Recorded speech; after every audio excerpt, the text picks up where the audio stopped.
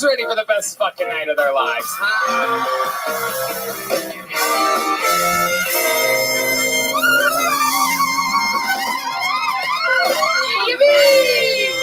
Thanks so much for Brian Red Band, ladies and gentlemen.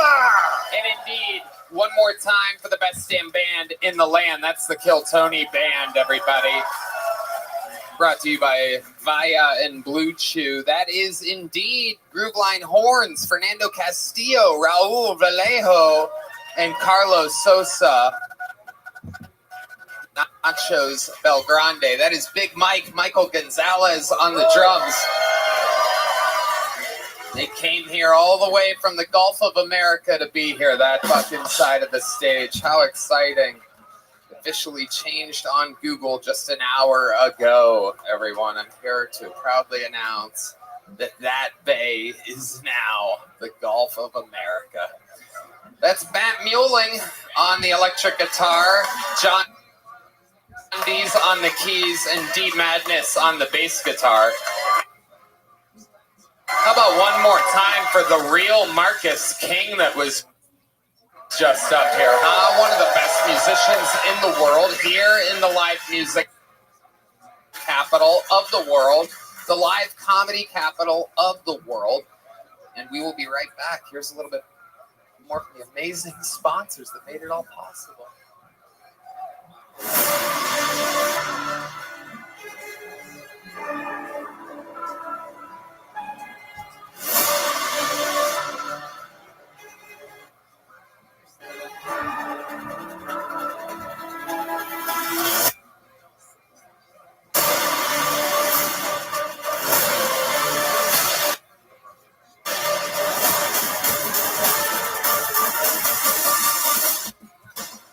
Ready to start tonight's show?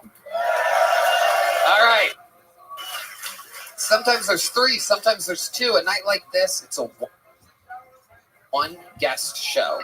And the reason why is because this guy is truly one of the front runners already for 2025 Guest of the Year. He is one of the funniest human beings on planet Earth. His brand new debut 1 hour special is out right now. It's called Hey America, and you can find it on Matt and Shane's Secret Podcast YouTube.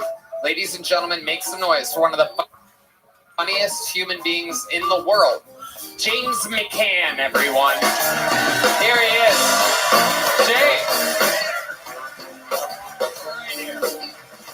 James McCann, everybody.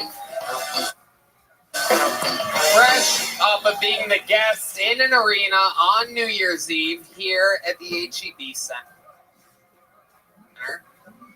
Are we going to address that during the commercial break? That was the most insane and rowdy back and forward. Why would we address that? Because it was during a commercial break, James.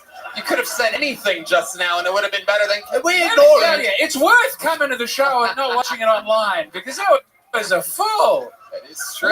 Weird situation in the commercial break. It's a sold-out show every week, but yes, that's a good lesson. Found out you loved antiquing. Wow, that's true. You think you can just bury that you love antiquing and we're not all going to want to talk about it? We all love antiquing. When you're a millionaire, you're going to be into antiquing too, James. It's fun to buy old baller-ass shit in the middle of Texas. Let me tell you. You wouldn't know you had a Tiny futon. with all the gay rumors floating around was quick to kibosh his love of antique. I'm out. It's no longer a rumor. I'm out. You would be such a good Antiques Roadshow host as well. It's worth nothing. Get it out.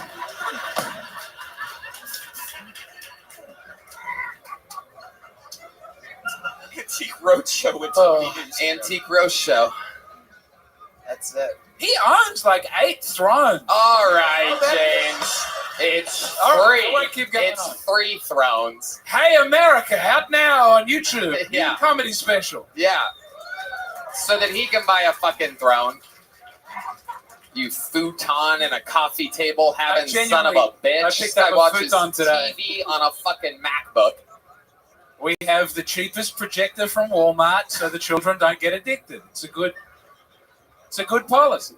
James is one of the greatest guests in the show's history. He is present. He is fucking hilarious. And he knows how it works. 200 people, literally 200 exactly people signed up for tonight's bucket. There are 200 motherfucking pieces of paper in here. I'm going to let the shocked Asian girl in the front row pick first. That one, right? There. And I take the piece of paper, I pass it along, and they go and wrangle the person. Red Band smells the paper because he loves Asian women so much. He really does. He already has one, but just like typical stuff, he's hungry for more Asians 20, 30 minutes later. That's what it's like. And so, while they wrangle that comedian, just to let you know, they get 60 seconds. You know the time is up and you hear the sound of a kitten. That means they have to wrap it up, then or else they bring out the angry West Hollywood bear. And then that interrupts them. I interview them and we talk to them about their life, what could possibly happen. Then we are here with one of the greatest guests in the show's history, the great, powerful James McCann, ladies and gentlemen. Oh, I hope we find a big, beautiful star tonight. Can you feel it, ladies and gentlemen? Good news. Star power tonight. Good news is we have a star of the show to start tonight's show and show you motherfuckers how it's done. Truly, undeniably, a lot of people say, including myself, that this is the greatest golden ticket winner in the history of the show. An almost 100%, 1,000% kill ratio. Here to start tonight's show, ladies and gentlemen, I present to you a brand new minute from the one and only Martin Phillips, everybody.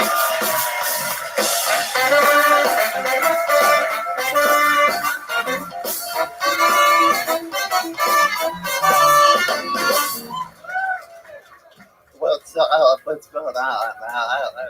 I have big hands. People say they're a piano hands, but I don't know how to play the piano, but my hand jobs are ridiculous.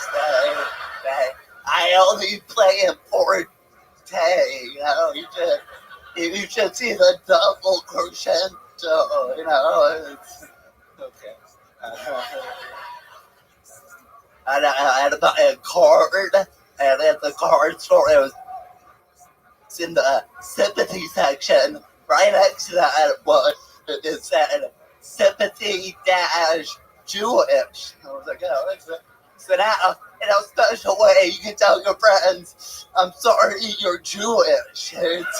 It's a lot, you know, so, it's, I grew up with cats, and I like the cats use the litter box. It's cool. It's like, hey, not only do you have to clean up my shit, but you gotta find it first. So, good luck, asshole. Exactly 1 minute, like the pro that he is. This is Martin Phillips. How's it going, Martin? It's good. Fuck yeah. It's going good. You did it again. Thanks. Do you have cats? No, I do not. I have stray cats hang out on my patio, but I do not own them. They hang out there. Why do you think the stray cats like your patio so much? I don't know. They were at that they kept hanging out there. I bought them a beds, and now they got a hookup. I'm the plug for the cat. I need out water. I leave out trees to get a fucking bed. Well, that's not them hanging out there. You're luring these cats. I know. Yeah. No, dude. It's actually at night. They hang out there. I never see them. They run away. It's like I actually own a cat in a way. You got a special cage for them, just in case they want to relax. Yeah, you put a bed out there. What else have you done? You put a little can of tuna out there? No, I don't want them to become dependent on me, so I just need water. You know, cats eat people after they die. Or you think that they see you walking in and sense a meal coming soon? They gotta find a way in the fucking apartment. So good luck, Mr. Cat, getting inside. So, Now, your opening joke was about your strength. Is that correct? The strength of your hand? It's not how big my hand is. Oh. What do you think? Like I can fit a lot. And grip. Well, the crazy thing is that in the green room of the mothership for the past couple weeks, we don't know exactly how it got there, but there is a brand new grip strength. You would think it was Joe, but no, I was there when Joe saw it. He's like, what the fuck is that? Oh, shit.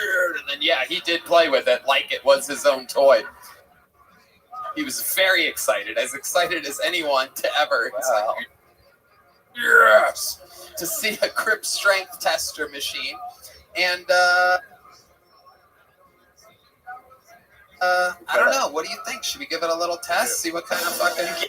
Yeah, and you can't handle this or it's gonna break this shit. I love it. Retard strength on display. Here, with cerebral palsy, ladies and gentlemen, using his good hand. This is for science. Oh, he's squeezing it. Oh, my God. Oh, that looks... What does it say? 57.8. Oh, that's actually a lot. Is it? Okay. No, it's not. Yeah, I do the other one, maybe. Yeah, try the other one. Give me another drum roll. Big Mike on the drums. Whoa, whoa. Here we go. Let's find out what happens here. It still says 57. Oh, I don't know if that is clear. Here, hit the start button. Okay, this is retard strength. Hit the start. What are you doing? Calculus over there? Hit the start button. Okay. This fucking guy's using it like it's a goddamn calculator. Okay, we can start over. Okay. It's like a Jewish guy on tax day over here. What do we got? I don't know what This fucking guy. Unbelievable. Shit. Okay, wait, I think I got it. I swear to God. I swear to God. All right, here we go. And it's going, and it's going, it's going, and it's going. Okay. What do we got, Mark?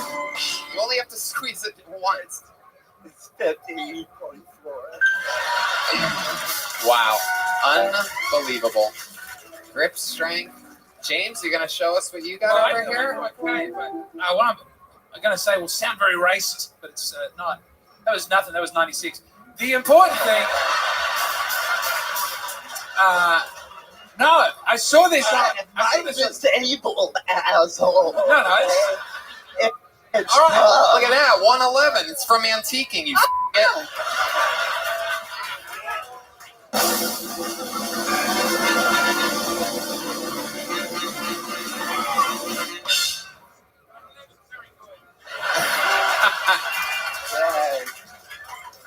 I read this on Twitter. This was a white nationalist talking point that I didn't like, but I saw it. And apparently white guys have the strongest grip strength.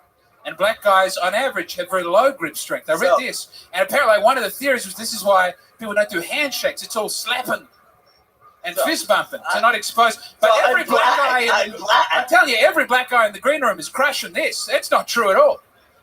What do you mean you're black, Martin? I'm just saying, I have to sell their grip to a black person. And you both do crip walk sometimes.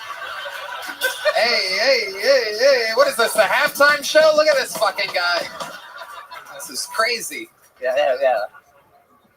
Cool, okay. Martin, how has life been going for you? What else is going on? Oh, it's good. I've been traveling around a lot, doing shows and whatnot, and pretty busy, always going somewhere. So, yeah. As you can tell by the sound of his voice, he's also now in charge of the health of the United States of America. It's working out. Guys who sound like this are doing well. That's true. That is true. That is the voice of a winner. Martin, you got tonight's show started. You are a fucking legend. Everybody loves you. He's absolutely killing it.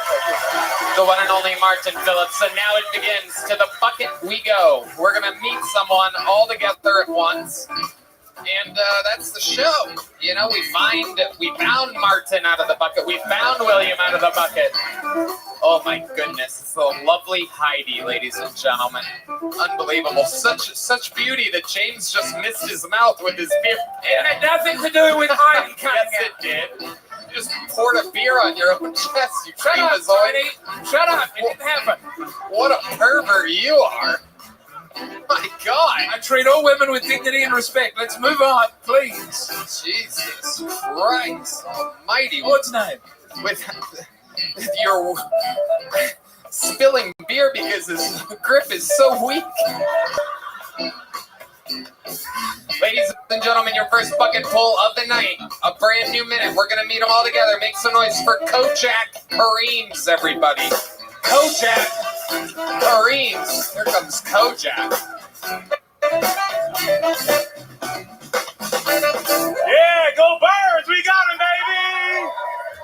We got him with the tush push. It's my favorite move. What's up? Hey, what's good? I'm black and I'm gay. I know what you're thinking, man. Pick a struggle already, bro. Black or gay. Come on, you're hogging up all the pressure for everybody. But imagine being me, right?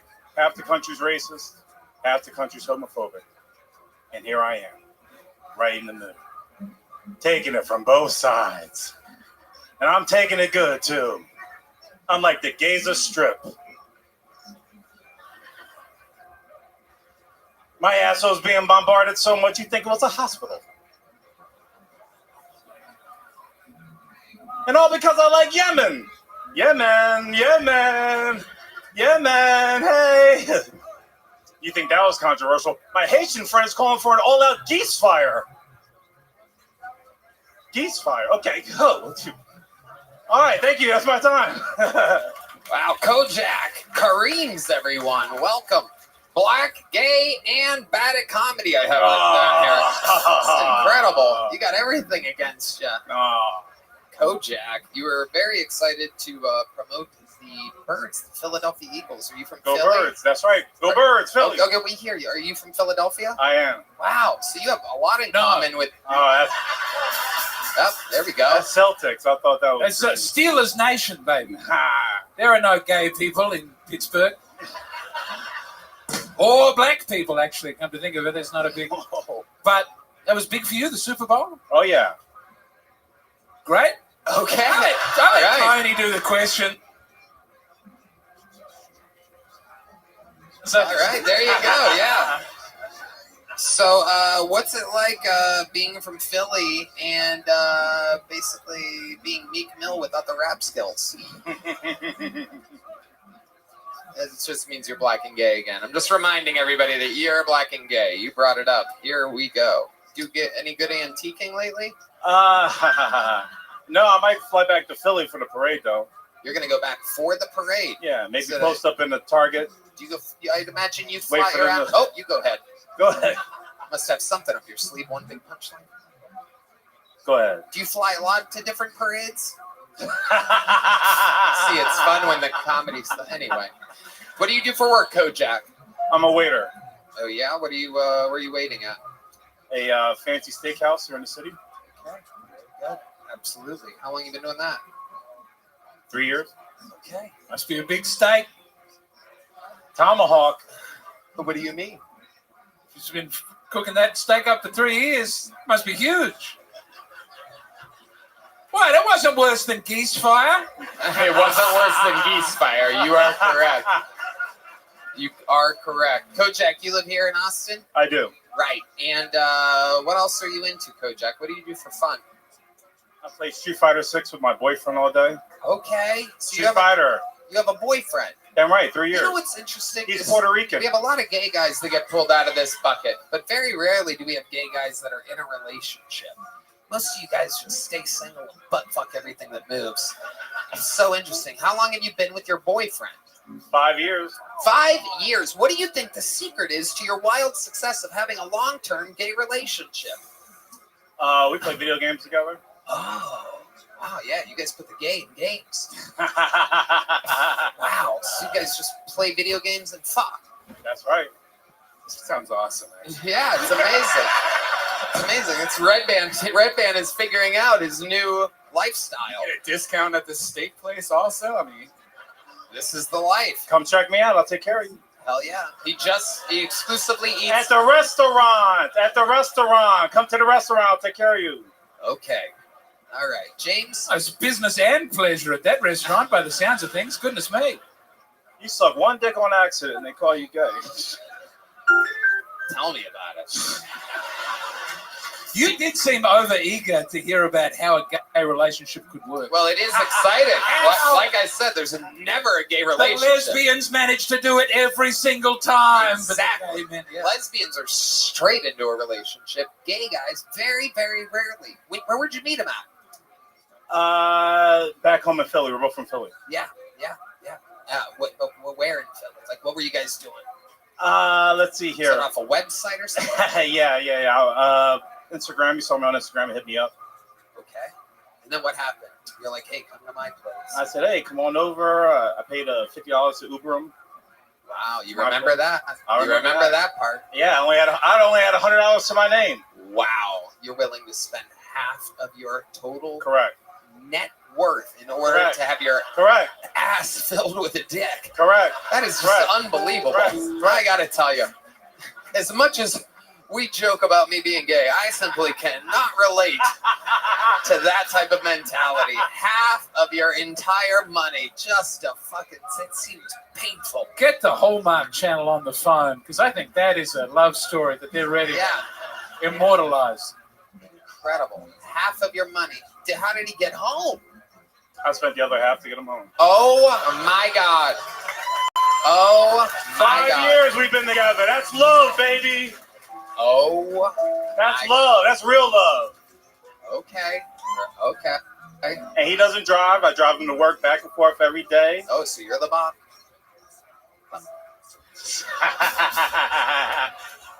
He's younger. He's Puerto Rican. Okay, yeah. Okay. Since you made the joke, he takes out the trash every night. I bet he does. Every night. So you have a younger partner who doesn't drive, who you financially take care of. If you make some very small changes, the Muslim world is going to embrace you. What is your ethnicity, Kojak Kareem's? Ancestry says that I am 70% black and 30% Scottish. Oh. Those are the numbers. What do you think? Our senior Scottish correspondent, James McCann, is here. No, it's just to get those numbers, you'd have to have that happening repeatedly. It just seems like a weird combination that happened through the generation. Am I wrong? No? No, you're right. 50-50, you'd go, I understand that. 75-25, even then, it kind of checks out. 70-30 is, it's got to have happened like 4 times in different ways, back and forward, black and Scottish. It's mostly black. He's like Travis Scottish. All right, well, Kojak, anything else crazy we should know about you before letting you go? Let's see here. I got kicked out of Bible college. Why? How does that happen? No, I can guess. I'm guessing. Yeah, no, we know why you got kicked out of Bible college, but how exactly did they catch you? You drag your teeth? All right. There's Red Band, everybody. All right. How did they catch you? I was the only black kid in all of a 9. Guilty. Yeah. Unbelievable. Get him out of here. There he goes, everybody. Kojak Thank Kareem's, you. everyone. Yeah. Here you go, buddy. Let's see if you catch there it is. He's a black guy. Good evening. This podcast is sponsored by Talkspace. You know, therapy can be costly, but Talkspace is affordable and in-network with most insurance providers. Most insured members have a $0 copay. Talkspace, the leading virtual therapy provider, makes getting help you need easy, accessible, and affordable. Red Band. That's right, Tony. I love Talkspace. I think they're providing some of the best mental health treatment out there. There's no doubt about it. Talkspace therapy and psychiatry are covered by many insurance plans and many employers. Most insured members have a $0 copay. You can easily sign up online and get paired with a licensed provider who will fit your needs well, typically within 48 hours. You can always switch providers at no extra cost. Talkspace makes getting help convenient because you can make your appointments from the comfort and privacy of your own home. You can even talk it up between sessions by sending text, video, or audio messages to your therapist. As a listener of this podcast, you'll get $80 off your first month with Talkspace when you go to Talkspace.com/Tony and enter promo code SPACE80 to match with a licensed therapist today. Go to Talkspace.com/Tony and enter promo code SPACE80 to get $80 off your first month and show your support for the show. That's Talkspace.com/Tony, promo code SPACE80. All right, your next bucket full goes by the name of Jenna Sparrow, everybody, or Jenna Sparrow, perhaps. Here's Jenna, everyone. Make some noise for Jenna, everybody. Hi, everyone. Did everyone watch the Super Bowl? Yeah? The Christmas of sports. I think it is. Actually, we don't celebrate football at my house. Here's a joke that I wrote about my experience dating an NFL player. How can you tell the difference in between a girl that just fucks an NFL player versus a girl that actually dates an NFL player? It's where her bruises are located. Like fun places, or like, you know, that's how you know he loves you, right? Every time I hear a guy say that dating is hard, I'm like, trust me, it could be harder. Try wearing a turtleneck in July. That's very difficult. Okay. No, I have this thing about me, like, if I love you, I'll put up with anything. It's called a Nicole Brown Simpson attachment style. Attachment style. That's the clinical term, I think. Thank you guys. Jenna Sparrow. Hi, Jenna. Hey, How's it going? How are you? Good. How are you? I'm fantastic. Hi, guys. Hello. Hi. Welcome, James. You do an art podcast. Yeah, I do. I do an art history comedy podcast. Yeah, called The Bad Art Show. Yeah. How do you know that, James? She said she would have me on, and then she never got in contact ever again. Whoa. I'm working on it. Oh my goodness. You're excited to do I this? think I have interesting things to say about the post-war period. Yeah, tell us. What's interesting? Tell Western us. civilization falls apart. Yeah. Man's inhumanity to man. No? Anyway, it's probably not good on a comedy podcast to talk about that. But... No, you know what I'm talking about? You go to a museum, you go to the art museum, and like you walk in and it's all great. It's all like Greek stuff. Wow. Medieval paintings of little naked children. That's really good. And then World War I happens and it's just fucking nothing. I think we know exactly what topic we're going to cover with you. Yeah, you like anything post-war? I've got a whole plan. No, I hate it. I'm saying it's bad. No. We're going to have you on to talk about how much I you hate cannot wait to listen to this podcast. I'm going to get one of the deepest sleeps that I've had in such a long time. I'm so excited to hear you guys talk about art on walls. Did you know that the Bean was built in Chicago? Oh, in 1974. All right. If that art is a couch, though, Tony, we'll talk about it for years at a time. Yes. Nothing better than listening to people talk about art. It's a comedy. Oh, okay. Well, it's a shame your set wasn't. Oh. If it's as funny as your 60 seconds, oh boy, REM sleep is amongst us. Jenna, how long have you been doing stand-up? Almost 4 years. Almost 4 years. Where at? LA. I started in LA. Okay. Yeah. Okay. What do you do for a living? Art podcast. Art comedy podcast. That's Wow. what I do. You make a living doing that? I make decent money doing it. Yeah. Wow. God, that is anybody can do anything nowadays. It is absolutely incredible. I love it. What do you do for fun, Jenna? Well, I'm sober now, so not that much. What'd you do? I come here and put myself in front of you for fun. This is What fun. did you do to? What did you do?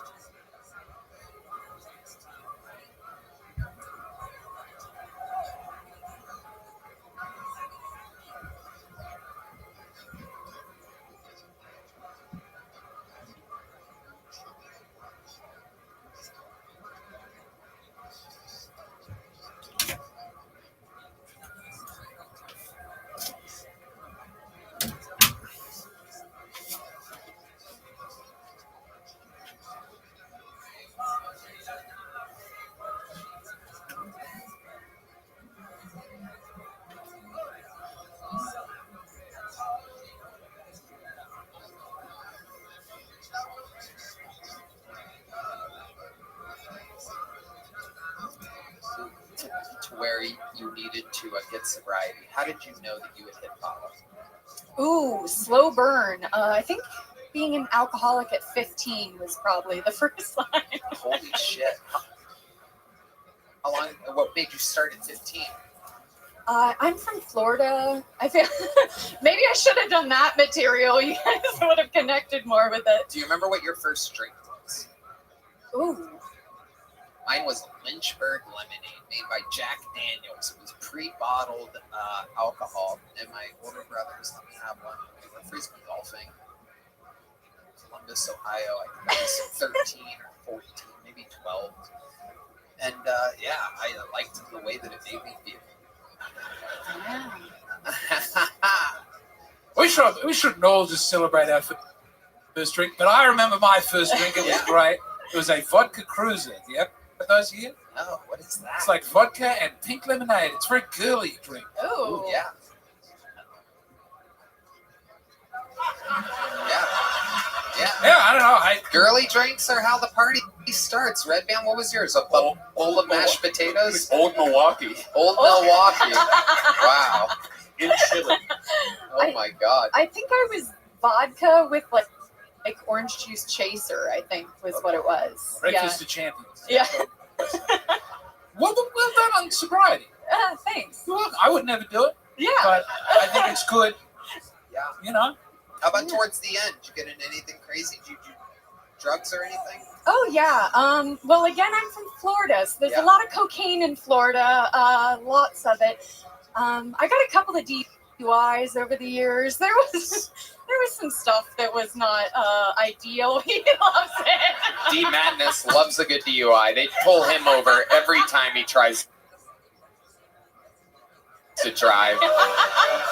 100%, sir, you're swerving all over. Do you have any old photos that you're trying to get taken down from the internet or anything like that? No, I scrubbed it. What? Brian, why are you asking that question? Disgusting. It's just a bad person. Jenna, tell us more about your life. What else would we find interesting about you? Well, you hate art, so I'm not sure you're going to find anything about that interesting. What else other than the art podcast? What do I do other than the art podcast? I work out a lot. I like pit bulls. I'm a dog person. Yeah. What do you like about pit bulls? They're like I like pit bulls because I like men, just like a violent liability. Yeah. Does that make sense? I like a dog that's like dangerous. It's great. Yeah, well, you picked the right one, James But McCann. what is the overlap in the fine art world between that and I think of that as a golden retriever profession. I think of pit bulls as more of like Cadillacs bouncing up and down. And Yeah. no, is that not right? Yeah, sure, but they're a good dog, you know? No, I think they kill children every year. Are they legal in Australia? No, they killed so many children. I think there are big parts of the world you can't get that dog. But you like that it's dangerous. You have a weird sex thing for the dog. No, I have a girl dog, to be clear. I have a girl dog. You can meet her. She's very nice. It's a pit bull? Yeah. Okay. And can it be around other dogs? Not really, no. Right. Yeah, great. What a great animal to have. Something you can take outside and scare everybody to death with. I do have a cat, and it's very good with the cat. So there's that. Yeah. Has your cat been crawling up on Martin Phillips's porch at all? Do we know about this? Do you have a tracker on it? Your cat might be sleeping at a tremendously weak-gripped man's porch. Anyway. Yeah, I don't know. Well, Jenna, congratulations. You made your Kill Tony debut. Thank you. I'm going to throw you a little joke. Oh, it was so close. I don't know where it went. So close, right? I think you were aiming for my tits. I mean, it's a small target, but yes. There she goes, Jenna Sparrow, everybody. Making her Kill Tony debut. All right, back to the bucket we go. You guys having fun out there? Anything can happen. Ladies and gentlemen, your next comedian goes by the name of Mike Poe. Mike Poe.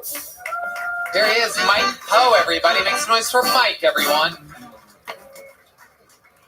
So, in addition to struggling to be a stand-up comic, I'm also a hack party DJ. But that's a lot easier than doing this because being a DJ, all I'm really concerned about is touching buttons and looking concerned, holding my ear. Somebody in the audience, you would hope we're connecting with you. That's a lot more difficult to do as a stand-up comic, obviously.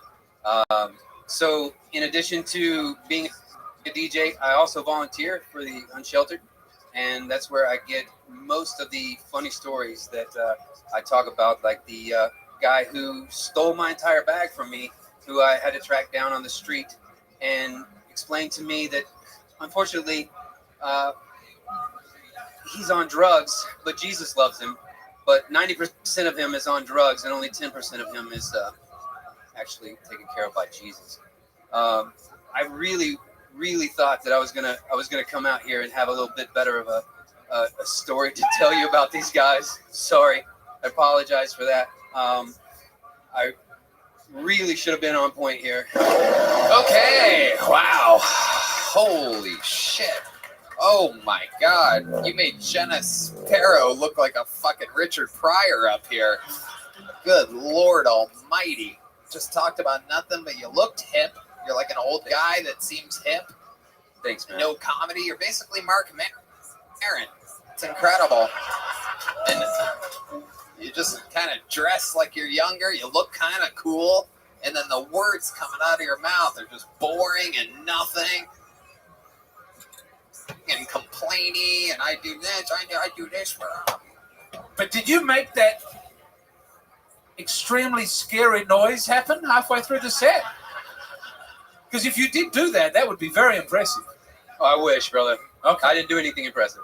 There was something that happened. Hey, you look after the unhoused, which is not a word I would usually use. But wait, what are you talking about? he said he looked after the unhoused. What do you mean by that? He means bums. He means street bums. Where I come from, I volunteer to help the Unsheltered. Where do you come from? Little Rock, Arkansas. Little Rock, Arkansas. Okay, and you still live there? Absolutely. Well, I'm working on moving here part-time. Why do you want to move here? Because I'd like to be better at this. Okay. We don't know if we can help you. It's a tough situation. Not everyone has the open Yeah, what's up? We're watching Kill Tony. gate sometimes here. For sure.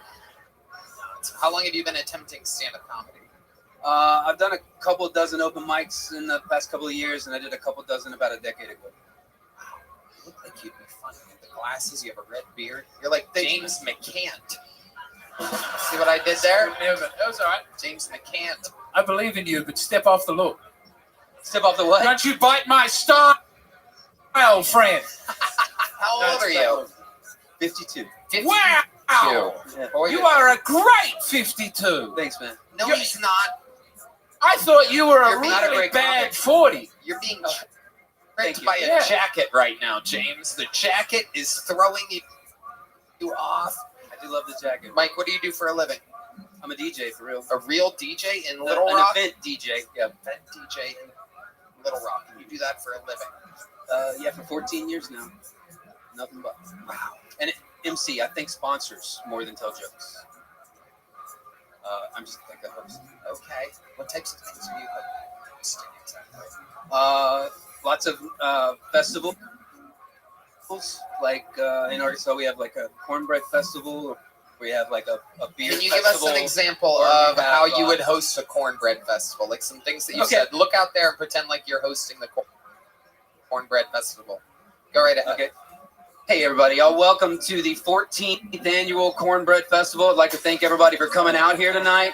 So there's a lot of people in the crowd, I can tell, are super excited about cornbread, and I'm one of them because I absolutely adore cornbread. Whether it's with beans or if it's with peas or if it's just by itself, I absolutely adore cornbread. I do not like corn, however. I'm not fond of corn whatsoever. But bread's where you got me. So cornbread is absolutely one of the most phenomenal things that you could be eating with your mouth right now. I think we found your calling, Mike. You are built for cornbread festivals. Thanks. They didn't give me the gig this year though. Really? Yeah. Wow. You know what? First time in 35 years somebody didn't honor their confirmations. You stick with it. You keep working on that event, hosting and DJing, and I believe that one day soon you could be at a, second-tier basketball game shooting out a T-shirt from a cannon. I believe in you. Thanks, man. I would love that. Not for the comedy, but for the announcements at events. You're That's right. smooth. You could host FM breakfast radio. I did that, yeah. You did do that? I did that, yeah. I'm trying to be uplifting here. You gotta help me. Yeah, you are, absolutely, dude. Nothing bothers me more than old people trying to be hip. You're 52. What else? Like, are you into? Right. You have like a vinyl record player, right? Of course. I've been playing records since 1989. Yep, exactly. What else is hip about you? You have like a fucking unicycle or something like that? What's your weird form of transportation? I can tell you have one, like an electric scooter or something. So I have a news van that I'm selling when I get home because I need to pay for my police van to get repaired. Pedophile. I'm trading a van for a van because on another van they're catching onto my van. I figure if I get a police van, no one will know. Wow, that is master level pedophilia. Holy shit. You called it right. I did a weird view. Yeah. Are you in love right now? Do you have in a relationship right now? No. You've been single for a while? Yeah, 9 years. You ever been married? No. What's the longest relationship you've ever been in? 4 years. 4 years. Yeah. Longest ever. 52. Why do you think that is? Man. Just a lot of curveballs. It happens. What kind of curves can you explain to the curveballs that you've had in your life? All right. I'm just curious. I'm a federal witness. Okay. What does that mean? Yeah. Are you on witness protection? I'm not protected. Okay. At all. Why are you on the I'm biggest not show? hiding either. I wouldn't tell you my name. Okay, that's all good. Can you just tell us the ballpark of what you're a federal witness about? This seems like a very compelling part of this interview. And I appreciate your open, honest. Sure. People are So gonna I'm a survivor or a federal witness to homicide. My adult adopted autistic brother was murdered a decade What ago. up, Pim? Adult autistic. Adult adopted. Yeah, we where's adopted your him as an friend? adult because he didn't have a family, Adopted. and he was on the street. Adult. Are you gonna call Riser and get him in here? He And I'll play. He would love this. He would absolutely. You don't We wanna would play? love it. Most of our Especially. fan base is adopted Let's play. autistic people. adopted him. Okay. Uh-huh. Wow. How old was he when you guys adopted him? Do you know the story of the one so- who's playing the so- man in the air? He was probably 30 Tell me about it. years old or So so. 30 years old. And your Yeah. parents Tell were me like, about it. come on in? Yep. Well, my mom and my sisters. Yeah, you called them his Happened where you live. mom and his Where did they sisters. find this guy? Okay. He worked with me at the bar I managed, and one night he didn't show up, and I found out he was in jail. And I bailed him out and found him a place to live and got him on What was he disability. in jail for? 1958, In Arkansas we don't have any renters' rights. He was evicted, and he didn't check his mail, so he got arrested for being evicted. the other plane that was in Forcibly the removed. over So 60 days, 64 days. Got murdered? There you go. Yeah, he was murdered in 2014, December 7th. So that 2014. fascinated you? Tell us about that. What happened? There was a name at the end of the only suspect, we'll say, is a crack pusher. All No, do I have to call And Riser for the you? suspect's name's Andre Demetrius Smalley Jr. You didn't have to say that part. You didn't have to Oh, call yeah. them out by Yeah. name. What's happening So, right. in this show? You can't find me. But this killer, Yeah.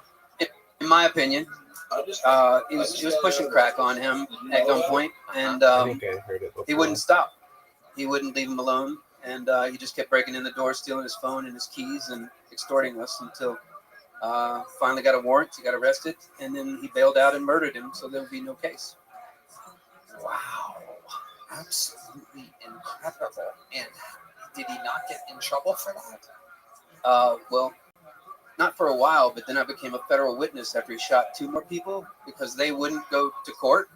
So I called every agency possible, and I landed on the ATF. And this lady said if I signed an affidavit and I promised to go to court, that because I was involved in a previous crime of his in a federal court, I can get some justice by compelling the judge to hear my story about this person before he sentences him.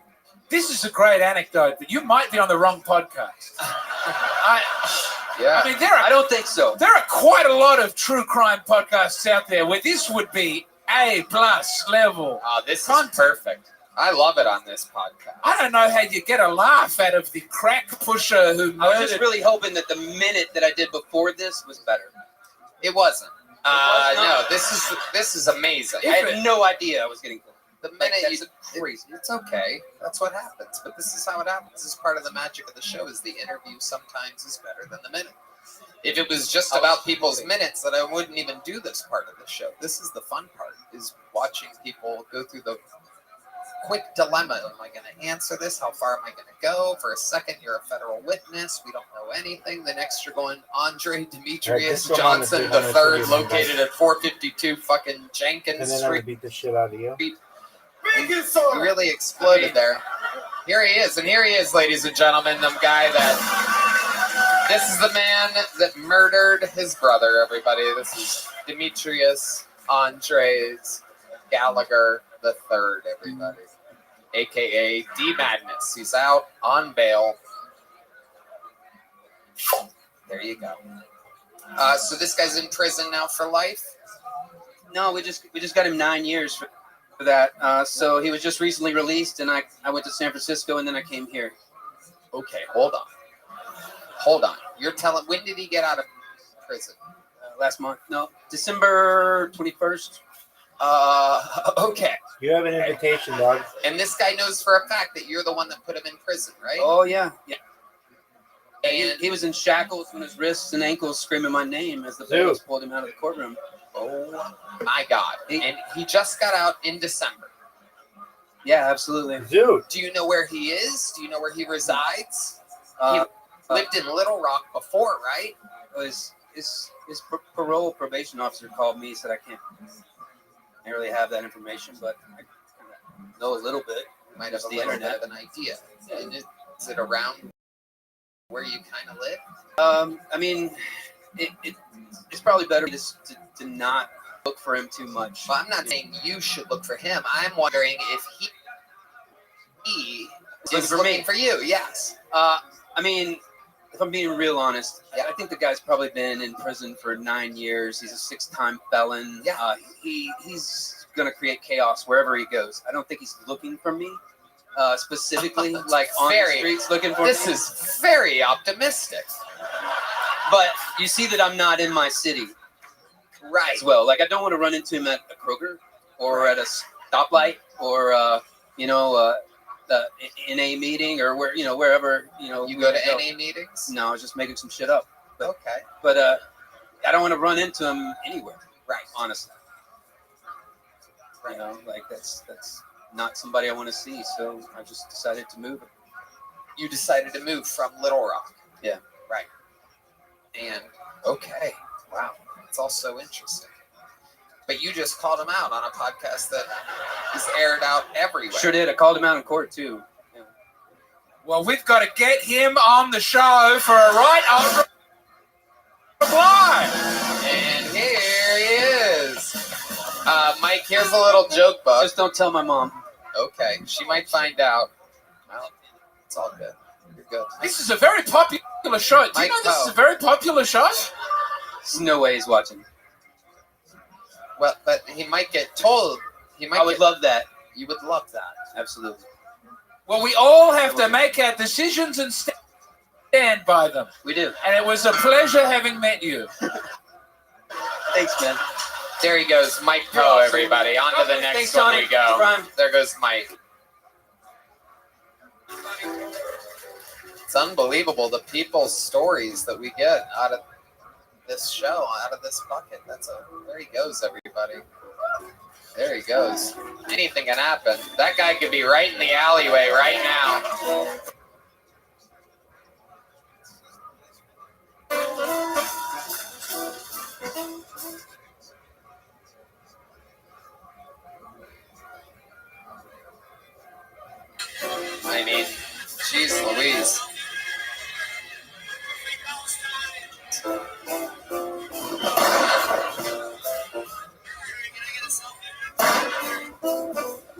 Poe just got shot, everybody. He's dead now. Hi, this podcast is sponsored by Shopify. When you think about businesses that are selling through the roof, like Allbirds or Skims, sure, you think about a great product, a cool brand, and brilliant marketing. But an often overlooked secret is actually the business behind the business, making selling simple. For millions of businesses, that business is Shopify. Red Band. Tony, nobody does selling better than Shopify, home of the #1 checkout on the planet. Yeah, that's true. That's right. Red Band and the not-so-secret Shop Pay, which boosts conversions up to 50%, meaning way less carts are going abandoned and more sales are going. So if you're into growing your business, your commerce platform better be ready to sell wherever your customers are scrolling or strolling, on the web, in your store, in their feed, and everywhere in between, because businesses that sell more sell on Shopify. Upgrade your business and get the same checkout that Skims uses. Sign up for your $1 per month trial period at shopify.com/KillTony, all lowercase. Go to shopify.com/KillTony to upgrade your selling today. Shopify.com/KillTony. All right, ladies and gentlemen, your next comedian is a golden ticket winner on the show. She's only been on it a couple times. Here with a brand new minute. Make some noise for Aya, everybody. Aya is here.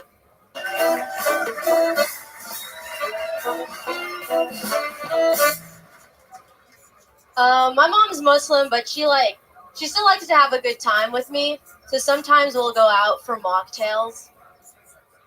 And she'll always order for us. She'll be like, "Hey, waiter, 2 virgin mojitos, please." And I always have to secretly find him and be like, "Hey, dude, leave the cum in my drink. Please."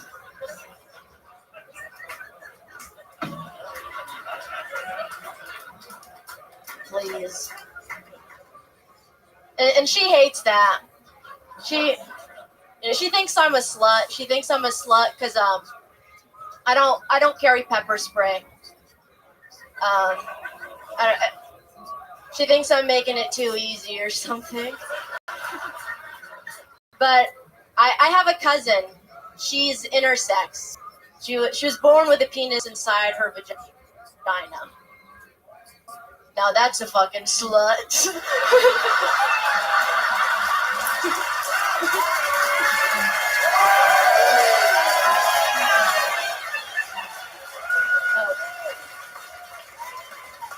Absolutely unbelievable. Aya has done it again. One of the funniest jokes of the night so far are making fun of your own dear sister. No, cousin. Oh, cousin. Yeah, but she is like a sister to me, right?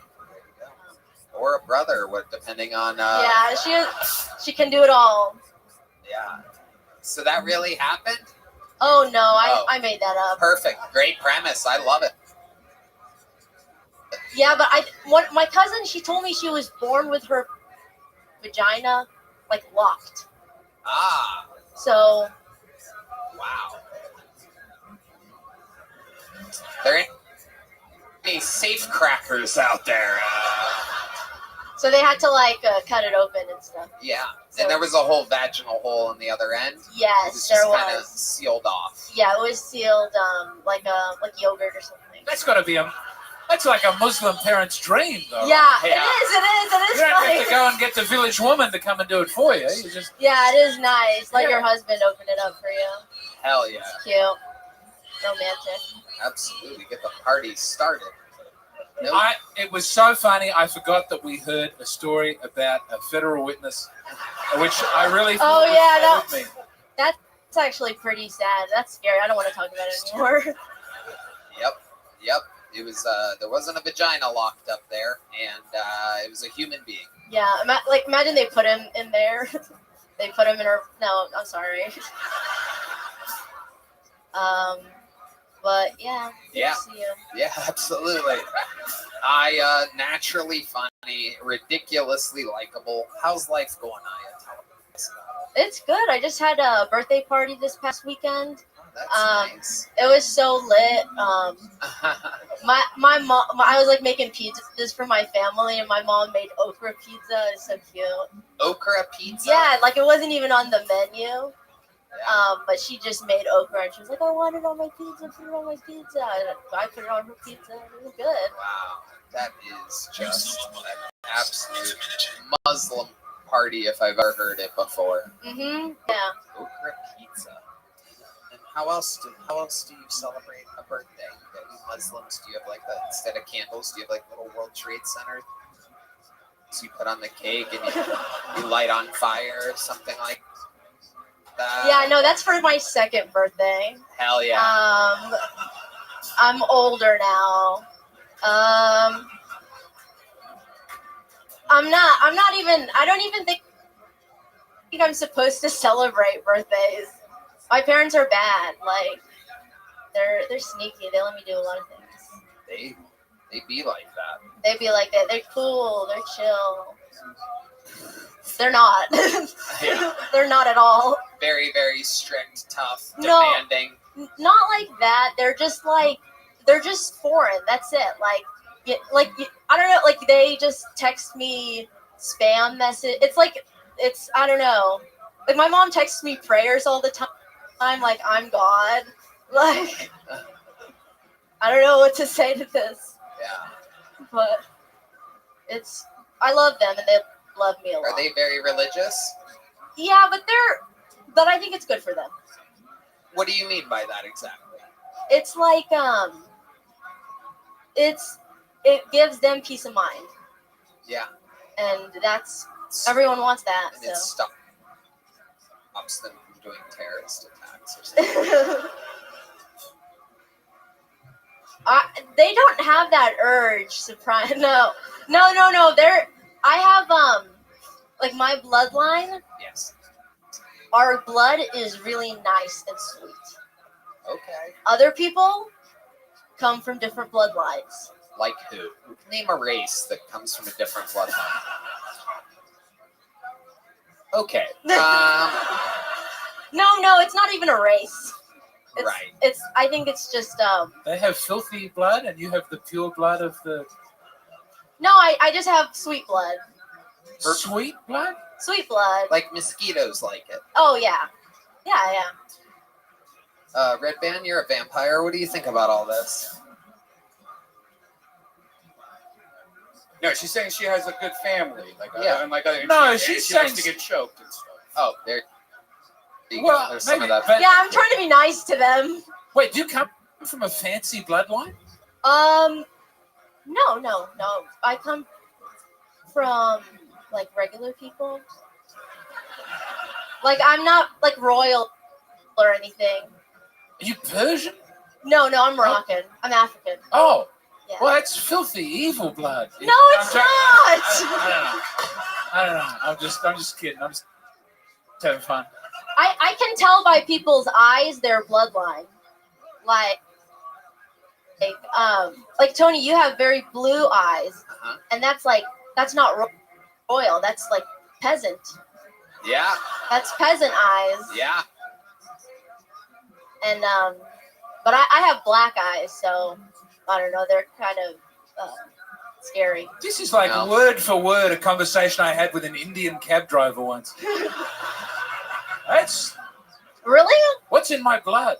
Yeah. I don't know. I'd have to check it, but Look at James's eyes. Tell him. James's eyes are like regular. Like, you're just like one of the people. So wait, I'm just a fucking peasant over here? No, just your bloodline, your eyes. This doesn't make any sense. This is why nobody likes Muslim people. That is not true. I don't know. Wait, does Donald Trump like Muslim people? Of course he does. Okay. No, because Muslim people like Donald Trump. Yeah. They because he's like the first president who doesn't have like a dog in the White House. Yeah. They Muslims don't like dogs in the house. It's true. He doesn't play games like that. Yeah, Angel angels are back in the White House. That's right. What do you mean? Wait, what do you mean by angels? So, like, if you're like Muslims believe if you have a dog in the house, then the angels get scared and leave. Wow, that is unbelievable. I just learned so much about. That's crazy. What a fake religion. I mean, I'm sorry. I'm sorry. Who could look into the eyes of a sweet, beautiful dog and say, angels hate you?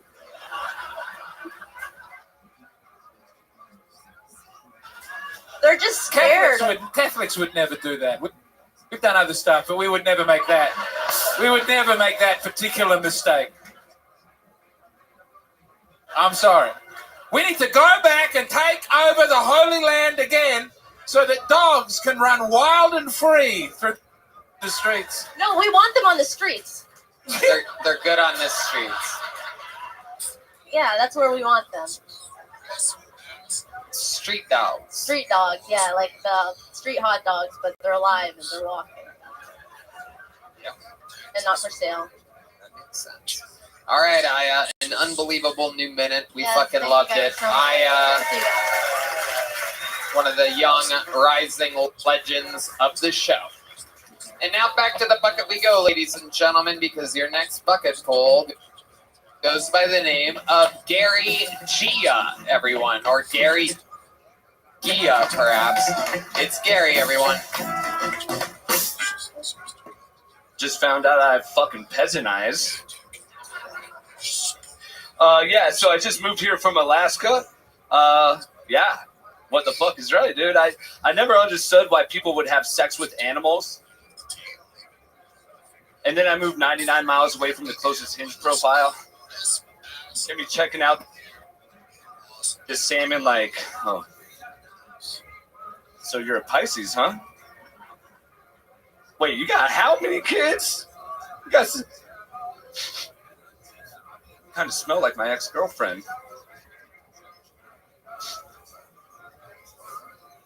Yeah, but I love my ex. I love my ex because we had chemistry, you know. We knew what we liked. We love rough sex. So I agreed when we're in the bedroom that our safe word is the N-word. No, because I won't even say that shit behind closed doors, man. You know, like fucking anything goes, baby. You know, like that's a terrible word. I obviously shouldn't even joke about it. Every time she said it, I just slapped her again. Just, you know, I'm about to be 40, which is cool. This old lady, she's told me that I had a very nice skin complexion. And I was like, you want to know my secret? Omega threesomes. Wow. Holy shit. We have some real fucking unbelievable bucket pulls here tonight. Gary. How's it going, Gary? Dude, if I had a tail, it would be wagging. I'm so happy to be here. You're happy still after that performance? Oh, god damn it. Yeah. How long you been doing stand-up for, Gary? Well, funny you should ask, Tony. I started maybe about like 7 or 8 years ago, and then I bombed really bad. So I took a break. So I've been doing it for about 2 years. So you did it 7 or 8 years ago. And how long did you do it before that big bombing? About a year. About a year. Yeah. And then you bombed so hard that you took a few years off. What happened during that bombing? How bad could it have been compared to what the fuck we just saw? God damn it. That your tail would be wagging about. I do. No, I mean, like, I really picked up some steam. I was doing very good in stand-up comedy. And then I was just, like, at a fucking huge show with a bunch of fucking old people. And now I was talking about having sex with, like, kids and stuff, which is still not funny. No, it can be. It can be funny. It can be funny, but it wasn't done that well. Right. Okay.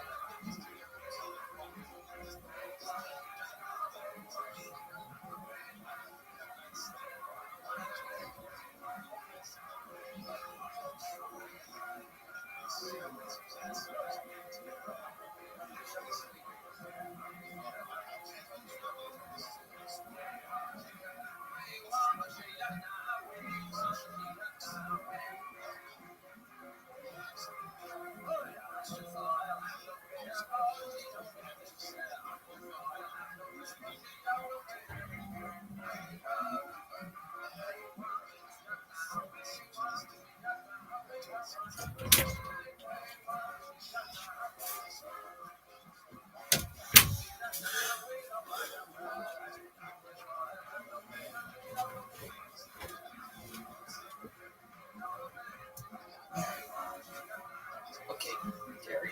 Are you gay? No, I get that a lot. No shit. Yeah. Fucking A. Yeah. Dude, like, seriously, I started working this job, and yesterday I came in with a girl, and, like, my coworkers were like, oh, my God, I thought he was gay. Yeah. Yeah. I can see that.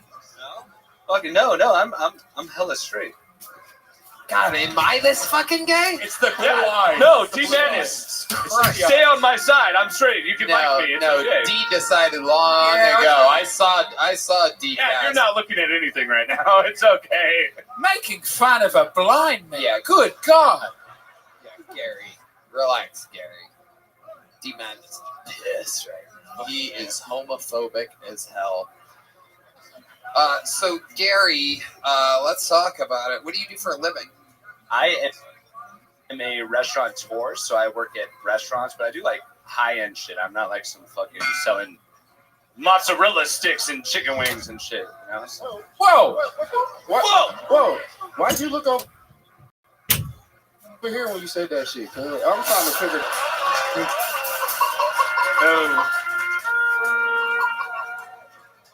All right, Gary. So you're a restaurateur. So do you Yes. own a restaurant? No, I am a server at a restaurant off of South First called Nomade, which does like Yucatecan style food. It's quite fantastic.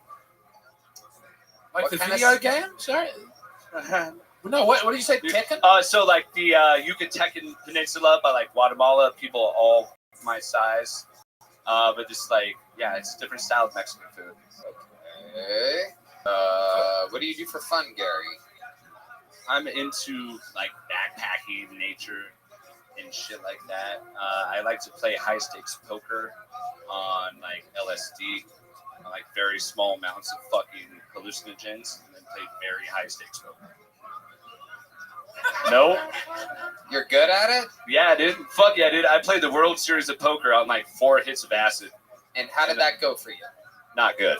Okay, but when you have Go. done good, what's the best you've ever done at poker? Yeah, so the most I won in like one hand was $32,000. What's the most you've lost in one hand? $16,000, almost about half. Right. Overall, in your Texas Hold'em or poker playing, like, how far up or down do you think you are? I'm definitely over 100K. Up. Yeah, absolutely. That includes the buy-ins for these tournaments and everything. Yeah, no. Are you 100%. sure, or are you just tripping on LSD and you think you're doing good? No, this is the highest I've ever been, but I'm sober. But yes, like you can track your stats online. You can look my name up online, and I have like results like about like a year ago, 2 years ago.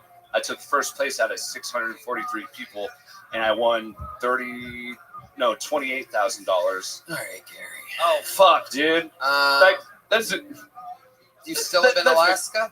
No, I moved here about 3 months ago. What made you want to move here? Pretty much like stand up, this show. You know what I mean? Like this is a fucking mecca of comedy. This is great. You know, we're fucking up big time. We are fucking up. This is not going how I fucking did on my vision board. This is not great here. Wow. You know,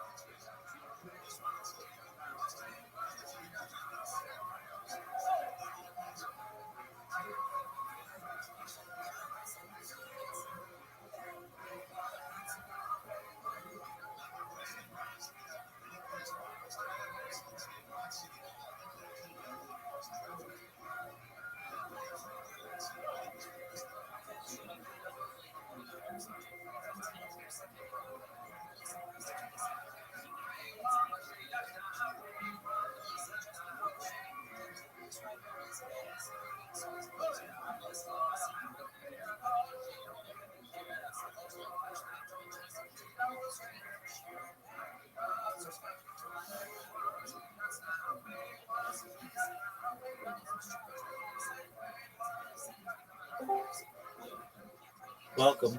Hey, buddy. How you living, pimp? Man, another day. There you go. Why you keep changing your name? It's a Monday night. All right. Why do you keep changing your Yeah, name? change my name. I know why. That's my Xbox gamer tag on the stage name when I perform music. I make music.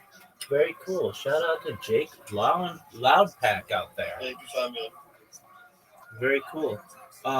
You know what Kill Tony is? Yeah, I've been watching Kill Tony compilations of like their worst walk-offs and worst moments type compilations. Absolutely. Well, it's a new one tonight. I've seen some of their best comics too. All right. Well, it's a new one tonight if you want to watch it. I've got it going. Nice. Here we go. Oh, I thought that was great. Oh my god. Can we spice this up, kiddo? Can we spice this up? My vision board said it's gotta go better. Jesus Christ, Gary. You make me look like fucking someone tough. Somebody real tough and manly. Yeah, you make me look like Freddie Mercury. All right. Okay, Gary, tell us something interesting about your life. You have your entire life to reference here. Something that's happened to you. Something that maybe formed, or that's how you ended up the way you are. Well, I was born this way, but I have so many fucking stories, right? I got stories out the fucking ass. Like, I've seen. I bet you have stories up your ass too. Okay. Why don't you tell one, Gary, instead of telling us you have stories? That's like you telling us that you have jokes. No jokes, all stories. We know. So yeah, let's see. I saw an alien one time. All with right. my mom. All right. Right. Gary. We're gonna keep it. Yeah, we're gonna talk. So, do you want to hear it or no? No. Okay. How fast can you tell it? I can tell it. Yeah. So I was about 14 years old. Okay. I was about 14 years old, and it was about 2 a.m, and I was just laying down watching TV, and all of a sudden I was paralyzed, and I saw this. All right, that's it. There you go, Gary Gia, everybody. Gary Gia. We gotta keep it moving. Some of these people have fucking nothing to them whatsoever. You gotta love it. Gary, sign up again. Best of luck next time. Jesus Christ. An alien story. Why don't you tell us about a dream you once had? Dog, literally right before you came in. Hey, go get Zoot. Right before you came in, I started a game. I don't want to play mini golf. Why? Dude, fuck that. Chess is exhausting to me. Chess is exhausting to me. Why don't you like Kill Tony? Where were you earlier? I called you. I messaged you.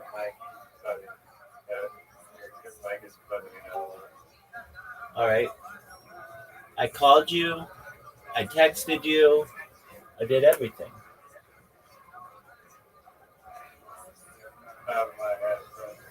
Okay. All right, that's not my fault.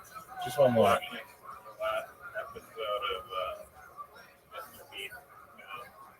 Is it good?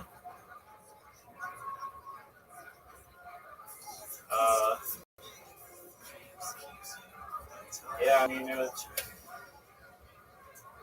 the most exciting thing in the world, but at least the guy won $10 million.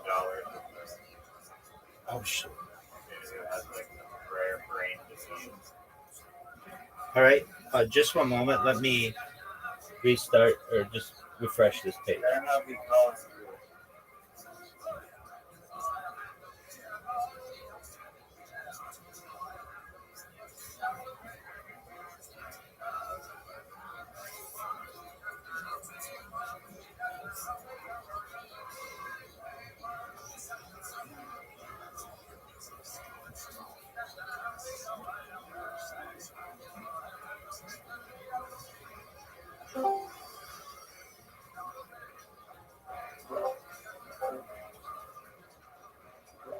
Is this better? I guess so. It's just me, but yeah, first sentence.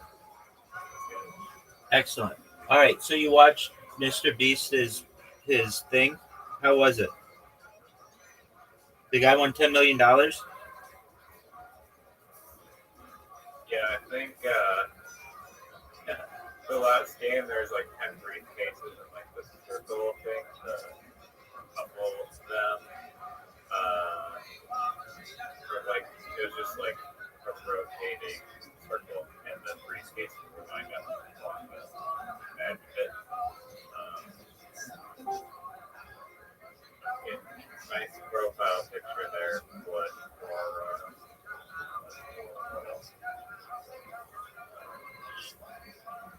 Yeah, so I think the person did a shitty job shuffling the briefcases. I would have taken all the briefcases off, plopped them, and whipping them around so that I didn't know where the fucking 10 million was. She left like she took like 3 away, put 2 of them in the center, and like 1, and like put on the edge. And like there's not enough shuffling at all. So you could see where they were going. I mean, the guy, he is blindfolded, but he can still listen. So I'm assuming that he guessed just based on the noise. Like I didn't see her. Like I don't know if the spinning the table made any noise or anything, but she just did such a terrible job of shuffling the $10 million that she deserves to lose just by how horrible shuffling she did those damn briefcases. So why don't you want to play mini golf?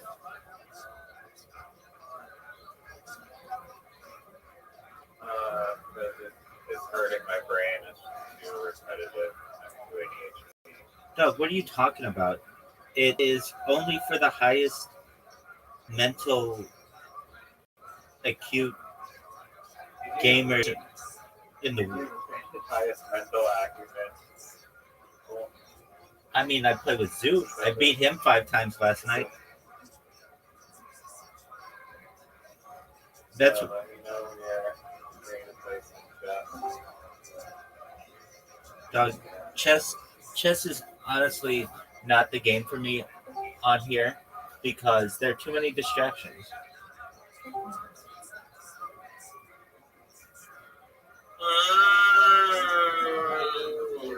Do you guys like my nipples? Just one moment, Riser.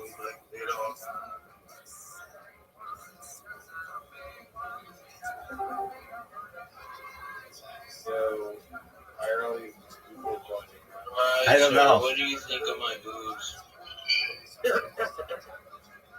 I don't know. One question. What do you think of my tits? Riser. What do you say quiet, Riser? Riser, go to Rabbi Rothschild's arena. Yeah, boys. Fuck yeah. Oh, yeah, boys. Fuck everybody's hit the arena.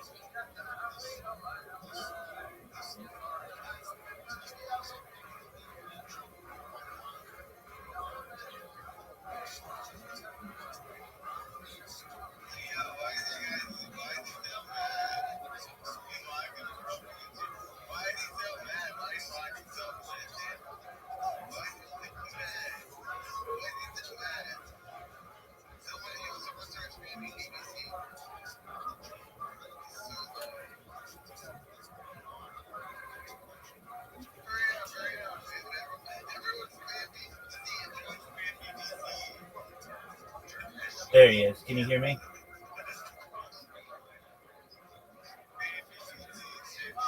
Riser, where'd you go?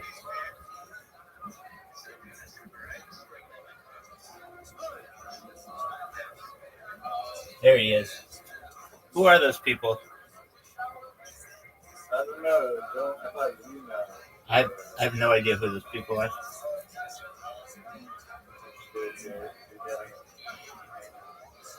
There you go. Yeah, I don't want to ban them all because there's a bunch of them.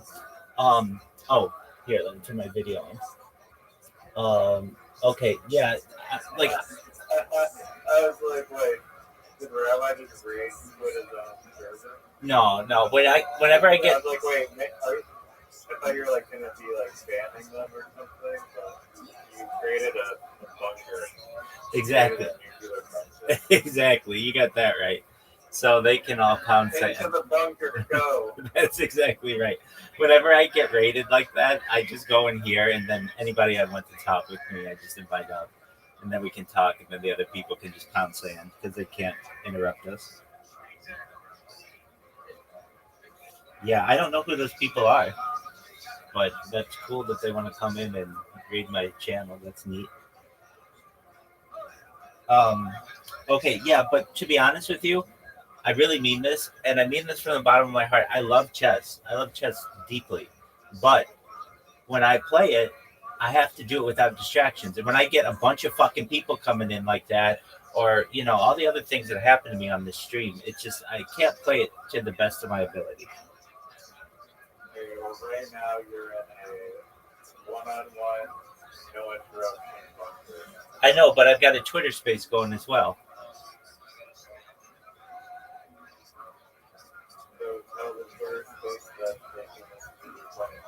Dog, they can't just listen. Fuck listening in the Twitter space. You know that I do video Twitter spaces?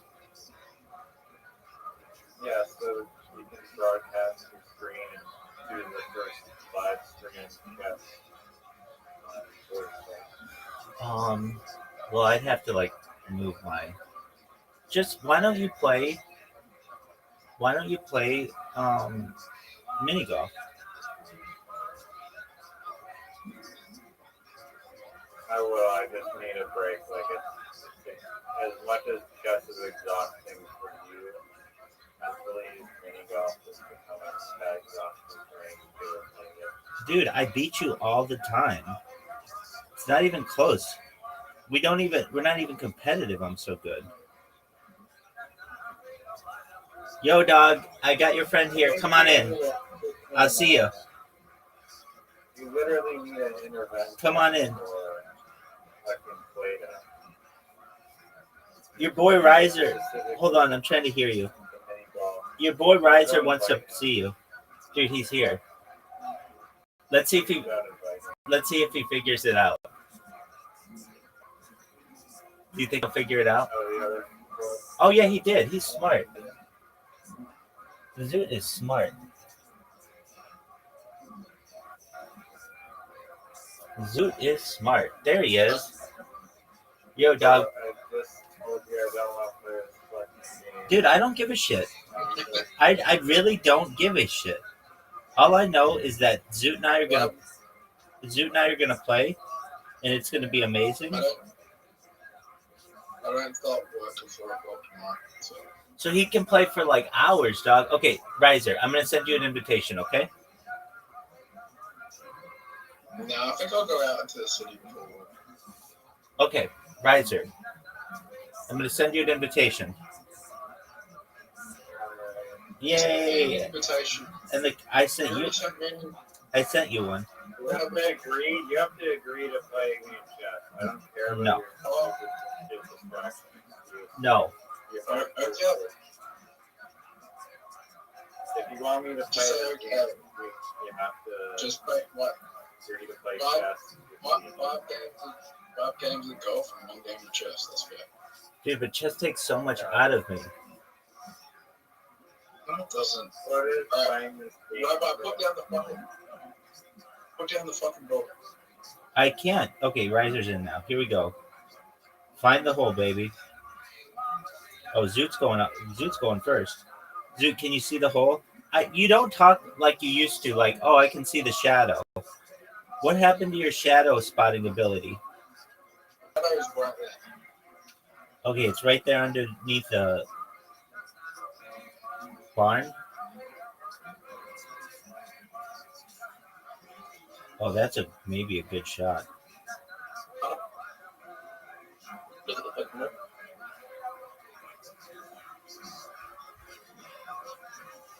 That's not a good shot.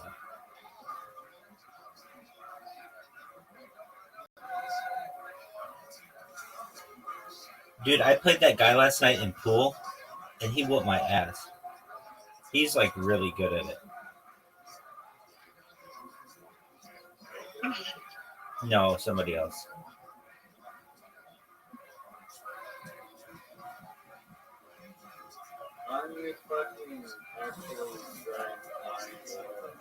Dog, this is strategic.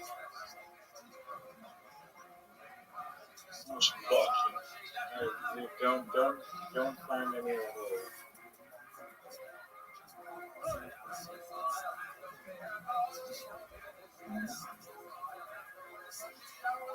Do not knock down any more.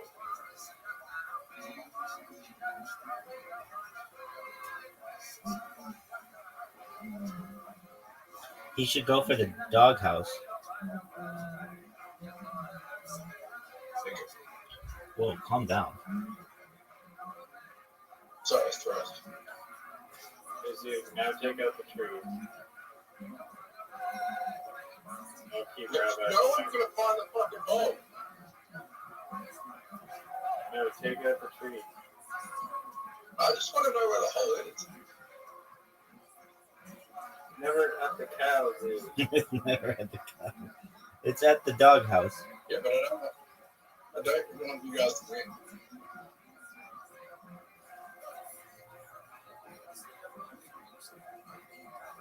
All right, this is a perfect position. Bounce it off you here. Oh, You know what irritates me about that hole is we will never ever know where the hole is. I'm in agreement with Zoot. That's gonna piss me off for the rest of my life. Dude, you also contributed to not finding holes. I try to help. Yeah, you did help a little. I took out something.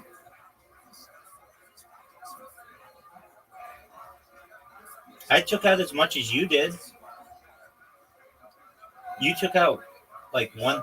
You had one shot that took out stuff. You took out one free trying to get some low percentage. Well, you guys ready for the biggest one? Right before you ever sing? Yeah. Okay. Are you guys ready for what I'm about to do? I don't know what you're gonna do, but I'm excited for it. I hate these putts.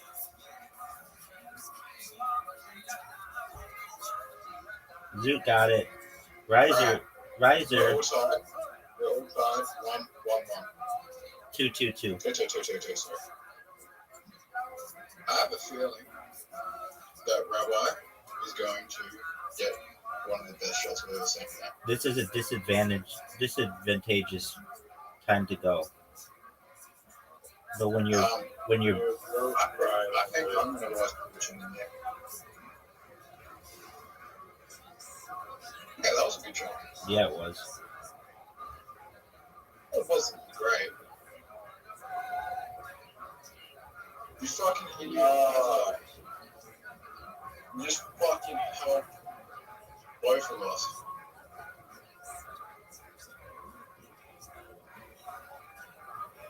Oh, wow. Rabbi? Awful. One of the worst shots I've ever seen. I mean, I don't know what you wanted me to do there.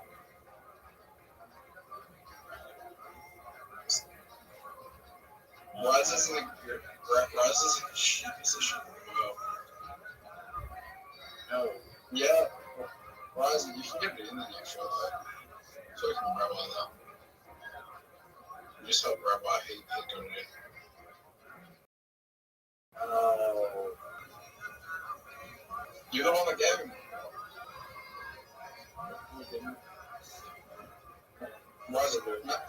Smack your ball when you hit the ball. Tough shot. Oh my god. That was a tough shot, and he missed, folks. He came out. Playing this game again. Riser, you know you love it. You know you fucking love it. This is your hole. This is Riser's hole. I fucking hate this one. Here's I this. don't know how you never, how you can't even do it. I literally invested this way. Oh, dude, that's a good shot. I wish this fucking. I wish this fucking. I wish this fucking hole was put on the registered sex offender list and put in fucking isolation for the rest of his life. This hole sucks. Riser's up. Riser's in last place. Riser, you know it's your turn. Did you know that I messaged you on Discord and you never responded? When did you message me? You didn't see my McDonald's message? I told you about it. Not to my perhaps I didn't respond at all. When's the last time you went to McDonald's? We're back to the world.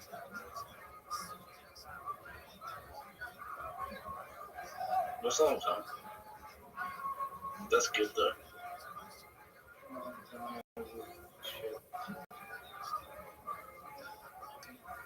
But I do have this plan that is going to make Rabbi probably one of the most popular people in the world.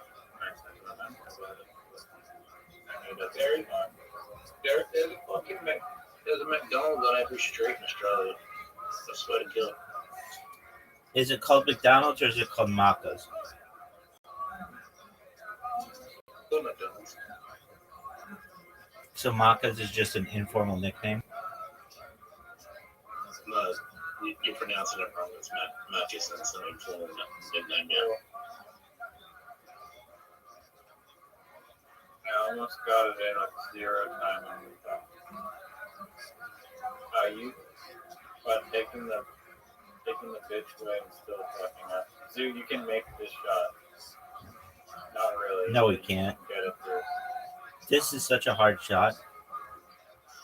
Oh my god. It was the best decision I could have made.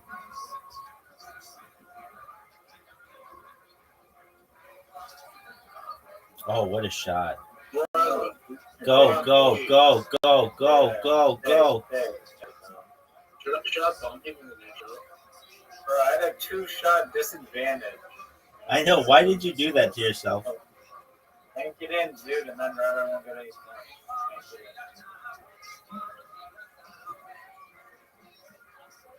No, no. Oh!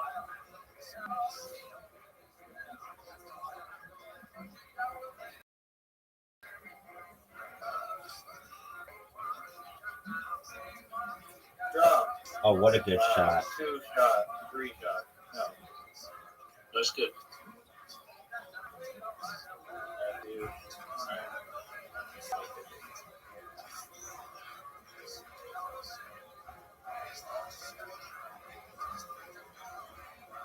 It's good. I still talking Rabbi. I beat Rabbi by 2 shots, and I have 2-shot disadvantage. Well, what do you want me to do? The good news is that anyone can win this. Oh, Zoot and I are tied? Water bump.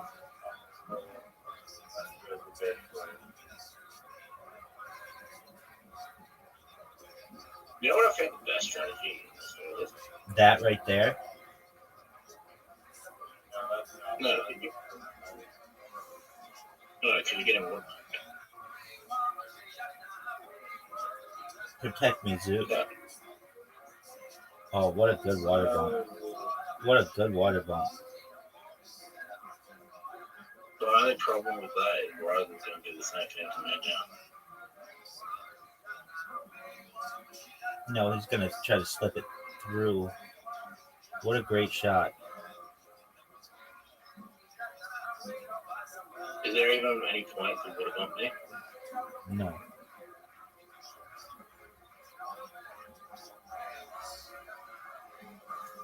Water.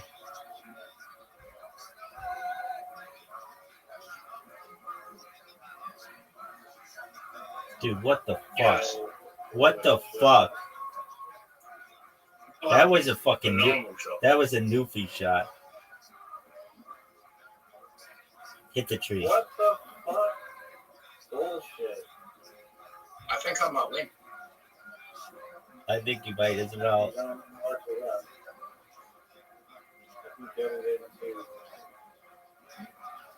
This is a hard shot. How the fuck? Dude, I could double water bump.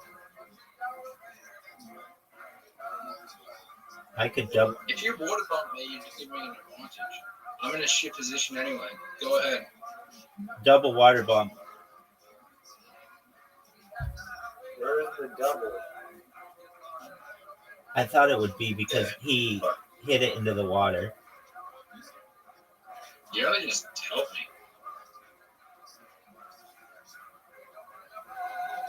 Because Raza can't win. Yeah, he can.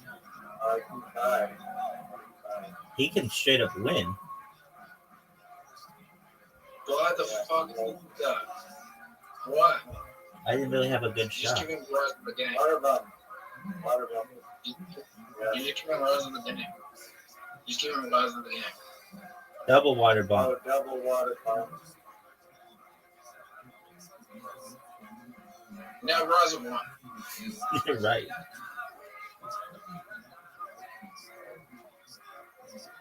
Oh, maybe he hasn't.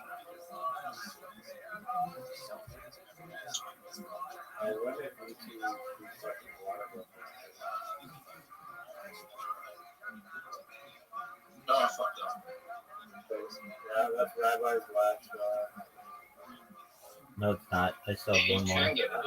Buddy, good luck. Off the tree. Off the tree. Off the tree on the right.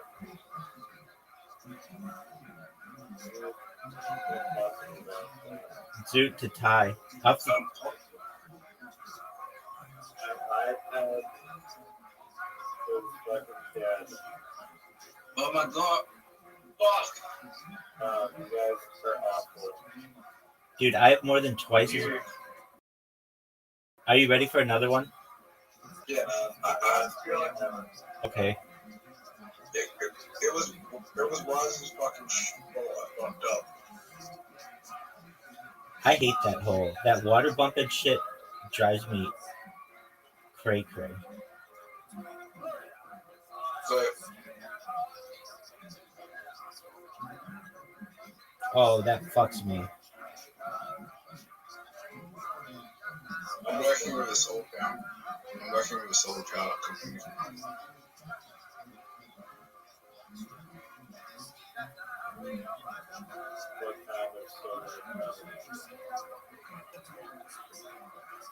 The one that sells soul powers.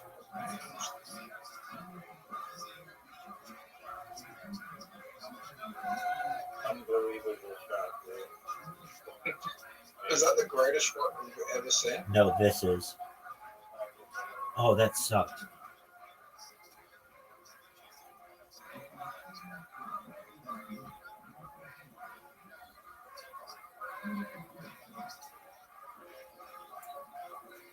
Do you actually have a job or no? Yeah. Thanks Oh, you for the hole. You're welcome. Hit the ball. I'll be making a lot of money this week. Nice shot. Alright, what are you doing?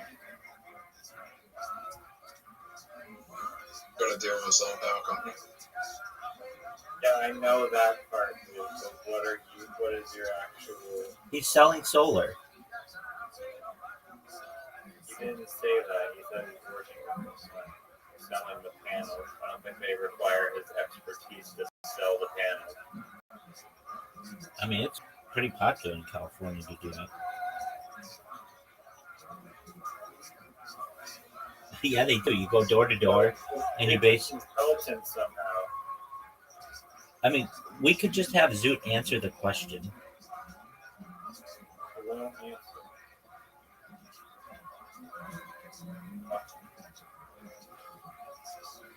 Look at this ball. It's gonna hit you. Psych. Why did you do that? Why didn't you just do something like this? Some kind of great shot. Some kind of great shot like that. Dude, can you explain what the fuck the job is? Helping them break into international clients. Great. Having people invest overseas into solar power in Australia. That's the job. Oh no. Oh no.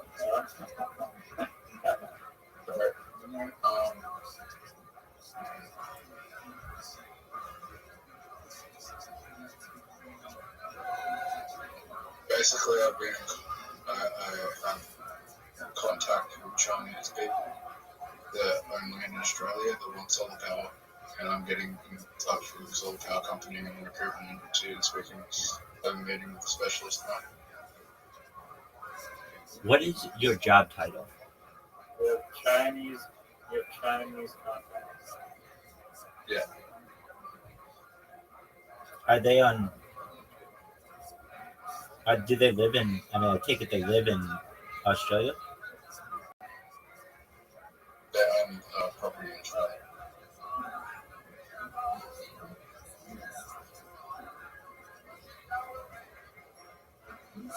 You know how like for business deals, people will take clients to like golf courses and play around the golf.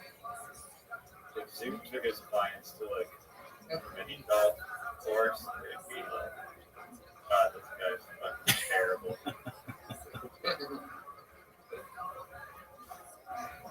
Come on, baby. Well, what a good shot. My ball.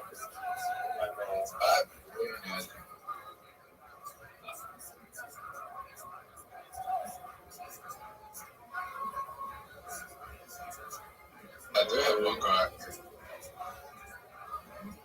I did have one billionaire. Well, I don't know if he's a billionaire. He's a billionaire in Australian dollars. I don't know. Billionaire in US dollars.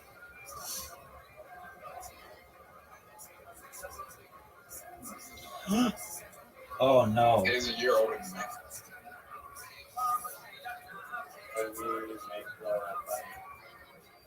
Sucking dicks. E-commerce. They have multiple e-commerce brands.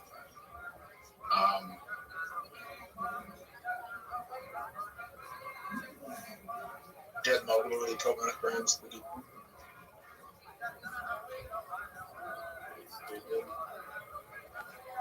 What? That's stupid. That's stupid. The Audi was his most successful one. That's his most well-known one. It wasn't the one that broke made him rich. Oh, what a good shot. That was not looking good. That was not looking good. But man, did it turn out perfectly. That's what I'm talking about. You have multiple souls? Okay, let me ask you a question. If someone came to your door, you owned your house, and asked you to buy a solar panel, would you? No. Why not? Because the house I live in already has solar. If it didn't, would you? I probably wouldn't go with the person who would knock on my door. I would probably research it myself and find the best contractor to do it. Okay. What if the best contractor was If it was Zeus, I would be like, wow. Magnus Carlson, you want to install solar at my house? That's tight. Dude, Riser, that was a dog shit shot. I'm glad. Oh, and Zoot, with an amazing shot. Wasn't that great? Dude, it was great for me. No fucking way. Now, that, What I don't like now you need these shots when someone comes in and fucks you. Wow. Even though you're fucked in. I'm guaranteed a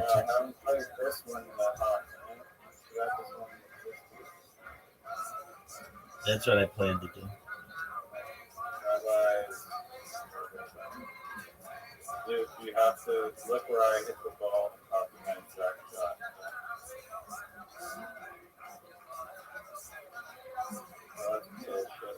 You guys are terrible. Make it By under the the way, Make it under the other you guys shot. are terrible. No, that's not, no.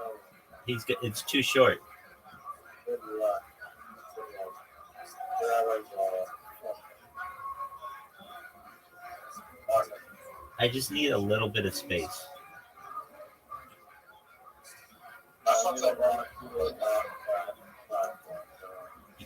We've never all three been on that platform.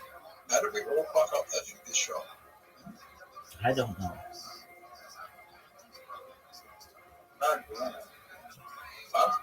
By the way, this shot off is hard. You get hard. No, lower and harder. Dead man. By the way, I'm still gonna win. Oh no. Major miss. Water bump? What a brilliant water bump, folks.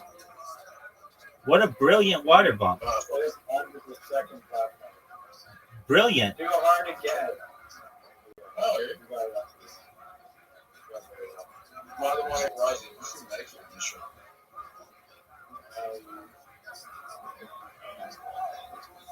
Rabbi's gonna make it. Oh, wait, I might be able to. Rabbi, have I made it before for him? No, I don't. Oh, what a shot. No, you're too far away. Just aim for the platform. Iron on the platform. Bro, oh my god. You're giving Rabbi the game. You're literally just giving him the game. He gave himself the game. No, you need to bump him off this platform. Collusion, folks. Collusion. When these two don't team up against me, I'm undefeated. For the win. Champion. Champion. You didn't beat me. I did beat you. As far as I'm concerned, it's a one-on-one game. You're like a little girl who doesn't get her way and quits right before the end. It's the biggest rage quit I've ever seen.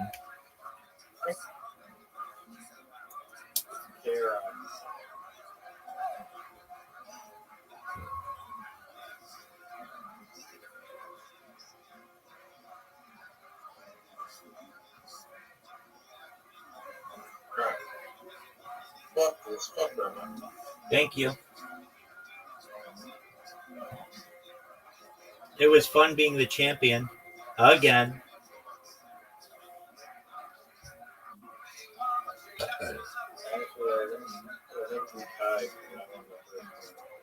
Collusion, though. You had Zoot as your muscle. Dude, he water bumped me like 15 times on the last hole. I was not telling him to do that. He did that because you got in front of him. You got in his way. You know. You actually just helped him. How do you help his ball just progress further and get in the hole before you? You would have won. I didn't tell him at all. Doug, I have a question for you. Why aren't you watching Kill Tony? I have a question for you. Did you read my Discord message? Okay, it was super long. I remember that. And I think I responded. Let's see. You did not respond. Have you heard of the game Buckshot Roulette? Oh no, I didn't respond. Dude, this is the longest fucking message. Well, it's important. It's gonna make you insanely. The first half with the spacing is just explaining the game, but the game is a kid-friendly version of Buckshot Roulette. I think it's hilarious. I'm in. Even though I don't know what the fuck Buckshot Roulette is, I'm in. So all you have to do is create it, and I'll do all the voices. I'll be like, go ahead, shitbag. I mean, we want it to be a McDonald's game, so. All right, go ahead. Go ahead, you loser bitch. How is it going to be a McDonald's game? That's what I don't understand. We're going to partner with McDonald's. We're going to release these lemmings NFT plushies. The plushies are going to have a QR code. The QR code is going to take them to the AR kid-friendly version of Buckshot Roulette, which is very fun. Fun game. It's not violent. And people, Buckshot Roulette is already proven. People love that game. The game will work. And at McDonald's, you'll get this next generation toy that is a lot more engaging to people. It's going to make the kids want to come back to McDonald's so they can collect all the plushies and whatnot. And yeah. Why wouldn't you do the same thing but with mini golf?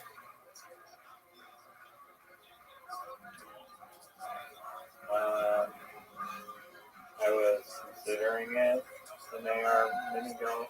I mean, they're. According to Zoot, it's the most popular game on Play-Doh.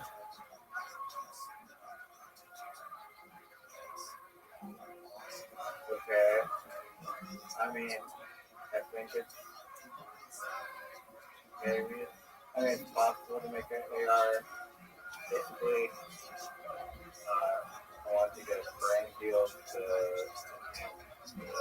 outreach to running NFTs. In order to need to create these AR experiences with companies that benefit the company and give us exposure. What happens in your AR game when you hit a tree? You could have like little McDonald's logos. Yeah, everything in the AR game is just like a McDonald's logo. There you go.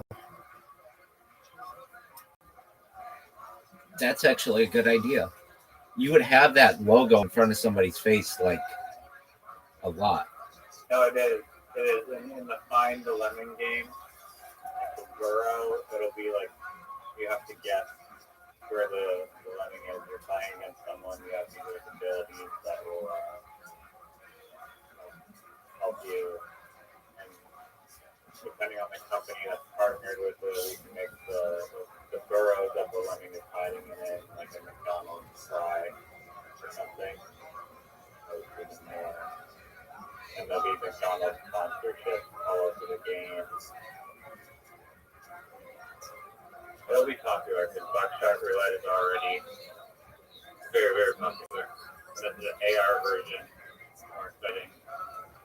And it's kid friendly, and it has Rabbi taunting you when you hit terrible shots. I love it. Dog. I started making it already on Unity. Unity. All right. I have the logic that will tell you if you hit a lemon, and it will generate a bunch of burrows and a bunch of lemons, and give you abilities so far. Are you proud of the work that you've put in on the game this far? I put in 4 hours of work yesterday, roughly, and yeah, considering I've never developed a game and I thought it was going to be really, really difficult, it was actually manageable. It wasn't hard. I just asked DeepSeek to help me, and it just gave me all the code, and the code Excellent. Is it going to make you a better mini golf player?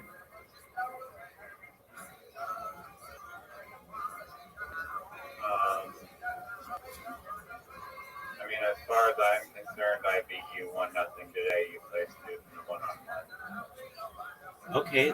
Okay, we can all live in that little fantasy land. Are you gonna watch the hockey game on Thursday? Is that the countries versus countries game? Yeah. Canada, U.S. in the final on Thursday. Who's going to win? Canada. No, they lost to the U.S. in the first game, but there was like 3 fights in 9 seconds, and I heard that. it was very exciting.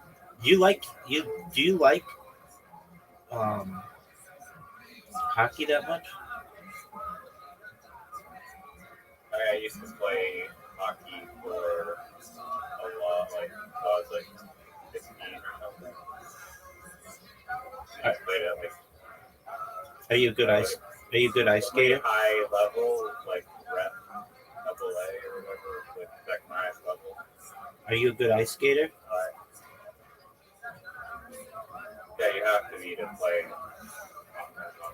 No, you could play goalie and like be shit.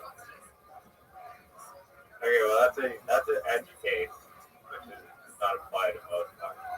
I got told today. Oh, what was it?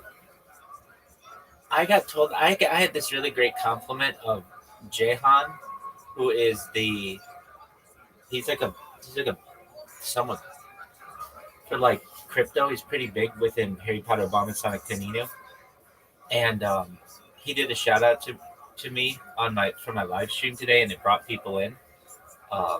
He had the nicest compliment to me that I've heard in a long time. It was really creative. He said like something like, "You are always on the brink of the bleeding edge of technology," or something like that. Anyway, I just thought that was really nice of him. And you said that I just used an edge case. Well, how do you like that? Dude, I can't believe you don't like Kill Tony. What do you mean it's shit? Except for the William Montgomery part, there's a bunch of really terrible comedians. And then what blows me away is that they invite the comedians up to talk, and they all suck at talking. They're like, rarely is there anyone that's like funny that like comes up on stage and has a good conversation. I feel like basically they go up, and then Tony just starts like roasting them, and then everyone on stage just starts trying to like roast them. I don't know. I don't know. I'm glad you like it. I don't like it. I don't like Theo Vaughn either. Not my favorite comedian. A lot of people like him. I don't think he's a very how would I put it?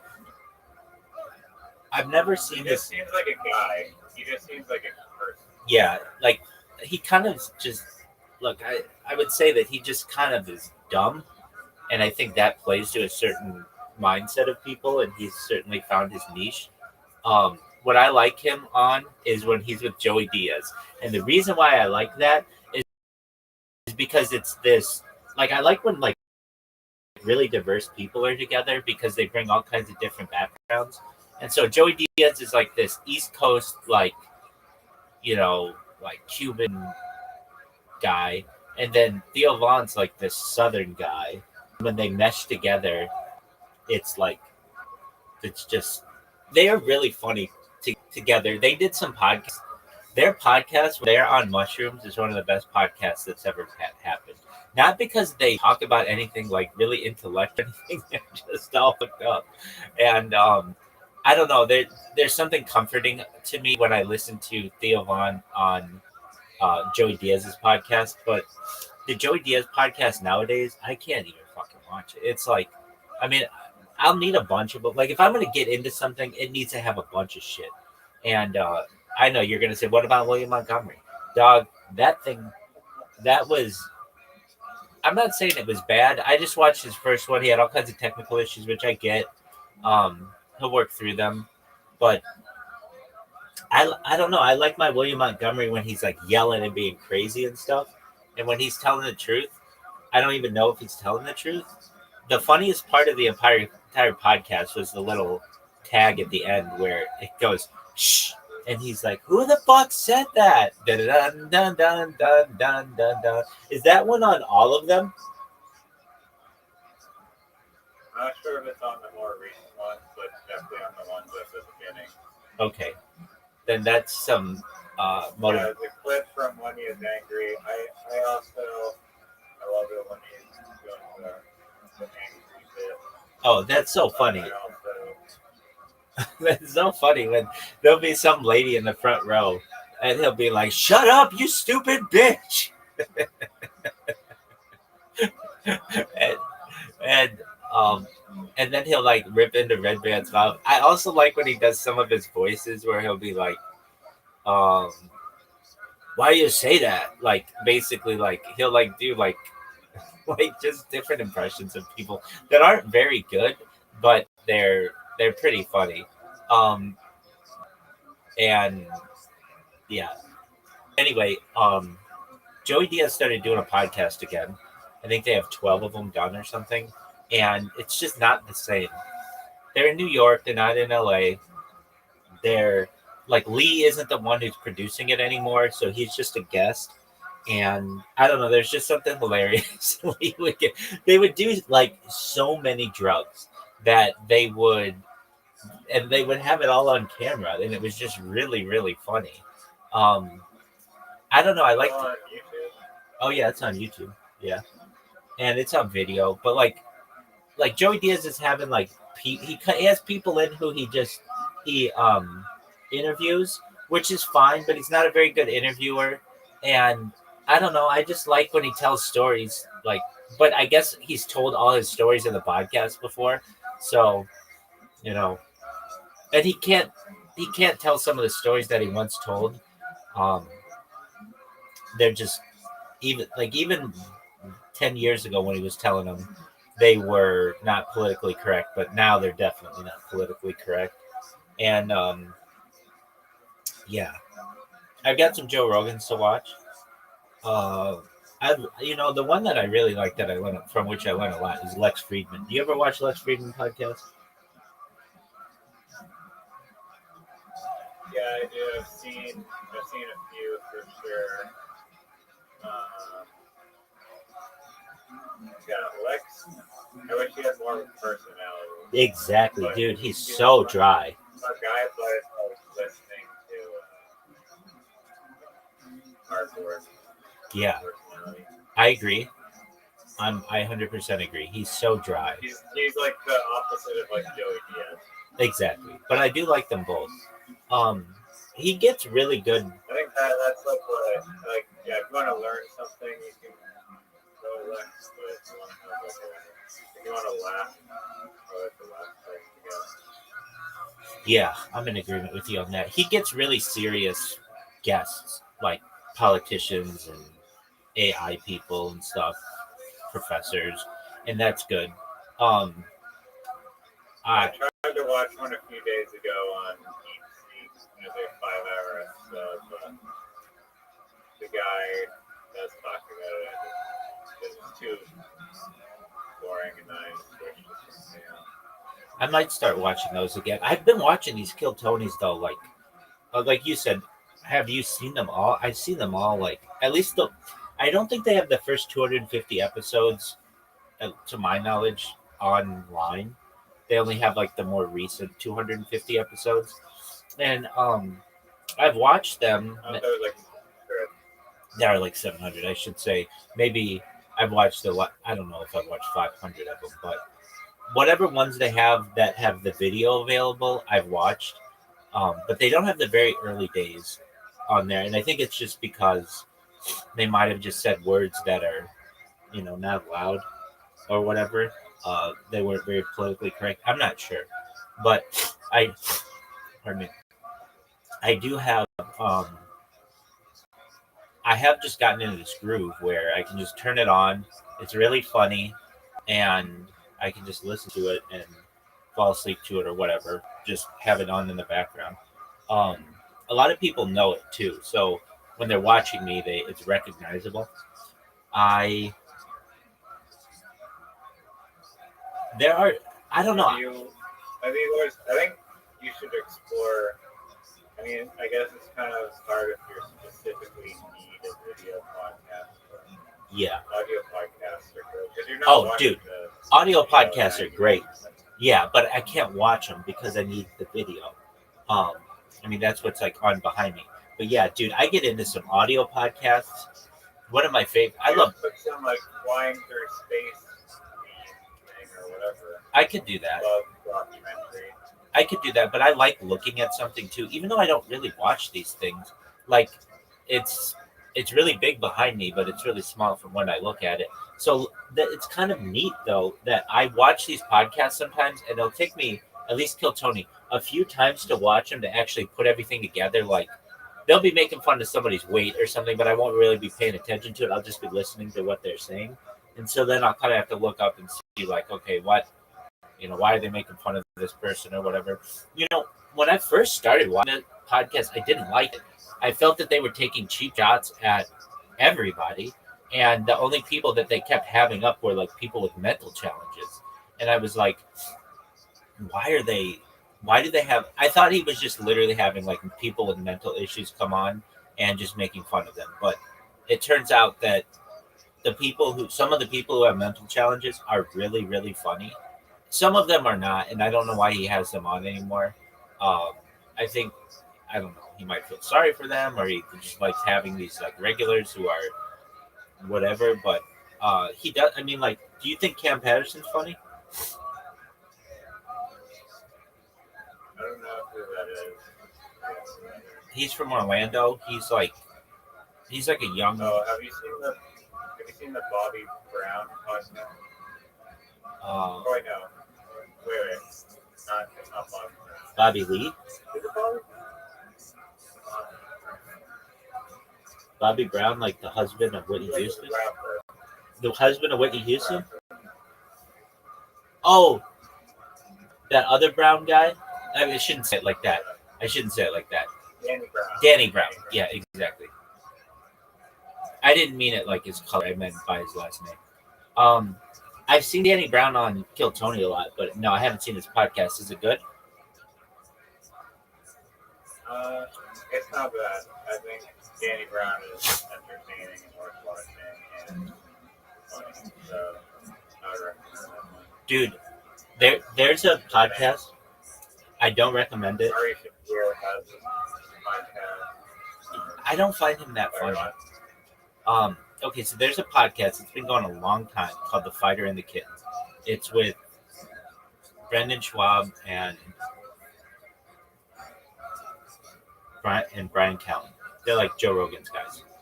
And it was once pretty popular, but it has just kind of devolved into them just not really caring or anything. And the subreddit, has just totally turned on them and just makes fun of them with everything they say. So the shows don't get a lot of views because nobody cares about the show, but the Reddit is extremely popular and they just make fun of these guys for everything they do. And I don't watch that. They don't have anything to bring. They're two really boring guys. They're not like super interesting or whatever. They're not really funny, but the Reddit is just absolutely hilarious. And so if you ever want to be entertained by a subreddit, it's that. When it comes to Kill Tony, I've like watched them through the ones that are online enough that it's I guess one reason why I like it is because it's not very topical. I mean, like, yeah, they talk about things in politics and stuff, but like when I watch Joe Rogan, if I watch old Joe Rogans and they're talking about the election, it's just kind of a waste of my time because I already know what happened. I know that it's not really relevant anymore or whatever. But like Lex Friedman, they're not like who I was talking, I think, with Caspian C about this. Like there are some podcasts that basically could take place in like a bubble. And like, I mean, really, the best podcast. Have you ever heard um, I think it's Rise of the Mongols by Dan Carlin? I know that's It's a hardcore history podcast. is Carlin the comedian. No, that's George Carlin.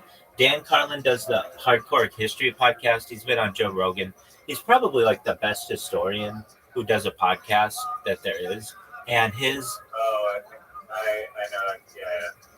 Yeah. I've listened to that. It's not Rise of the Mongols, but it's something like that. I've listened to it a few times. The thing is, it's not video. So even if it just had him reading it, I would turn it on. Like, I'd be watching those things all the time. Oh, the other thing is they're not free anymore. Like, they used to be on Spotify, but they're so good and they're so in demand that you have to pay for them on his website. But they're phenomenal. I also, there's this one that I really like that I used to listen to when I fall asleep a lot. It's called the Pirates Podcast. It's just about pirates. I like pirates. I like history a lot, so I'll listen to that a lot. It's very good. And then another. Well, this is different. So something. And the thing is with podcasts, I like to fall asleep to the non-visual ones, and I've been getting into just recently. I'm really into alien abductions, like really into them, because I take them very seriously, and I recognize that they're a real occurrence that happened to people, and that's how I learn a lot about alien civilizations and their technology and stuff. And I know that might not be for everybody, but alien abductions, I don't understand why those people aren't taken seriously in society. I don't understand it. They have, like, they make movies about these people's lives. The Travis Walton encounter, he has a movie written about him called, like, Fire in the Sky or something like that. But it's like, I mean, like, the Betty and Barney Hill abduction is like the first major abduction that took place. I've started to memorize the dates that this took place. It took place September 19th, 1961, in New Hampshire, out like north of Portsmouth, New Hampshire. And they were coming back. The story's this, and I've learned these stories really well. Okay, so we have Betty and Barney Hill. Betty was like 42 years old. Barney was 39 years old. Betty was white. Barney was black. They were an interracial couple during a time when interracial couples weren't really popular, and they were had driven to like Niagara Falls, and then they drove to Montreal. But there was going to be a hurricane on the East Coast, so they wanted to get back so they could trip short in Canada. On their way home, they were driving through these, like, just on the highway in their car with their dog, and they started seeing this like light in the sky that they thought was like maybe the moon, or that maybe it was a star or something, but it kept coming closer and closer. Basically, these things like landed in a field, and it caused Barney, the driver, to get out of his car and to approach them. And like, what's really interesting to me is they have like a hierarchy. These aliens have a hierarchy. They have like windows. Like, why would they need windows for their ship or whatever? And like, how strong are those windows? And like, if they're flying at tens of thousands of miles or whatever. Basically, he approached it, and they got back into the car because he was scared or whatever. And then they continued to drive or something like that. And then the craft flew over their car and started making noise in their car, and then they just had like missing time from there. And there's maybe another part where the craft like landed in the road and something like that. I don't remember exactly that, but anyway, they had like 35 minutes of missing time, actually like 2 hours of missing time, and 35 miles in their journey that they couldn't account for. They just didn't remember any of it. But basically, they were abducted, taken onto the craft, and they had experiments done on them, like around their genitalia, and like when Betty was leaving, she really wanted to take something from this alien um, civilization with her to be able to prove this story. And like they had this like star book that she was going to take, but some of the aliens did not like the leader wanted to give it to her, but the other aliens did not want there to be any evidence of what they did, so she wasn't able to take it. Anyway, they get back in their car and they start driving. The next day, they're just like confused as to what happened. They weren't going to talk about it with anybody, and it's not like they ever made any money from this. Um, they, but Betty called her sister, and her sister recommended, like, talk to her neighbor who was a physicist. Now this is 1961, so it's not like there's the internet or anything like that. And they recommended to see if their car had any radiation. And while the regular part of the car did not, the hood where there were some like indentations from this craft did. And the craft like basically made sounds on their trunk. And whenever they put a compass there, the compass would go like crazy. And so they reported this to to the local Air Force base, and then they were interviewed about it. And a very famous government agency, like infamous, basically known as Project Blue Book, that took down their information and didn't really do anything with it. But and then Barney ended up dying at like age 46 or something like that. And Betty ended up dying in like 2004, so she lived to be like an older lady, maybe 2006 or something like that. And basically was just like they never made any money on this. They actually I remember. So they didn't remember what happened to them, but the what ended up allowing them to remember this was they did hypnosis, and through hypnosis they were able to get some of the details out a little bit better. And that's one of the stories. Another one is really famous. His name's Travis Walton. These are like the two biggest cases probably ever of alien abduction. This took place on November 11th, 1975. I'm sorry, apologies. November 5th, 1975. Have you watched this Stevie Weeby podcast? What is that? You should watch it. You'll like it. It's one of my favorite podcasts. How much does it have to do? How much does it have to do with alien abductions? He talks about aliens a lot. Okay, it's called Stevie Weeby. Yeah. Type it out. Hold on, I can find it. Stevie Weeby. Steve Weeby, like Bumblebee. Steve Weeby. Stevie Weeby? Yeah.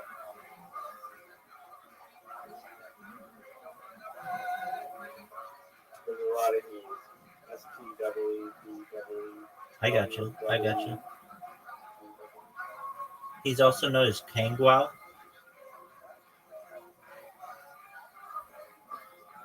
Probably, yeah.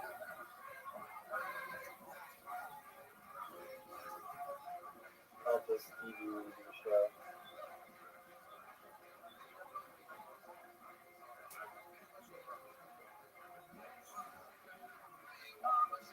All right, I'll have to check him out. I see that he just had Theo Vaughn on. Did you not like that?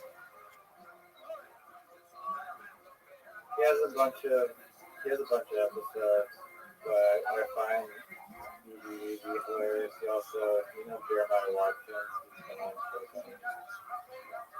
Let me see his face. I know the name. He's played like the trumpet and shit and been on like the side. Okay, yeah. Maybe another guest too.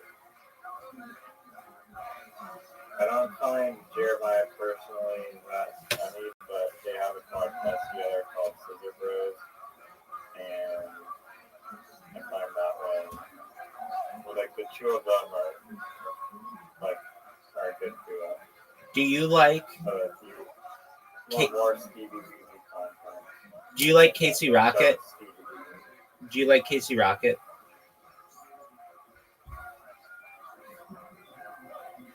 his stand-up sucks. But do you like him on the William Montgomery show? Yeah, when he's talking to William, it's amazing.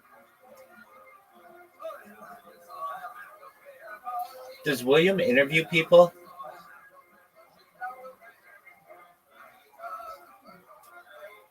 He just has guests on and they talk about whatever. There's no structure. All right. Well, I'll have to check those out. Again, I watched the first one and it was pretty lame. I haven't even seen the first 30, but I know that from 30 onwards.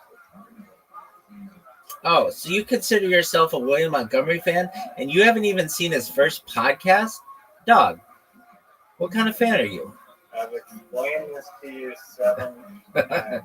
Oh, is this part of the special basket of William Montgomery podcast that you're saving for a rainy day? Yeah, you don't just listen to the whole Michael Jackson album in one sitting. Yes, you do. That's what people do with albums. No, you gotta save a bit. Okay. Is there a reason why you chose the first 30 to savor? Because that's when I found out about it. Oh, okay.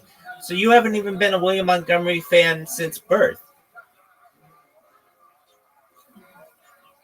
No, I have. Okay. I'll believe you. All right. Thanks for cutting off my Travis Walton encounter. I was telling you the date. It was November 5th, 1975. He was in northern Arizona. He was a logger. They made a movie about this.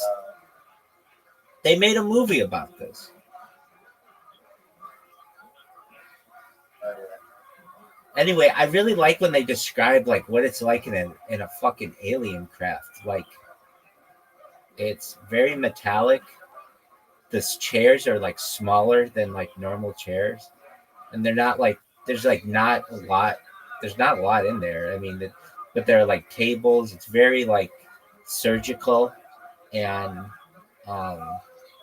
sterile, and I don't know. I find it interesting. I don't know if it's hard to believe that stuff for me. Dog, I know you just don't know as much on the topic as I do, and I'm not saying that in a demeaning way. It's like if we were to take the total amount of time we've listened to alien shit, yours is probably like 10 hours. It's not that long, maybe 20 hours, and mine is like 2,000 hours. So it's just like I'm super into it, and I know how it works, and you're still at that point of like skepticism, like, hey, I don't even know if this is real. So I get that. And it's probably similar to My knowledge of William Montgomery. I knew you were going to say that, but that's not true. You didn't know where William Montgomery went to college. You did not know what kind of car William Montgomery has. You did not know what William Montgomery's girlfriend looks like. You did not know what. I looked it up though, and I found. And you're the one who said she's a cam model. She's super hot, and she's just like. I did not say that. You did too. You said she's a cam model.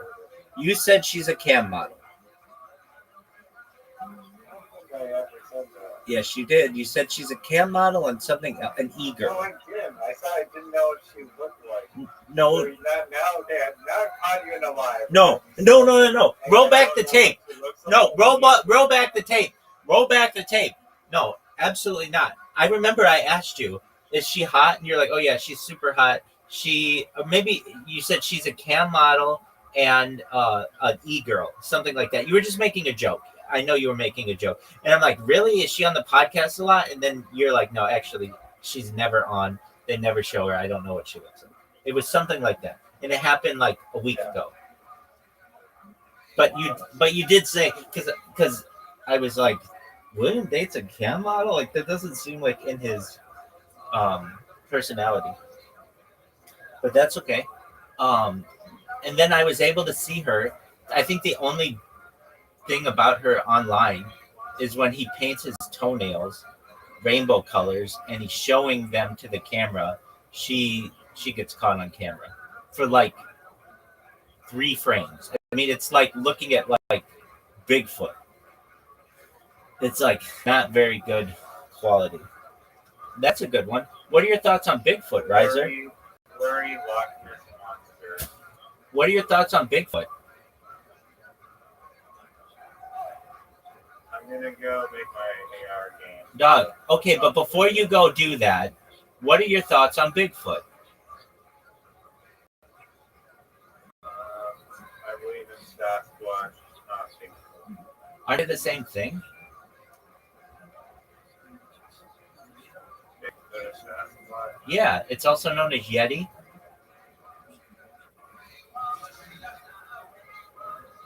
I have Bigfoot and Sasquatch are essentially the same creature, but Sasquatch became the name used in the Pacific Northwest. Exactly. Native American.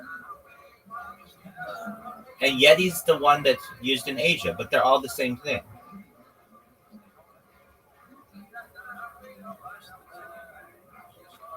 Dog, you consider yourself a Sasquatch believer and you didn't even know this? This is like the first thing they teach you in Bigfoot school is that Sasquatch, Yeti, and Bigfoot. Sasquatch is a much better name.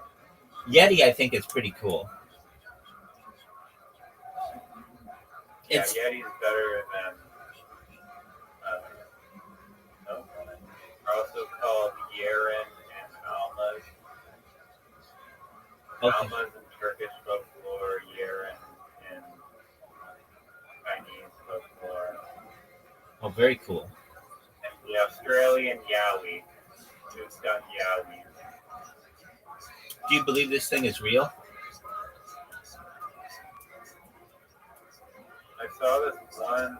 Was it you that sent me it? Maybe. I think I just found it on Facebook. Interview with these guys talking about Bigfoot, and I don't remember anything that said, but yeah, I don't know. I think it's folklore. It doesn't sound like. I feel like they would have been documented. They were real, like grizzly bears and all the other 9 trillion things that we've identified. So do you think Bigfoot is real? Yes or no?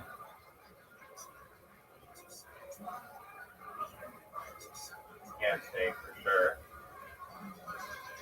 Do I believe there's a probability of him being real? Yeah. Do I believe there's a probability of him not being real? Yes. Do I think there's more probability of him not being real? My big thing is on this topic. I don't know. It's something that I've studied. Probably, if I've spent like 2,000 hours on aliens, maybe more than that. Probably more than that.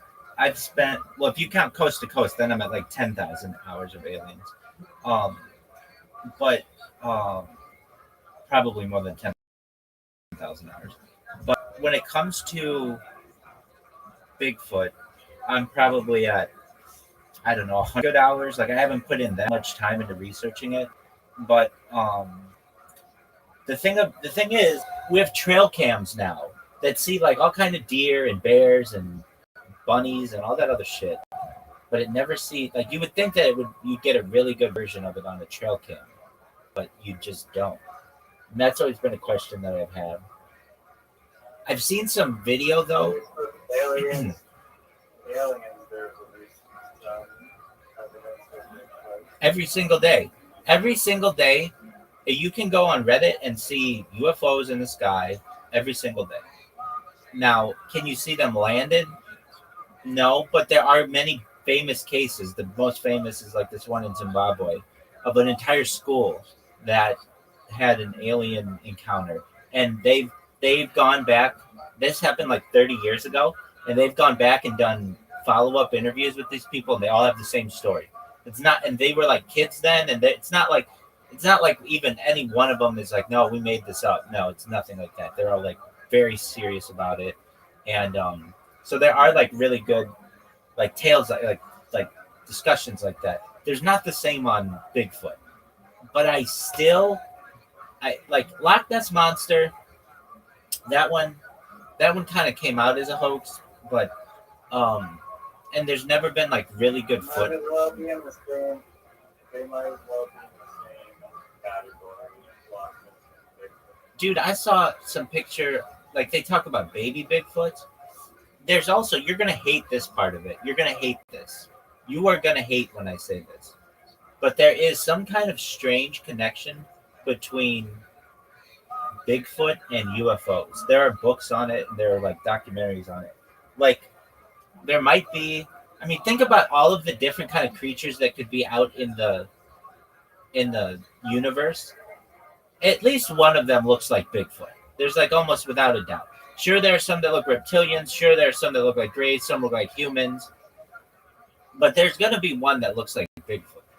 And if those ever came... Some theories that say like a long time ago, the giants were much larger than And I believe that. If you look at one of the reasons why the Smithsonian Institution was founded, and like some of the pictures that they have of these like giant people, it's right. Okay, so let's take those cases.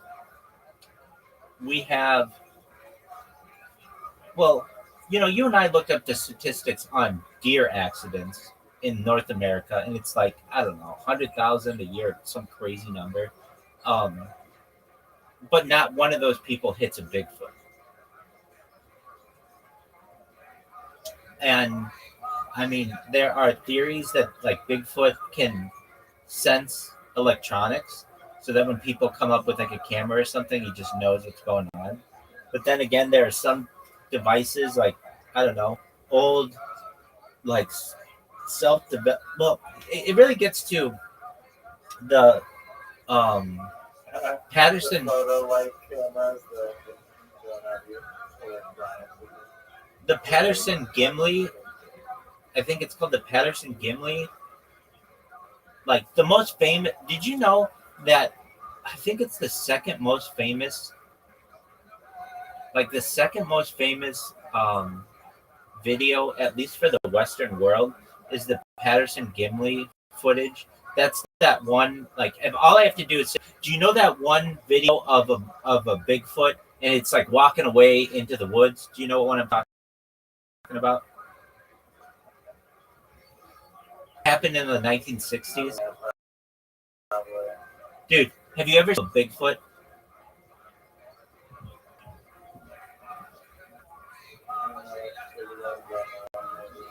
Okay, well, this one's pretty good. I mean, it's been studied quite a lot.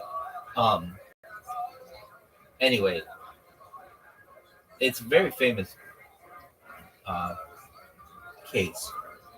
I personally, I don't know what to do with that one. That one is kind of one of those questions that it's got me stumped.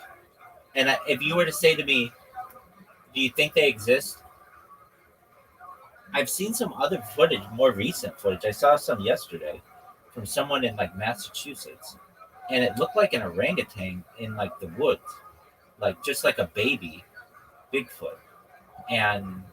But nowadays people can put on suits and like just get their friends to go out in the woods and then just take video of them. So the older the footage is, I feel the more legitimate generally it is, but or robotics, yeah, but I mean it's hard to get a robot into the woods. Anyway, what I wanted to. So, do you refer to Bigfoot as Sasquatch?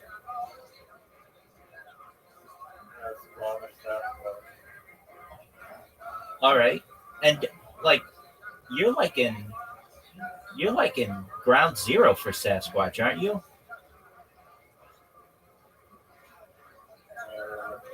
Northwest. Have you ever thought that you saw a Bigfoot?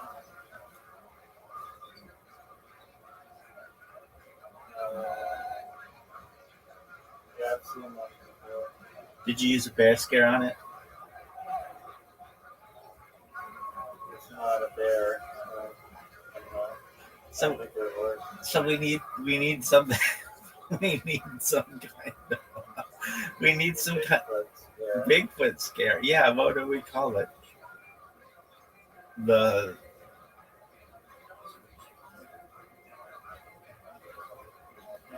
We'll come up with it. Sasquatch.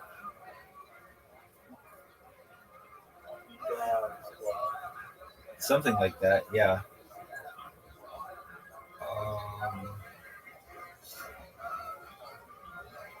Bye bye Bigfoot. Whatever you want to call it. I think it's a good brand for like a company. Well, they've got that beef jerky, Sasquatch beef jerky, and then Yeti coolers. I've heard that they're going to call the new, have you heard this? The Utah hockey team, the Yetis.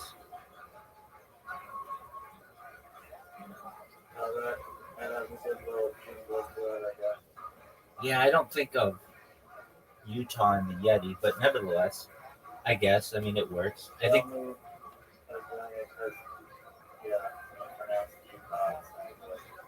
Utah Yeti. Oh, I got you. Yeah, it does. Let me see if that's. Can that be pronounced It could be pronounced like, is there any other word that starts with Uterus? Uterus? Uranus? Yeah. If it starts, is that a rule? If it starts with Dude, get this. Utah Yetis refused by trademark office as NHL team name. Oh, so they're not gonna go for the Yetis. Let's see. This is from ESPN. Utah is refused by trademark office as NHL trade name. Why? Utah Hockey Club said they could announce a permanent name and identity before the 2025-2026 NHL season, despite having Utah Yetis refused by the U.S. Patent and Trademark Office. Since acquiring Utah's NHL team, we have been carefully evaluating possibilities for the permanent identity of the team. While working within the complicated world of trademarks and intellectual property, President of Hockey Operations Chris Armstrong said in a statement on Thursday. As first reported by Ryan Miller of KSL.com in Utah, the USPTO rejected a trademark application for the Utah Yetis, because of the likelihood of confusion for consumers or other companies and brands that use that name. In a memo, I don't get that. What, that fucking cooler company? In a memo dated January 9th, the USPTO wrote that the word Utah is generic descriptor that renders the wording Yetis as the more dominant element of the mark. The patent office said that Utah Yeti also wouldn't be accepted because the singular or plural form of the registered mark is essentially identical in sound, appearance, meaning, and commercial impression, and thus the marks are confusingly similar. What? Utah and Yeti don't really sound the same. Utah Hockey Club was seeking to use Utah Yetis on a variety of clothing items. The USPTO said a database search turned up a number of third-party marks registered for use in connection with the same or similar goods and or services as those of both applicant and registrant in this case. Among the parties, I was just going to say, I bet it's at Yeti Coolers. Among the parties was Yeti Coolers, LLC, which makes drink coolers and clothing. The memo was a non-final office decision. Utah Hockey Club has 3 months to respond. Utah Hockey Club is the first season playing in Salt Lake City. How can they trademark the word Yeti? The word. You can trademark a word in the United States. fucking serious? Yeah, dog. How's that even? I get it. It's like that's bullshit. I agree. Like, if anything, it's gonna help their brand because people will type in Debbie into a search engine. There was a fan vote on a permanent name for the team with 6 finalists: Utah Blizzard, Utah Hockey Club, Utah Mammoth, Utah Outlaws, Utah Venom, and Utah Yeti. It was widely expected, even among Utah players, that Yeti or Yetis would eventually win out. But there are clearly trademark hurdles for the team in getting there. We will continue to involve. Call it the gallery, then. Call it the gallery.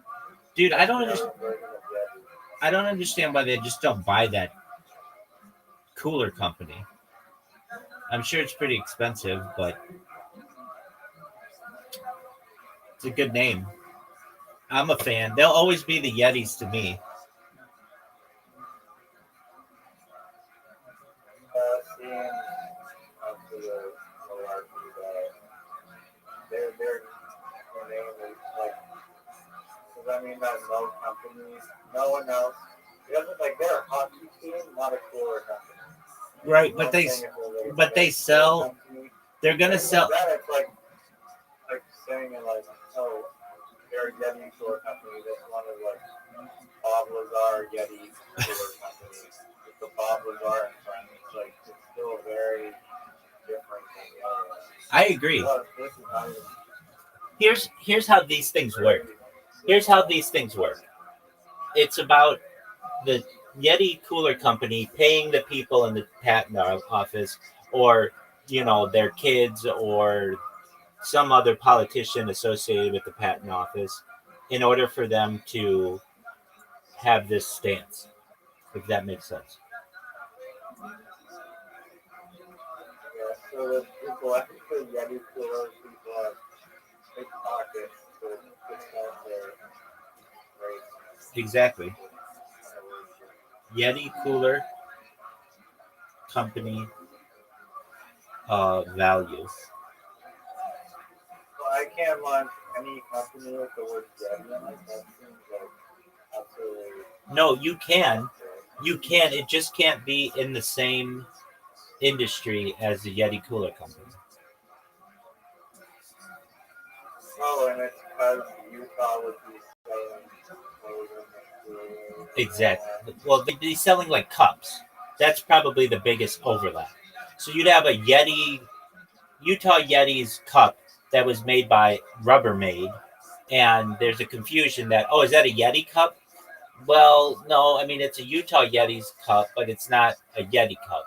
When I would have, I mean, I'm sure somebody thought of this, to negotiate with that company and be like, look, we will only put, for like 5 years or 10 years or whatever, any cup that we sell will be a Yeti cup or whatever. I mean, it's just, people like that name. It won, and the players wanted it as well.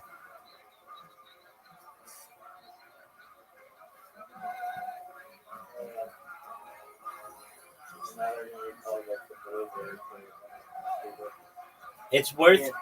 Okay, so Venom isn't trademark, and the other one isn't trademark. Well, not. There's a snake hockey thing. Yeah, it does. Garden snake. No, it has a lot of snakes in like southern Utah. It's all desert. Oh, and all the Yeti snakes. If you call them the Yeti snakes. I mean, yeah, they probably would work. There isn't a major North American sports franchise. Brand, no, there's not a cup brand. Okay, so the Yeti cooler company is worth $1.5 billion, which is probably about the same value as that, probably a little more than that hockey team.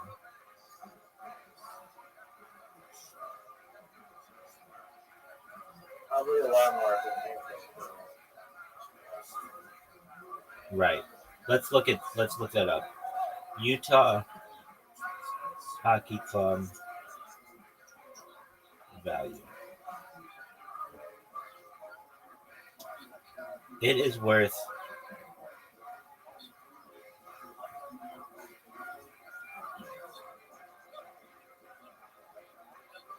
Oh wow! Wait. No. Organization value.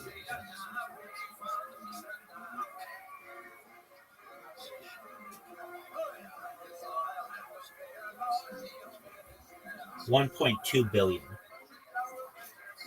So it's like similar to being. They'd have to like double their investment and buy that hot and buy that. That's Cool. a lot of. Yeah, I don't know why they want to partner with them. I don't either. But maybe the Yeti cooler. Well, then there's the other aspect of this as well.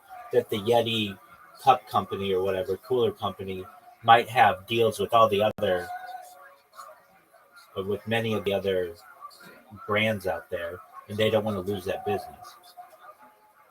Like, the LA Kings and the Montreal Canadiens and all that. Yeah. I mean, gotta be nice with the show.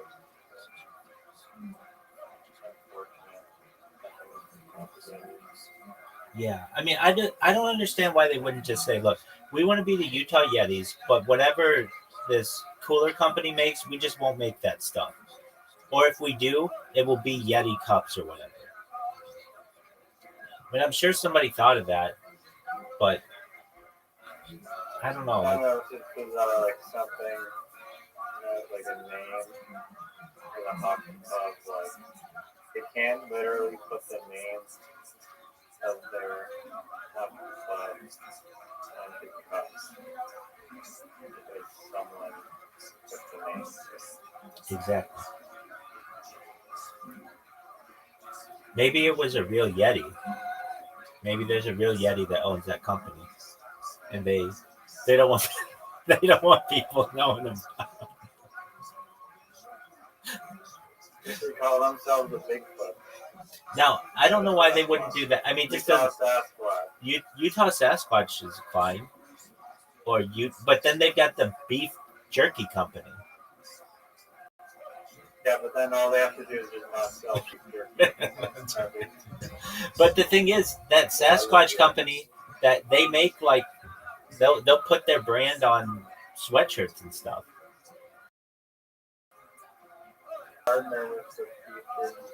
I think so too. Or why not be the Utah Bigfoots, Big Feet, the Utah Bigfoot, the Utah the Utah Sasquatch is okay. I don't think that's bad. It probably would be better for Seattle Sasquatch would be tight. I know they're the Kraken, but Seattle Sasquatch, that would have been a really cool name.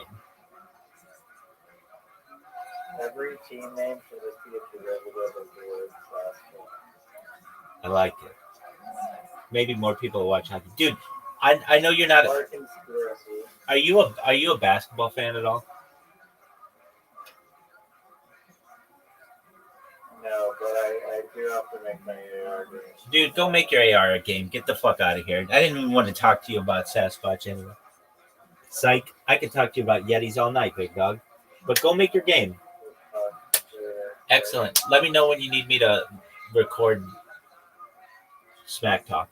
Oh yeah, I think that'll take it over the edge once these little kids are finally want to hear the Rabbi voice. Oh, for sure, dog.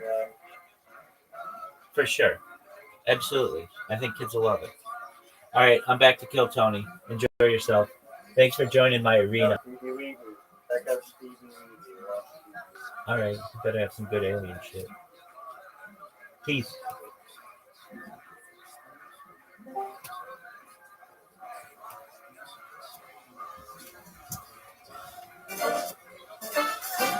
Boy, you never know what you're gonna get down here.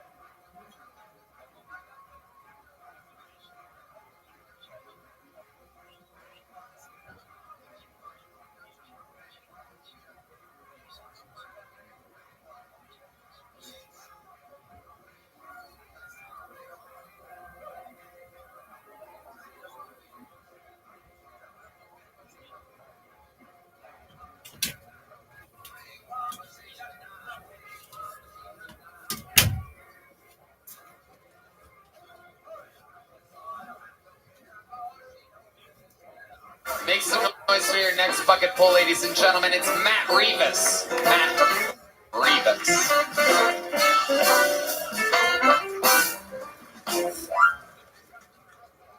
Hey, my name's Matt.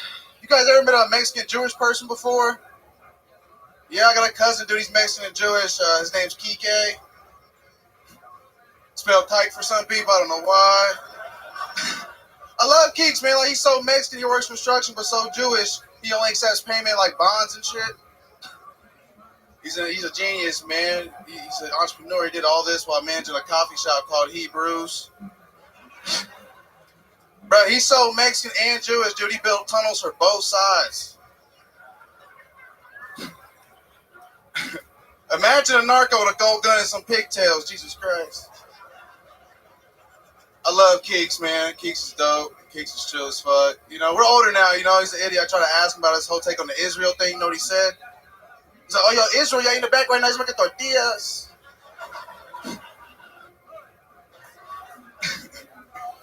Yeah, man. You know, man, I'm a simple man, though.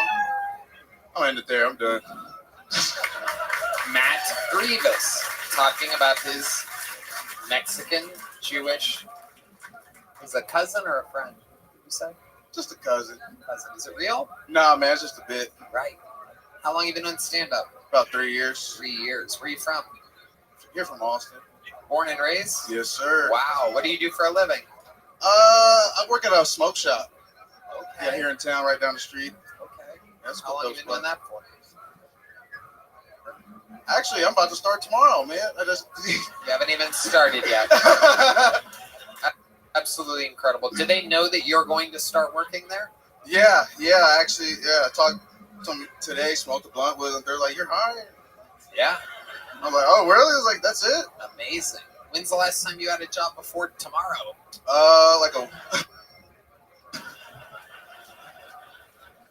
Like a week, man. I got fired on my day off like 2 weeks ago. You got fired on your day off a couple weeks ago. What was that job? I was a server at this waffle shop. Okay. It's not Waffle House. Right. No, the Waffle House. You'd be the fucking CEO. It's just a random Austin waffle shop. Yeah, I don't want to shout them out. Right. You know, it's a spot. It's like ran by a bunch of Mormons. They're cool people. They're great people. Fired me up. Okay. What did they say they fired you for? I didn't show up for work one day. Okay. And then that'll do it.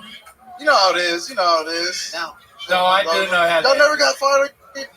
No, I've been fired. Nobody's got fired. I've been fired that way from a lot of fast food restaurants in my time.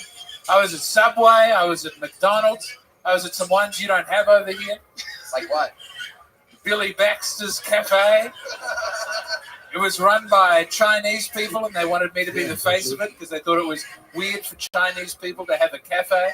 And it was just like 6 old ladies who would sit in the middle and frown at me. They owned it. They would just sit and frown at the fat white boy who can't be charismatic enough. Were they? Who's laughing now, Billy Baxter's Cafe? No, they went out of business. And that was in Australia? Sweet Adelaide, Australia. But I think you're a charismatic man, and I think you can do better than a smoke shop. I think you'll go further than that. Thank you, man. I appreciate that. Also, I find the smoke shop weird and disturbing. I don't like them. They're a little unsettling. They're fucking in vans all over the street, peddling marijuana to young people. I thought it was illegal in Texas, and they're standing on the street trying to get people high. That's a push-up. Next thing you know, they'll be murdering some guy's autistic brother.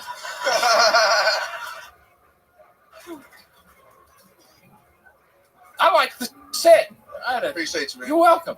You were the first act in a long time that I wasn't worried was going to die soon or was currently tripping. That was me last time I was up here. I'll take over. So you've done it before? What did we have you do last time you were on the show? I was actually tripping, man. I was literally tripping. Oh, you...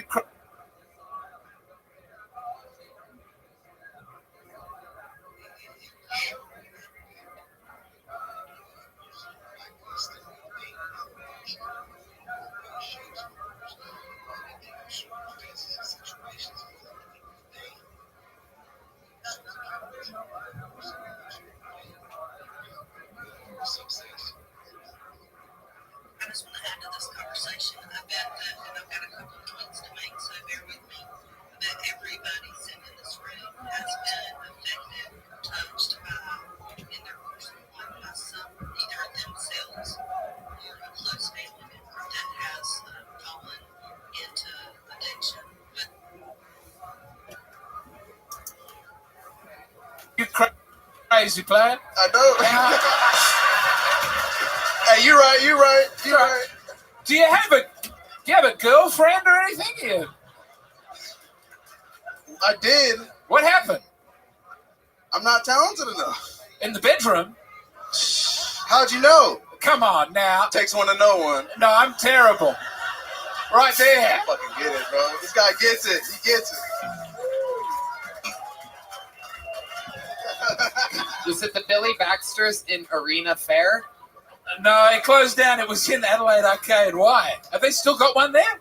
Well, You looking at we my- happen to read a Yelp review from Billy Baxter's Cafe. The food is consistently good. The breakfasts are terrific. But oh my goodness, the coffee is bad. 2 stars. It's weak, gray, soapy, and unpalatable. A double shot results in brown coffee, but bitter to the point of being undrinkable. Does the machine need a good clean out? Does the staff need lessons in temperature control? A weird, chubby, red-headed man in a beard greeted us, which is strange because it seemed to be owned by Asian women who angrily stared at him from the front windows.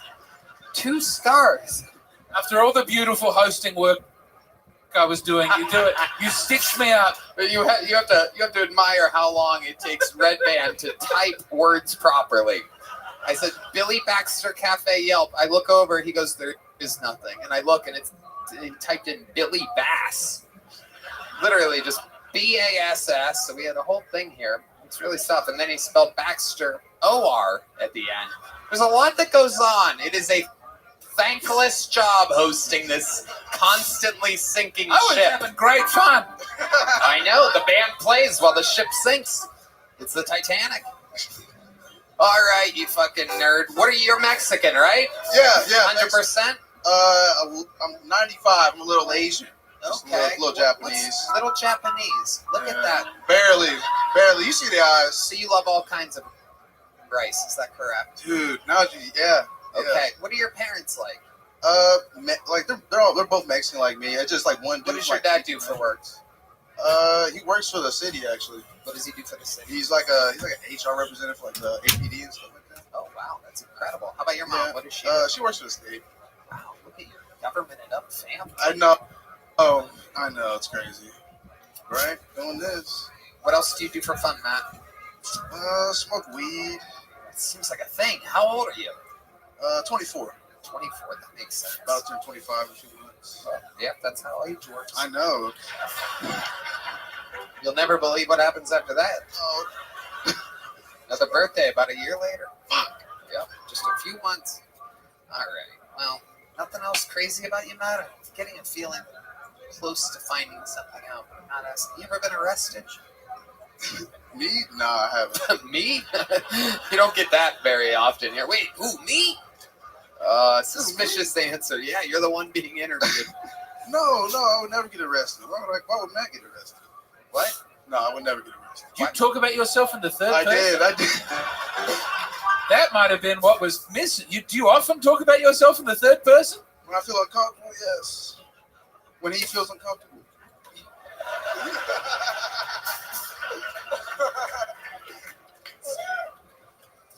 All right, Matt. There's nothing else crazy we should know about you before I get you out of here? Not much, man. Just doing comedy, trying to stick with it, working.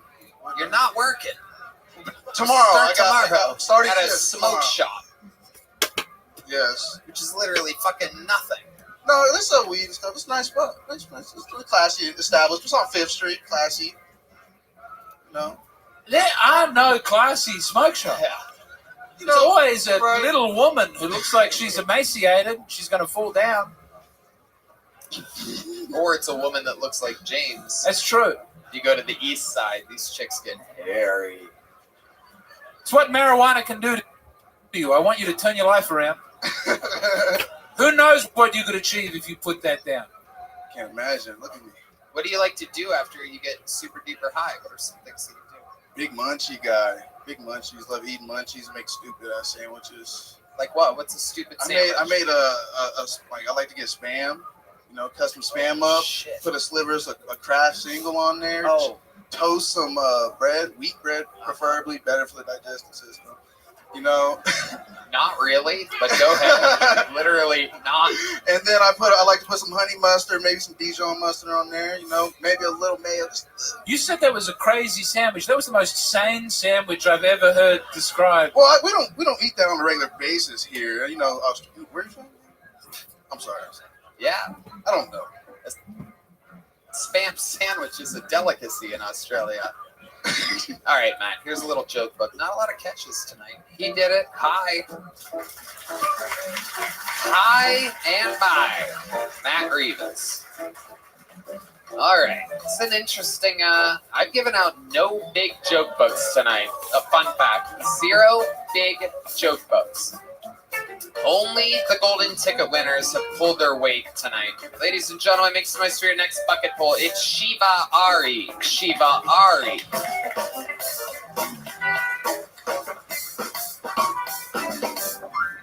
Howdy. A little bit about myself. Watch a lot of porn. You guys watch porn? Yes? Good. I mean, I'm not watching so much porn that, I'm commenting on the videos. Yeah. But I'm reading the comments. That's kind of where I'm at. You know what? The one thing I do like about porn, nobody, and I mean nobody, is ever like, the book is better. I do like that about porn. Nobody's like, Ass Blasters 3 was better in the magazine, right? I like doing a lot of porn jokes, mainly because I'm a millennial. You know what I'm saying? We're not sensitive about sex, but we're sensitive about other things, right? Like, if you want to describe millennials, we're kind of like the generation of, eating ass and peanut allergies. That's us. Which you gotta hope, hopefully those two rows don't cross, right? All right. That's like Tony having to go to the hospital because Red Band ate a peanut butter sandwich, All right, I'm going to stop you right there, Shiva. Shiva, welcome. You've been on this show before? Yeah, twice. Okay. Yes, sir. Absolutely, welcome. That was something. How long have you been on stand-up? 10 years coming up right now. God almighty, this is a wild night tonight. Yeah. What do you do for work? Pretty much this, man. Yeah. You make a living doing this? It's not a living, but how do you survive? I'm alive. How do you survive? How do you pay your rent? How do you get food? What is rent? Okay. So tell us about that. I don't really pay rent. How do you not pay rent? Parents' house, girlfriends. You stay at the parents' house still? No. I'm here now. Yeah, I live here now. You are here now? Yes, sir. You are here? Like at the mothership. Yes, sir. How do you not pay rent while being here? Fuck, you got me. I do pay rent now. Okay. But that just happened 2 months. I just moved here 2 months ago, so yeah. Okay. Yeah. So how much are you generating from your stand-up comedy? How much money do you make in a ballpark a week? I mean, probably $500-600 a month. Where? How do you do that? Oh wait, did you say a month? Yeah. Okay, so hold on. How much rent are you paying a month for the last 2 months? $800 a So, month. I don't know if anybody's ahead of me on this. Yeah. No, you're nailing it. Right. So how do you make money to pay your rent? I've done enough shows. I mean, before I moved into the place, I saved a bunch of money. How much exactly did you save? How much? This is turning into a financial plan. I know, yeah. Yes, Holy fuck. How much did you save exactly? People are going to find this unbelievably fascinating. There's a lot of people out there wondering, hey, should I start? How much should I save? I live at my parents' house. Yes. What should I do? Well, I definitely advise not to do stand-up comedy. Yeah. Well, I bet you would want nobody else to start stand-up comedy. Yes. I bet that would help your market share. Then I get to pay rent. Yeah. Okay, how much did you save? Like $2,000. $2,000. Absolutely. Yes. D Madness cracking up. D Madness literally verbally laughing out loud. The guy's blind and is like, don't do stand-up comedy. Yes, 100%. Yeah, you stated the very obvious there. But, How much, wait, no, I'm curious. How much money do you make doing stand-up comedy? Okay. All right. Is it $3,000 a month? Okay. No? Okay. What do you mean? Yes. It's only $3,000 a month? Yes. Oh my God. How much is your rent? Okay. Yes, it's somehow it's all right. I don't have rent anymore, Shiva. I don't have. Oh, I forgot. Yeah, you own. I understand that. Okay. That is understandable. But I do have payments that I have to make. D Madness is literally losing his mind. So actually, you've lost a lot of weight. Shiva, over here. Sorry, sir. Stick with me. Sorry. How do you survive? Tell the truth. That's honestly it. Like what do you eat? I mooch. What did you eat? I had a fucking orange and a bunch of grapes. Actually, I just drove from Dallas. I was doing a show there. Drove here. All that you ate today was an orange and a bunch of grapes. Yeah, that's it. Are you sure? I woke up at like 3 p.m. Why did you wake up at 3? Because I'm a comic. That's not. But what do you mean? Yeah. Because what did you do last night?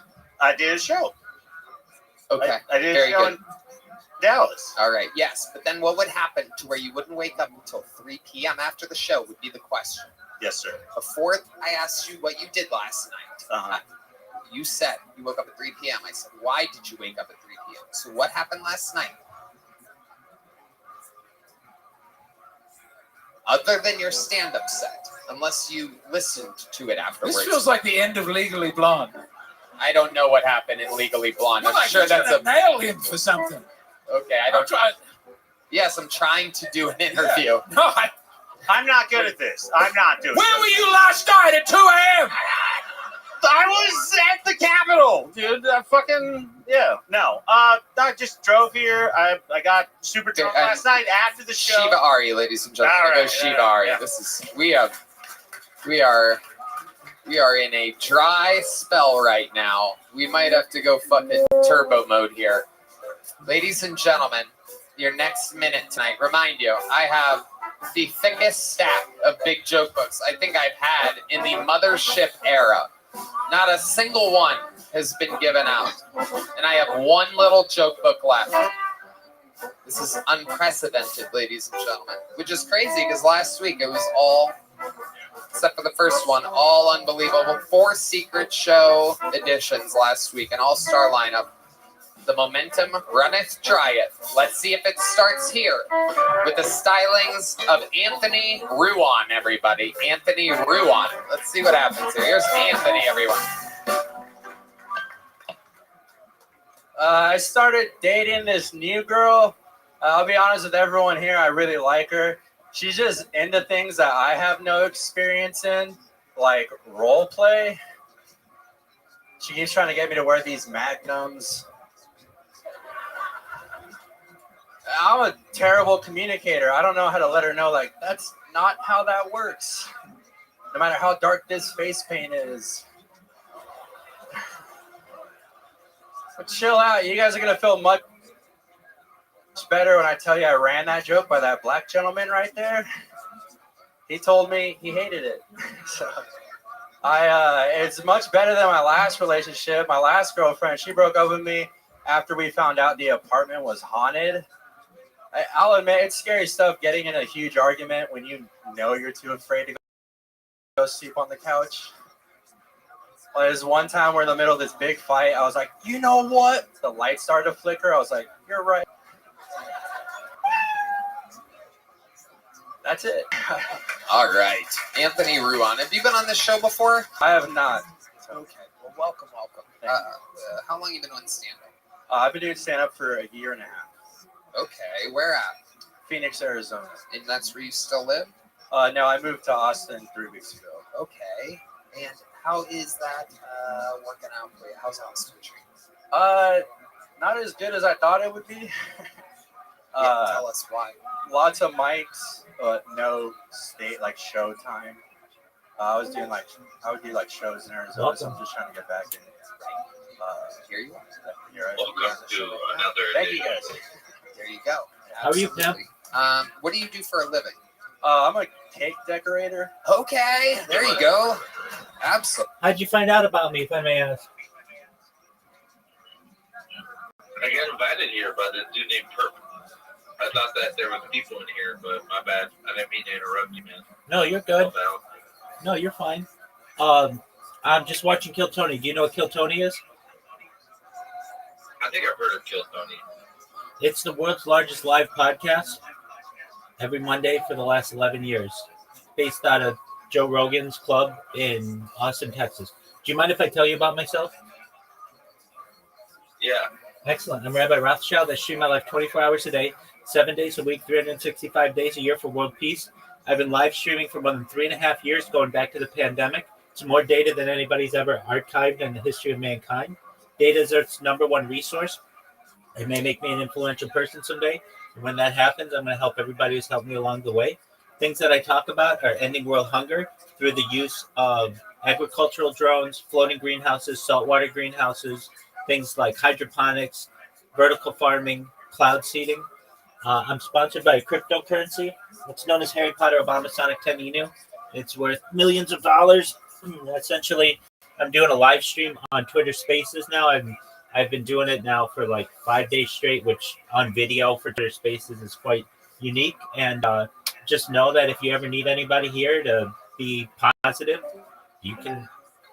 Internet broke. My bad, dude. That's okay. No problem at all. You were saying that you were doing it 5 days straight on Twitter Spaces, which is unique, and then it broke. No problem at all. I was just saying that if you ever need a positive person in your life, someone who's optimistic and can give you hope, if you need it, I'm here for you. Oh, for sure. Cool, man. I do music and shit, so sometimes I do like I produce music. Like I have like standalone equipment and shit. Like this is my Digitag 2. Very I'm nice. making beats in the bed right now. Very nice. Kind of brought it to the bedside with me, and then I have my teenage engineering KO2 sampler right here. Very cool. I usually have it in the studio room, but I just set up my new little, I call it my bedroom gaming lair, and it's like I got a Steam Deck and I connected it to an old TV. And then I got an old gaming keyboard that I had and an old gaming mouse. Connected it all together. And now I have like a gaming PC that I use in my bedroom when I'm like going to sleep. Because like right now I'm not sitting on a chair. I'm on my bed. Ditto, man. Amazing. Are you a streamer? I don't really stream, but I'm starting to kind of like mingle into like TikTok. I like TikTok. It's like a great way to kind of like blow up. So I kind of want to make music on like TikTok and like start making reels and shit. Maybe upload some YouTube videos and stuff like that. And maybe I will live stream, but very well. Well, if you ever need any advice or help, I live stream my life, and I'm live on like 33 different platforms right now, including Twitter, YouTube, Twitch, Rumble, all of them. So if you ever need any help, just let me know. I'm here to help you, okay? Oh yeah, man, that sounds cool. I have a pretty like good idea of how to stream. I just like right now, I don't know. I have 2 audio interfaces. I use a Behringer mixer, and then I have a live looper, which the live looper is kind of like tricky to use as an interface. So I don't know. I've been thinking about getting like another interface. That sounds dumb, but to kind of dedicate more for like only the audio that's streaming, and like I can control it more, because like when I have everything going into one mixer, it's like I'd have to control like 6 different audio sources to just cut everything off. I got Versus like if I connect that into another interface and stream with, then I can have like one knob and that be like my music, and like another knob be like computer one, and another knob be like computer two. So that's kind of where I'm at right now. I'm kind of like trying to like set up my audio to be more original of what it is right now. But I have all the music equipment. That's a good part. Yeah, you do. Wow, and you know what you're doing. So excellent. I sent you a friend request in Discord. Feel free to accept it. But I also sent you a link to all of my 16 simultaneous live streams. You can watch me from any angle that you want if you ever want. And just know I'm always here if you ever need anything.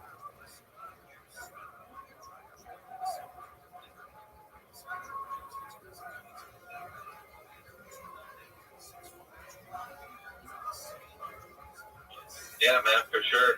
Excellent. I wanted to check you out and shit for a little bit. I accepted your friend request right now, but I'm gonna bounce for now. Absolutely. And, Feel free. We'll talk. Absolutely. Pleasure to meet you, Michael. Peace to you. Take care. All right. You too, bro. I appreciate it. Later, man. Peace. Absolutely. That's amazing. How long have you been decorating cakes for? For about a year and a half, about as long as I've been doing stand-up. Amazing. And you decided to both start stand-up comedy and decorating cakes at the same time. What were you doing before that? I was driving semi-trucks. James. Well, how do you go from... You seem pretty young to have had a midlife crisis and said, I'm going into cake decoration. I'm so happy you have an interesting job that we can talk about in the show. Yes. What cakes do you like to decorate? Wedding cakes, kids' birthday cakes? Do you do it at HEB or a fancy place? I'm fascinated. Tell us all about the cake decorating. I am so interested. It's a Walmart. You gotta start somewhere. Wow. How does this start? How does one even get into cake decorating? It's one of the highest paid positions at Walmart. So you went to a Walmart, you're like, what kind of jobs are available? You looked at the pay and you're like, I'll just take on cake decorating. It's exactly that. Wow, incredible. Were you driving trucks for Walmart before that? No, I was driving for a beer company. Okay, what made you want to stop driving and start cake decorating? A DUI. Ah. Yo, what's going on, Pimp? How are you? How are you? Excellent. We're just watching Kill Tony. Do you know what Kill Tony is? All right. Well, it's the world's largest live podcast. So feel free to watch. I'm glad that you're here. How'd you find out about me? Oh, you're amazing, man. Do you mind if I tell you about myself? Excellent. I'm Rabbi Rothschild. I stream my life 24 hours a day, 7 days a week, 365 days a year for world peace. I've been doing so on YouTube for more than 3.5 years, 24/7. It's more data than anybody's ever put on the internet. And I'm now doing it on Twitter Spaces. So I'm just going to be live on here 24/7. Can you see my camera? Excellent. So essentially, whenever you're bored, feel free to check me out. Check out what I'm doing. Connect with me. I like to watch podcasts. I like to listen to podcasts, listen to music. We also do comedy, open mics, trivia, karaoke, whatever you want to do. So, but basically know that this space or my account will always have a space going. I've been doing it now for live on Twitter Spaces for I'm in my 4th day. Okay, well, I'm just making you aware. You do you, baby. Yes, that'll do it. Many of your favorite cake decorators were once truck drivers. Wow. Amazing.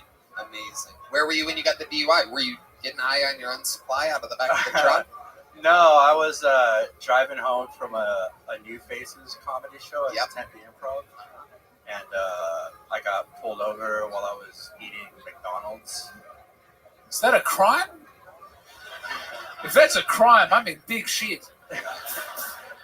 If that's a crime, then Red Band's Jack the Ripper. Okay. I got pulled over when I saw the lights. I panicked and I dropped the McDonald's all over myself. Oh yeah. And then my thought process was like, if the cop sees this McDonald's all over me in my car, he's gonna like assume I'm drunk. And you were a little drunk, right? Yeah, I hid the McDonald's in my pockets. Oh, I love this. Now we're fucking talking. Finally, a moment of an interview where somebody admits fucking something. Yeah. Other than them being a federal witness against Demetrius Andre Jenkins III. Not this guy. Not you. Not you. So you're shoving like what? What are we talking about? Fries, burgers? Are there sauces in your pockets? Like, what do you remember? McDoubles. Whoa! Oh my God! So this is while you're pulling over, or as he's approaching? No, I had them all in the pockets by the time I was pulled over. He didn't find them until he searched me. Oh my God! Oh.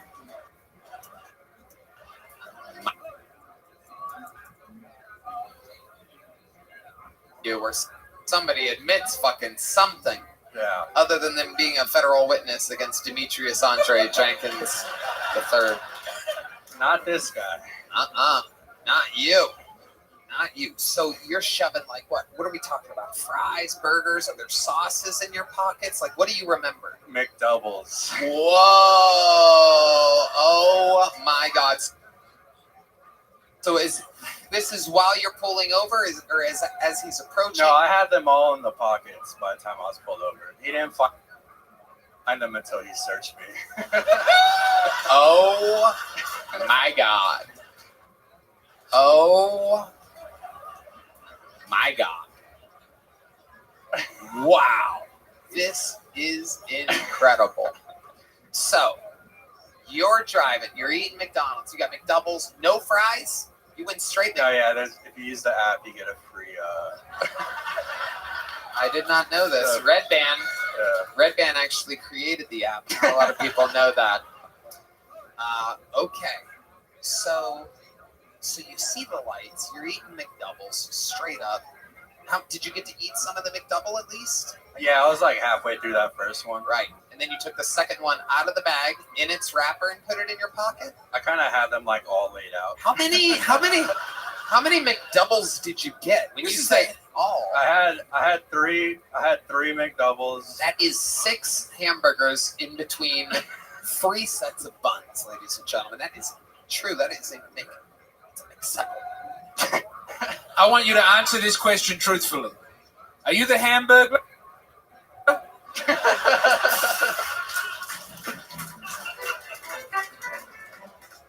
Honestly, that guy's legit as fuck. So I would take the hamburger. True gangster. So you take a burger. No, you take 2.5 burgers and you shove them in your pockets.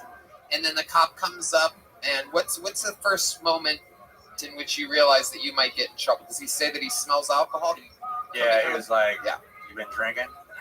And you're like, "No." Yeah. Right? Yeah. But what had you drank that night? Let's go through it here. Lots of tequila shots. Oh yeah. I was celebrating a good set. Tempe Improv, so I good in Tempe. Yeah. You were loving it, right? Tempe uses unmarked cars, correct? Was it an unmarked police car? No, it was marked. Okay. It was Chandler. Oh, yeah. Tough.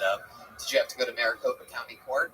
No, I went to Chandler courts. They That's gave right. me like mandatory minimums, like 2 days in jail, house arrest. Did they make double your fine? Fuck yeah, dude. All right. It was a pretty big. What did he say when he was feeling, when he's patting you down and he goes, there's a little something here.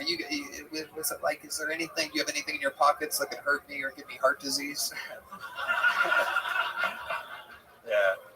It won't pick or poke you, but it'll give you cholesterol. There you go. Yep. Yeah, his exact words when he pulled them out is he had them in his hands and he said, why are there burgers in your pockets? People ask Red Band that every day. And then what did you say? I said exact words. I said, I don't know. Take me to jail. Brilliant.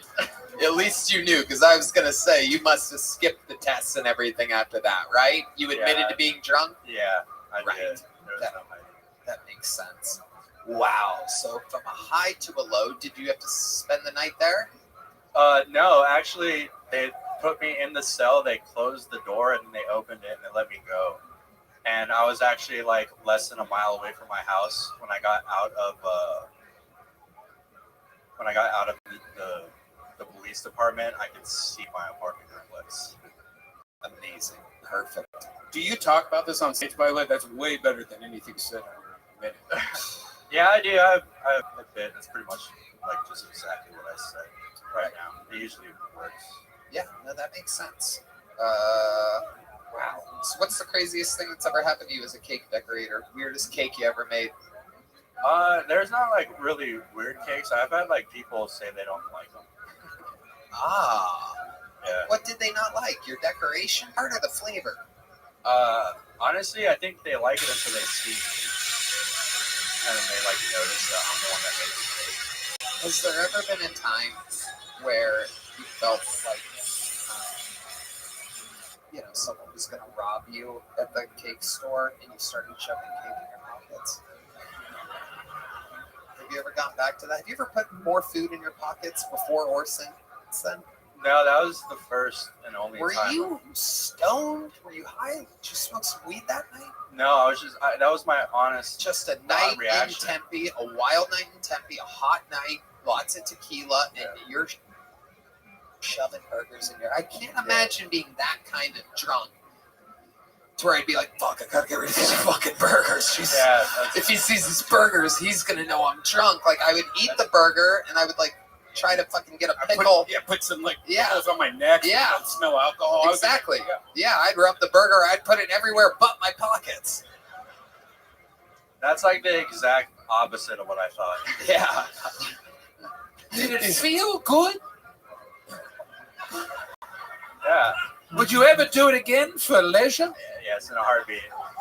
In a heartbeat, I would. I've often thought about putting a McGriddle down the front of the trouser. Yeah. If it was 2 hours later, it'd be a different story. Oh, yeah. That You were makes foiled by time. Yeah. You couldn't have hotcakes in the pants. Anthony, congratulations. You got pulled out of the bucket here. You could put that in your pocket. That's a little joke book. The last remaining little Thank you, guys. joke book. I'm going to have to start giving out cigarette butts. Smoke cigarettes. If this trend of okay bucket pulls continues.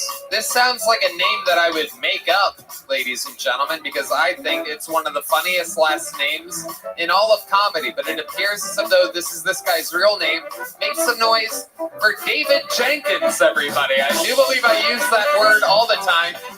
David Jenkins. Hi, everybody. So I was grocery shopping the other day, and my unemployed friend wanted to come along, as they do. And he just is one of those political types that can't stop talking about how bad Trump is. But I let him go on, tell the whole spiel. And his big thing was he was against borders. He said, borders don't work, borders don't work. I was like, all right, you do you. Well, we get to the checkout line, and on that little conveyor belt, he puts that little divider. So I'm just a little confused. Do borders work or do borders not work? It really didn't look good because I was buying for taco night. Do you think an autistic girl has ever paid for fake tits to avoid eye contact?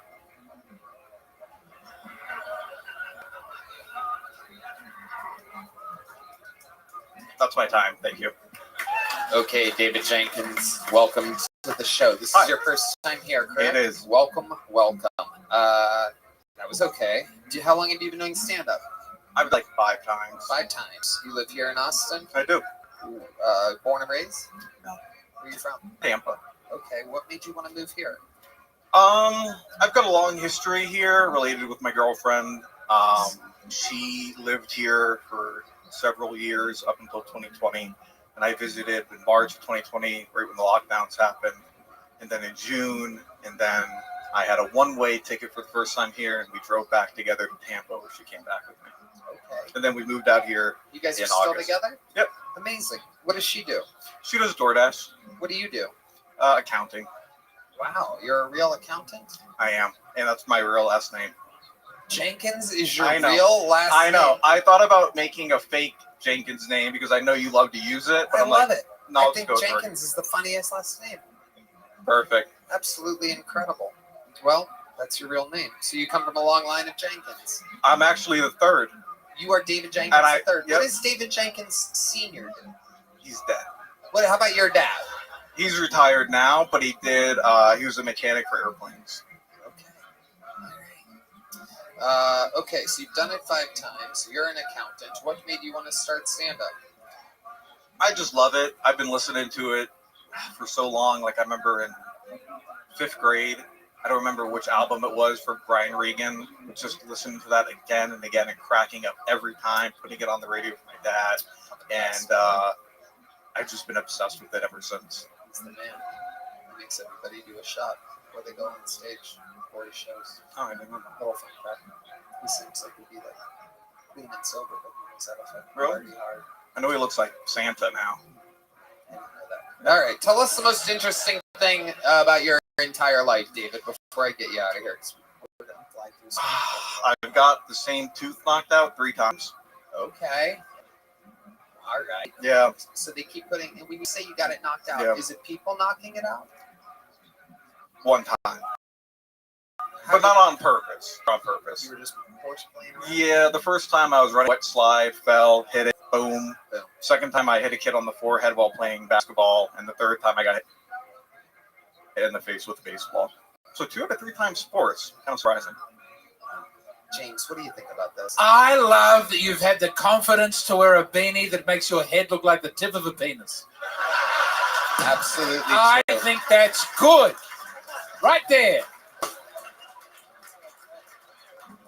Thank you. You're welcome. What made you pick flesh colored? It's my girlfriend had it, and I didn't want to buy a new one, and it's really warm. I mean, it's cold out tonight. Okay.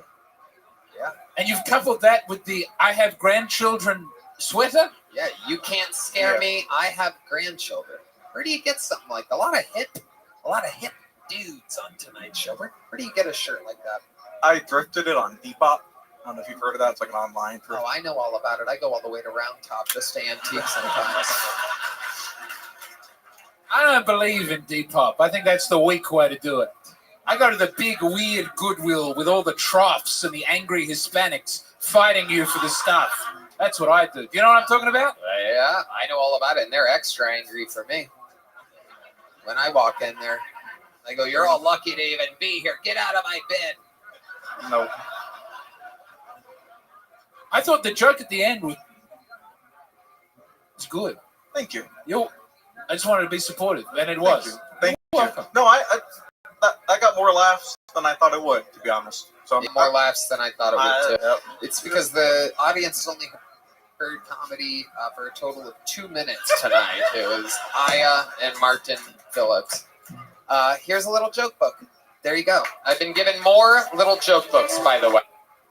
I've been handed little joke books. The great Bones Eye is somewhere skinning a cow right now live for us to be able to have more little joke books. I have decided to pre-pull names, ladies and gentlemen. We are going into turbo bucket pull mode. When you hear those noises, that means that since there have been no big joke books given out tonight, that I will be pulling and we will be watching people do minute sets until somebody truly kills Tony tonight.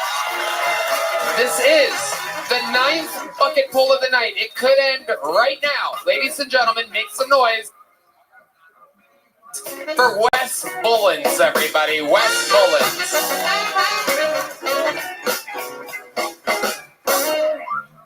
Am I the only one that always gets jump scared by Valentine's Day?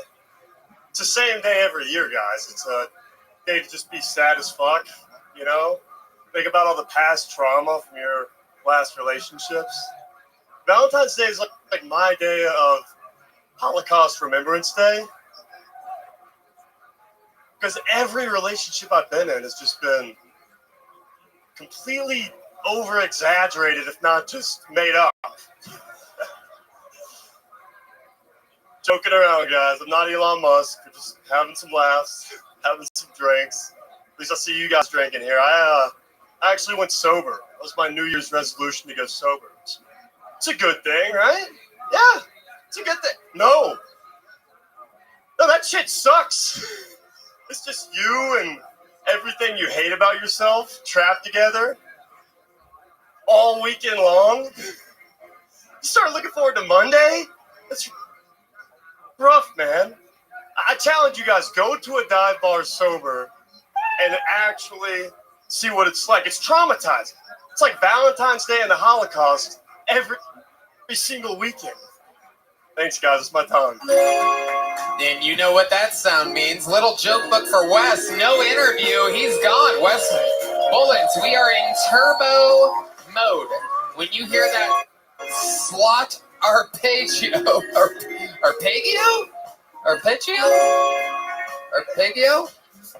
that sweet slot chime.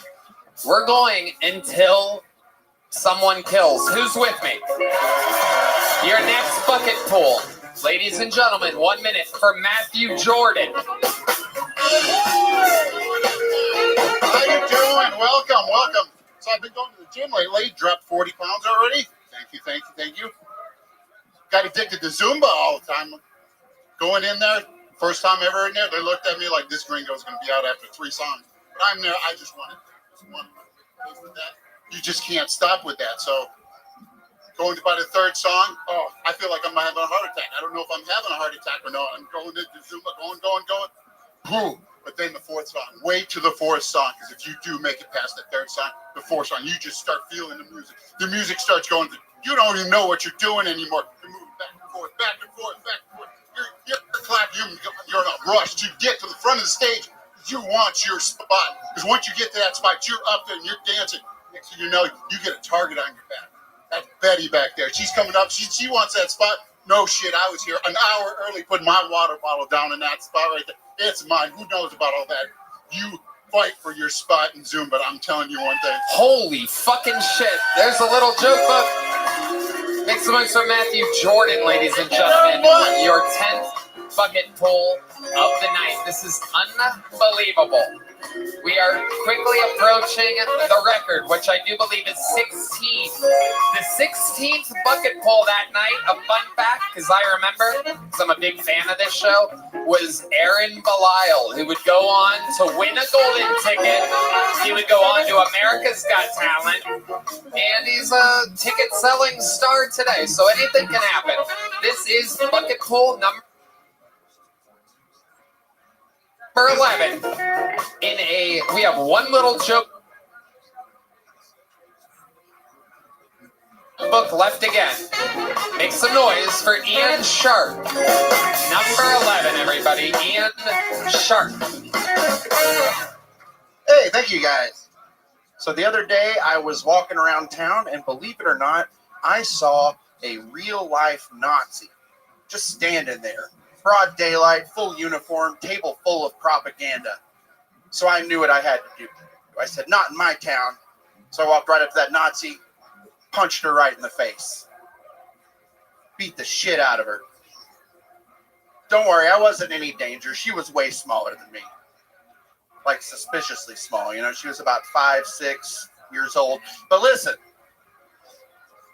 if you're old enough to wear that uniform in public, you know, the infamous Nazi uniform with the green skirt and the beret and the sash covered in war medals. If you're old enough to wear that, you're old enough to get punched in the face by a grown man and get all of your cookies stolen. All right, now listen, folks. I'm no hero, all right? All right, we'll call it. You guys are insane. You've forgotten what... Okay. We're going through a turbo round, no interview.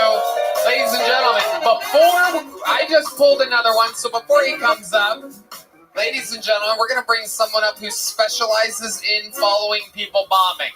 I've waited. I didn't want to have to wake him up. I didn't want to have to bring him out of his fucking cage. But ladies and gentlemen, here he is while we wrangle a bucket pull, because it's up to a bucket pull to get us out of this mess. We will go all night. We will do all 200. This is Drew Nickens.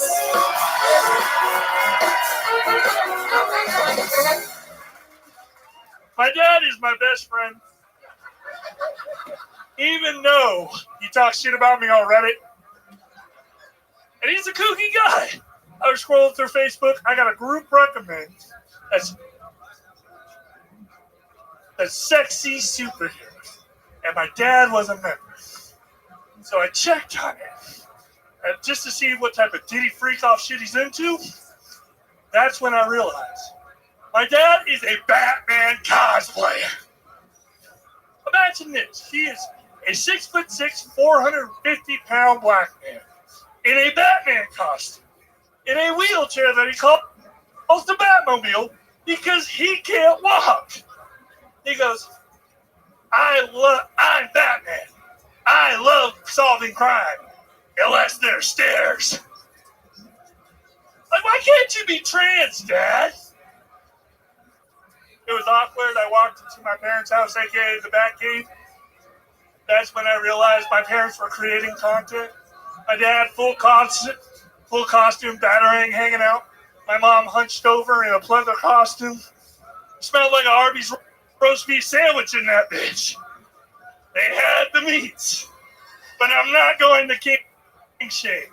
So you can find me in that group at the Retarded Robin. Thank y'all so much. All right, Drew Nickens, ladies and gentlemen. We're flying through it tonight, Drew. There he goes, Drew Nickens, everybody. We are still in turbo mode. I don't know if you guys hear those sweet slot chimes. You guys hear that? Come on, let's get some energy up in this room. No. We don't want fake energy. All right, let's bring that energy back down, everybody. We want you to be a true judgmental crowd. We know what the fuck is going on here. Stay judgmental. Make these. Someone's got to fucking earn it. Ladies and gentlemen, in an unprecedented episode, this is indeed your 12th bucket pull of the night. Make some noise for a minute from Matt Rivera.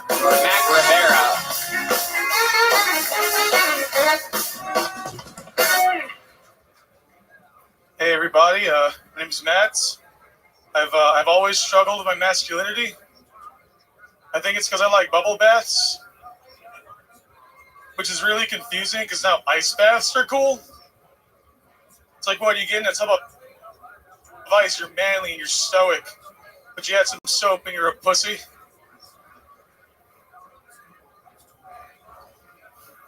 I don't know how to treat people, man. I saw this homeless guy the other day, and he asked me for money. I opened my wallet, I only had $2, so I told him no. Then the next day I came back and he was dead. And when something like that happens, it really like fucks with you, but it teaches you to appreciate things in life. Like, I am so grateful I didn't give that guy any money. Because he's fucking dead now, and it's a tale as old as time. You know what they say? A bird in the hand beats two in a dead homeless guy's in a bush. I've been getting a little freakier in the bedroom. Recently, I had sex in the Amazon position. Yeah, it's pretty hot. It's when I'm on top and she's at her phone looking at throw pillows. All right, thank you guys. All right, Matt Rivera. The biggest laugh you got there, you shook your head like that. You go, why'd you do that? I don't know. I was just, yeah. Were you surprised? I'm surprised that I'm here right now. What the fuck is a lightning round, dude? Well, you know how you were at that bar across the street and all those people came over here? You saw people leave, the person with the headset? I did see all that. I guess it's not going great. I don't know. It's not going great. Hey, Holly, how are you? And it's still not going great. Hope you're doing well. Feel free to talk if you want. It is still, as you hear that sweet sound, it's still not going great. I have no more little joke books to give out, but I will give you a bottle. This is a bottle of souvenir Comedy Mothership water. Now, it might not seem like much. Now, I'm going to wait on the cigarette butts. This doesn't look like the kind of guy we want to give our DNA to. Now, this might seem like nothing, but this is actually a $13 bottle of water. Have you ever had a $13 bottle of 20.600 milliliters before? No, it's impossible to have that small of an amount of water worth $13. Only here, the true souvenir, courtesy of the Comedy Mothership. A $13 bottle of water. Right when you think Joe Rogan can't get any richer.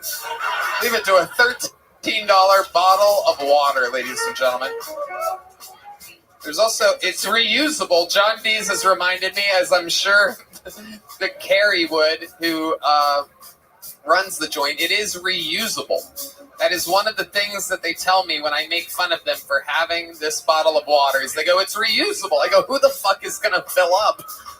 Who's drinking this rusty, second, sloppy? All right. Excellent water. Yes, it is delicious. High quality water. It is unbelievable. Do you drink water sometimes? I try to, yeah. There you go. There he goes, everybody. Matt Rivera. We are on number 13. It seems like it will never end, ladies and gentlemen. Make some noise for Sean Stewart, number 13.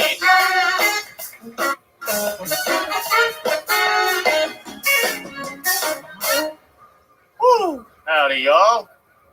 Howdy. It's crazy inbreeding used to be cool, right?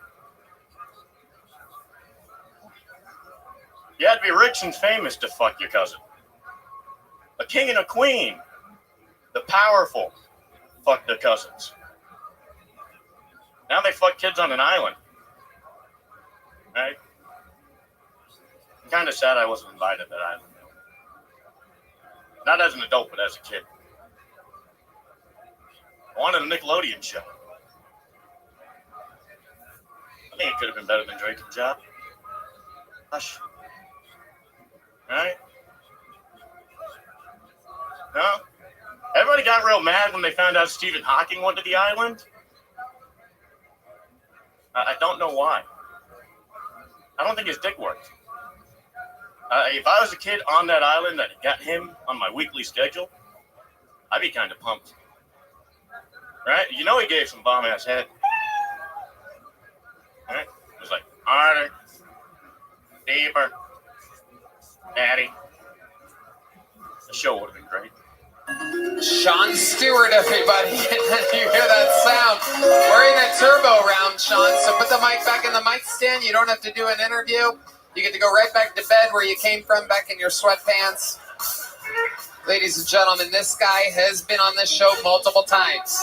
I do believe he's the door guy here. This could be the answer we've been looking for. In bucket poll number 14, it would be crazy if this guy doesn't do good. Ladies and gentlemen, this is a new minute from Adam Lucky.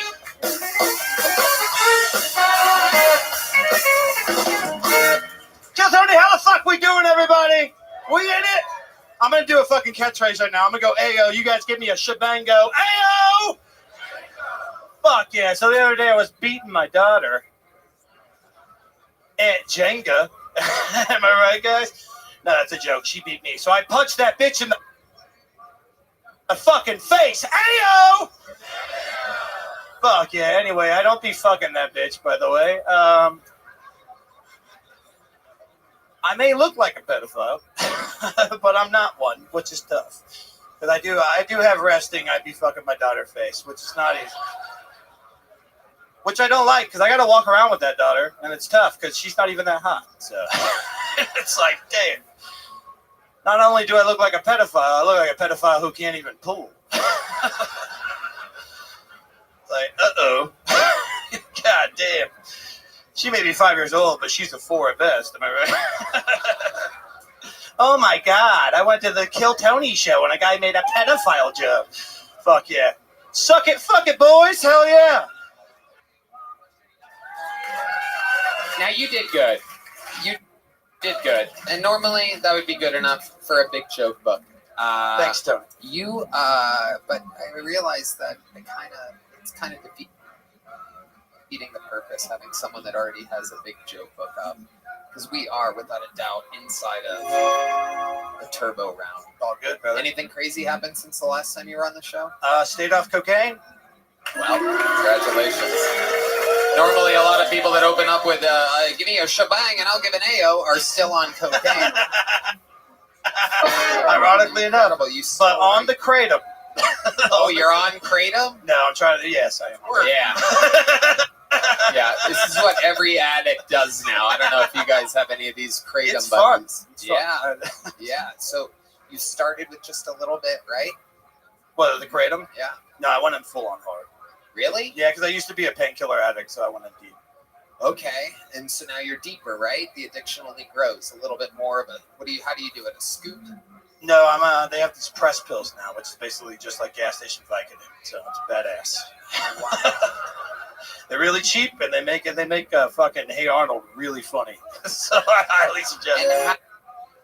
How many does it say to take on the instructions? It says 2 a day, and I'm down to 30 a day.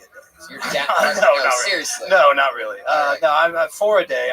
Tomorrow I'm supposed to quit, go cold turkey, so I'm just gonna sweat in my room for 4 days. Have you thought about quitting before this? Have you tried it all to quit? Yeah, pretty much. But tomorrow's like the day I'm like actually gonna really try hard. But we'll see. No promises. Sorry, Mom. I don't give a fuck. It's not gonna work. No, it probably won't work. I know. There's no Thanks, way you're Johnny. quitting kratom tomorrow. I mean, I'll do my I best. can just though. feel it in the air. Thank you. You've tried to quit before. How long have you been on this kratom addiction? I mean, overall, probably like 6 years. I was expecting that to be Heidi, and it was James. I didn't know the show was going to go for 9 hours tonight. I know. It's a crazy one. Hey, James. All right, here we go. There he goes. Thank you. Adam Lucky, ladies and gentlemen, is multiple appearances on this show. We're going till we give away a big joke book. A true fucking bucket pull. Here we go. It could be right now. There's the lovely Heidi. Total opposite from James McCann. Make some noise for... This is, indeed, our 15th bucket pull of the night. We are one away from the record. Make some noise for Luke Newcomb, everybody. Luke Newcomb.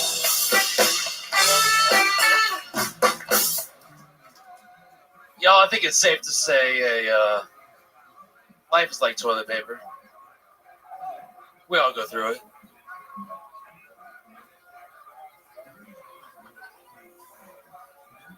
Some more than others. They say they don't. They gotta be full of shit. I wouldn't shake their hand. That's what I'm saying. That's a hot take. I think cheating is bad. I think it's worse when women do it. A woman will cheat, not even come. Fuck.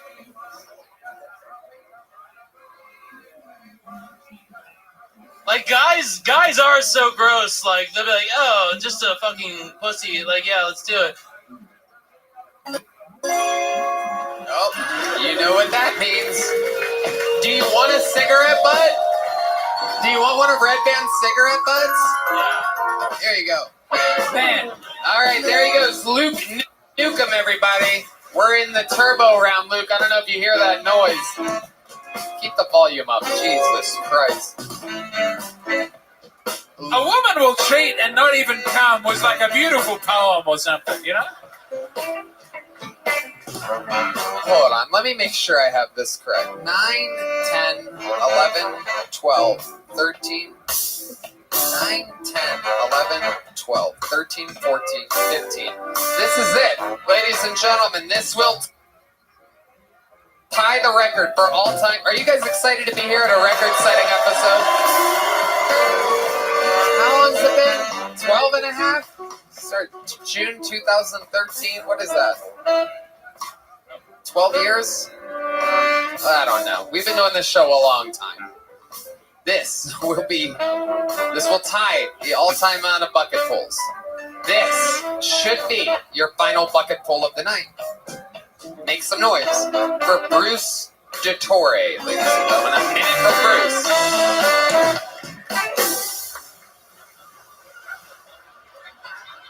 That's right. Soak it in, ladies. This is what Jeff Bezos would look like without any money. This is the improved me. I've lost 60 pounds, but I didn't get the results I wanted. I ended up with loose skin. I wanted a tight-toned stomach. I ended up with a belly that looks like a used grocery bag. Yeah, you know, if my body was an amusement park, it would be 6 red flags. You know? And everything's going crazy now. Everybody's like, oh, the fuck, Trump's in office. But, you know, I'm looking forward to it. Because, quite frankly, I like Hispanic women. With all this talk of deportation, there's got to be somebody cute out there that wants a green card. You know? He just renamed the Gulf of Mexico to the Gulf of America. I can't wait to see what he does next. There's a body of water that borders the west coast of this great country. We're going to call it the Great American Ocean. What are you going to call the one on the other side? The Other American Ocean. That's what we call it. It's a tough predicament. It is a tough predicament. Bucketful number 16 coming out with that head. I mean, you are so funny looking. It's almost not fair the amount of laughter that you get looking the way that you do. You are a funny looking guy and you're aware of it. The Lord giveth and the Lord taketh away. I love it. I love it. So you're a real guy, huh, Bruce? Well, some of my exes would disagree, but fuck those bitches. I love it. My goodness, and I see the extra skin. It's there on your neck. It's there, too. Yeah. What's the most you ever weighed? About 250. About 250. How'd you lose the weight? What is your secret? Just diet and exercise. Okay. Anything you enjoy in life, stop doing it. Yeah. What do you do for a living? I used to be in automotive, and now I'm just pursuing comedy and mooching off my trust fund. Okay. How much do you have in the trust fund? How much do you have saved up in your trust fund? I basically live on about $2,500 a month. Okay. Is that all they give you? Is that what you're allotted? Pretty much. Okay, so your trust fund, you get like a monthly thing. They didn't want to give it to you all at once. I get like a monthly stipend, and then a little bit I make off like comedy. Yeah. A little bit of acting here. And the trust fund is from your parents? Yeah, pretty much. Okay. And your father passed away? No, he's still around. It'll be way better when he goes. Okay, that makes sense. I love you, Dad. I know you're not watching, but I love you. Please stick around. That makes sense.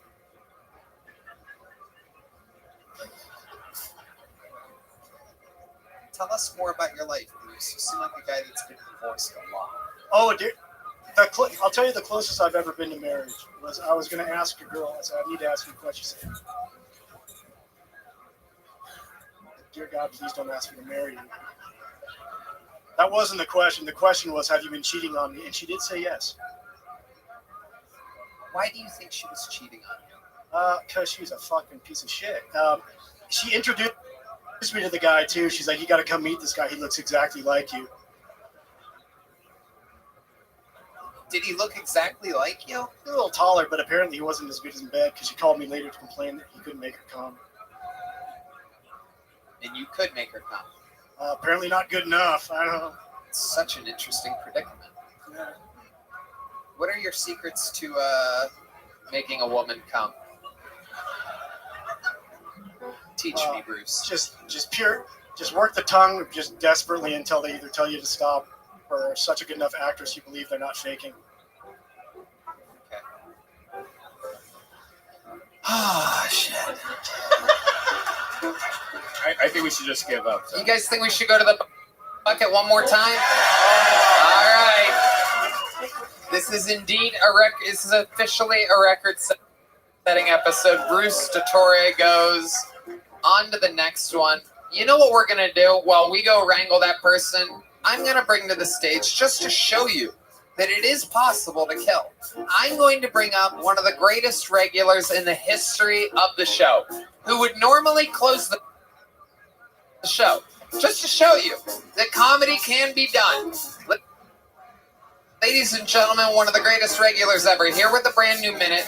This young man, I promise you, will one day be a citizen of the United States of America. One of the shining stars of the Kiltony universe. This is the Estonian assassin, Ari Matthews.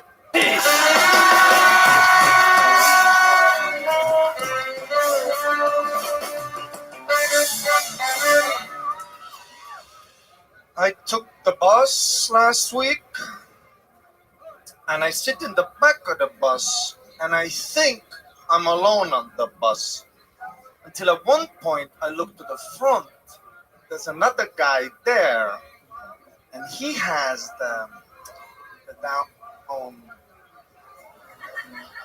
syndrome. I'm not saying nothing bad about him. He just got it.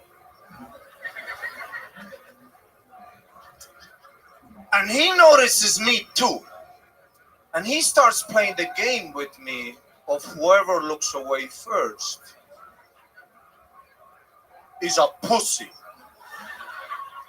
And you know me, dog. If you want to fuck with me, I'll fuck you back. So I stare this motherfucker down. And we keep going. I missed my stop. Now who's retarded, huh?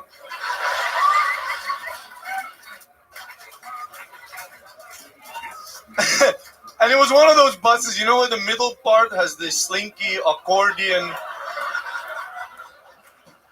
So every time the bus would turn, me and my guy would lose each other.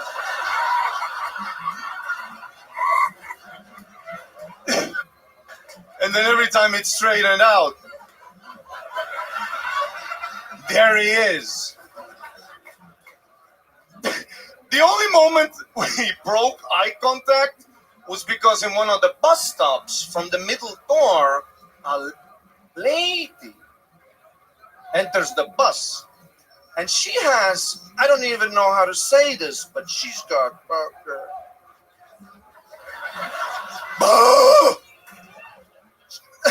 they were so big that the tits were on the bus. She almost missed it. You know what I'm saying?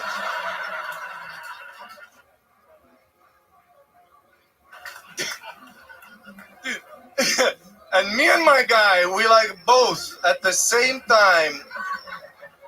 We like both look at the tits.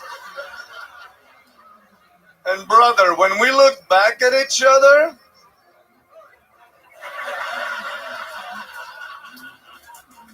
the connection we had, that's how perverted men are. It's in our DNA. Because I got a high school diploma, and he thinks mirrors are another room.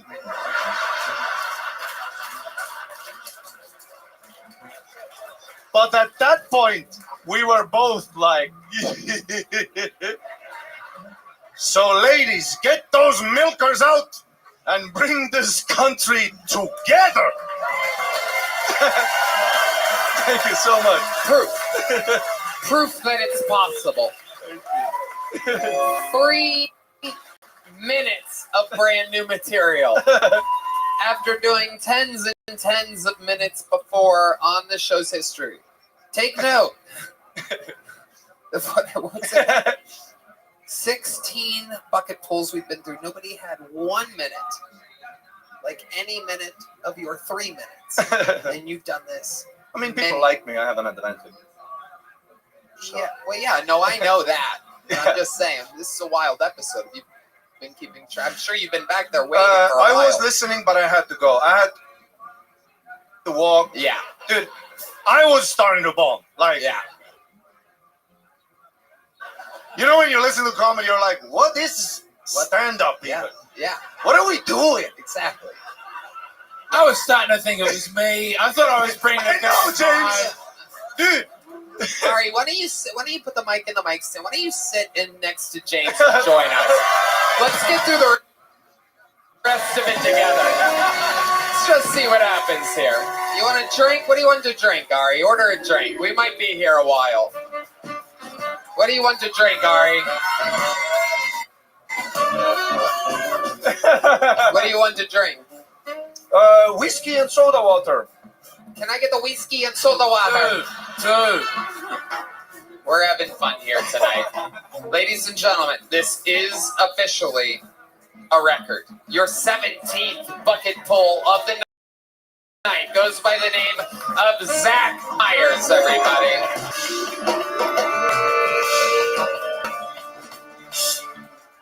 What's up? So recently I've been banging this cancer bitch. Yep. But she's not one of those leukemia hoes. She was just born in July. Yep.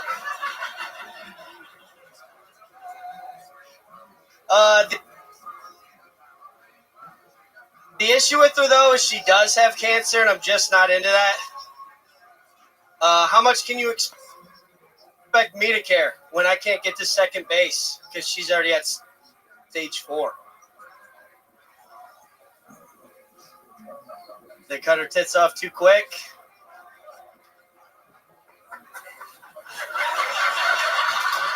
Thank you.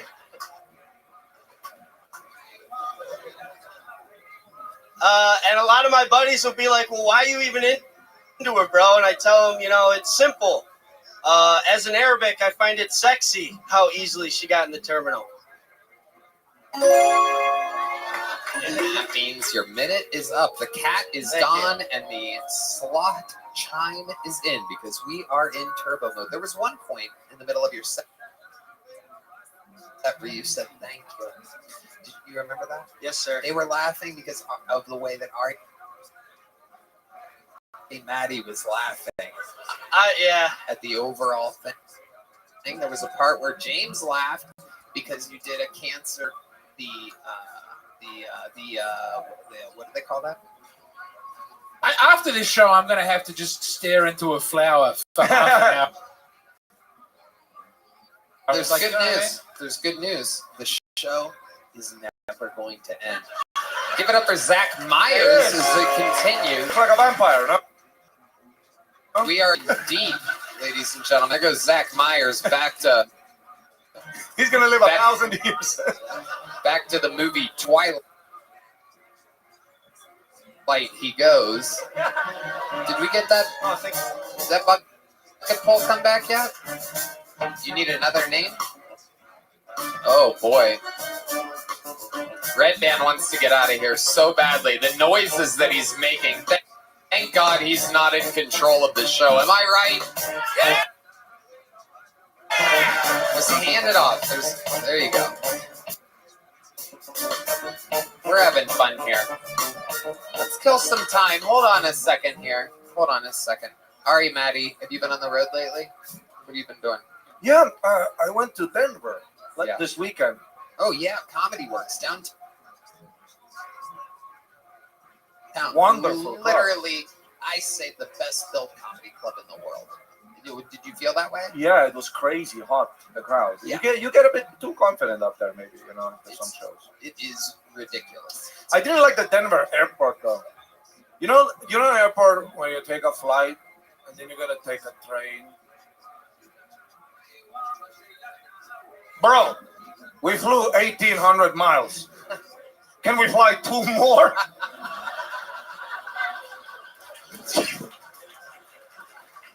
Take me there! Maybe I'm autistic, but I fucking love getting on that train. Pittsburgh Airport. I'm like, fuck, I wish I could have taken a train to this airport. Bang! I'm on a train. I love it. I love it. Wow. We're going to find a superstar here tonight. Can you feel it? I can feel the energy. Hey, don't you guys think James looks like a cute dog with glasses?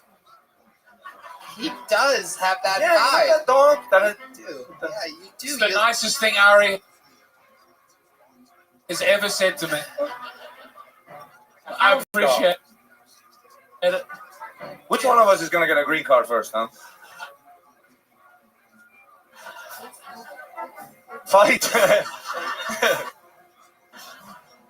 People are leaving, huh? Because they think the show's over or something. Lock the doors! Someone should make an announcement there at the bar that the show is continuing until somebody does good. Here, I'll give you two, because let's face it, we're probably going to go through.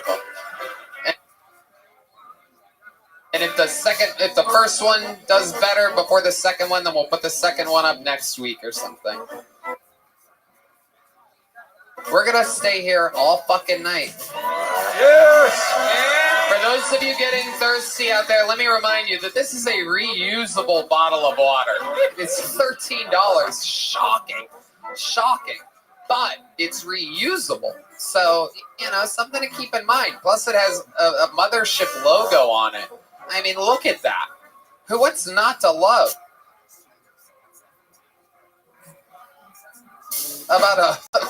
Hey, lady, you want to do the secret show Thursday? Wow, a woman from the audience. You do? Did you sign up? Do you do comedy? Oh, it's a shame. I'll bet you're funnier than everybody without being prepared. You think you have a minute? Do you think who here has a minute, huh? Do you think you have 20 seconds?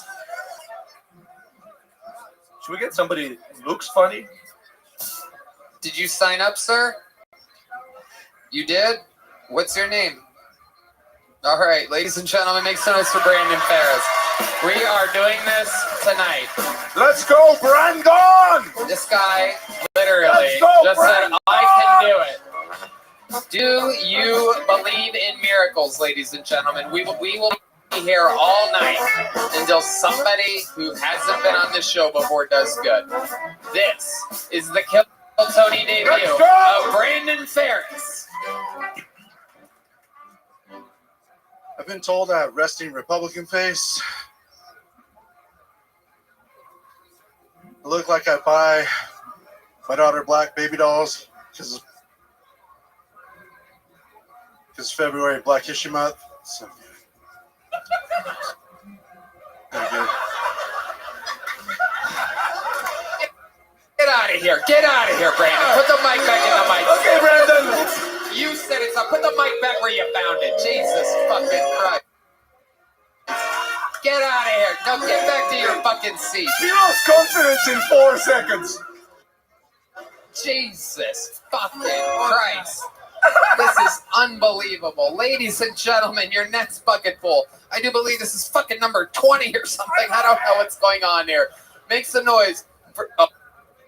Oh, we know this guy. Okay, ladies and gentlemen. Dubs General, ladies and gentlemen. Bucket full number 20, Dubs General. I can already tell you. We have another one coming.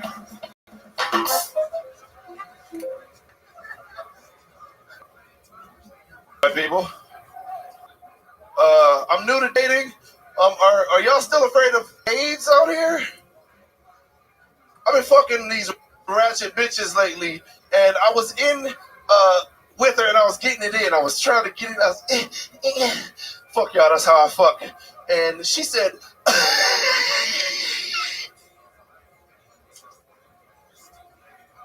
I kept fucking. I didn't give a shit. I kept fucking. I'm not finna do this with y'all. Thank y'all very much. Y'all have yourself a great. There he goes, Dubs General, ladies and gentlemen. You can go, Dubs. We're in turbo round right now. We are flying through it. Go ahead.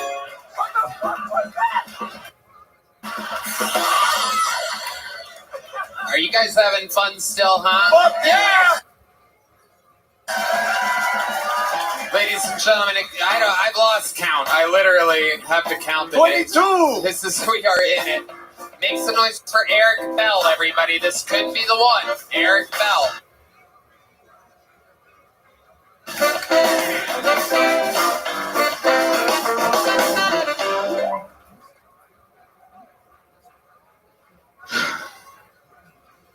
So my oldest daughter just turned 13 recently and into a little bitch. Guys, is it still illegal in the state to attempt to sell your child to a wealthy old childless couple, even if they're white? What? She gets a new and better life and get a new Corvette 3LT. I told that one online. I didn't go viral. I did get a like, however, a friend request in the comment asking, where can we see more of your material? From Texas Child Protective Services. Ladies, I'm dating. I get it.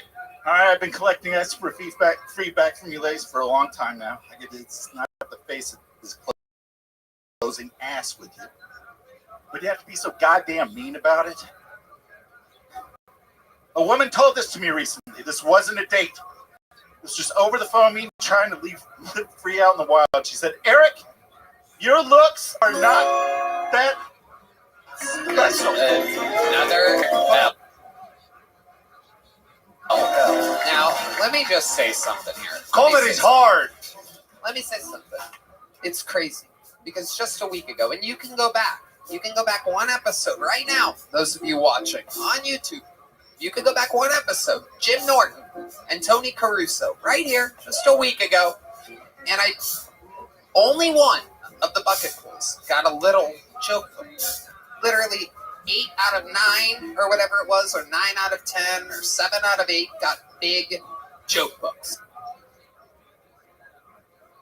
And still, as it continues, there's still not one. There goes Eric Bell. Thank you, Eric. We're in turbo round right now. I'm going to count it. Just for our own sake, I'm counting it. Counting it. Somebody say something while I count. Talk about something. The goodwill has left my body. Someone needs to be great. Come on. I can't. But if you want good comedy, James McCann, new special, out now. Out now. Hey, America. Go to Matt and Shane's Secret Podcast on YouTube. By the way, this episode is brought to you by Bayat and Blue Chew. And this is literally your 20th bucket pull of the night. This has to get us out of here. Do you feel it?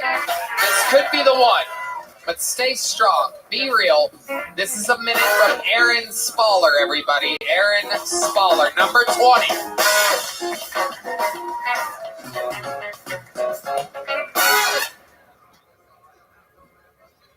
Have y'all seen these Honda Civics driving around?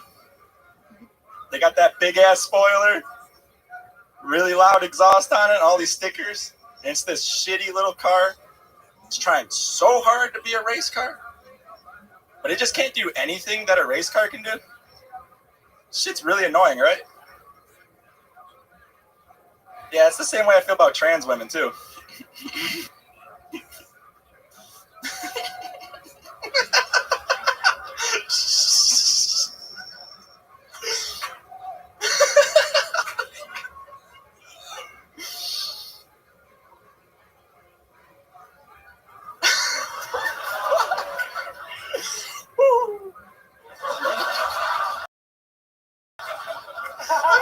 Walked into a fucking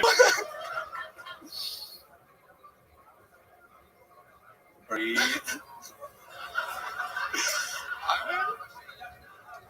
Something I've learned living in this city. I'm gonna cut you off right there. Aaron Spaller. There he goes. Aaron.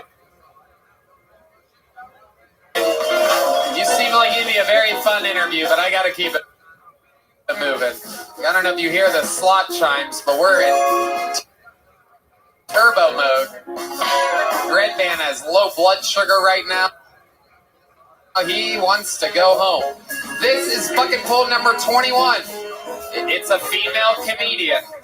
Ladies and gentlemen, make some noise for Ashley Palmer, everybody.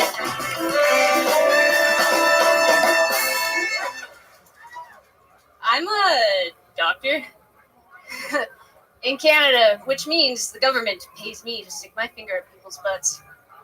Yeah. Gotta wear a glove, though. Yeah. Morphine is addictive. Western medicine tried to solve this with heroin. Oops. It was sold over the counter to treat coughs in children. It worked, you know. It also helped kids learn how to write a lower case n.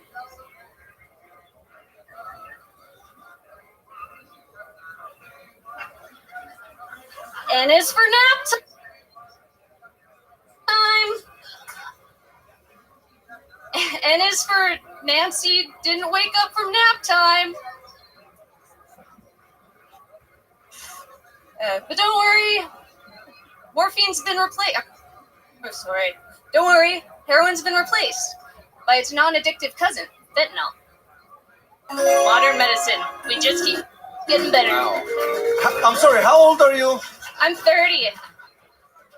Even if a guy fucks you, he should still be on a list, you know? That is true.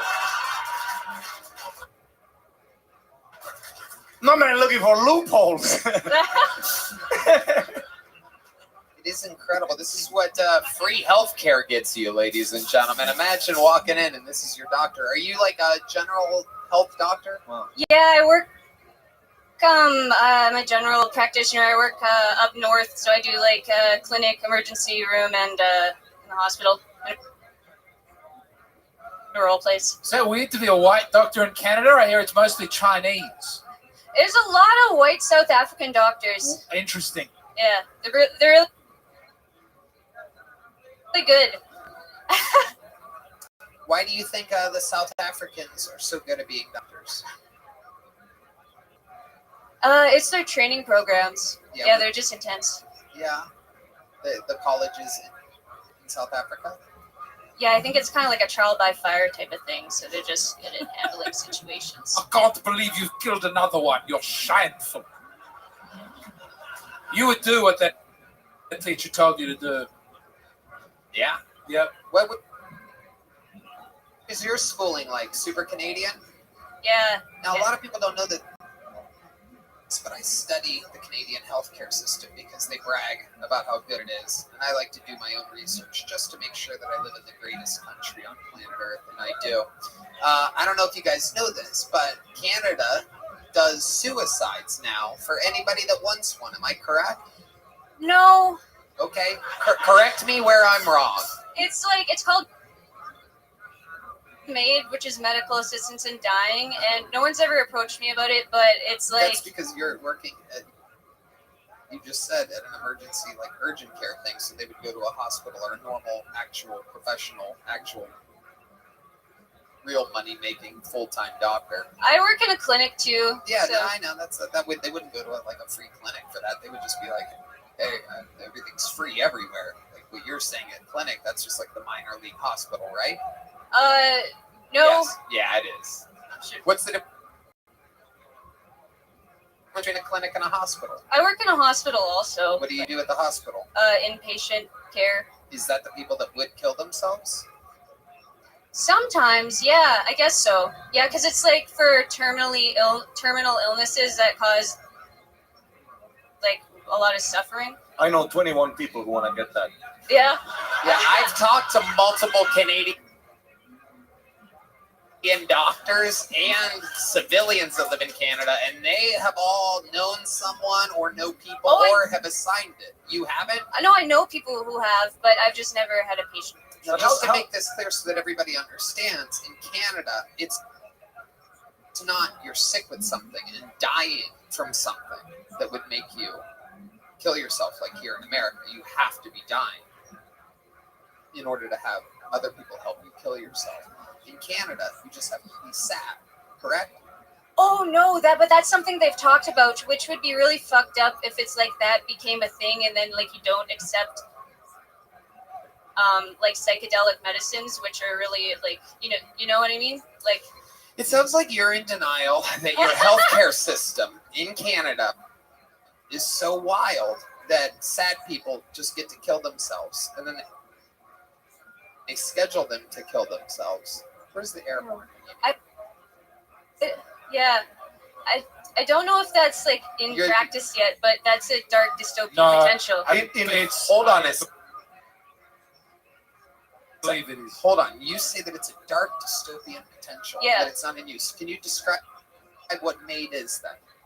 Oh, but it's just not for sad people. It's like for suffering, but for like physical pain. But Do you think you have to have physical pain to do it there? I think so. You're wrong. Okay, that's possible. You could just be sad. Oh, I know more about your system than Well, you because I have a bit about it. Okay. That I'm purposefully not doing because I don't want to leak it here because I want to do it. Thing one. Yeah. But I would go into it and it works. Okay. But the point is the premise, most important. Here's what's crazy is not only, this is going to be interesting for you, not only do Canadians do this, over 2,000, actually over between 1,500 and 2,000 people did it in 2024. And again, this is no physical ailment. This is just being sad. I wish I was in Canada right now. I know, that was the joke that I implied 28 seconds ago. Now, perfect timing, by the way, to do that then. But they schedule you. So literally, it's not like you go into the hospital and you're like, I want to kill myself. And they're like, come on, we'll do it. They schedule you for a later date. They to process stuff and do things. So they're literally like, okay, come back on this date and we will help you kill yourself. And people have to wait, and that's Canadian. Or you go to their home. Yeah, The that's service with a smile up there in Canada. Right? They do it. They go to their home. Home visit. Right. Home visit. What's the weapon? It's an injectable drug. Yeah. And you've never done it though. No. You know, in Finland, they have the highest rates of suicides in the world, and also last year, the happiest country in the world. Suicide works. No doubt about it. All right, we're going to keep it moving. There goes Ashley Palmer, ladies and gentlemen. Thank you, Ashley. Welcome to America. We're going to keep it moving here. Full, I don't know, again, I think it's 21. Owen Galavan, everybody. Owen Galavan.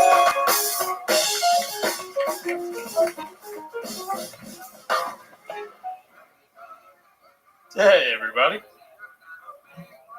Because I think registered sex offenders are, like, really dumb. Yeah, I'm never going to register.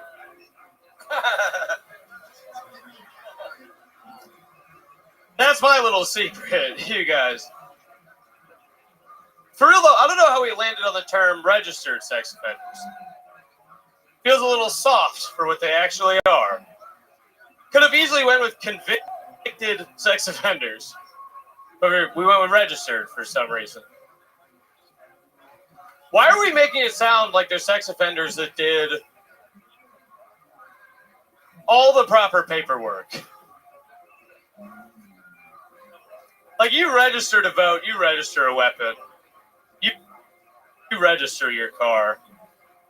I don't think a cop's ever walked up on a sexual assault, like, license and registration.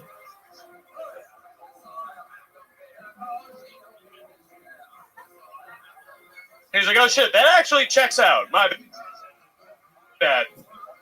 Didn't realize you had all your ducks in a row. Oh, sir. All right. Yeah, thanks. All right. I like that one. You like that one? That was a good one. Really? Yeah, there was like clever stuff. I would love to have you on the Secret Show Thursday. Yeah. Really? Thank you. Am I losing my fucking mind right now? He's fun. Registered sex. All right, we're going to keep it moving. There he goes, ladies and gentlemen. We're in turbo round. I don't believe you. I think Red Band's just trying to go home. Make some noise for Nate Mueller, everybody. Nate Mueller.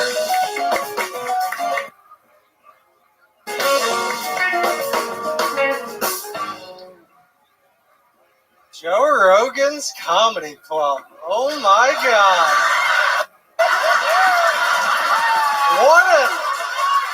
What a scene. That's it. The episode's over, ladies and gentlemen. We're done. We did it. Brought to you by Maya and Blue Chew. James McCann's new special. We believe, Tony, we don't give up when the going gets hard. We keep going until greatness is achieved.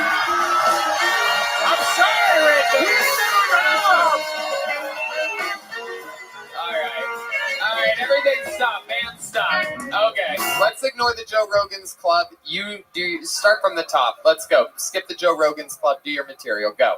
Unfortunately, that was my material. He's built a beautiful scene down here, so I moved. Okay, there he goes, But I everybody. can There he tell goes. I That's moved. okay. All right, Nate Mueller, everybody.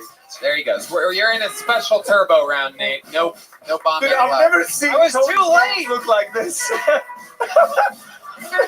This is All that I had written on this when I came up here was Martin Phillips and Ari Maddie.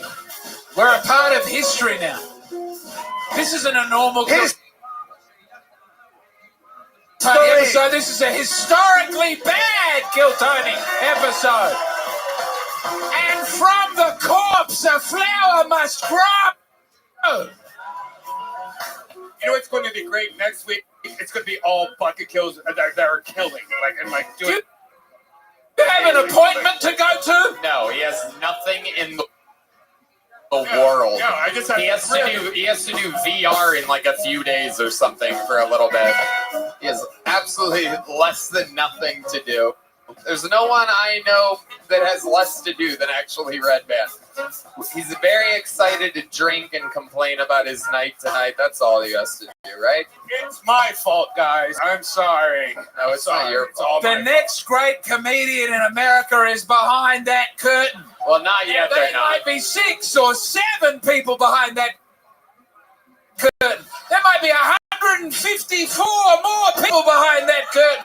But I believe that greatness is going to walk out of here tonight. Is there anybody else inside that signed up?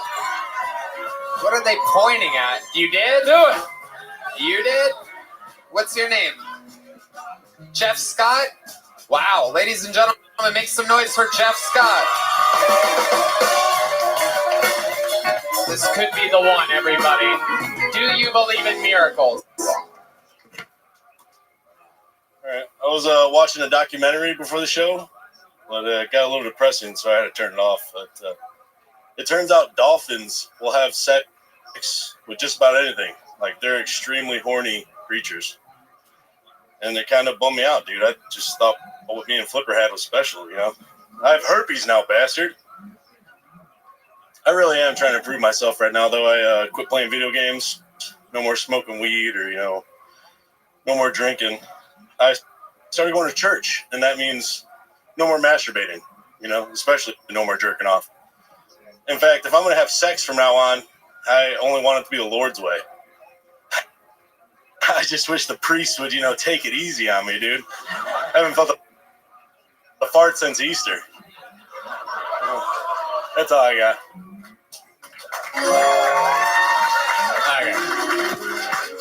Okay, go back to your seat, Jeff. We are in Crazy for the girlfriend, huh? Dude, I saw you have a panic attack there.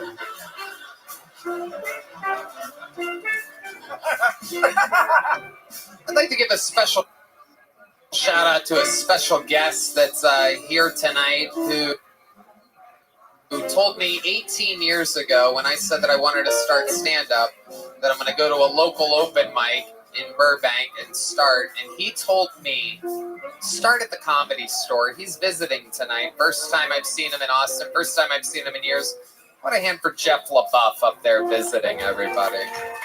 Old friend. You're not going to see him. Don't turn around. It's dark up there. It's a VIP balcony. You peasants don't get to lay your eyes on him. All right, back to the bucket we go. Make some noise for Marvin Izzy, everybody. Marvin Izzy. Yum. We here. I smoke weed. That's something me and my father used to do. Smoke weed and laugh, smoke weed and laugh. But we can't do it no more because his lungs can't take it like he used to. Because he's dead, right? Smoke so much he's ashes now. Don't feel bad though. I got a quarter pound of him in my living room. My little sister hit me up, was like, I want some of his ashes so I could put in a locket. I was like, I'll sell you an 8 for 60. I want me and my wife to have a kid so I can know what the race of my baby going to turn out to be. I'll say race because I'm Puerto Rican and my wife is Honduran. So if you use your mixed race calculator, Puerto Rico plus Honduras equals Mexican. Cuban if you carry the 1. Yep. I think I'm joking. That mixed race calculator for real. Like if you get a Chinese person and a Jamaican, you get a Filipino. You get an African and a Venezuelan, you get a Haitian. If you get a Colombian and a Cuban, that's just a very serious cokehead in front of you. Just letting you know that shit right now. Yeah! Yippee! What was it? Marvin Izzy. Yes, sir. Is it Honduran or Honduran? Potato, potato. Okay. We're in a turbo round right now, Marvin. We're going to keep it moving. There you go. Yum! He's got a catchphrase, everybody. It is yum. A little fun fact.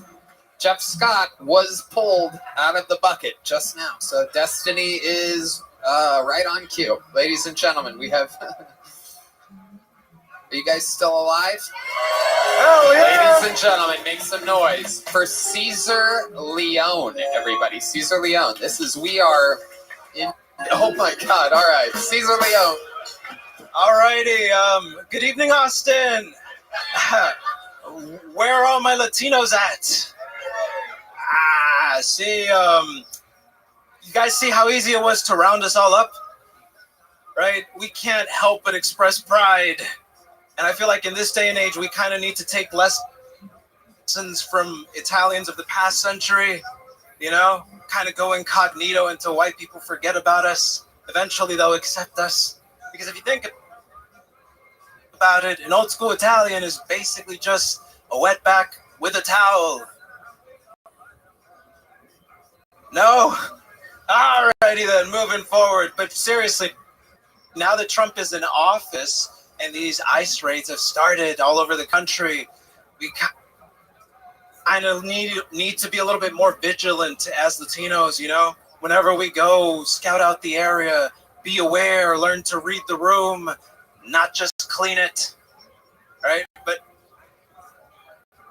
alrighty then. Caesar Leone, ladies and gentlemen. There he goes, Caesar Leone. There he goes. We're at turbo round. No interview for you, Caesar. This is fucking crazy. This is an absolute mathematical fucking anomaly. We don't go through this many bad bucket pulls in a month. Not to mention an episode. This is absolutely crazy. Ari, what's the report coming in? Yeah,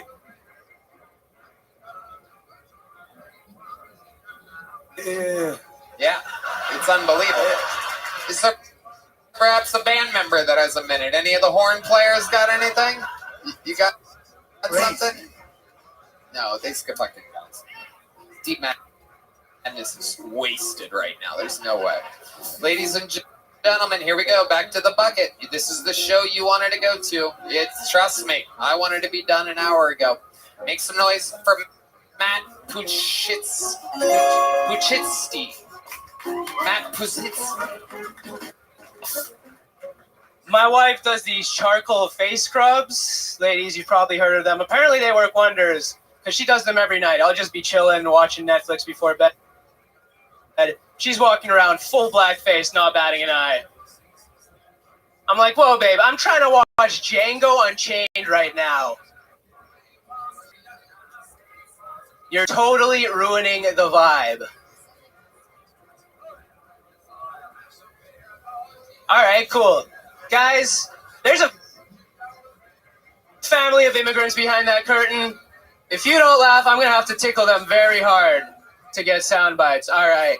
The worst is when she does these charcoal face scrubs.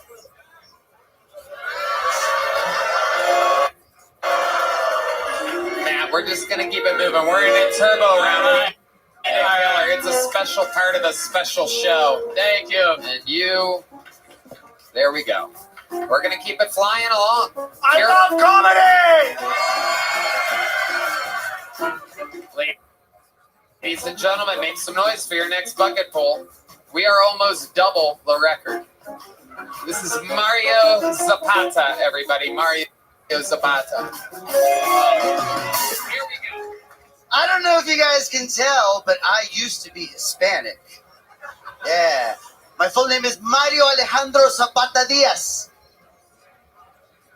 Yeah. You know who gives me the most shit about being pale is other Hispanic people. It was like, why are you so pale? And I'm like, well, my family flew here.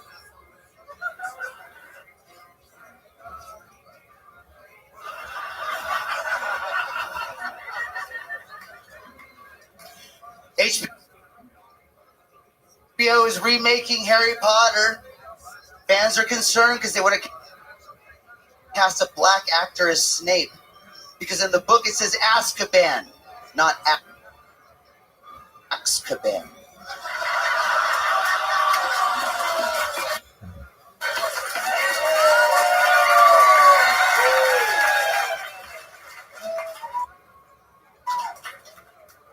I think that the reason the word retarded is such an offensive word is because so many people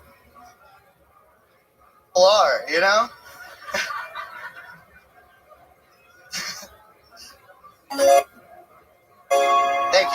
Thank you. Mario, look at this. You see this shit right here? Oh my God. Do you believe in miracles? Look at the energy on this fucking guy. Holy shit.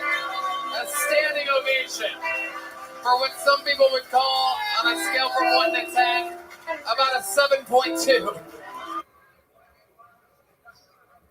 But here, goddammit, we needed it. You'll never understand what happened before you on a night like this. Mario. I'm just happy to be here, guys. But yeah! We needed a hero, and you are it. How old are you, Mario? I am about to be 45. 45. How long have you been doing stand-up? 11 years. What do you do for work? I edit porn. Really? Yeah. He's even got the best interview of the night, ladies and gentlemen. He's taking the ball and running with it. Best set, best interview. Thank you. What type of porn do you edit? Giants is porn. Oh, wait, what is that? It's where you're a very small person, you're looking up at a woman. Yes, yeah.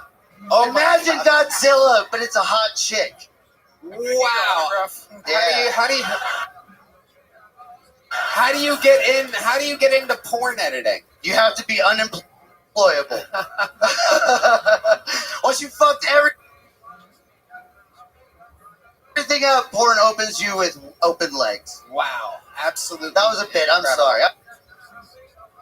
I'm sorry. I'll answer the question. It's okay. Yeah, I'm nervous. Sorry. Yeah, we might not get you the big joke. No, I'm kidding, Mario. What else? What else is crazy about your life that we should know about before I let you go? I got kicked out of the military for international drug smuggling.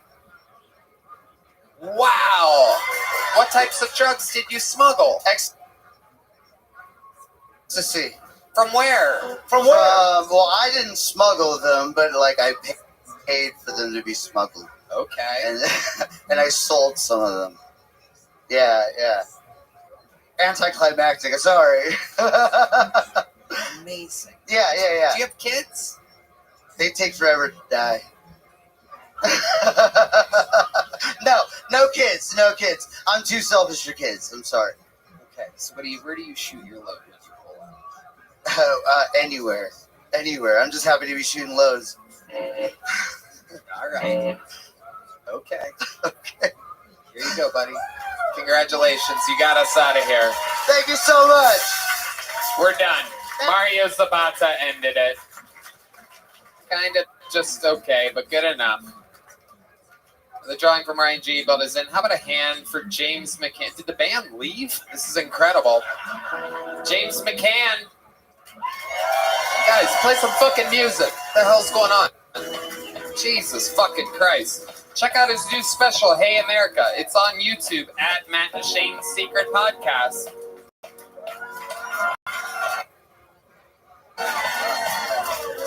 James, tell him. Thank you for having me. I can't believe it's over. We did it. What a beautiful country. What a beautiful show. All right, Maddie, thank you for joining us on the back end. Thank you so much! The drawing from Ryan Chainbelt is in and James McCann, and it's lovely. Let's see what Chris Rogers drew tonight. Whoa, Heidi with a gun. Look out. More detail than ever got to be put into that one. Thank you to Maya. Thank you to Blue Chew. Red Band. Check out the movie Das Boot. Okay. Hey, and yeah, I got a lot of tickets up for sale. I'm on tour going to Anaheim and Salt Lake City and Detroit and a bunch of other crazy places coming out, doing stand-up, bringing my friends with me. We're going to have a lot of fun out there. And thank you to this audience who is legendary. You guys were at the most fucking polls ever in an episode, I do believe. Pretty positive of that. And congratulations to us all. I love you. God bless America. Good night, everybody. Thank you.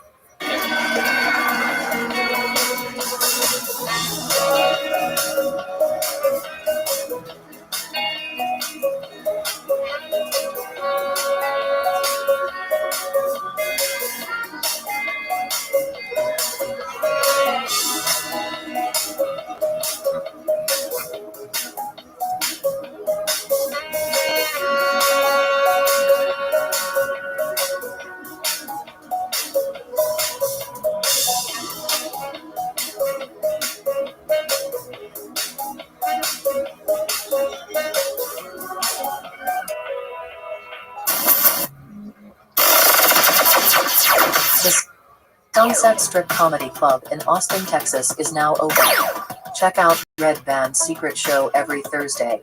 Go to sunsetstripatx.com for tickets.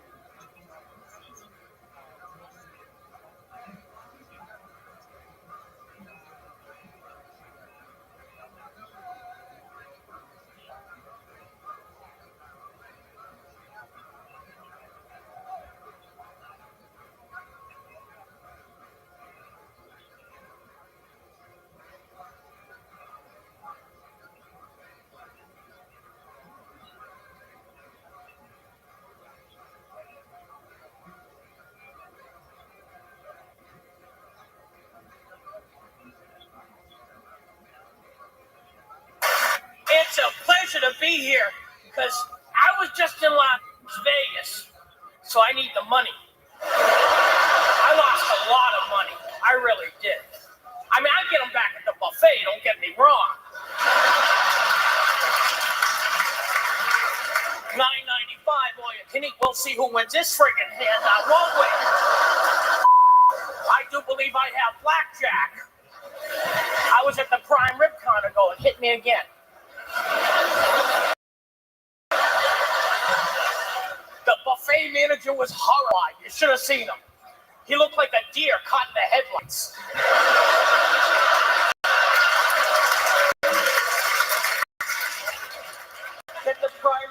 in the kitchen.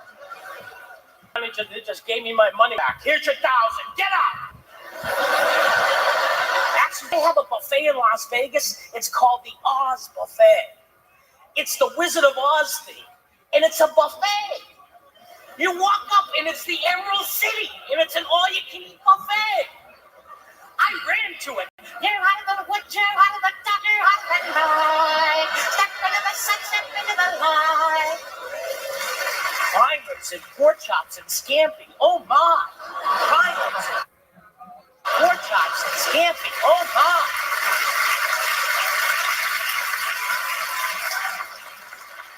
You know, I talk about buffets not because I'm a big guy. No, I'm actually writing a book, Around the World in 80 Buffets. And in my research, I found that there are some foods that shouldn't be all you can eat. Like Chinese food shouldn't be all you can eat because you get hungry again. I don't know what it is. They put something in it. They must. Because I order takeout, they're always real happy. Oh, he's gonna be back. I give that big boy 1 hour.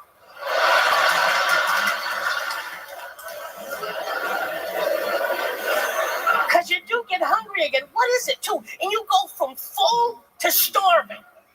There's nothing in between. You go from, oh my God, I can't believe I ate all that chow mein. Hey, look, they brought egg rolls.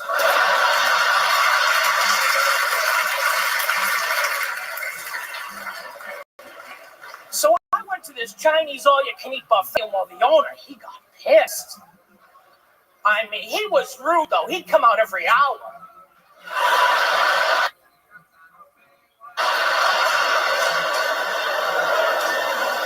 Son of a bitch, still here.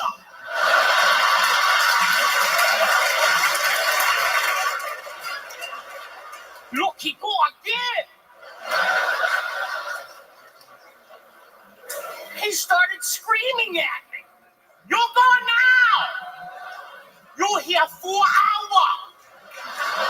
Why you here 4 hours? Do not come here anymore. Why you have spare rib? You're so mean.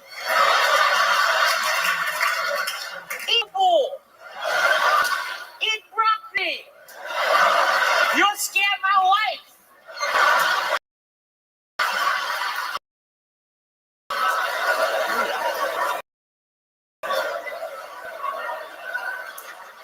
Love Chinese food shouldn't be all you can eat. Now, Japanese food. For the book, I went to an all-you-can-eat sushi place.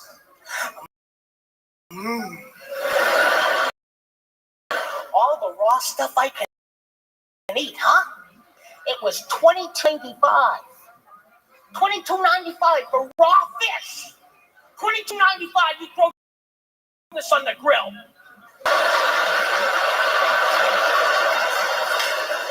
$22.95, I can't eat a dog. I put them right on the table. Another plate, please. That seal 8 buckets full. The owner thought I was eating it all, though. Got yo again. This guy scared me, though. He reminds me from Shogun. Hey, yo! Big boy! Big boy, come here! You eat like free! That you eat like Free Willy.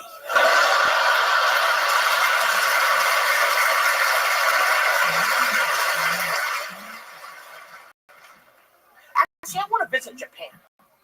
You know, sumo wrestlers in Japan are icons. Oh, I don't think I could be a sumo. No, they're big. No, they really, I mean, those guys are big. I look at them and go, oh, you've let yourself go.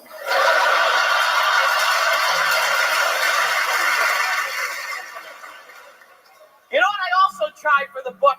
Tried Indian food. Have you been out for Indian food? Yeah, bring a sandwich. Because, you know, they're starving in India. Now I know why. They got plenty of food, they just don't know how to cook it. You see, Indian food's too spicy. It is spicy. Spicy's a relative term, I know that. Spicy can mean a lot of things. Spicy could mean, oh, geez, you know, that burnt my tongue a little bit. Or it could mean, ah! Would you like some water? Ah! No, thanks. I always scream at the table. Ah!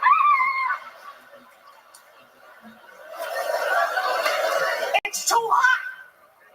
I had that curry chicken. It went through my colon like a Japanese bullet train.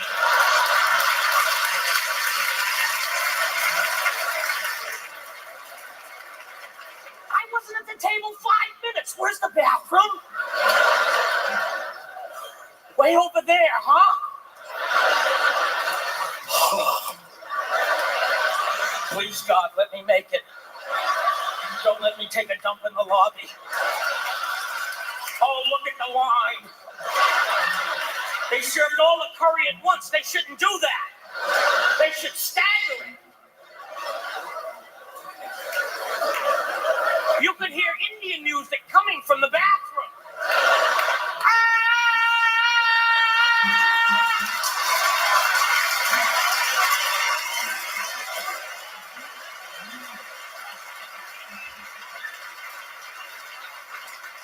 Bonsoir, mes amis.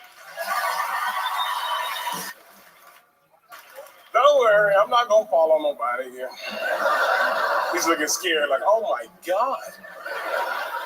What did he eat? I ate everything. I'm not gonna fall, yo. There's one thing, I'm serious, one thing about white people that help you is something happened that will help you. You know, if it's a wreck outside, hey, you need some help, you need something? Not black people, they be riding and looking. Just better than tow their car up, isn't it? But I like it. But look, before I get started, I want to say this. People that are fat and don't realize you're fat, I'm going to give you a few pointers to let you know you're fat. If you have to put your belt in your pants before you put them on,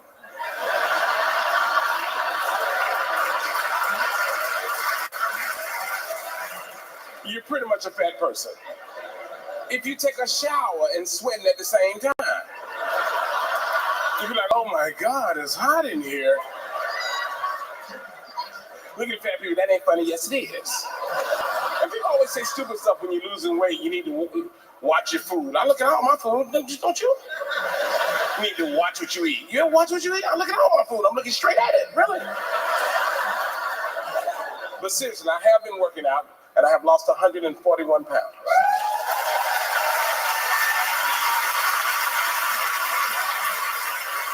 People are like, don't you feel good? No, I'm hungry right now.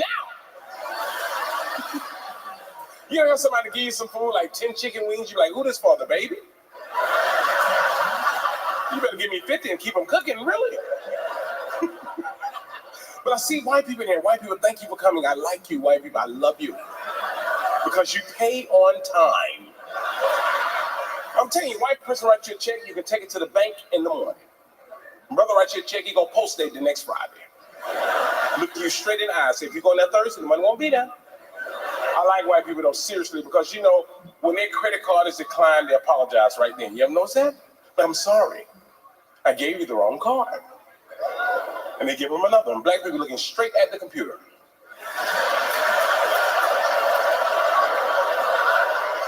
As soon as they swipe the card, we start talking to Jesus, don't we? They're like, it's food. Father God, in the name of Jesus, please let that card go.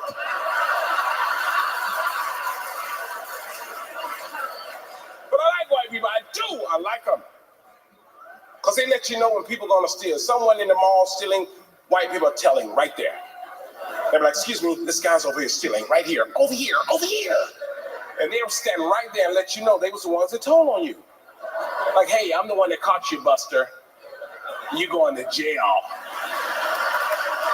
Black people see somebody stealing, we can't believe it. We're like, oh my God, he's getting a shirt. That guy's getting a shirt. Now he's getting the pants. That guy's getting the pants. Then you start cheering them on. Get the shoes. Get the shoes. Get the shoes.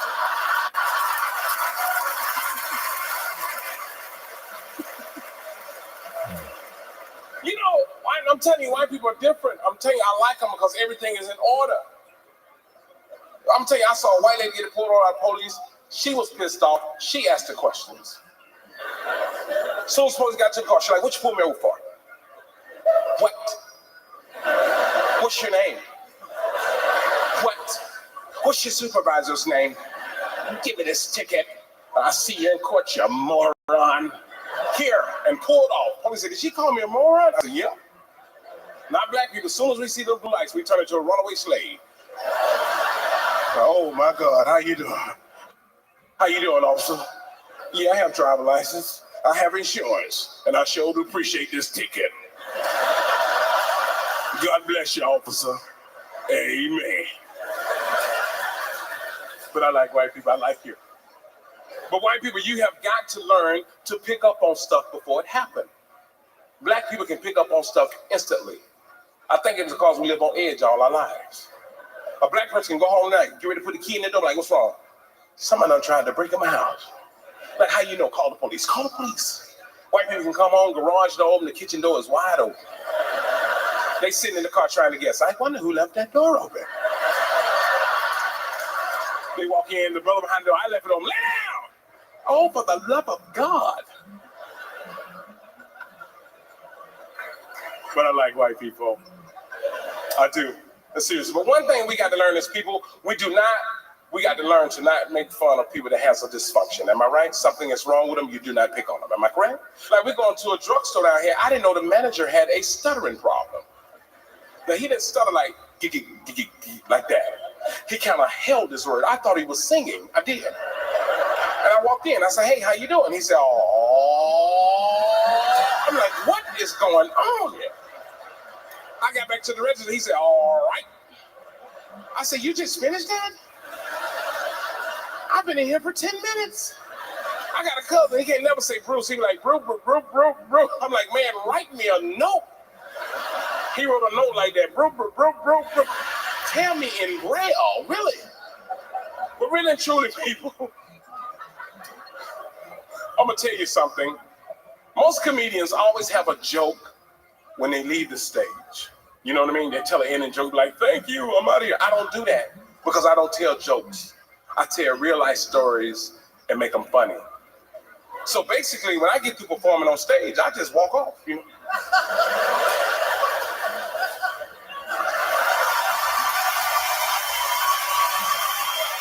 I'm at that age where everybody I know is getting married. Dude, let me ask you a question. Why the hell do people keep getting married? You know what I mean? Isn't anybody looking at the stats? What's it like? 3 out of 4 marriages go right down the drain now?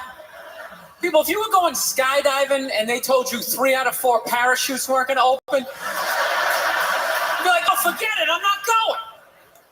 I don't like those odds. I'm just kidding, people. You know what? I'll get married. I'll get married the day I see a married guy who actually like looks happy. You know what I mean? Because every time you see a married dude, anytime you ask them what it's like being married, they always tell you it's good, but they have a look on their face like they have like an appendicitis. Oh, it's hilarious. You're like, yeah, you know, so what's it like being married? They're like, yeah, it's good. It's good. You know, it's a lot of work, but it's good. You know, when you meet the right person and, you know, it starts to click, you know, it's a good thing. You know, enjoy it.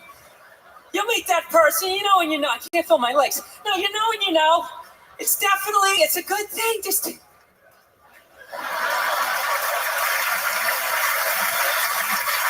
I love women, though. This is my deal. I love women, but you know what I'm finding? I'm not compatible with them. You know? I'm serious. Women have, like, too much energy for me. That's what I've noticed, you know? Like, you can't have a day off when you have a girlfriend. They just, like, see that open day. They're like, oh, my God, let's go fill it out with some stuff. No, and then they just come at you with one horrible idea after another. Horrible ideas like, you want to make some sandwiches and go to the park? No, every one of the ideas involves like walking around, like looking at stuff. It's almost like they're trying to wear you down. After like 2 or 3 stores, you're like leaning on stuff. I don't care. Just buy something. I don't care. You know what the worst one is? You ever get that one? You want to go to brunch? You want to go to brunch on Sunday? And inside you're like, no! But you can't say that. You got to keep them happy, right? So what do? You're like, yeah, let's go to brunch. What a great idea. Why would you want to sleep in on a Sunday when you can go pay $18 for eggs? Now you're thinking. Now you're thinking. Then we can sit around and listen to your friends have moronic conversations about the eggs. Like, is that pesto? Is that pesto in your omelet? Oh, it's asparagus. It's asparagus. I thought it was pesto. Oh, you just want to flip the whole table over and just run out of there. So, I was dating this girl recently. This girl's like really like into like women's issues. She got me this book on women's lib one time, right? So I'm reading this thing. I think women's lib was a great thing. Like back in the 70s, I thought it was cool. You know, over the last couple of years, though, I think that whole women's movement, it's really starting to morph into kind of like this reverse pimping kind of thing, you know? Because every time you see them on TV, they always say, all we want is to be treated exactly like guys, right? But if you listen to them, they don't. They only want the good stuff of being a guy. They look at a guy's life like it's like a buffet. Like you just can start picking out stuff, like same amount an hour, we'll take some of that. Pay for the movie, that's okay, you can keep that one, I don't like that one. This is nice, that's yucky, that's icky. I mean, come on people, you can't choose. This girl gave me a rough time one time. She goes, well, why does a guy make more an hour to do the exact same job? I go, I'll tell you why. Because in the unlikely event that we're both on a Titanic and it starts to sink, for some screwed up reason, you get to leave with the kids and I have to stay.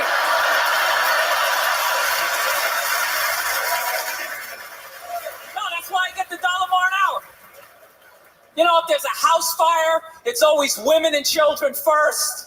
I gotta stand there with like the back of my shirt on fire going, let's go people, let's go, let's go. So that's how I look at it. No, it's a $1 an hour surcharge. Seriously, that if something screwed up happens, either I can't leave or I gotta like get in the way of it to give you a head start, like rabbit dog, run honey, 1 Mississippi, 2 Mississippi. Hear a bump in the night, I gotta go check it out. Like, yes, he does have a knife.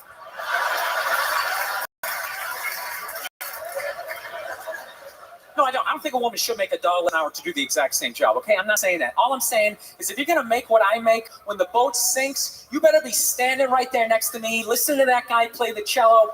Then you get the corner office. I don't got a problem. You get all the benefits.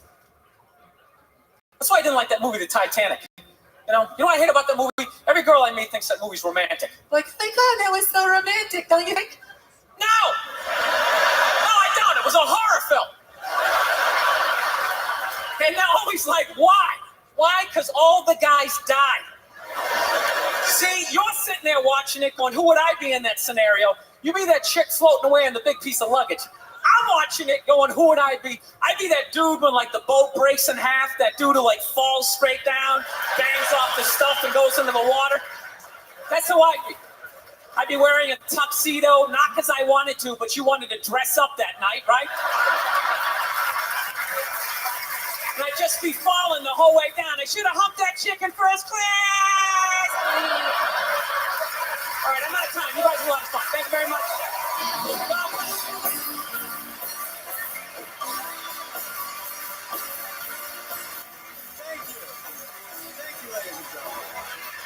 With all due respect to my colleagues who were out here earlier this evening, what they were talking about, the issues they were addressing, are so much piffle and twaddle.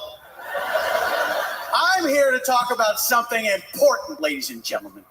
Something that needs to be talked about, that people are afraid to address. Ladies and gentlemen, I need your help very briefly. By a round of applause, how many people like cake more than they like pie? By a round of applause.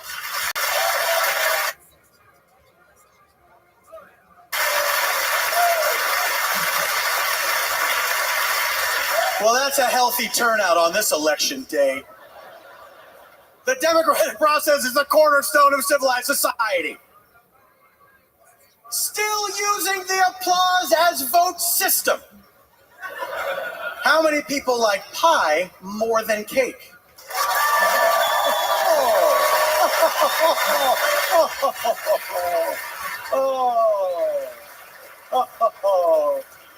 Oh, you pie people. You make me laugh. Cake will always be superior to pie. Yeah, the truth hurts, pie people.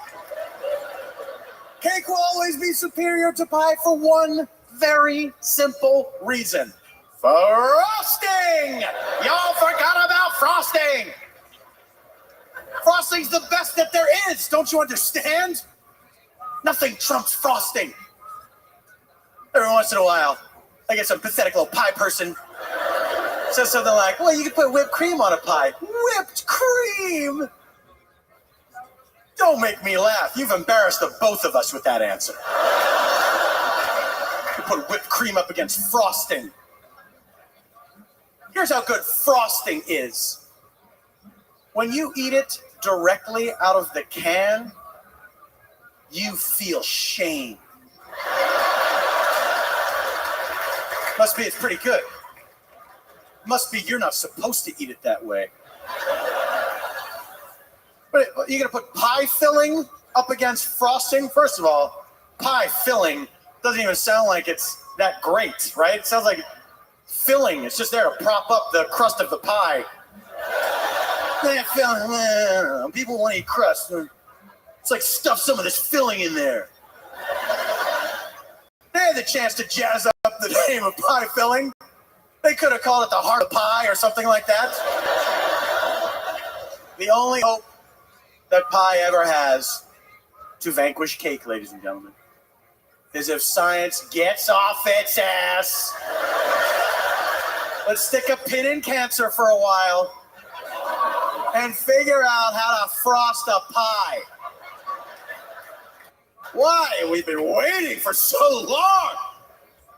This year begins with a 2. You are telling me in the history of dudes getting high, no dude ever turned to his friend and said, guess what, guys?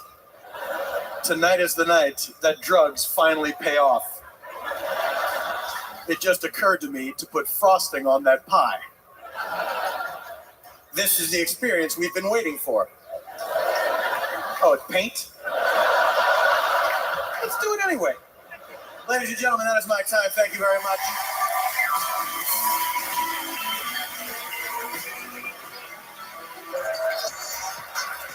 Yay! I don't know if you can tell from this outfit, but I'm not a fan of the penis.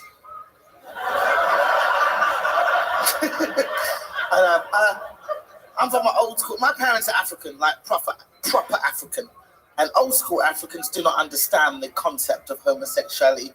When I came out to my mum many years ago, I had to tell her something more shocking to dilute the shock. So I told her I was a vegan.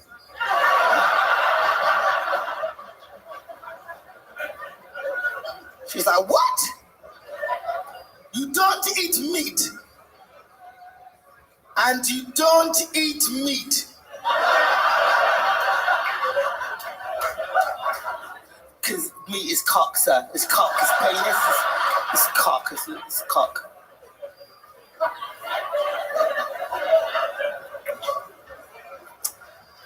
But obviously I had to make sure that I was a lesbian. I did try 1 or 2 penises. I tried 1, 2, 76. I tried a lot of fucking penises. And I did not respect the penis.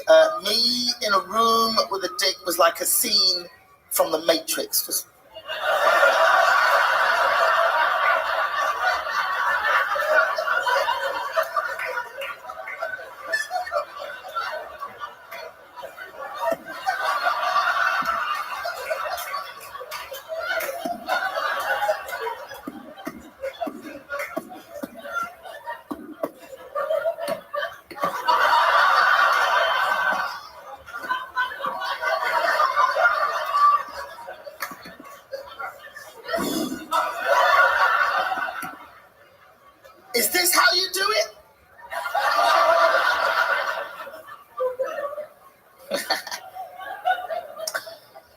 This is a great job. I love traveling.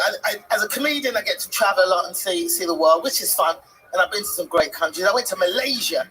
I did shows in Malaysia early this year, which is great. Beautiful country. Spicy food in Malaysia, though. Spicy. I'm from England.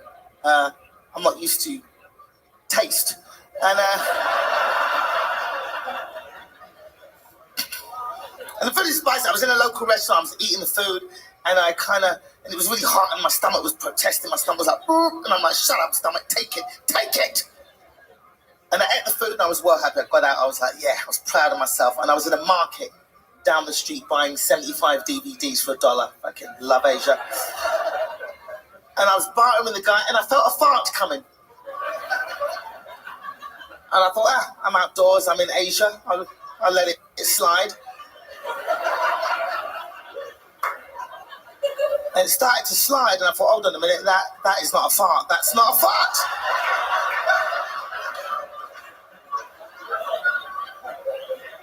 Farts are not supposed to burn, and this one is very moist. This ain't right. I was like, and I ran down the street, and there was a KFC down the street, and I ran upstairs in the KFC. There were 2 toilets. I ran towards one.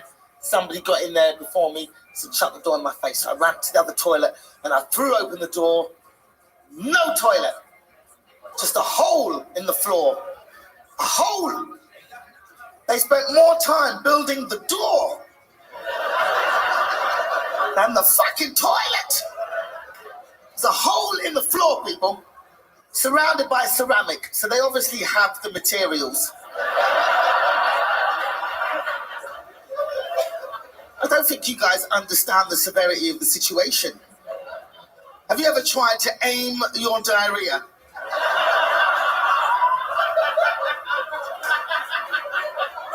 Exactly. I was over this hole like, oh God, oh Jesus, oh God, and it was coming at me.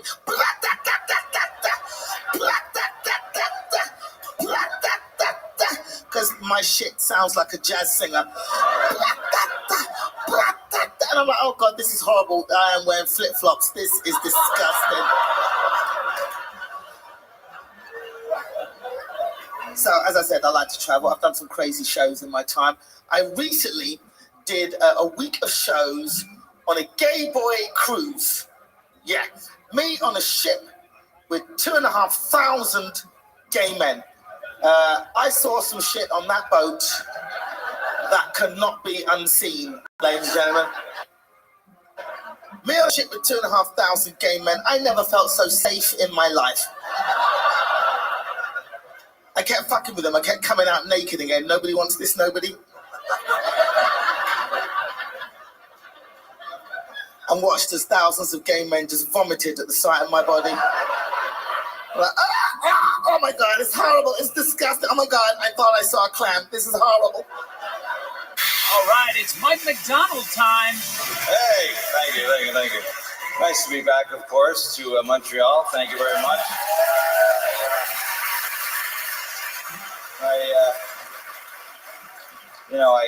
I simply, I can't put it into words other than, coming back to Canada always a pleasure.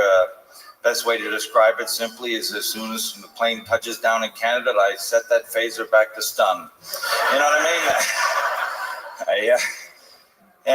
I've heard a lot of people complain about the drivers in Montreal, and I really don't think they're that bad, although I do like the way they play running of the bulls with the pedestrians. But,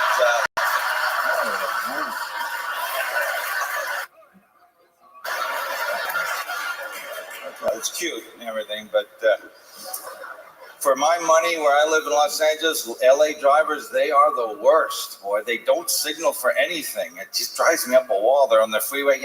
I don't want anybody to know where I'm going. Son of a bitch. What's the mystery? I don't care where you're going. I just like to know when, all right? Sometimes I feel like following these people home, as soon as they park their car in the driveway, get out with a bat and break their tail. Yeah, if you're not going to fucking use them, all right. Son of a bitch.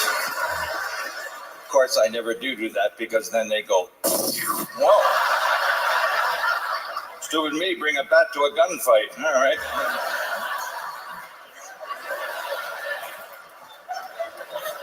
one good thing about the LA drivers, I have to admit, you're the only people on the planet that can be driving to work, sipping on a coffee, talking on a cell phone, and returning fire all at 85 miles an hour. That's pretty talented in my book, I tell you. My wife and I, we've been in LA for 15 years. We still can't do it. Keep spilling the coffee out. Shit. I'll have to phone you back.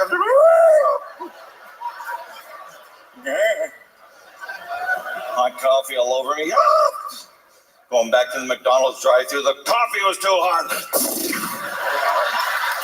Sorry, just trying to fit in. All right.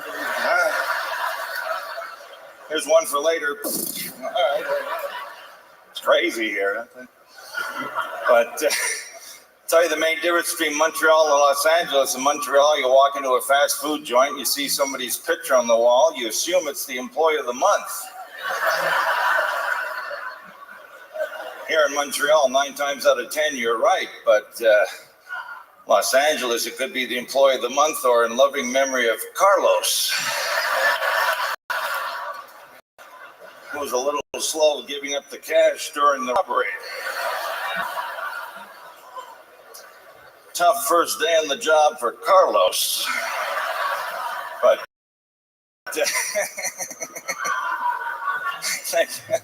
I love the joke, I really do. I love it because there's always a few people in the crowd going, poor Carlos. Killed on his first day. That's not a happy joke. I just made him up. Some of this stuff really doesn't happen. That's why they call it comedy. Some of this stuff is just me sitting in front of the computer at 4 a.m. going, that would be funny. All right. Carlos dies on his first day. I've got to tell the wife that one. Honey, Carlos dies on the first day. What do you know? All right. But anyways, it would be funny on the first day. 5 minutes before my first break, this job sucks. I don't want to work here anymore. Stop shooting.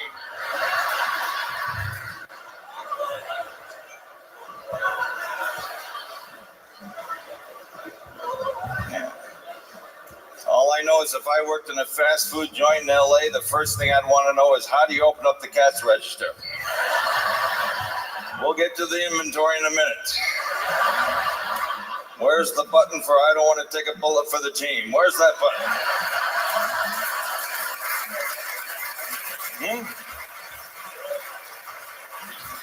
The one with the blood on it. Okay, good to know. I'll memorize that one first. What would you like, sir? Number 1 combo, large Coke, coming right up.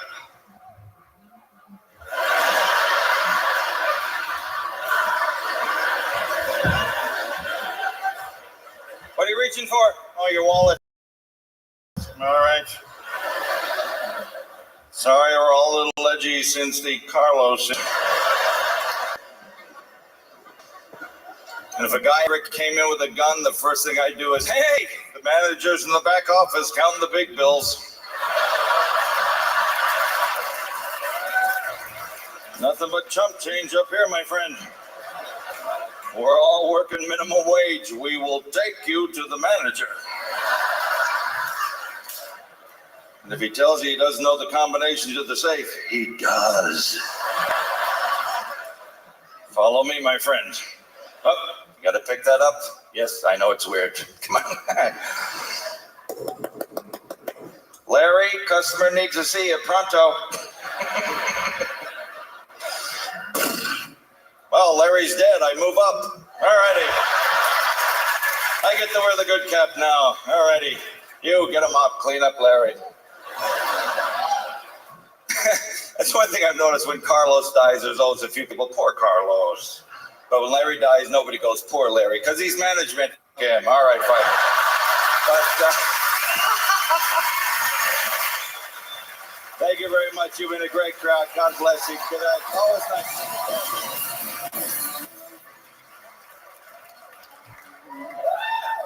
All right. Hi. Yeah, how are you? Miserable day, wasn't it? Rain today. I hate the rain. You get so pissed at it, you just spit back. Leave me alone.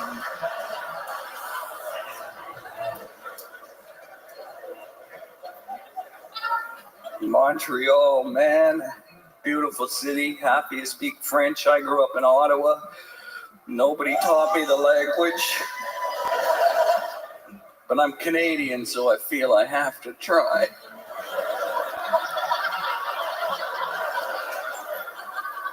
I like going into stores and talking to a sales lady and going, "Excusez-moi?" And then she says, "Oui?" And then I say, "That's all I got."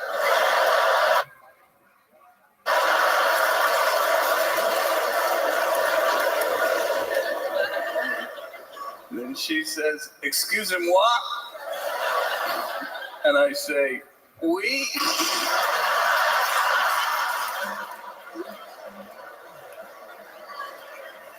And then she called security.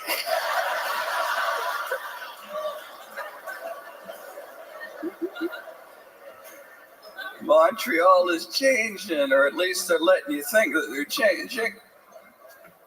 Good, they got too many one-way streets in this city.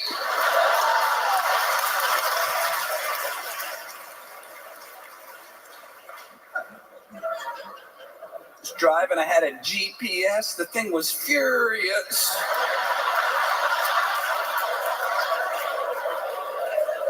Turn left here. Oh, it's a one-way now. Turn right here, it's construction. Well, which way do I turn? Shut up, I'm thinking.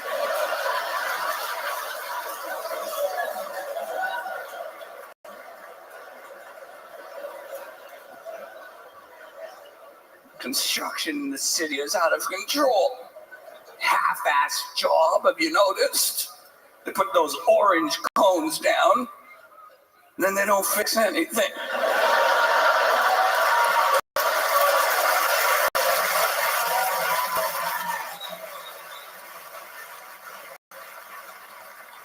You can't go in this lane because we're thinking about fixing it.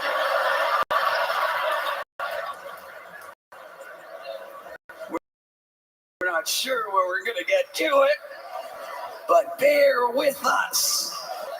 Even if you see workers, they're never working. Have you noticed? 4 workers in that lane and a coffee. One guy holding a sign that actually says men working. How lazy is that guy? Stick the sign in the ground and help your friends.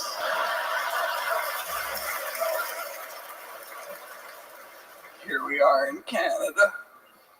Beautiful country, a little different than America. No, we're different, we're cool. We don't have a president here, that's too harsh sounding a name. We have a prime minister. Sounds like a cut of meat.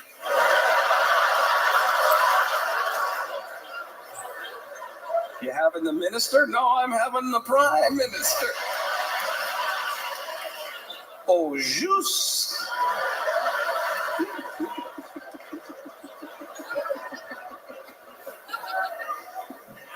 Our president works for Loblaws.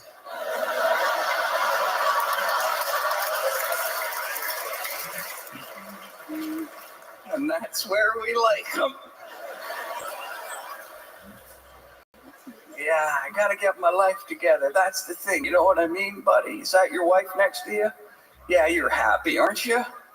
Women look after you. They're fantastic. Does she buy your clothes? You buy your own clothes? No, you gotta get her to buy your clothes. Look at you, it's ridiculous.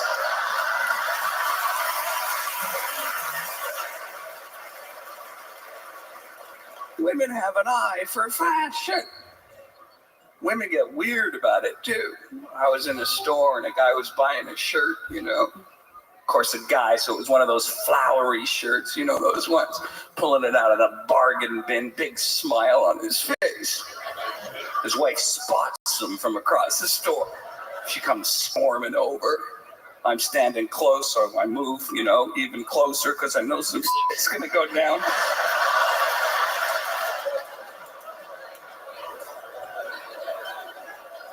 She comes right up to him. She goes, "If you buy that shirt, I will never speak to you." And she turns around and storms away. The guy holds the shirt up to me and goes, "Huh, maybe I need some quiet time."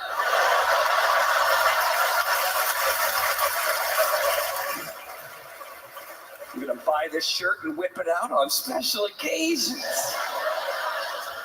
Honey, can I have a word with you? Not today, you can't. Look, it's Magic Shirt Day.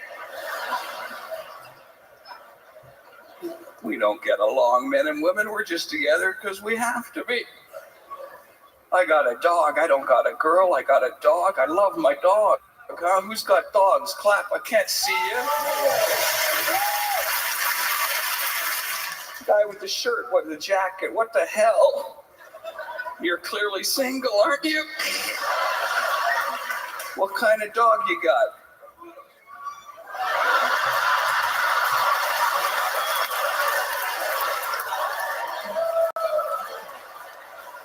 You guys got a poodle? That better be left over from a previous relationship.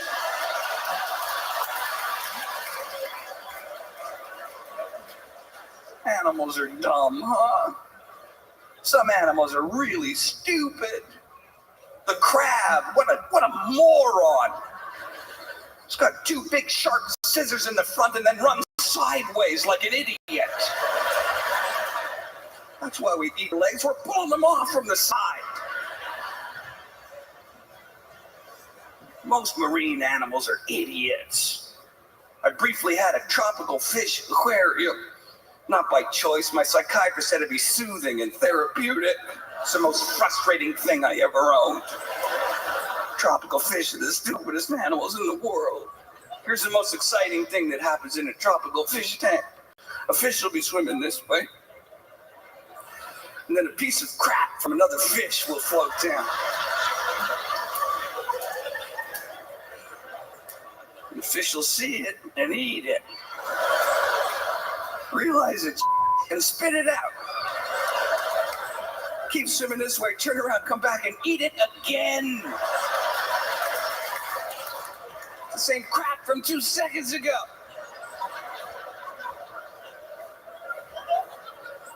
That's why camping, I would never camp. What a miserable idea.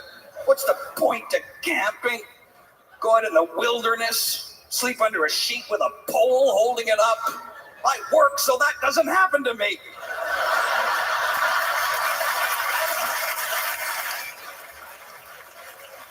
Thank you very much. I love you. So this first song happened because I had 3 friends and they were all pregnant.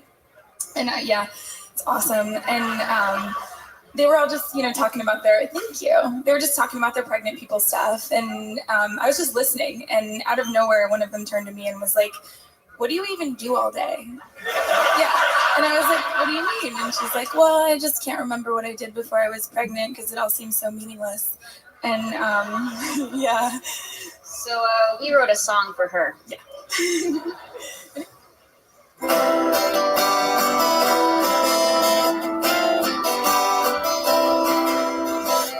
Pregnant women are smug. Everyone knows it. Nobody says it because they're pregnant. Nothing, son of a gun. You think you're so deep now. You give me the creeps now that you're pregnant. I can't count all the ways how you speak in cliches now. So, do you want a boy or a girl? Oh, it doesn't matter as long as it's healthy. Really? Because I don't feel like you have to choose one or the other. It's not like as long as it's healthy. Okay. I can't wait to hear someone say, don't care if it's brain dead, don't care if it's limbless, if it has a penis. But pregnant women are smug, and everyone knows it, nobody says it because they're pregnant. This end world you're enjoying makes you really annoying. So, is it a boy or a girl? Oh, we know, but we're not telling. What are you going to name it? Oh, we know, but we're not telling. Who's the father? Oh, we know, but we're not telling. Bitch, I don't really care. I was being polite now since you have no life now that you're pregnant. You say you're walking on air. You think that you're hoeing, but you ain't hoeing. Now you're pregnant. You're just giving birth now. You're not Mother Earth now. Yeah, I have a lot going on. I got my degree. I moved. Gosh, everything just seems so trivial now that I'm pregnant. Really, I also helped clean up all that oil in the ocean. I can't even really remember what I did before I was pregnant. Everything just seems so meaningless.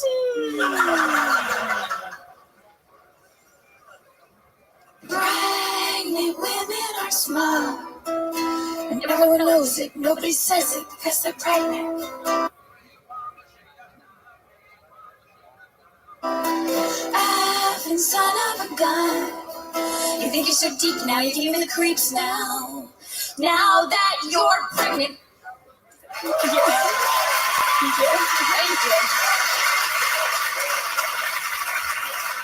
Thank you. Thanks, guys. This next song is about getting the worst sort of booty call ever in the middle of the night. It was amazing.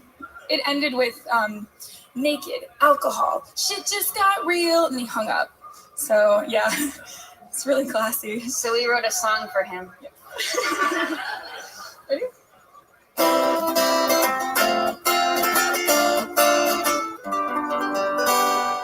You text at 3 a.m.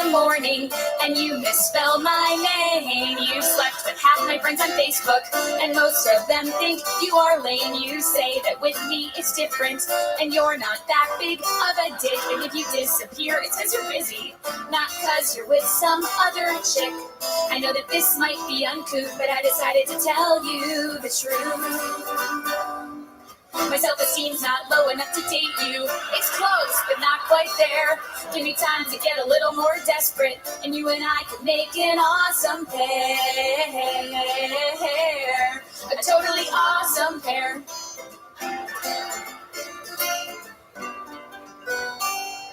I seem like your perfect target, like I've been lonely for too long. You think I haven't had sex in forever, and I'll admit that you're not wrong, but I would rather have no one than this crap. Let me reaffirm, I wouldn't touch your dick if I'd been poisoned, and the antidote was in your sperm. I know that this might be uncouth, but I decided to tell you the truth. My self-esteem's not low enough to date you. It's so close, but not quite there. Give me time to get a little more wasted. You and I could make an awesome pair. A totally awesome pair.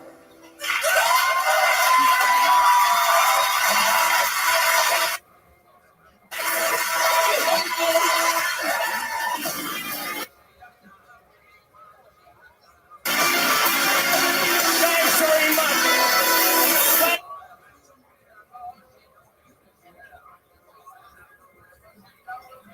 Sure. Hi, everyone.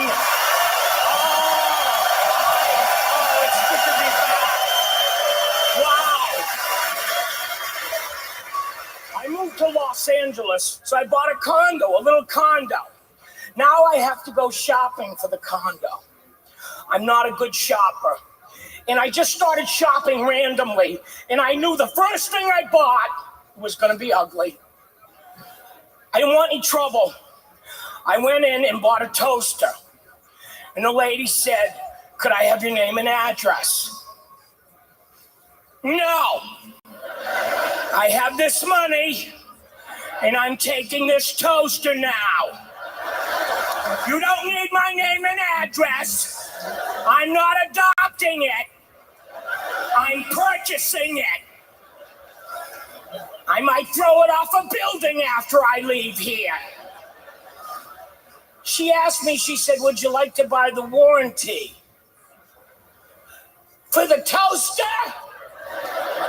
No, I think I'm going to absorb the risk on this one. I'm not a gambler, but I'm feeling lucky today. If this toaster should break, and God forbid that day should come, I'm going to take another $39 out of my pocket and buy another toaster, because that's how I live. On the edge. I just don't. Stupid. Now, after I got the condo all filled up, they sent me back out on the road. And I toured Canada. And it's been a pleasure touring Canada. It really has been.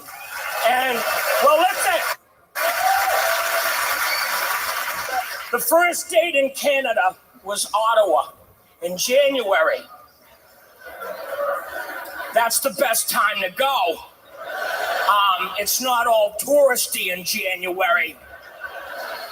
The hotel rates are favorable. My suite was $39. Or you could give them a toaster, either one. They don't care. But Ottawa's a beautiful city, and they have people, the river freezes, and people skate on the river. It's beautiful to watch. And they have these snack bars on the ice. And they sell these things called beaver tails. Oh, yeah. You applauded for beaver tails. You really are my people.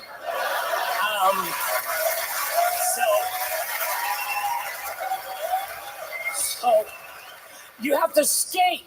You have to skate to the beaver tail. Now the beaver tails, it's like this big. It's a fried dough of death thing.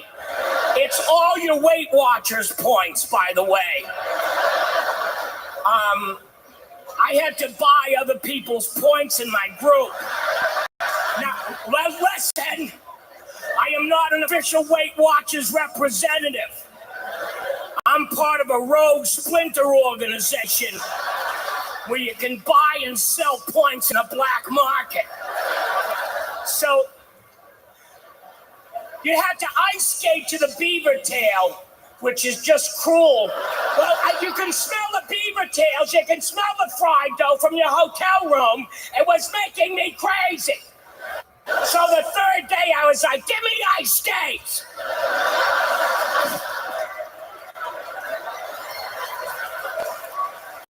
I skated to the beaver tail. And there was this nice family from Ottawa, a mom and dad and 2 kids. And they're in front of the beaver tail stand.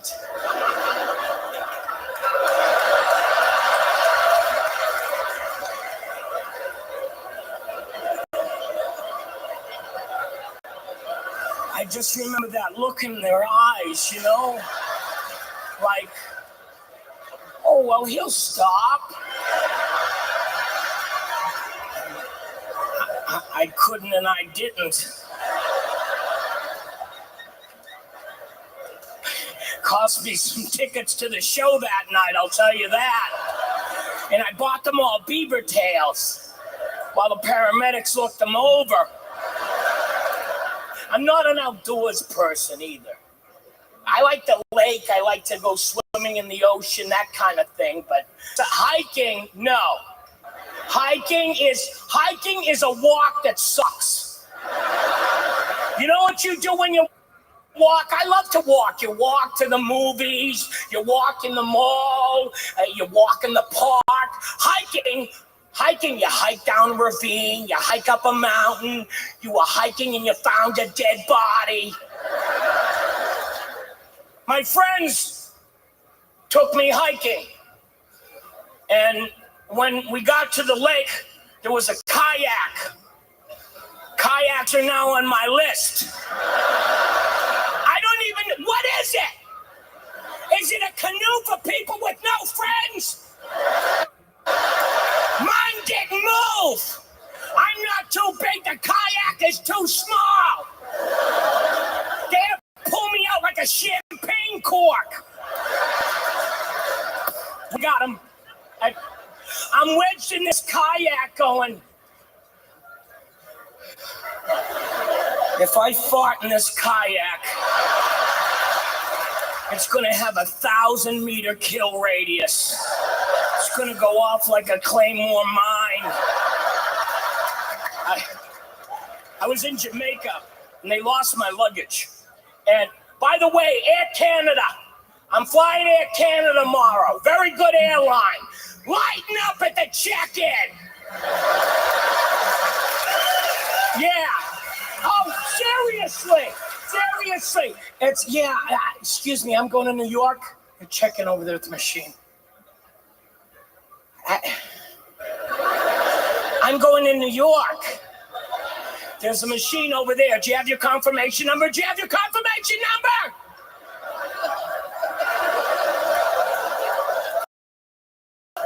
do you do? Just point at the machine all day? I'm going to buy them a sign, checking at machine, and they'll lay your ass off.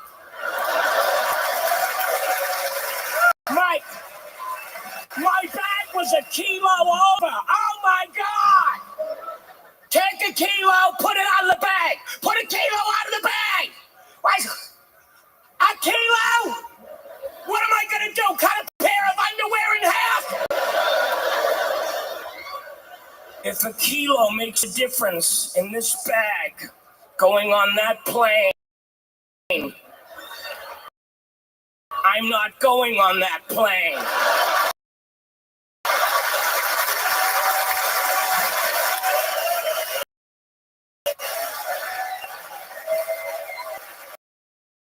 I was in Jamaica and the airlines lost my luggage.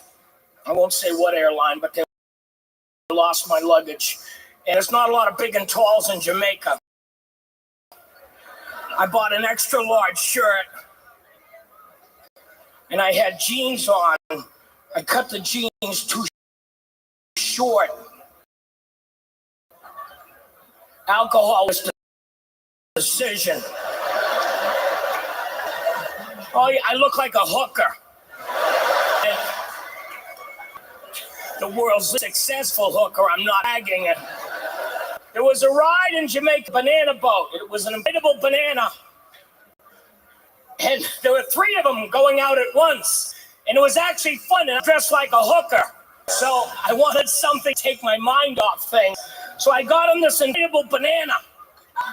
And the motorboat it, and it was a lot of fun till the motorboat took the left. And I went sail off the banana boat into the other banana boat. And there's the poor family from Ottawa. And they're like, there's not even a bee here. Why are you following us? I was in Los Angeles. I went to the doctor, and I'm getting older, and I wanted to make sure that I was okay for the road. The doctor did a blood test, a stress test, and blood pressure, and they were really good. Now the doctor looked at me, shocked. She goes, "These numbers are good." She goes, "Did you know you're allergic to wheat?" I did not know that. The next time one of my friends call me and say, "John, we're going wheat picking. Would you like to come?" I'll have to say no. The doctor said I was allergic. Then I thought, wait a minute, maybe I should ask questions. Wheat is flour. Oh, I said, what does this wheat thing mean? She said, do you eat a lot of gluten? I don't know what gluten is, but yes, I would say yes. I think I'm mostly gluten, to be honest with you. I don't know. And she gave me a book of things that have gluten in it. You know what has gluten in it? Everything! I said, check again. Maybe it's just cancer. I didn't take it well. Have you tried gluten-free stuff? It needs gluten. If you want to know where the gluten section is in your local supermarket, look for someone with a gun in their mouth. Because bullets are gluten-free. Then I tried some gluten-free bread. And I immediately asked for gluten spread so that I might reintroduce the gluten. I hope they make I can't believe it's not gluten. The gluten-free bread doesn't toast. It broke the toaster. $39. I should have bought the warranty. I love you, Montreal. Thank you. Bonsoir, mes amis. Merci.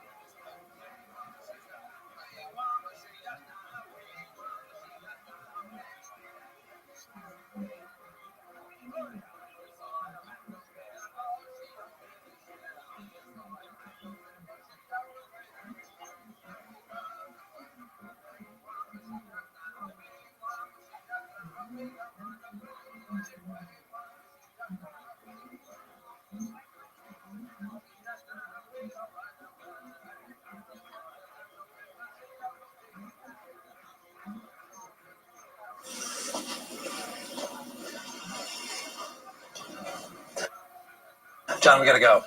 I need 5 more minutes. John, come on. I've been doing the same stuff for 25 years, and I have a process. It's time. Enough of the process. We have to go. Oh, finally. Get out of my way. Oh, thank you very much. Here, keep the change. Oh, thanks. Good man. Get out of my way, Hoffman. John, why are you so nervous? I'm not nervous. I'm still hungry. Ladies and gentlemen, on Connect!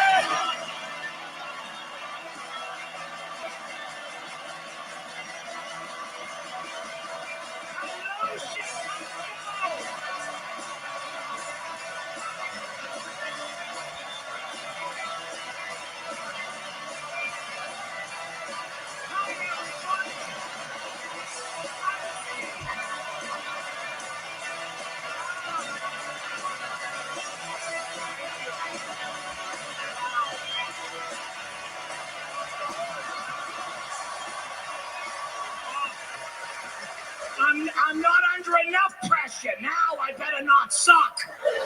You've been so kind. It is a pleasure to be here. Some of you are asking, I wonder how much of this show will be about food.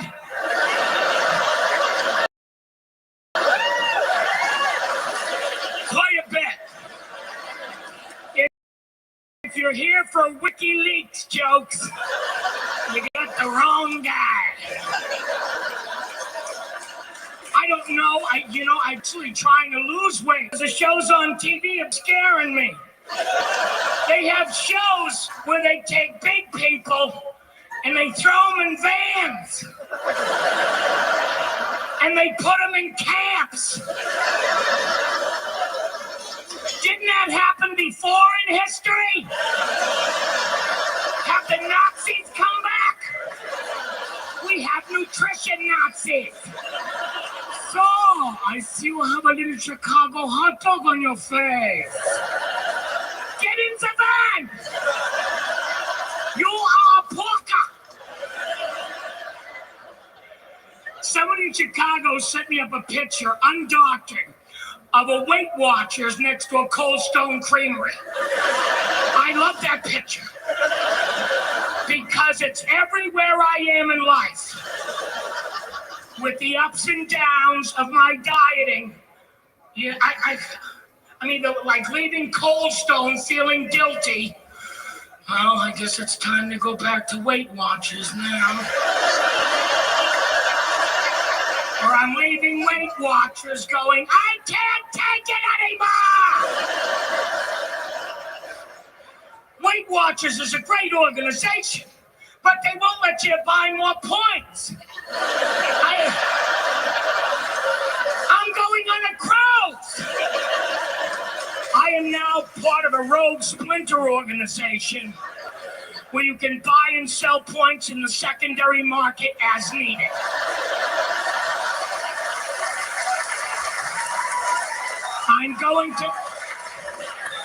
I'm going to Las Vegas. Here is my credit card.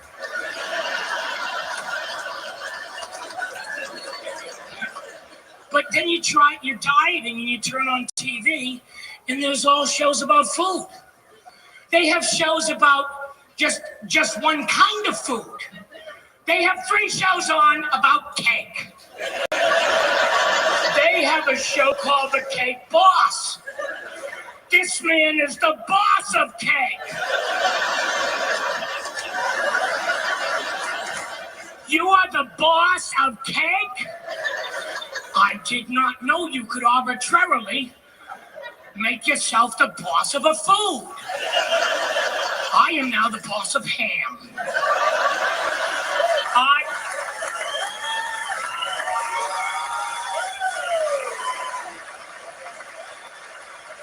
My name's Boss Hog. Pleased to meet you. I don't think you can just make yourself boss. I think there has to be a decision made. I think the commission has to meet. There has to be a sit down.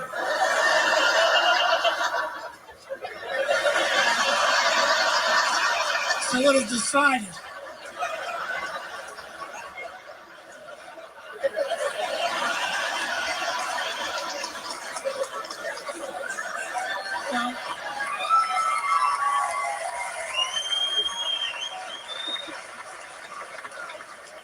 Don Buddy will be in charge of cake from West Hoboken to West Orange. How did it ever come to this? My son Santino, covered in frosting. I don't want his mother to see him like this. Look what they did to my boy. I never wanted this for you, Michael. I know Santino would have to make cake, and Fredo, well, he's a cream puff. But I always thought you were going to other pastries, maybe even pastas. Who knows, different types of meats and fishes. Now,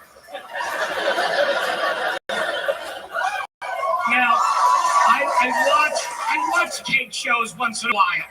I think if you're watching, and this is me talking, I think if you're watching cake more than 1 or 2 hours a week, you have to reevaluate your decisions in life.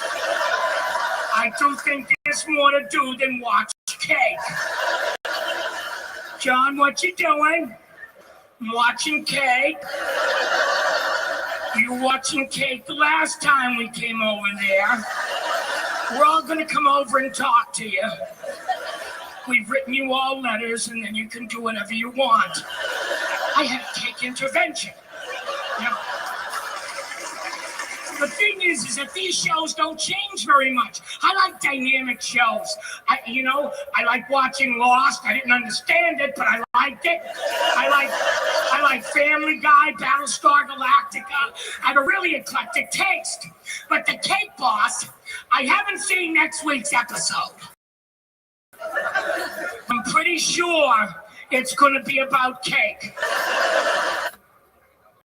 My sister's got me a panini maker. I don't like panini. Well, first of all, my sister's very, very nice. They got it for me for my birthday. And I don't buy me anything because I want anything. You know what? I want to give. It's better to give than to receive. And the gifts are stupid, and I can't pretend anymore.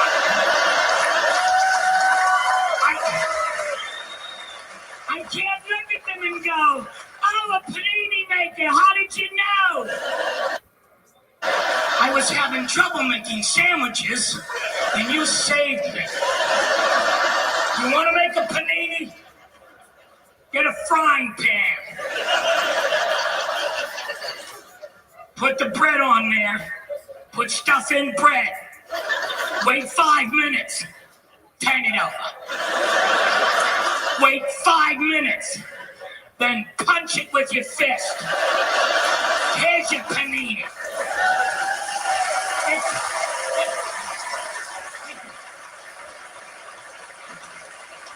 Because the paninis, they're so squished, you don't know what's in them. And there could be vegetables in there. I bit into a panini and I tasted arugula. Where did arugula come from? We had no arugula when I was growing up. My mother never said, John, I want you to go out in the garden and pick some arugula. I'll be right back, Mom. Tomatoes, cucumbers, arugula, yeah. It's a pretentious, horrifying vegetable. People serve just so they'll look fancy and elegant. It's the emperor's new clothes of vegetables. People don't want to speak up. Spit it out at the table. What are you serving me? It's arugula. It works with the rest of the salad. Yes, it does. The bitter with the dirt taste makes me grateful for the rest of the salad that I would ordinarily hate.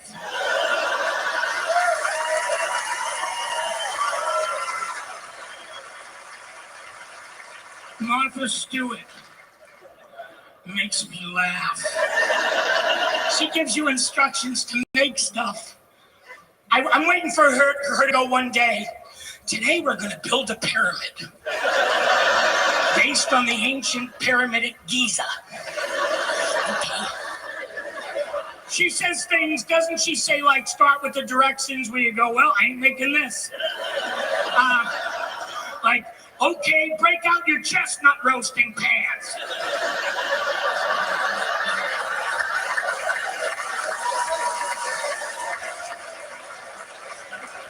Honey! Where's the chestnut roasting pan?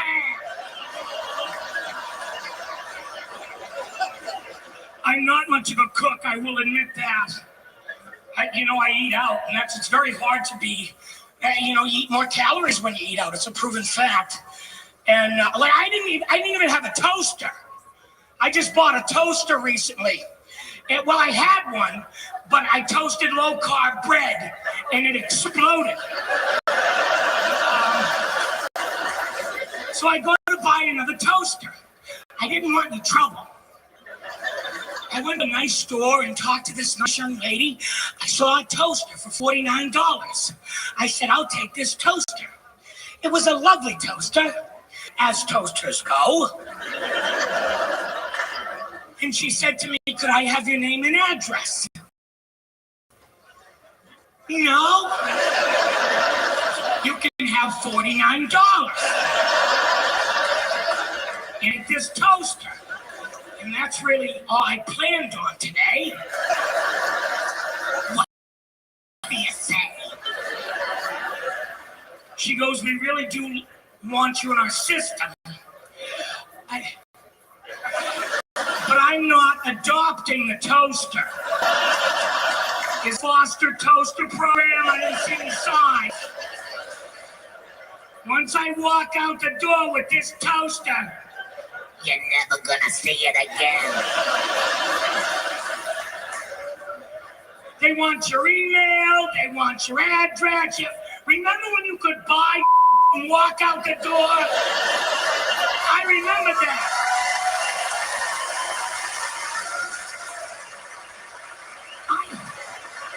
I tell my nieces and nephews that, they don't believe me. I used to buy stuff and walk out the door and they didn't ask any questions. Oh, Uncle John, you tell funny stories to make people laugh. No! They used to buy stuff and leave. And that's all that happened. I tell my brothers and sisters, back me up. Tell them you used to buy stuff and leave. They go, oh, don't fill their heads with nonsense.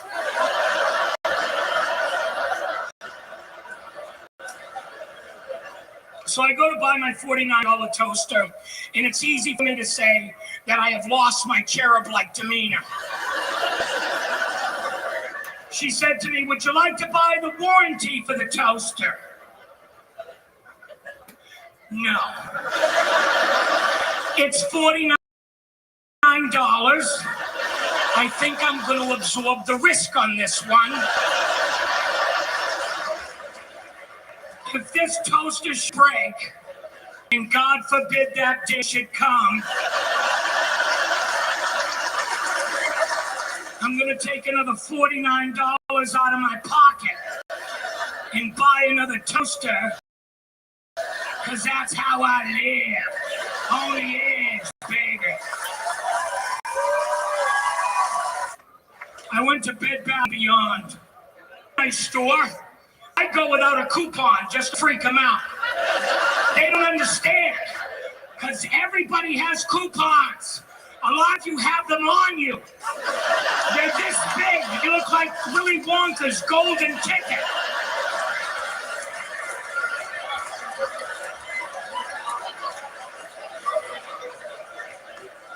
My sisters have stacks of them. They have a holster for Bed Bath & Beyond coupon.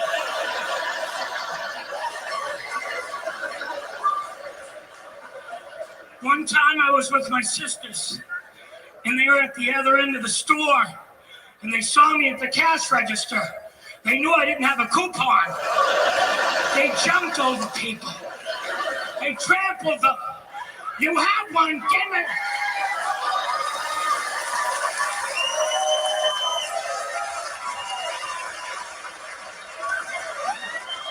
I'm not lying.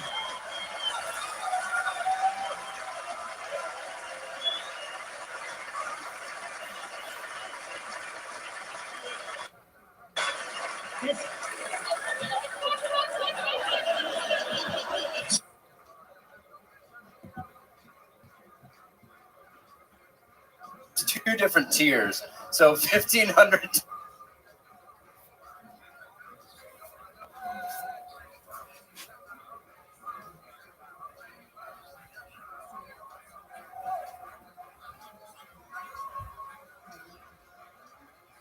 To be in the freezer, and then 500 to be outside the freezer just listening, and that was kind of cooler. I was on the outside of it. I was going, "You okay?" And you said, "I'm so cold." Yeah, I was freezing.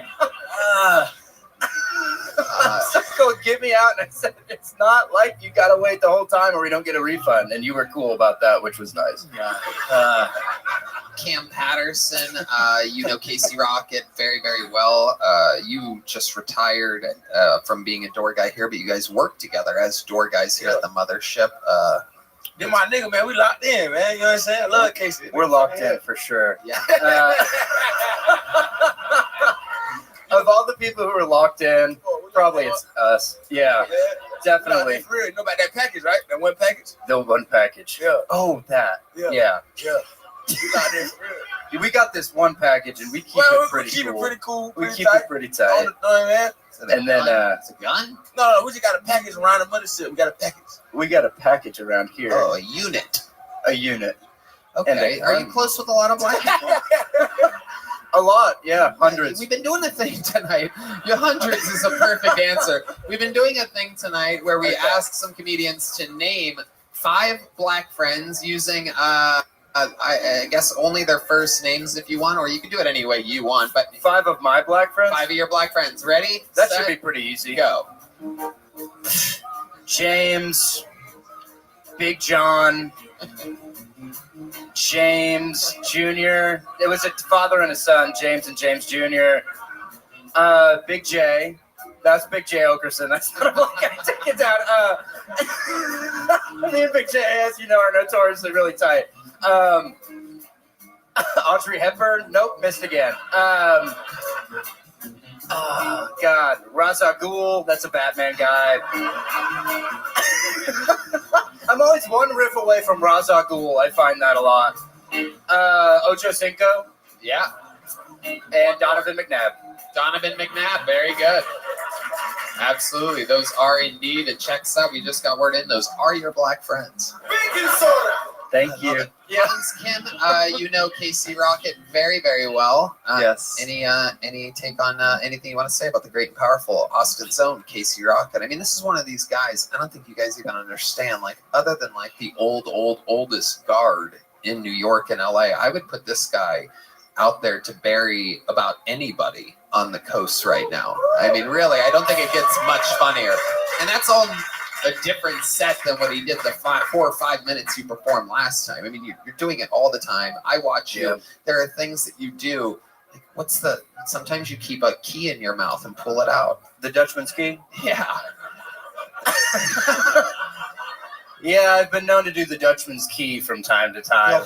He'll hide a key deep into his cheek and do 5 or 10 minutes of an act, and then all of a sudden goes, and he pulls out a fucking key, and that makes me run around like a black person laughing. I don't laugh like a white person when I see that at all. Run around like Donovan McNabb. Yes, one of my close friends. Scrambling quarterback. It's funny, yeah. When Mothership opened, I maybe the first couple weeks I did one of your David Lucas and Friends, and I went up pretty late in the show and I did the Dutchman's key, and it was almost completely silent. And I heard you. It's not a good bit, but the Dutchman's key, it's kind of like, so you give them a riff and then you keep a riff for yourself. And that was a tasty little riff just for me. And it was totally silent. I barf out the key. I'm comfortable saying this because I don't do the Dutchman's key too often.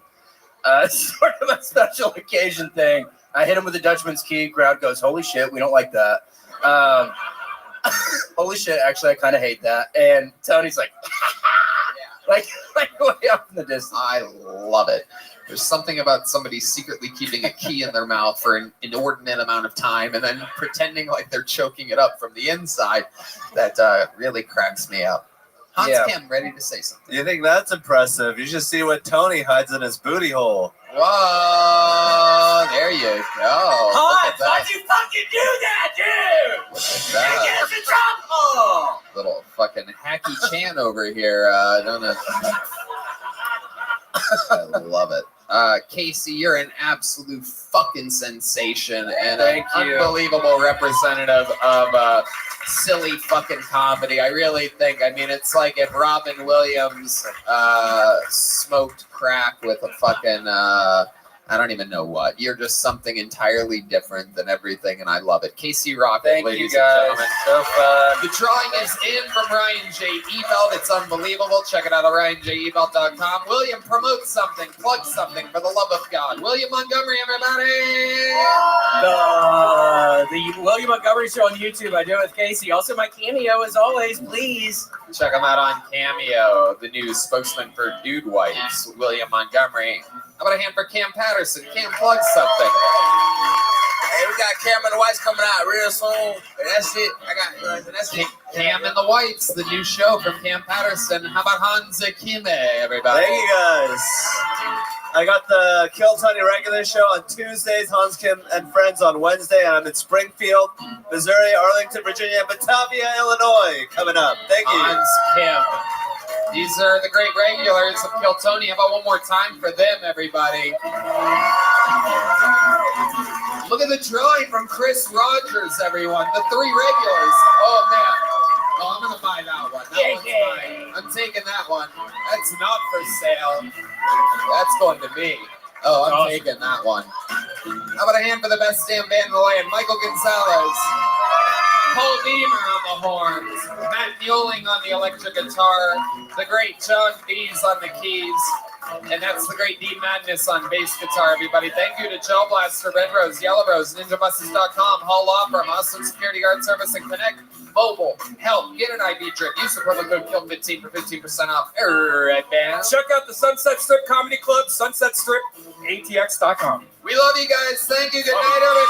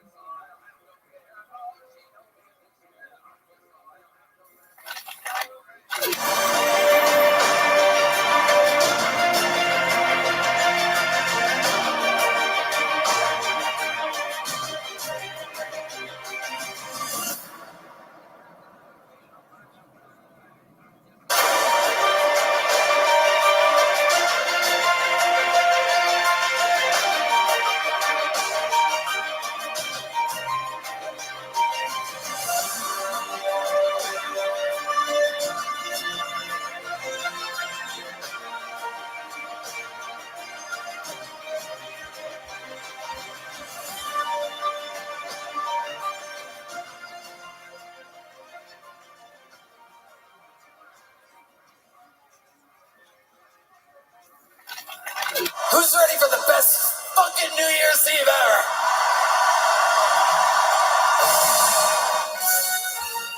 Yo, test. Yo. Redman coming to you live from an arena. This is the greatest fucking live comedy show in the history of comedy. Oh. In the new year, you don't like comedy, just leave it alone. Just leave it the fuck alone. Are you this two-dimensional character, you little bitch? Keep my man out your fucking mouth!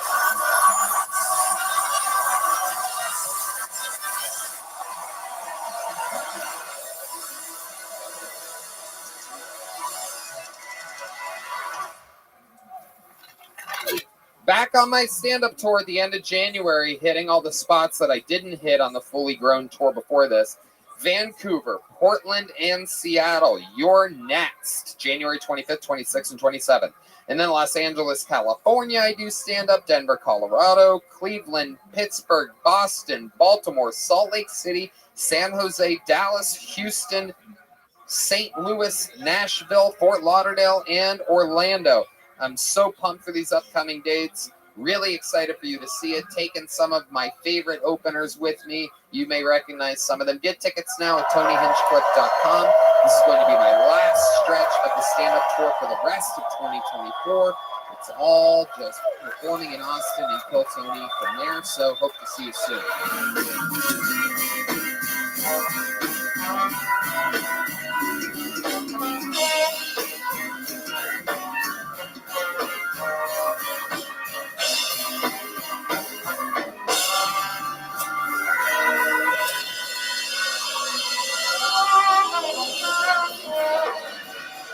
Hey,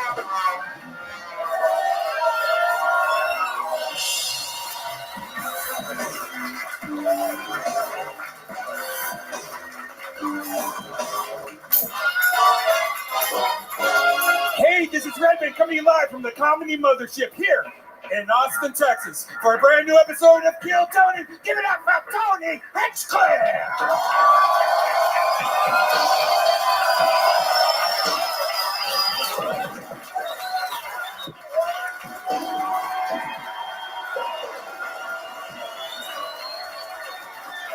Who's ready for the best fucking night of their lives tonight, huh?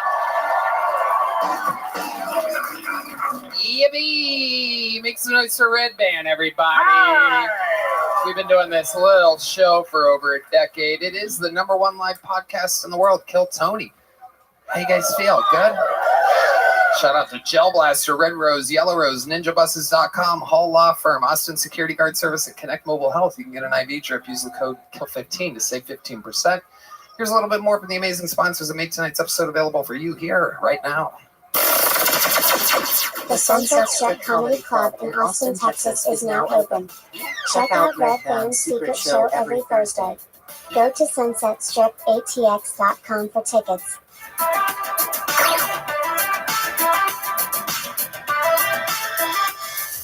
Hey y'all, going online without ExpressVPN is like changing while leaving your window wide open. You might not have anything to hide, but why give random creeps a chance to invade your privacy?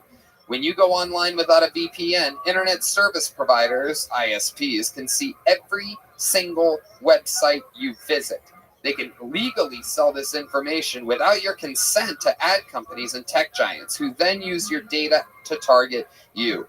Red Band? Yeah, if you're at a local coffee shop, if you're at the airport, do you know how easy it is for people to just get into your stuff? It's easy to use. No one can track you. Once you have that VPN in, it's like disguising yourself in front of a bunch of people wearing a mask. No one knows who you are. Browse more anonymously. When you use ExpressVPN, ISPs cannot see your online activity. Your identity is anonymized by a secure VPN server. Just fire up the app and click one button. It's super easy to use on all devices, phones, laptops, even routers, so everyone who shares your Wi-Fi can be protected. I love the fact that when I'm online, whether it's emailing with a future Kill Tony guest or paying a dumb bill or even ordering some local barbecue, ExpressVPN makes sure that it's for my eyes only. Secure your online activity by visiting expressvpn.com/KillTony today. That's expressvpn.com/KillTony. And you can get an extra 3 months free. expressvpn.com/KillTony. You guys ready to start tonight's episode? You guys big fans of the show? How many of you have been big fans of the show for a long time? Well, you guys are in for a treat because this is the return. It's been years, pre-pandemic, since we had this guy on as a guest, and he is one of the record holders for all-time guest appearances. And one of the all-time greats, someone who is in more than anything, on top of being nominated for an Emmy as an actor and so many great things he's been on, but truly, he is one of my favorite comedians on planet Earth, and a lot of your favorite comedians' favorite comedian. Ladies and gentlemen, make some noise for the return of one of my all-time favorites, the great and powerful Kirk Fox, everybody. Huge.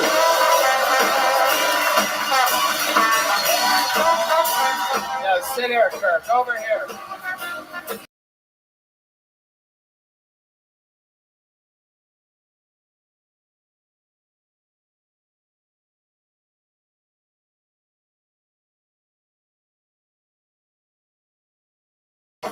Anything. One of the fucking real comedians of our era at the Comedy Store.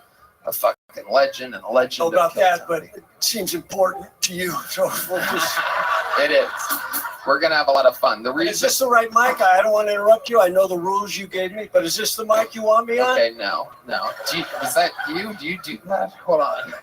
Don't press on the thing, man. I don't want any trouble. Just like that. Is that good? We got that? Okay. But that was next to me. You understand why I grabbed it? Totally. Okay, so someone fucked up already. It's true. Put that away to never be used again. Okay. Frame it. We're going to have fun. Kirk, you know how it works. Over 200 souls signed up for the chance to get 1 minute on this stage here tonight if I pull their name out of the alive, bucket. right? Souls? Yeah. Oh, yeah. Okay. I mean, But that would get scary if it was just, I see death here. in the spotlight. Okay. But yes, you know how it works. They get 60 seconds. I mean, it's been a while, I'll be honest with you. Yeah, they get 60 seconds uninterrupted. I know. 60 I know. seconds. I know. We're just getting the kinks out. I'll be done in a second. And you know their time is up, and you hear the sound of a kitten. That means wrap it up then, or else they're going to bring out the angry West Hollywood bear, which just interrupts them. And then I ask them a bunch of questions, and we find out more about who we pulled out of the bucket. I'm going to pre-pull right now our first comedian. They have to go across the street to a special bar and get the person. I believe they yell it. What do you yell it through a megaphone, Colt? You do? Yeah. All right. Well, there he goes. I didn't even know that. I've always wondered, like, why would someone just yell the You name? store them across the street? Is this what happens? Yeah. Yeah, there's a bar. You don't want to that- keep souls in here, so that's good. You put them Yeah. at a new bar. I'm with you, Tony. I take the humans to the bar. We keep the souls here. I like it. Anyway, I interview them. The whole thing's improvised. It's all crazy. You guys know where you're at. You guys ready to have a great fucking show tonight or what? But while they get that poor person from across the street, we're gonna get the show started with a fucking legend of the show, everybody. You know him as a guy that used to live in his fucking van, and now I tell you, he's living his dreams. Ladies and gentlemen, I think you know the word. You guys know the words?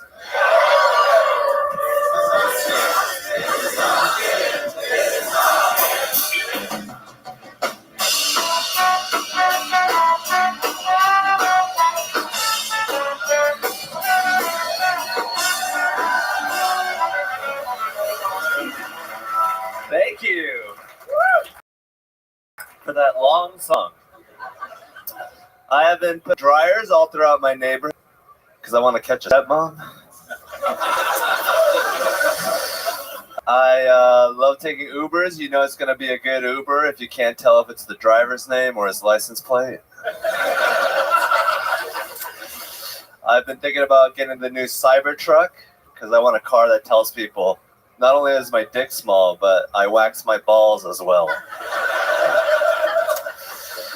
My girlfriend recently told me that I have the best personality of any man she's ever dated, which is sad because I didn't know my dick was that small. All right, thank you. Okay, Hans Kim. Did you say dryers? Was that the first one? Yes, dryers. As in like washing machine? Washing machine. A dryer?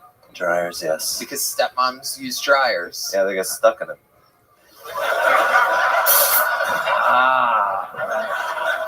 Okay. It's a type of porn that he watches. Brian, I watch American porn, not the Japanese shit that you're into. Yeah, you guys have actually flip-flopped. It's like Tom Hanks and the little boy in the movie Big. You should be liking Japanese porn, and he should for sure like stepmoms in dryers, but the world works in mysterious ways. How you doing, Hans Kim? I'm doing fabulously. You know, my girlfriend's still white, and I'm still rich.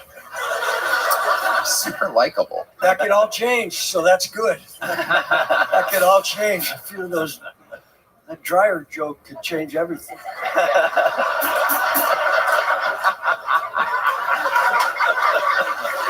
But it's all right. You came out with confidence. I spoke with you downstairs, and you had high hopes. Lock and change, man. You come up two stories, 2 floors. Yeah, 2 floors. Each step got you closer to this moment. So I do love you, though. We love you, Hans. What's going on in your life? I recently bought a remote control airplane, and I got it stuck in a tree. And so I bought a $150 pole and got it out and got my $200 airplane out with. Yeah, these are the investments that can take you in the other direction pretty quick.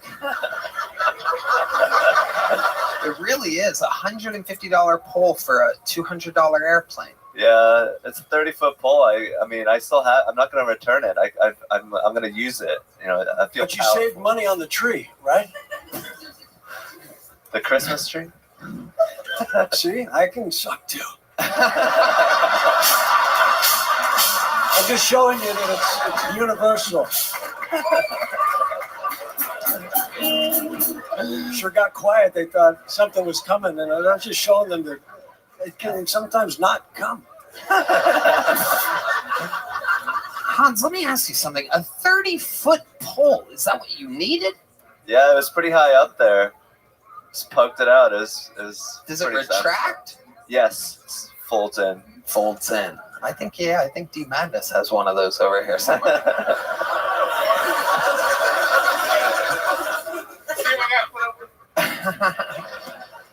So you think you're going to use it in the future? Are you going to use it to mostly like talk shit? Like I wouldn't touch you with a 30-foot pole, and I know because I have a 30-foot pole. Yeah, I mean my reach is unlimited. I mean 30 foot, but yeah, I could touch a lot of things from far away. Well, that's going to help you when you're near the playground next time. You need to get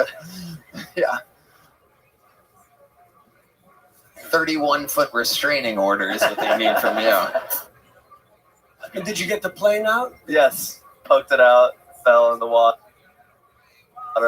I dried it out. Wouldn't it be great if we could do that to the planes during 9/11? Just fucking poke them out real quick so the whole thing didn't, like, if we just would have gotten rid of that jet fuel. Still can. There's pieces.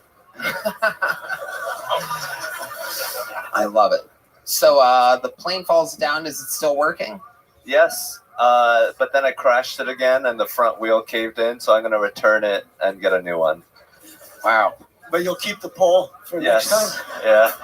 You think Asians are better than normal people at flying airplanes? We're about exponentially worse. The third dimension really sends me in a tail loop. Start spinning around. Fuck yeah. Those were words I didn't understand. But once again, you were confident in the delivery, and fucking, we'll go with it. Thank you, Kirk. I'm here for you. It's like, did you watch the plane fly into the tree? Yeah, I was controlling it. Right. What's the range on something like that? Probably like 1,000 feet. Wow. Can you? So you were flying low. Yeah, I was showing off. Can you see up like normal people? Or do you have special goggles and a camera on the airplane? You don't need to see up when you have a 30-foot pole. Yeah. It's a deep madness, that you shit. just feel up there. I can see up. Yes, Brian, I can see up. If you wouldn't, it would have been a Malaysian airplane. It would have disappeared, everybody. You, electronic electronic airplane jokes. That's what Kirk said. You should have watched the news. The Malaysian plane disappeared. I think it was 15 years ago or something like that. No, But yeah. I mean, I would have had to have started 15 years ago. I'm waiting for this shit coming. Hell yeah. So Malaysia went down.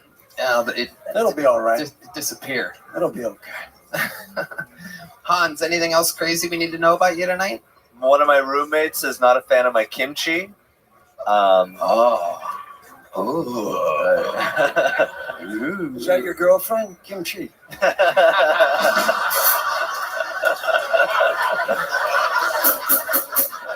It does smell really bad though. It stinks. I mean, it's food. If you like process it as food, it's like whatever. That's food. It's okay. Like, why do you have to make a big deal about it? What did the roommate say? Like, God damn! What the hell? Wait. I am so confused with the race of this roommate. There's a part where I thought it was black, and then it got white halfway through. Where's that Chinese motherfucker? I think it's black again. Going back to black. Smells like a foot farted in here. Is that what he said? Yeah, it's pretty poetic. Yeah. Yo, it smelled like a foot farted in here. Like that. Yeah. Right. God damn my N-word.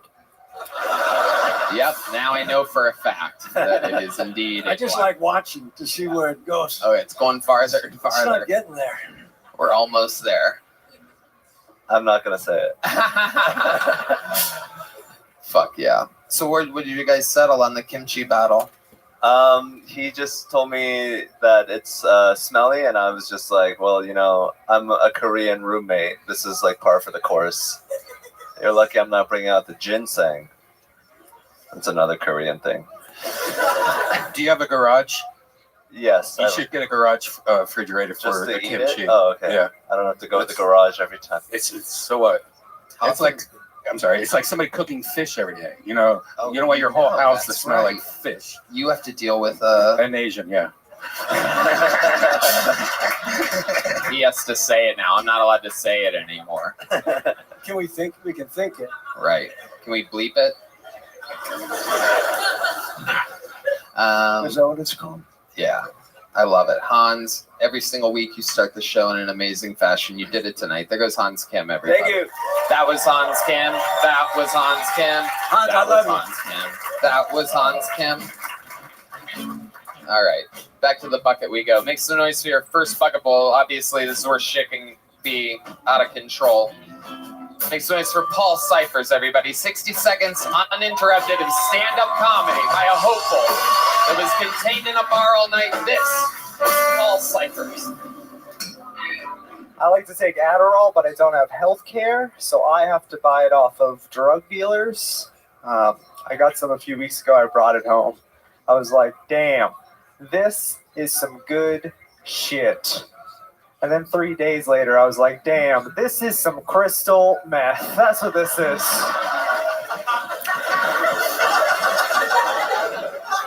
This has been the worst year of my life, but it's ending. It started off pretty rough. Last year on New Year's Eve, I got hit by the same drunk driver 2 times. I was sitting in the passenger seat. My dad punched me in both of my eyes. That's what I get for trying to kiss him when the ball dropped. You know what I mean? I'm kind of tired. This morning I saved a woman from a train. I pushed her out of the way and let all those guys fuck me instead. So.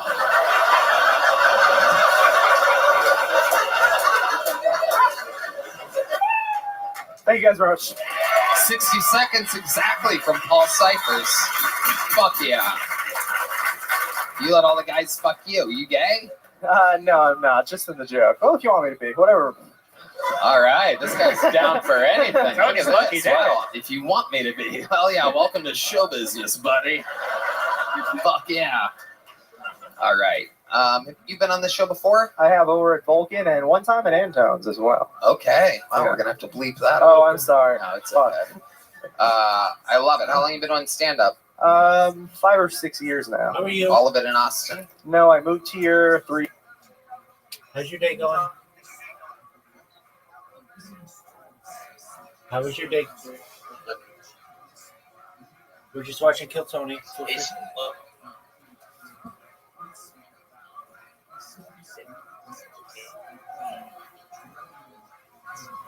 Your microphone is messed up.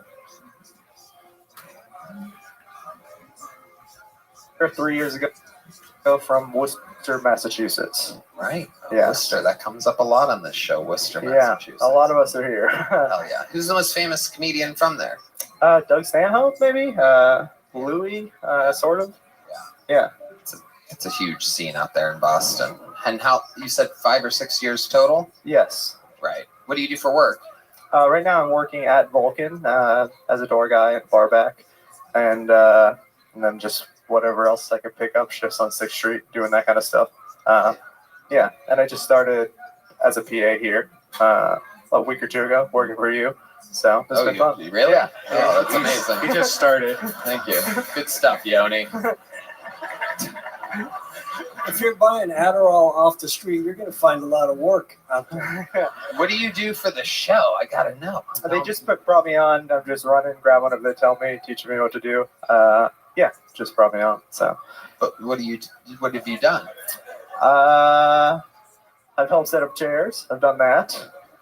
I have given the gel guns to the people when they get off stage, and I tell them, "Great job." That's right. From the great people over at Gel Blast. Yeah. That's a great. And you're getting paid for that. Austin seems like the place to be. Yeah. Thumbs up. You fucking getting paid? I'd make a fortune. Wait, we're paying this guy? I have no idea. I have no idea. I don't believe so. Yoni's saying no. Campaign Yoni's going like experience. that. My Jew executive producer is literally like, I love it. Getting paid in experience. Okay, Yeah. I like that. That's very, very. I mean, that seems to make sense. If what you're doing is going, good job. Here's a gel blaster once every 10 minutes. Seems like pretty much fucking nothing. Yeah, helping with signups and stuff. Yeah. Anything Are they you want sure? Are you sure that you're supposed to be helping? Yeah. This guy's just an invader. Like, I've been one of your top young rising production assistants. You might know me as the fastest rising producer of chairs moving behind tables and gel blasters being handed out. I'm about to be the president of show business in minutes at this pace. And have you seen his thumb? That is a strong thumbs up. I love it. So, Paul, tell us something interesting about your childhood. Oh, my childhood.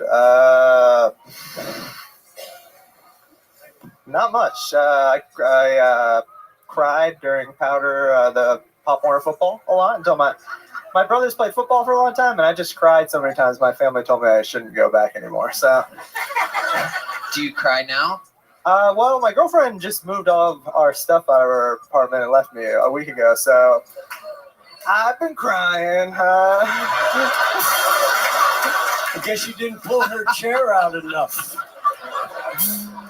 You're thinking what I'm thinking? I mean, I don't know, but I noticed something really interesting. Maybe hold your thought, because what I took from that, I don't know if anybody else noticed this, but you didn't say that your girlfriend broke up with you. You said my girlfriend got her stuff and moved it out a week ago. No, she broke up with me too. Yeah. Okay, just making sure that you know that. No, I know. You seemed really hopeful there for a second. The way I analyze that is like, well, she thinks she broke up with me, but no. She took all her shit, but she's just making room for more love. She took all of her shit and her human body, but her soul is with me. Do you think you could cry for us if we helped? Was there a song in particular that she loved or that she would play a lot? I don't think I could cry here. I'm in a pretty good mood Let me ask you again. Was there a specific song that reminds you of her? I don't know. Maybe, yeah. I don't know. You don't know? How long were you with her? I mean, I'm sure there's songs that remind me of her. I don't know if they'd make me cry, though, if they play. That's not what I'm asking. Okay, Let's sure. take the cry thing. Let's go with the song "Everlong" by Foo Fighters. That would make. What are your thoughts when you think about "Everlong" from the Foo Fighters? What does it remind you of? A time with her? No, they're not just the lyrics of the song. You know, they're just it's just a sad song in general, I guess. Wait, is that it? Can we get a spotlight on Paul? I'll play it too. Keep fucking playing it. Don't stop. Now let's go through. Just look out there. Look at the big camera. Wait, are you trying to sing? Is that? No, I mean I can try. I'm not good at it. Yeah, we'll go sing. I've waited here for you. She might see this. Everlong. This could win her back. Tonight. Come on, you got this, Paul. I'll throw myself into out of her head she sang.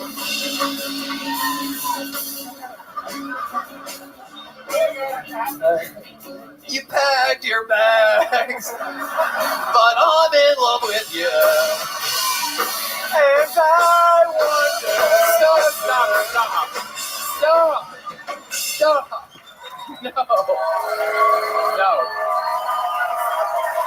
No. I gotta tell you, wherever she packed up and went off to, she packed up again. She's going farther away. She's going the opposite direction. I don't know. She went to New Jersey. I think she's coming back. There's a chance. She went to New Jersey. That's how shitty. Did you guys ever watch football together? Did that ever come into No, that never came up. No. Yeah. What was it about Pop Warner that just would break you into tears? I mean, we skipped over what started it. You didn't like being tackled. Yeah, I was not good at it. Very bad at it. Did they tackle you before the game or something? Yeah, just even the Oklahoma drills and stuff just beat the shit out of me. So I was out really young. If you asked me something about my childhood, I just had to like spin the wheels, pick something. In the right light, you do look like a beautiful woman, though. She's a strong leg, good back leg for you.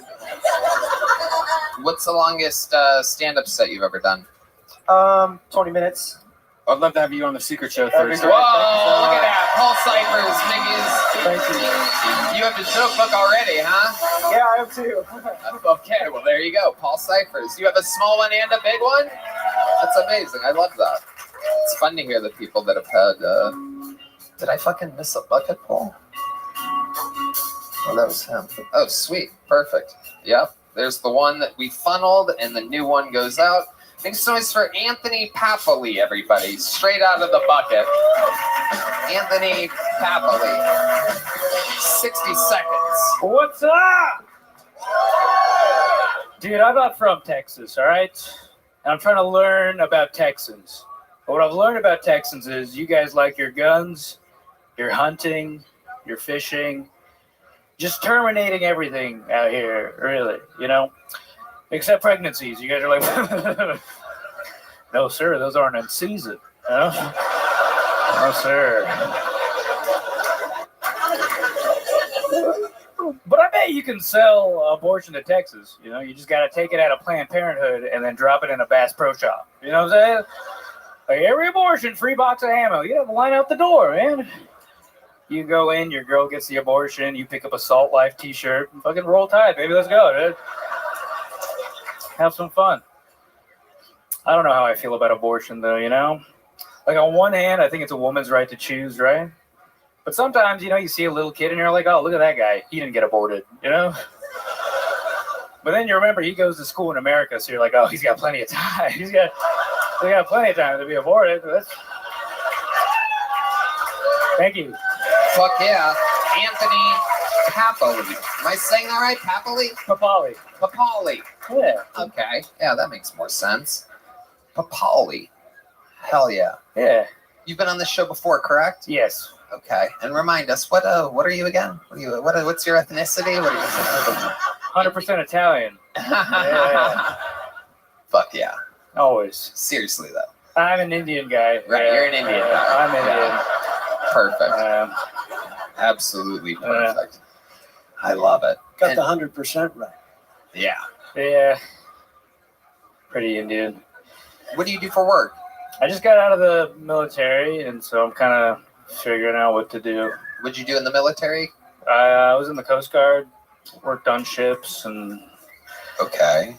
Yeah. What'd you do? I see something in boating, maybe in your future. Maybe. I don't know. What'd you do on the ships? Just like navigation stuff, worked in public affairs. I gotta be honest, last time I was on here, I said I was in the military, but I didn't say that I did get kicked out of the military. I got kicked out. You got kicked out? I got kicked out, yeah. Wow. The rare Indian misbehavior.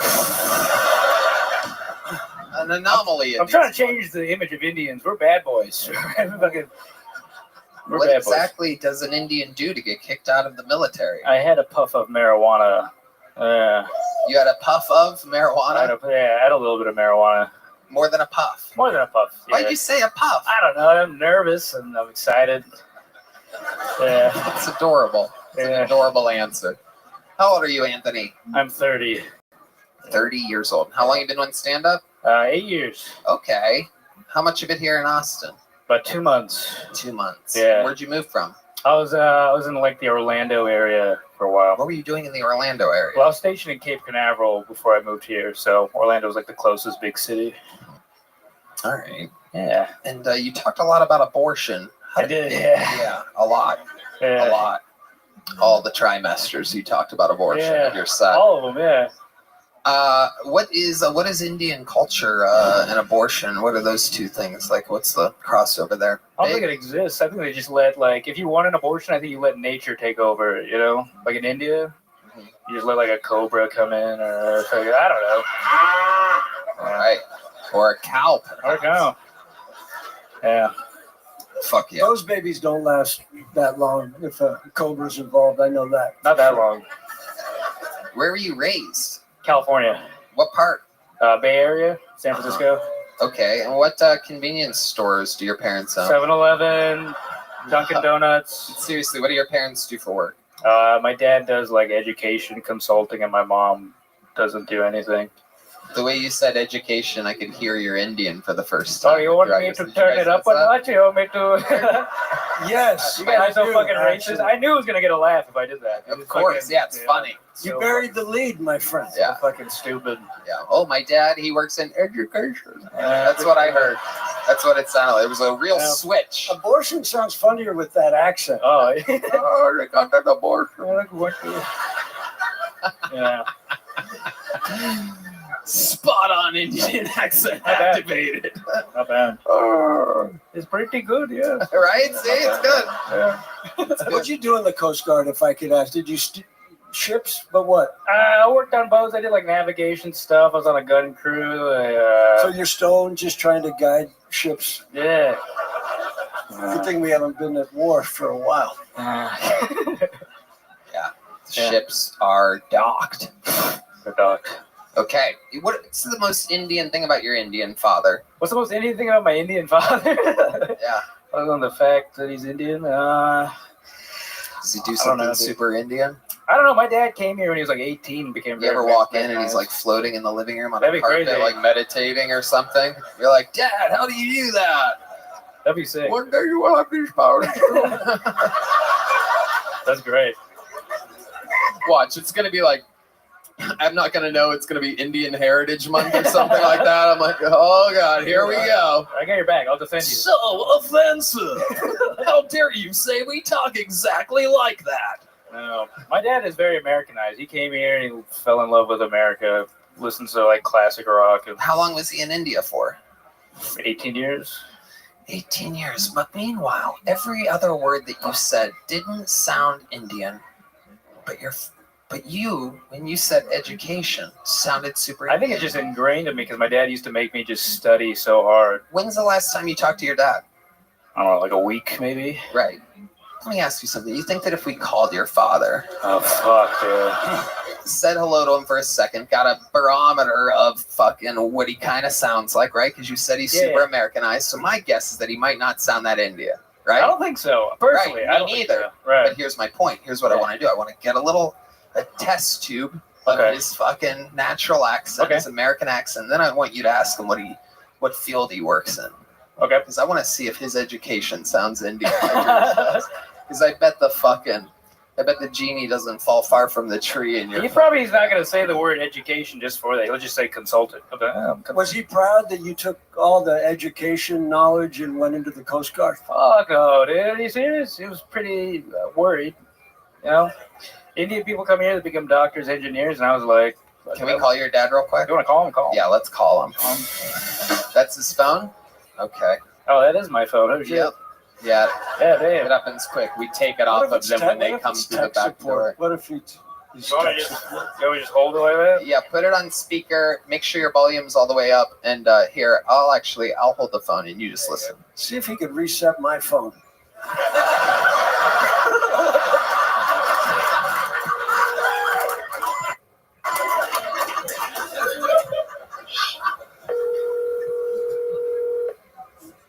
Don't tell him about the abortion jokes. No, you're here. I didn't pick up. God damn it. I hope he's okay. It would have been so funny if the answering machine was like, hey guys, sorry I couldn't make it to the phone. Have a big day tomorrow working in. That's what I was shooting for, but I guess they're not going to find out tonight. Does your dad smoke weed? Sorry, Tony. Yeah, I think he does now. Right. Yeah. When you say now, you think he started long after you left the house and joined the military? You don't think he was smoking the whole time? I think he probably did when he was a teenager and then started once I left the house again. Why are you saying it like it's a I don't know, dude. I'm not sure. I don't know. I really don't know. Damn. There's so much to talk to this guy about. Something shady. My dad is shady. Oh, My dad, you're not telling us everything. Look, man, I got So fucking you got kicked out of the Coast Guard, but was it just for weed or did you just weed, honestly. steal a missile? I'm a good guy. Hey guys, I'm a good person. I just like fucking smoke weed. Right. Hello, America. Okay, you're starting to sound like a terrorist. Very good. All right. Tony, make a note of his name and let's keep a track of this guy. Anthony Papoler. Did you get a little joke book last time you were on? I got the big one last time. Yeah. Okay, well there you go. Here's a little one. Oh, thank There you. you go. Anthony Papali. Thank you. There Thank you so much. All right. On we go. Your next bucket pull goes by the name of Michael White, everybody. Michael White. You guys having fun out there, huh? He is Michael White. What's up, ATX? I'm from Corpus Christi, the city of Salinas. I live 2 hours away from Mexico, so my white privilege doesn't activate until I enter Hayes County. And there's not a lot of black people in my city for the police to harass. So I'm like the substitute teacher. I lived in the streets for 5 years because my stepdad didn't like me. Wigger oppression is real. I got my first car when I was 21. So after sleeping at bus stops and couch hopping in the projects for 4 years, I was able to live in my car until I got my own apartment. When I didn't have a car or when my car isn't working, I run errands on foot. If I walk far enough, CCPD will run up, legally search me and check me for warrants, and they always say, it's because you match a description. So if you ever see anyone who still wears tall tees with a do-rag on top of his hat, call Crime Stoppers. They've been looking for that dude since I was 16 years old.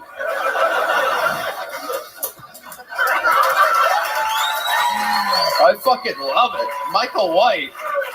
Hell yeah. This is like your 8 Mile right now, dude. Somebody just told me that on TikTok. Yeah, I love it. When I was live outside. You only had one shot, and let me tell you, you did not miss your chance to blow. Yo. It's a good 8 Mile reference right there. Okay, so let's just jump right into it. What the fuck? I love it. Where are you from? Corpito, mira, watcha. Okay, I'm not gonna. Corpus Christi. Okay, Corpus Christi. Yeah, the city of Selena. All right, yeah. I've been there. The lady that Cardi B is trying to be like. Oh shit! Don't start any wars here, my friend. We got no beef here. Sorry, Cardi. All right, so let's talk about it, Michael. I have so much, by the way. I literally am so excited about this. I don't even know where to begin. So, are you aware that you have a scream mask tucked into some type of sideways baseball cap or something like that? Do you know what you're dressed like right now? Oh yeah, laundry day. I had to wear your mama muscle shirt. Strong ass bitch.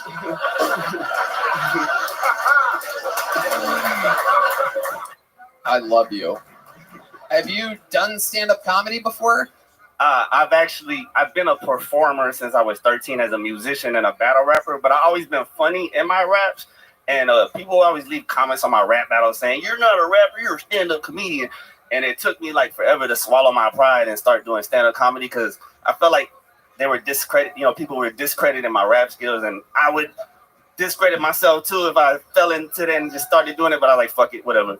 Right. You know what I mean? They were right. No, I love it. So how often have you tried stand-up then? I just started like a year and a half ago. That's when I started doing it. And you're doing a lot of it in Corpus Christi. Yeah. And I upload it to my TikTok and shit. I'm one of those type of comedians. I don't go to open mics and repeat the same shit every week. I record it, upload it, and then I come up with a new one, upload it. You just have a ton of really bad shit. You have a ton of shitty so content. this was if you make me a regular, I'll always have something new. Well, no. I don't know. Stop it. Yeah. Okay. It's crazy people trying to sabotage. Fucking do it. You haters.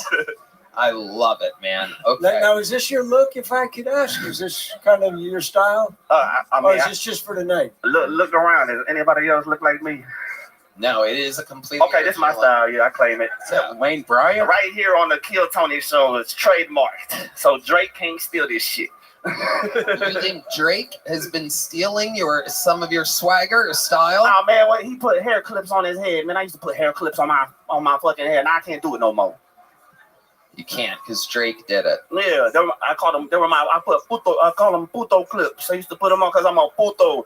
My acronym is players undermining their ops. But Puto power. You say you swallow a lot of pride, right? And you swallow a lot of pride. You swallow pride? Oh shit! The manic episode is beginning right in front of us. This is crazy. I'm having flashbacks. Clothes are so loose, you can't tell if he swallowed It is unbelievable. Who knows? This time next week, Drake might be dressed like Rick Moranis shrunk him. This is incredible. I do think the cops are doing the right thing. Yeah. You do fit a description. Let me ask you this, Michael White. What do you do for work? All right, so I'm one of the most known artists in my city. So I used my rap fame to start a spaghetti delivering service out of my kitchen. My ex-girlfriend from Italy taught me how to make the best spaghetti. You know what I'm saying? She taught me how to That's his make opener. He needs that to be the opener. Like a delivery app? I'm the spaghetti plug in my set. Nah, Facebook is the app.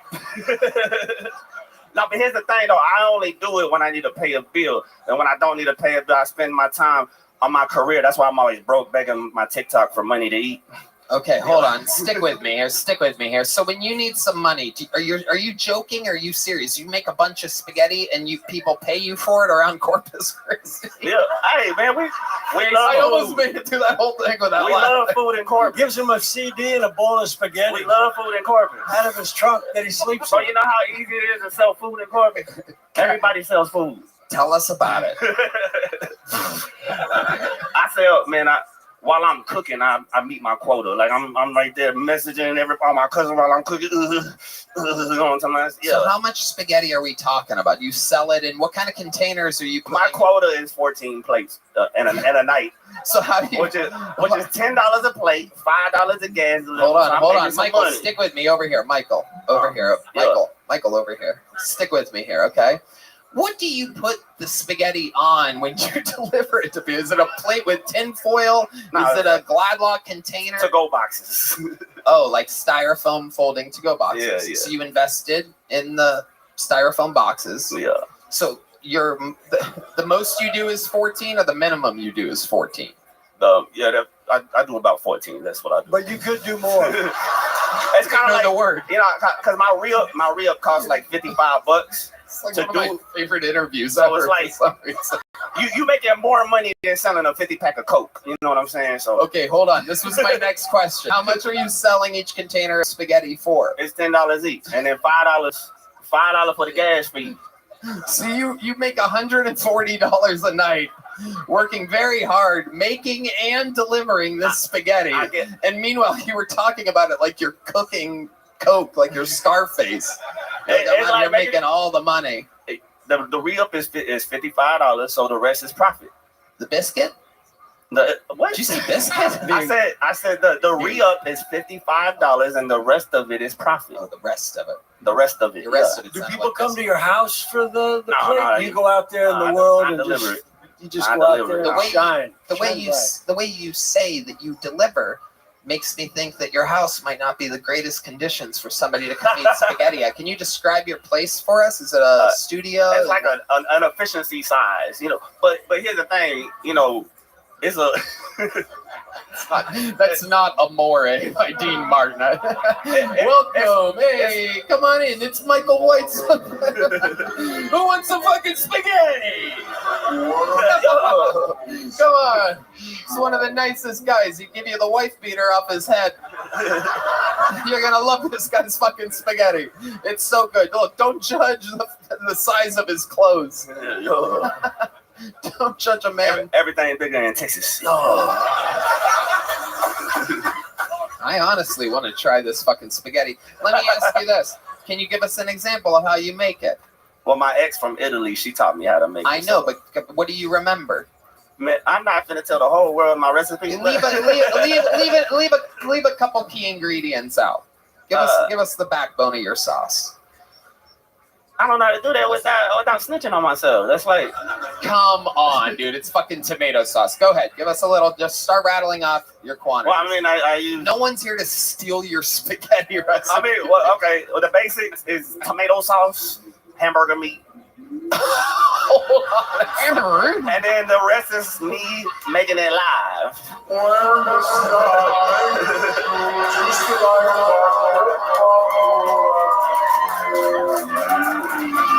I'm gonna fucking die. Hey, dude. wait. Why'd So your basically, ex tomato leave sauce you? and Why hamburger would she leave you? Why would your fucking ex leave a guy making spaghetti? Man, no, I Is she a waitress? No, I love her, man. She was crazy. Fuck yeah, man. I got 2 scars on my face because of her. Yeah. What did she do? She forked you? Man, spaghetti? You know how women are, man. They don't know how to lose a conversation. What'd she do to your face? Man, she would. Whenever we be talking, and if I happen to be winning, just nails come out of nowhere. Did she have to call you chef? Unbelievable.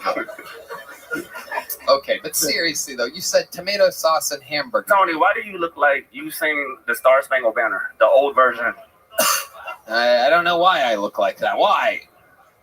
I don't know, but I feel like if I wanted you to suck my dick, you wouldn't do it because you're racist. Holy shit, there's a lot to unpack in such a short. You used a good economy of words there. I don't know which part to figure out He first. confused you with food talk. Yeah. Unbelievable. It was a slow burn. I'm sorry, I'm hangry. I need some spaghetti. How much spaghetti do you eat? Is that pretty much your whole thing? Like I said, I only do it when I need to pay a bill. When I don't need to pay bills, I focus on my career as an entertainer. That's why I'm always broke. I want to hear plates and keep one for yourself. And I beg my TikTok for money to feed me. You are such a fucking interesting person, but I do want to hear some of this rapping before you leave. What kind of? All right. Tell them what kind of beat you want or whatever. Look at Michael. All right.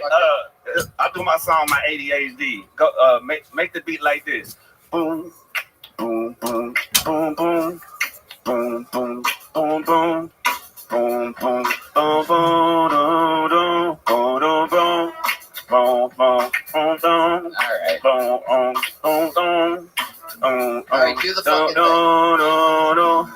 I don't smoke or drink, but I don't be knocking people that do. I'm just saying, wee, my ADHD is all I need. Look at me, my ADHD is all I need. I don't smoke or drink, but I don't be knocking people that do. I'm just saying, wee, my ADHD is all I need. Look at me, my ADHD is all I need. Getting ready to hit the club with my partner so they can get their drink on, and I'm the designated driver, so I got to get my thing on. I ain't even tripping though. I don't even be drinking, bro. I just love spitting flows, making money and hitting. I'm a sober motherfucker, but I be acting like I'm on it. Got my ADHD on full speed, supersonic, hand me a unsweet tea so I can add my own sugar. Go out of the paint, bouncing off the wall like a Ruger. Full of ricochet like MC. Hope love, man, everybody in the club thinking I'm on EXO. But it's just me, I'm from the street, I'm naturally ghetto. Or maybe my mama had me taking Ritalin since I was 5. Till I was old enough and I take it up on. Now I'm allowed to be 5. Now I'm allowed to go live and live in my childhood one more time. Like, wait, I'm gonna put it down like a millionaire. Like Jim Thug. I don't smoke a drink, but I don't be knocking people that do. I'm just saying, wee, my ADHD is all I need. Look at me, my ADHD is all I need. All right, wow, that's actually fucking pretty goddamn interesting. But I want to be a stand-up comedian, so. No, it's not gonna work out, buddy. But you're a hell of an interview, and that was fantastic. Your set absolutely god awful. Let there be no question. However, I find you so entertaining. You still get a big joke book and a big gel blaster. So there he goes, Michael White, everybody. The Kill Tony debut of Michael White, proof that anybody can fucking get pulled out of the bucket. We have very low standards here on Kill Tony. That turned around, man. That turned around. Literally, the people that walk the line of absolute anything can happen. But the recipe, not bad. It's simple. So it's basically sauce, hamburger meat, and magic. Like,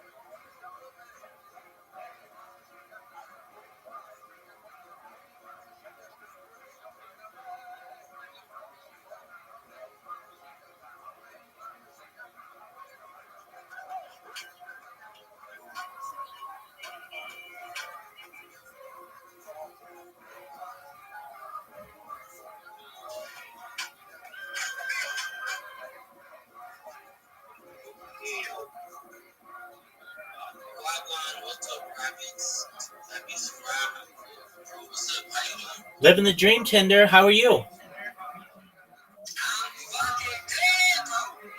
That's great to hear. Hey, I wanted to let you know that I stream my life 24 hours a day, 7 days a week, 365 days a year on YouTube.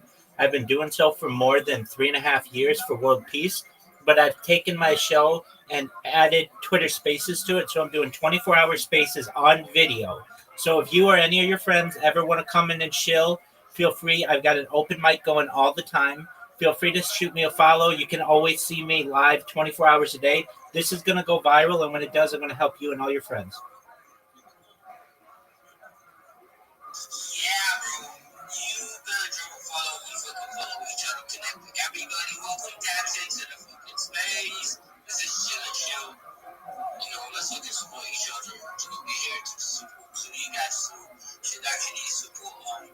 Rabbi, the X-Men. We need to change like the name to like the X-Truman Show, bro, because the name is too long, bro. X-Truman Show is too long? Yeah, bro, like, I was like, that Rabbi shit was too long, bro. All right, I'll get that one too, just for you, baby. Yes, sir. So let's give it to favorite boy. All right. So we got like that might think that it's fucking cool. Like we gotta look okay, so let's go.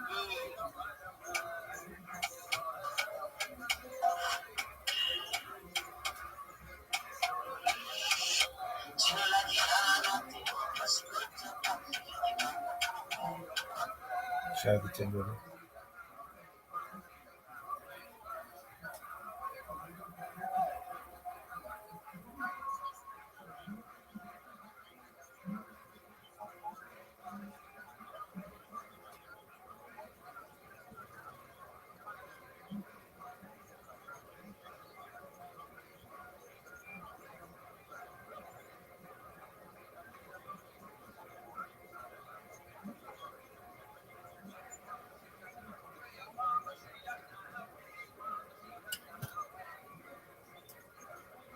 Like, oh, what? Hamburger meat. I love the words. The words hamburger meat say so much about what that sauce has to be like. They didn't call it beef, specifically hamburger meat. He knows what works, man. You never know what we'll find out of the bucket. We once found this guy out of the bucket. Now he's a goddamn superstar, one of our best regulars ever. Make some noise for the great Cam Patterson.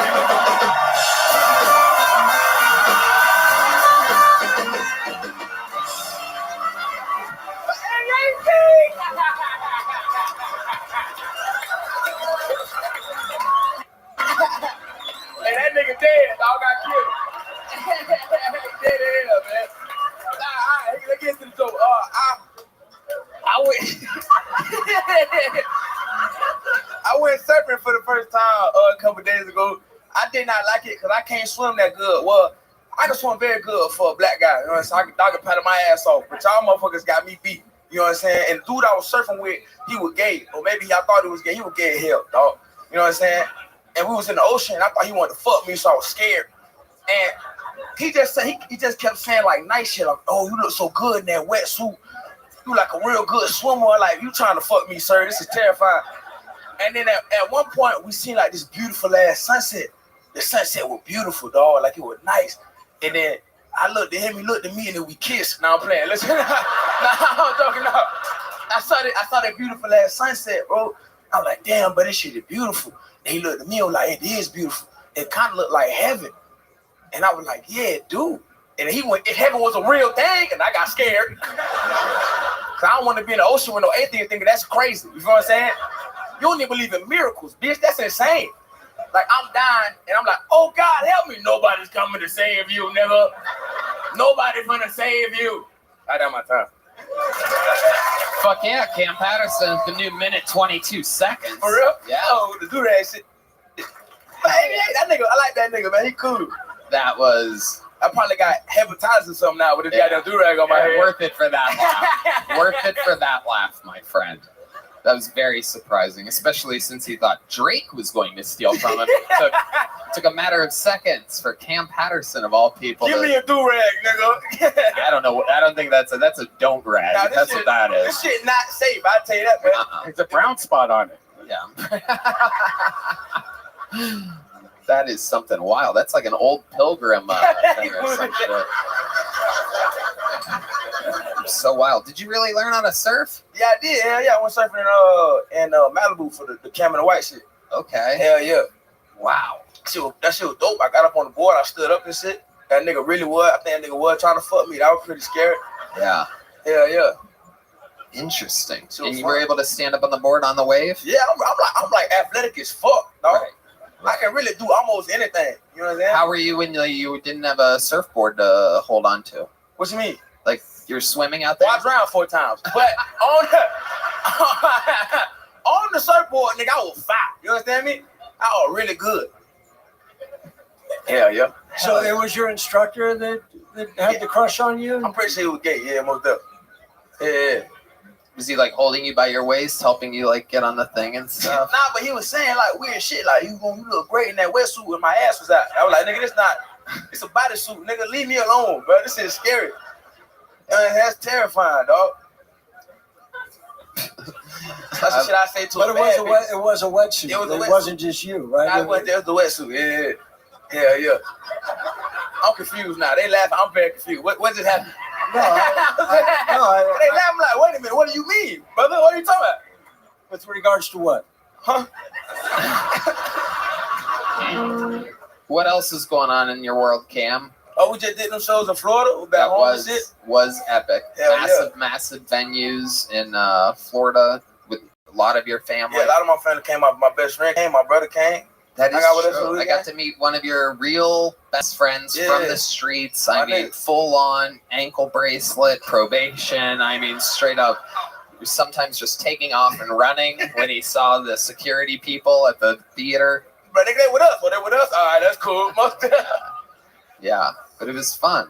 Tell us about it. Anything else? It was cool. No, I mean, that was it. We hung out a lot. You know what I'm saying? Was his dad there? Of course. Did you talk about the spelling thing from a couple episodes ago? We didn't get a chance to. We were so busy. There was so much going on. He actually, his dad had soul food waiting for us in the green room. It was. You missed out, man. We had a good dinner with my uncle. Like, understand how you guys ate more after that. We had a whole dinner, nigga. That shit was crazy. We were waiting on you. They didn't want to start eating until you got there, and I was like, man. I told them to eat without me there. The UFC was starting. I couldn't eat a second dinner in 3 hours with that was fun, a bunch of black people. Bunch of surfers, man. Yeah, those big surfing athletic types. If y'all want to cancel Tony, my family love that nigga, man. Where the camera at? They love Tony, nigga.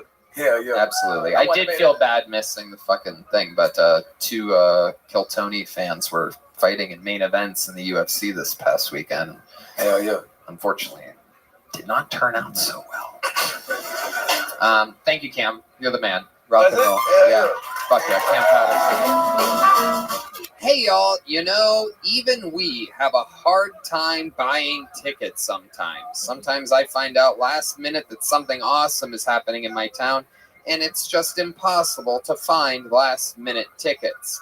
You shouldn't have to worry when you buy tickets to your next big event. Game Time is the fast and easy way to buy tickets for all the sports, music, comedy, and theater events near you. With killer last-minute deals, all-in prices, views from your seat, and their best price guarantee, Game Time takes the guesswork out of buying tickets. Great things coming up, like I see Ron White here coming up on January 13th at the Majestic Theater. Ooh la la, some big basketball games. Ooh, some great theater as well. You could see Wicked. Oh, I'm into that because you know how I am. A red band. You can get last minute tickets, flash deals, zone deals. It's easy to find and buy tickets for every kind of event in your area. You also get views from all the seats. So like if you get a ticket, you can see what the stage looks like from your seat. It's the lowest price guaranteed. And if there's an event cancellation, you get loss protection, all that stuff included. All-in prices show your total up front, so you know you're getting a great deal before you check out. Buy tickets in seconds with 2 taps. They're obsessed with finding ways to help you save money on tickets. Game Time is the only ticketing app that gives you a complete peace of mind with your purchase. I love the Game Time app. I can see the actual view from the seat I'm buying tickets for. So next time I see a concert at the HEB Center, Lord knows I will end up with a good seat. Take the guesswork out of buying tickets with Game Time. Download the Game Time app, create an account, and use code KILLTONY for $20 off your first purchase. Terms apply. Again, create an account and redeem code KILLTONY for $20 off. Download Game Time today. Last minute tickets, lowest price, guaranteed. All right. You guys having fun out there? How many of you like it when people do good on this show? How many of you like it when people do bad on this show? Wow, ruthless. Make some noise for your next comedian out of the bucket, Justin Landers, everybody. Justin Landers. How's everybody doing tonight? You know, my wife, she makes and sells a lot of miniatures, so we got boxes of these things around the house. And the other day I was off digging in one and I found this little bitty Lone Ranger mask. And immediately I thought, we're taking this in the bedroom, we're going to do some role playing. And at first, I thought I'd just strap it on my dick and call him the armless bandit, you know? He just runs around stealing the pussy. But instead, I put it on my wife's vagina, and I'll be damned if that thing didn't look like the Hamburger. So I shoved a French fry in it, and now she won't role play anymore. Now, when I told my wife that joke, she goes, "You better not tell that shit on stage." And I go, "Why not?" She goes, "Because I don't want a bunch of people thinking my pussy looks like a hamburger." I thought, well, they all kind of look like hamburgers. Some of them are double meat with lip lettuce. I tell you what, I'll take mine with no pickles. She goes, "I'll tell you what, you can take your no pickles and go fuck yourself." My name is Justin Landers. Thank y'all for playing along. All right, Justin Landers with a minute. Fuck yeah. Hello, Justin. How long have you been on stand-up? A year. A year. Where at? What trailer park exactly are you doing stand-up at? Washington State's where Washington State, out there in the fucking real country. The Greenlands. Euphrasia? Euphrasia? No, we were from Centralia. Centralia. Fuck yeah. How big were the audiences that you were? It's the Worcester of the North. Yeah. They were probably 30, 40 people. 30 or 40 people. I love it. And was that the type of material you were doing? Talking about the miniatures and whatnot? Yeah. What is exactly like a miniature, like collective item? No, like miniatures, like dollhouse. Yeah, talk right into the tip of that. She makes like dollhouse furniture, food for dollhouses, and so we just got these boxes of miniatures. All right, and you're still up there in the country of Washington? No, we live in Bastrop now. Okay. What are you doing for work? I'm a welder fabricator. Okay. Hell yeah. That's it. With miniatures or bigger houses?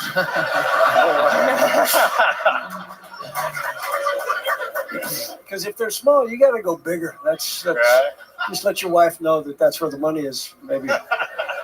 That's just soldering when it's that small. So you're out there welding. What else about you? What do you do for fun? Well, anymore, I haul my son around to rodeos. He rides bulls, and Okay. I did that for about. How old's 15 your years. son? 16. 16. And how long did you ride bulls for? I rode bulls for about 15 years. Wow. Look at that. Anything crazy? Big ones or little? Little. Big ones. Some miniature bulls. Yeah. They got them. You got to stay on 8 minutes. Yeah. Then you just fall off out of boredom. No. We're going to the Nodeo. All right. All right. So, what are your goals with stand-up comedy? What do you think's going on here? What do you see yourself doing? Well, I started because I was 46. My son, he's 16. He's got a couple more years of school, and I was wondering what the hell I was going to do with myself. So I wrote a few jokes and started hitting some open mics, and it worked out a little bit. Got started opening a few shows, and got about 8 minutes worth of material that's pretty solid. All right. That's about where I'm at. I love that. How's the crystal meth blab going? Have you ever tried to? What's the most hillbilly thing about you? Because I know what people from Eastern Washington are like. We have some friends, the great and powerful Davey Wester, who has cerebral palsy and always has a big lip of tobacco, and it's leaking out of his face. How are you? He's one of the paid regulars at the Comedy Store, and I could see a little bit of him in you. I see that maybe it was a grandfather or someone really close in your genealogy fucked a family member. That's what they do there. Tell the people that I'm not making this up. That is what it's like. It's basically, as you could tell, Billy Thornton here looks like one of the fucking half a Devil's Reject. There you go. Look like the Purgatory Reject or something like that. Damn. All right. So what's something white trash about you? Something white trash about me? Well, I've lived in trailer parks. I sound like this. And that's one of the big ones for sure. Yeah. And I've been poor and broke most of my life, so there you go. Hell yeah. I love it. How do you what do you do for fun when you're not doing stand-up? Or not, since your rodeo days are behind you? Oh, anymore. I just hang out with my wife and my kids mostly. How long you been with your wife? 17 years. Wow. What is it? How do you stay erect while fucking her after 17 years? Is there something you imagine? Is there something about her that drives you crazy? I'm interested. No, she still works for me. She's all good. Yeah, she works for you. So the role play, that was just something you were trying? Yeah. That wasn't... Well, I've seen The Mask. Yeah, do something. You know? Do you ever are you ever so sick of fucking your wife that you use the welder's mask when you're fucking her? No, but I put on a pair of shafts before. So. Whoa. Hey, that's a normal Wednesday night for me. You know what I mean? All right. Dude, you might get some more noises out of her if you brought a blowtorch into the bedroom. Yep. That's a big Washington angle. Yeah. Oh, here she is right now. His Thank lovely you wife. There she is. Thank you. All right, Justin. Well, hell yeah. We have another one, right? I feel like there's something more, though. I feel like there's something I'm missing about you here. You ever almost die or save anybody's life or anything like that? Yeah, one more time. So, yeah, let's hear about some of those. That's what I'm kind of wanting to. They were all bull riding stuff. I got jerked down so hard one time when the bull hit me on the end of the chin, the back of my head slapped the middle of my back. Hold on, I'm hard as a rock right now. You have to slow down. You almost made me come in my pants just then. I'm sorry, because on this show, I'm gay, everybody. You remind me of me if I did something really bad once. You look like I could have gone that angle. Yep, 100%. That was you trying crystal meth one time. Parks and Rec or meth? Yeah. Parks and Rec or Parks and Meth? Parks and Meth. Meth in a park. You ever do a crazy drug? You seem like you maybe have skipped the hard stuff and just gone straight to sniffing like a normally legal substance. I've tried a little bit of everything, but anymore I narrow it down to hallucinogens and weed like everybody else. Yeah. I've got a lot of fans out there. Woo. I love it. So is glue involved with miniatures? No. Miniatures, no glue? No, not for Joe Elmer's or just Elmer, a neighbor? Just Tester's model glue. Rubber cement? Not for me. Keyboard cleaner? Computer keyboard cleaner? These are all really white trash drugs you're throwing at me, huh? God damn. Look, I don't know what led us to even go down that road. Yeah. Fentanyl? You ever do any fentanyl? No. I don't try nothing, no fentanyl. You ever drink water?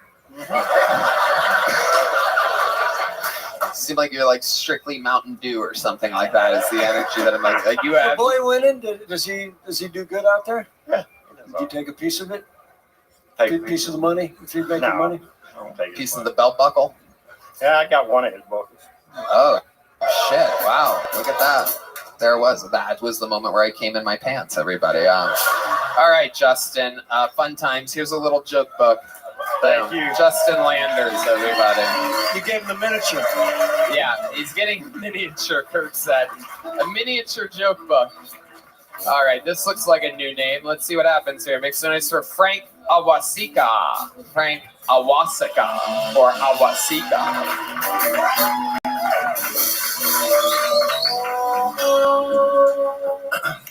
Yeah.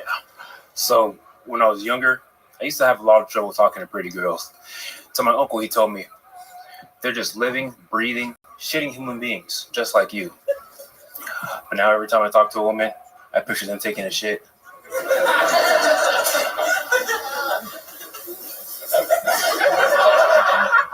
Why do y'all eat so much corn? If you couldn't tell by that last joke, I am a virgin. Yep, vaginas have a long history of ducking me. I was a C-section.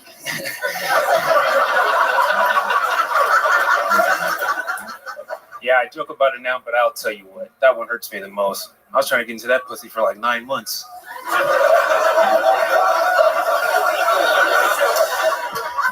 All that, and the doctor just cock-blocked me, bro. He pulled me out of there, and he was like, I was like, man, what the heck? And he was like, man, I had to get you out of there. Your head is huge, and she's been pushing for like 72 hours. And there's corn all over my operating table. Okay, Frank Awasika.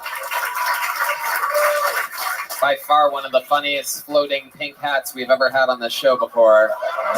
Absolutely incredible. I've never seen a pink hat do an entire 60-second set like that before. That was amazing. Frank, welcome. How long you been on stand-up? A few years now. Okay, where at?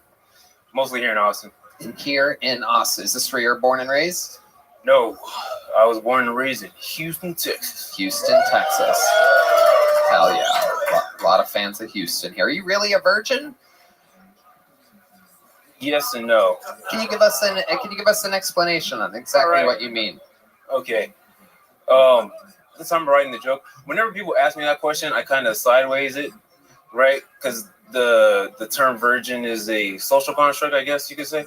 So whenever you guys ask me about it, you're talking about like, oh, has he been in some punani? But whenever I say I'm a virgin, I'm talking about alcohol. Like I don't drink alcohol. Wait, what? I'm a virgin to alcohol. At least when I wrote that joke. Yeah, that's.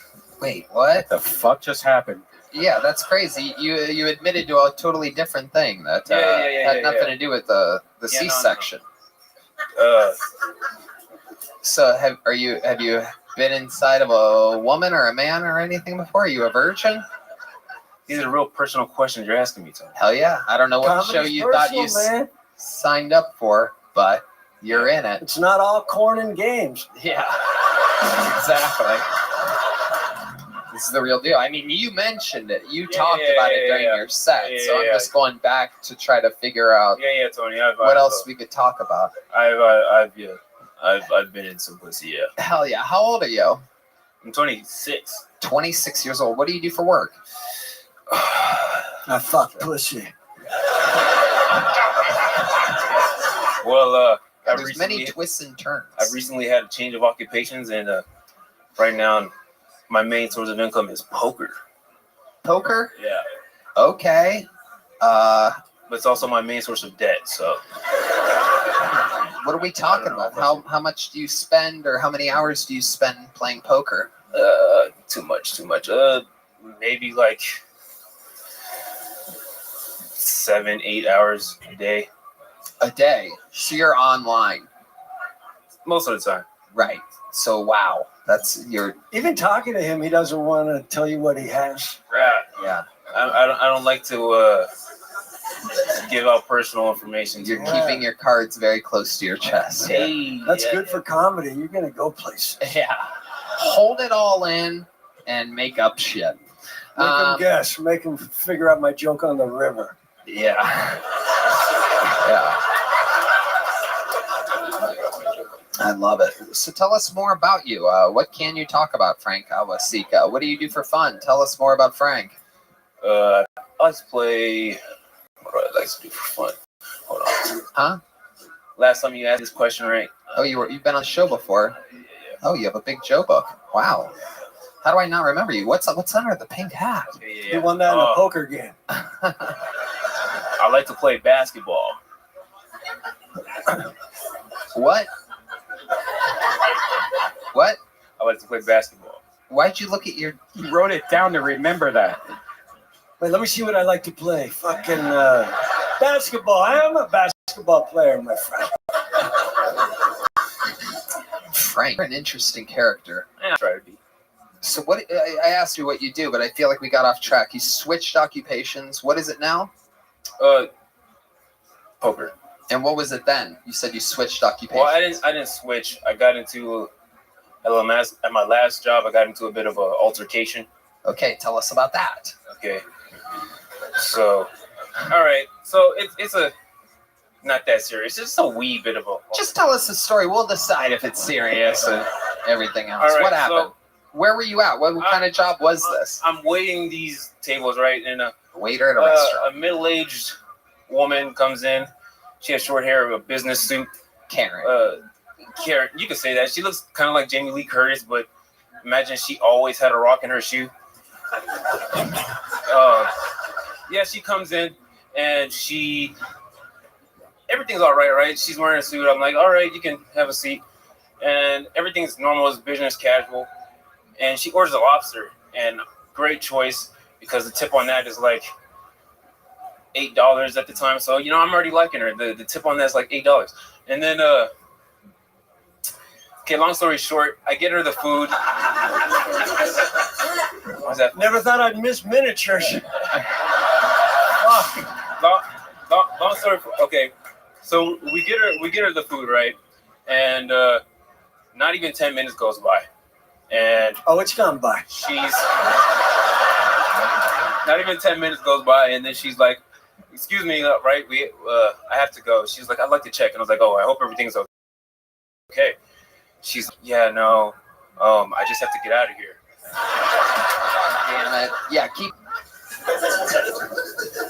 So, yeah, she's like, "Yeah, no, I just have to get out of here." And I was like, "Okay, well, I can get you a doggy bag." She's like, "No, that's okay. I'm not gonna finish it." You called it a doggy bag or a to-go box? Doggy bag. Okay, there you go. All right, you're going down treacherous territories here. Go ahead. And she goes, No. It's okay. I would just like to check. So I slapped her across the face. Really? I said, you got to get your shit together, Sharon. You can't be wasting all this food. There's starving kids in Africa. Okay, so you're like joking right now? Yeah, I'm joking. Okay, so what really happened? I was not a waiter. I worked at a... Oh, God, that's... All right, there he goes. Frank Awasika, everybody. Not his best night. Hell yeah, it's all good. It's all good. It's all good. It happens to everybody. Frank Awasika, everybody. There he goes. Absolutely. There goes Frank, everyone. Yikes. maybe it's low blood sugar. These people tend to get diabetes and whatnot, so it could be anything. Let's not judge a book by its I cover. feel I just got diabetes. Something could be. It could be a medical event or something like that. That's all. Could you imagine playing poker with him? But everyone would just fold. It's so easy. If you're in the interview part of the show, all you have to do is like answer the questions honestly, and you can end up looking good. But yikes, whatever that was. All right. Mixed noise for your next bucket pull. You guys said you like it when people do bad, so I don't feel bad for you guys at all. Your next bucket pull, anything can happen. This looks like a new name, one-word name. We love those. Make some noise for Chen, everybody. Let's see what happens with Chen. The Kill Tony debut, I do believe, of Chen. It is indeed Chen, everybody. Come on, make some noise for Chen, everyone.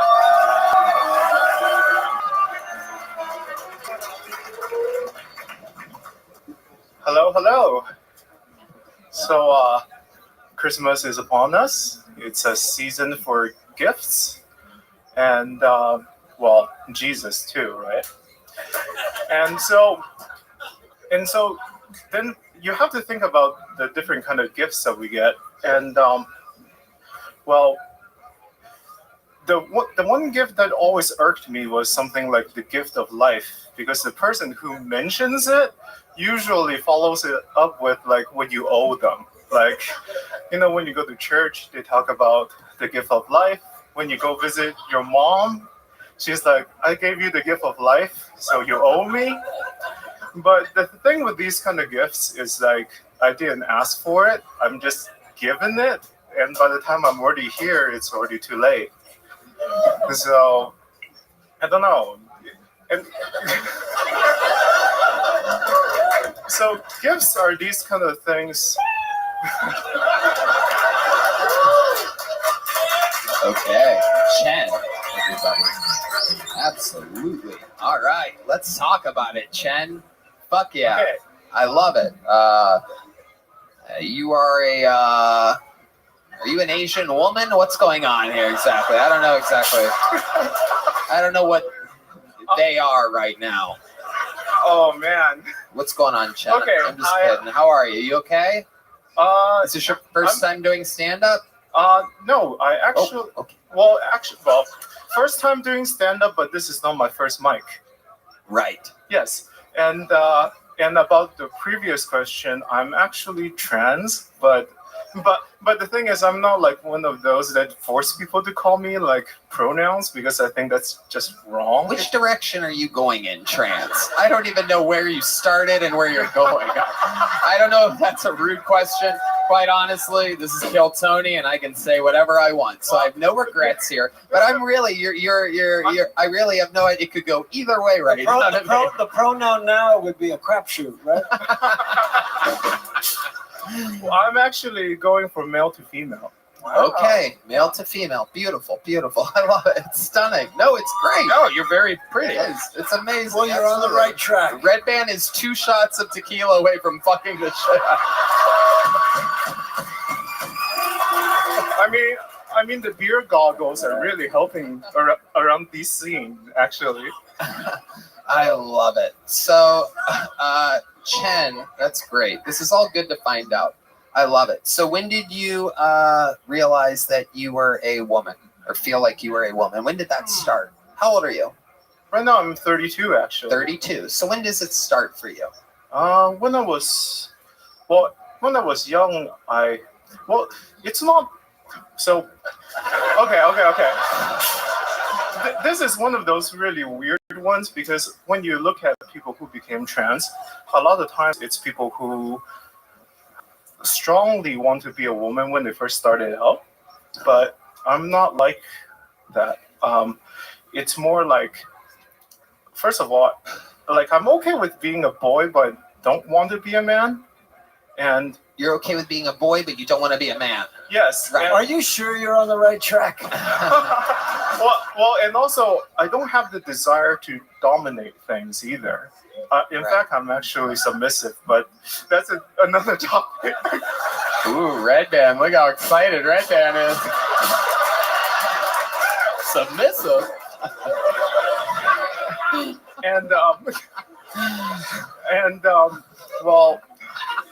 and I also like cute and soft things. You like what? I like cute and soft things too. So Okay. I'm right here. Hell yeah. And I think we're all about as soft as it gets right now.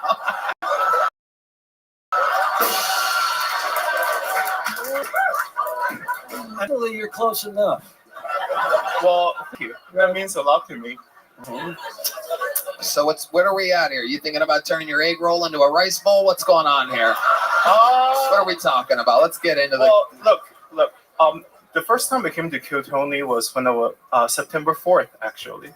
This year? Of this year, yes. You were on the show. No, I was in the. Oh, I was gonna say your transition's going really well because I do not remember you at all.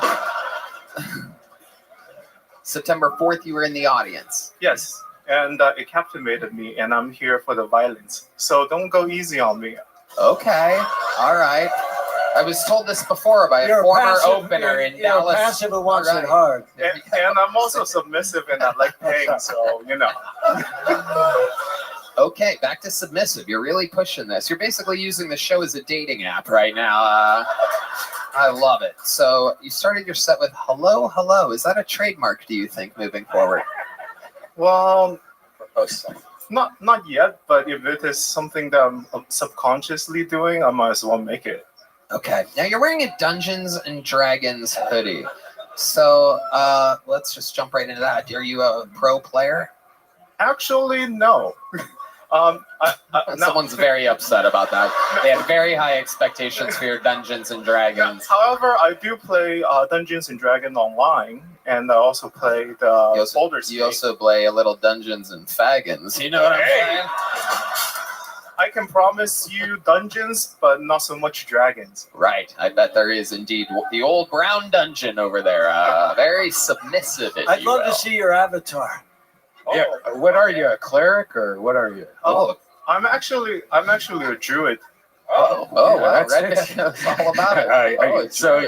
You got quirky spells. I like nature things, but I mix in fire and holy at the same time. Wow. I mean, I have no idea what. Hey, how you living, pimp? I'm Rabbi Rothschild. Do you know who I am?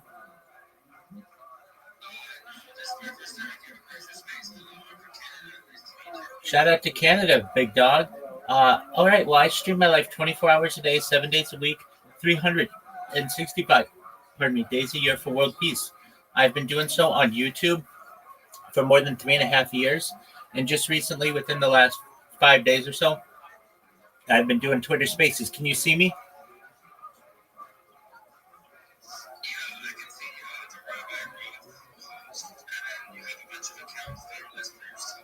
Oh, yeah. Okay, so you must be... Are you on an Android device? Oh, you're on a tablet. Okay. So I actually have video going as well. So it's a unique space where you can watch me 24 hours a day and get a portal into my life, essentially.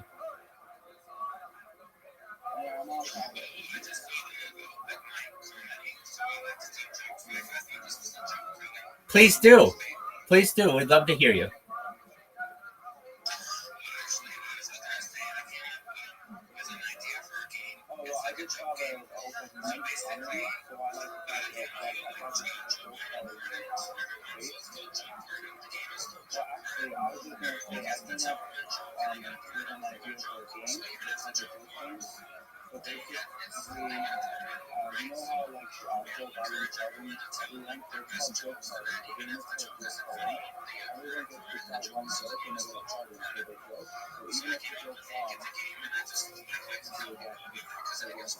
I like that.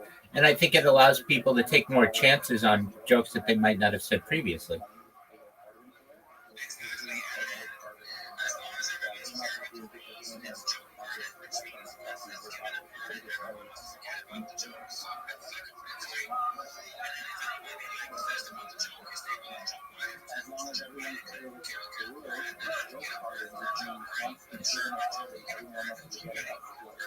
There you go.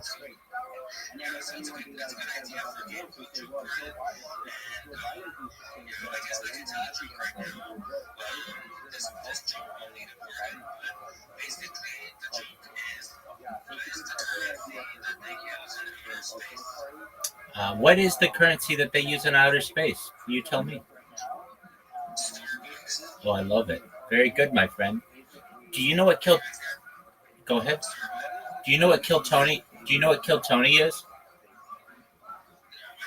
You don't know what Kill Tony is? Okay, so it is the largest live podcast in the world. It's open mics that I'm watching right now, and they actually are on a monitor or a projector behind me. And essentially, it's just comedians doing open mics, and then they critique them. So if you're interested, feel free to listen. That was a very good joke.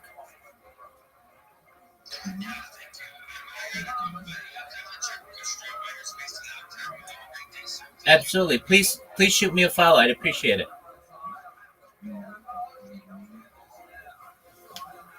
Shout out to 100 countries. Yeah, what the fuck you're talking about? It's unbelievable. It's very interesting. Do you also play Magic the Gathering? Actually, that one I do play. Yes. Wow, we are shocked. Wow, I do believe the crowd goes wild in absolute shock and horror. Nobody saw it coming. You do? Actually, Tony, I do. I love the dramatic pause there. Wow, tell us more, rattle off some more nerd things about you. It's very interesting. Well, I play World of Warcraft with my friends. Oh my God, hit it again, hit it again, hit it again. All right, tell us something else. Well, you're very hard mode. Actually, do you play in expert mode? Expert mode. Do you play most games in expert mode? No. Oh well, actually, I am surprised at that one. Because I'm actually more American than Asian, so if you have expectations of me carrying the whole What kind party, of American are you? Native American? I'm not exactly sure. All right. Believe it or not, I'm actually born from Wuhan. Oh. Which is unfortunate. Wow, and I think you're going to end up in a laboratory. I saw that. I saw that. Well, I could tell. I spent a month there. There's many things to talk about, but we have time. Yeah, no, we do. You're gonna have a extra long interview here, no doubt about it. Very compelling story. So tell us more about this transitioning adventure. What are some things you do to be more, if you're becoming more ladylike, or some goals for you, or whatever? Are you basically just saying anyone can fuck you at any time in your asshole? Well, I am bi, so but how often do you hook up with women? And when you do you consider that like a lesbian relationship? Do you have them like eat out where your balls are? I don't know. These are questions. Welcome to Texas. This is figuring out trans in Texas. So Tony, trans Texas Tony, Triple T. So actually, I only been with one woman before. One woman. I like how you use plural there. I don't believe you. I've only been with one woman. Did it identify as multiple women? No, she was an exchange student. Oh, look at you. You really are goddamn American. Look at that, pounding out an exchange student. She got her citizenship, and I guess I wasn't as successful as she wanted, so it didn't work out. That makes sense. So you put your wiener in her pee-pee hole? No, she's a girl. Right, but I'm saying you put your penis in her vagina? Used to, yeah. Right. I've already forgotten what direction you're going in. Right. Which way's the You transition? used to, but now you don't. Why don't you? You can't. I don't think having sex with your ex-wife's vagina is part of the alimony. So was your wife? She was my wife at one point. This is great. We're figuring out a riddle while doing an interview at the same time. Well, Tony, the reason why I don't put the penis in the vagina is because it's my ex-wife. Oh, look who's back. Famous homophobe. D. Madness. Just in time. Just in time for your worst nightmare, D. We've been missing your scoffs and earplugs for minutes over here. You're going to love this one, D. Well, let's just say we got a she madness trying to turn into a he madness or some shit like that. The other way, but yes. Have you practiced your woman voice yet? I actually looked today. But let's see. You want to hear a little bit of All right. Here she is, Chen. Everybody. Oh, so hot to be woman. I'm more American than I am Asian. I I went to laundry the other day, and I'm like, oh, this is so much fun because I'm a lady. I love being lady. I'm gonna cook spaghetti better than the other guy. I sell lo mein noodle out of my pants. All right, I'm sorry. We'll edit that out. Don't cancel me. No, it's fine. I'm sorry. It's pretty funny. I'm sorry. Well, and look, I actually haven't been practicing a woman voice. Oh. And Let's hear it though. Let's hear what you think. Come on, let's just try a little bit. I can't do it. It doesn't work because it only works. I was born of a dog. I am a woman. Ladylike. I'm a druid. No, Tony. I'm trying to. Tony, my women voice only. Right now, my women voice only comes out when I have sex. So. Oh shit. So I can't really.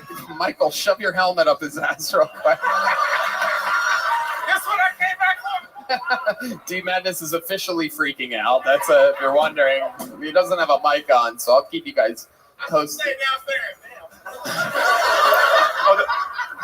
You might still be. You know. It's true. It's true. Tony.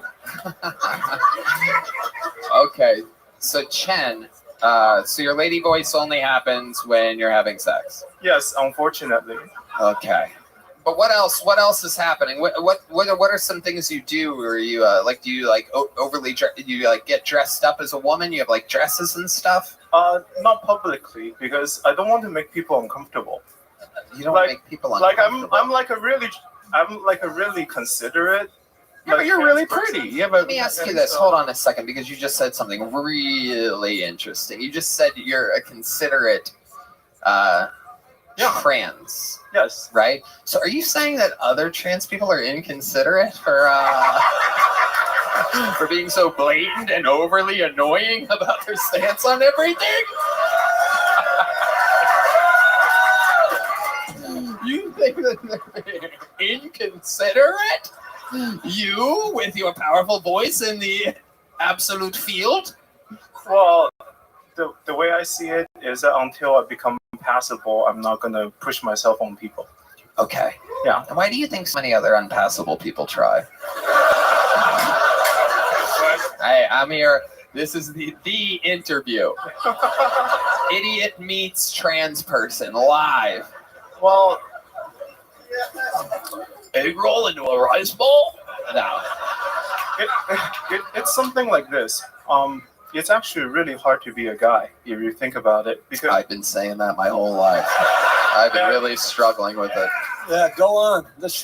Now you're talking. Because so I know it was hard to be a guy, but I didn't have the words for it until I saw this channel called Home Math on YouTube. It's actually pretty good. Okay, I know. Tell us more. Go on. Home Math? Home Math. Yes, it's good stuff. And he mentioned that so for when and this is almost too simple, but for guys value looks, value like personality, and then maybe share some hobbies, right? But for women, when they look at guys, your ability to provide goes on the nice value, but your ability to be mean but also be dominating goes on the bad boy scale. So for a man to be desirable, they both have to have the ability to provide, but they also have to have the ability to dominate and also make her feel, I guess, wanted, I guess. Yeah, and I was thinking the same thing. That's you're right on. And it's one of those things where once you become trans, where you look at the world from both the men's perspective and okay, I'm gonna be honest with you. I almost said dude, but I stopped myself. I got so ADHD during your explanation of that I literally started thinking about the song ADHD from the guy that makes spaghetti out of his, what he called industrial size apartment, which I'm pretty sure is a fucking janitor's closet. Okay. I love it. Any other fun facts about Chen that we should know? Well, there are actually plenty. So when I was in the audience, like everyone here, I made a promise that I wanted to be good on stage because because I saw the bases here, and then Oh my god. No, wait. Oh my god. What is about to happen right now? Because look, comedy is the antitoxin to social media if you really think about it. Because if you look at social media, people are like having fantastic lives all the time, right? But in comedy, people bomb a lot of times. So you realize that life is not as good as social media, but it's also not as bad as, stand-up comedy. Transitioning's Holy complicated. shit. Yeah, it really is. Fuck. It really is. But well, Chen, a very, very interesting interview. I'm going to give you a big joke book because I like the interview. Thank you. Fun stuff. Here you go. Ooh, catches like a man. There goes Chen, everybody. You're going to get a Joe Blaster as well. Absolutely. She bows. I don't know if you guys noticed, there's a little Asian left in her. All right, we're going back to the bucket. Make some noise for Sam Castillo, everybody. Sam Castillo.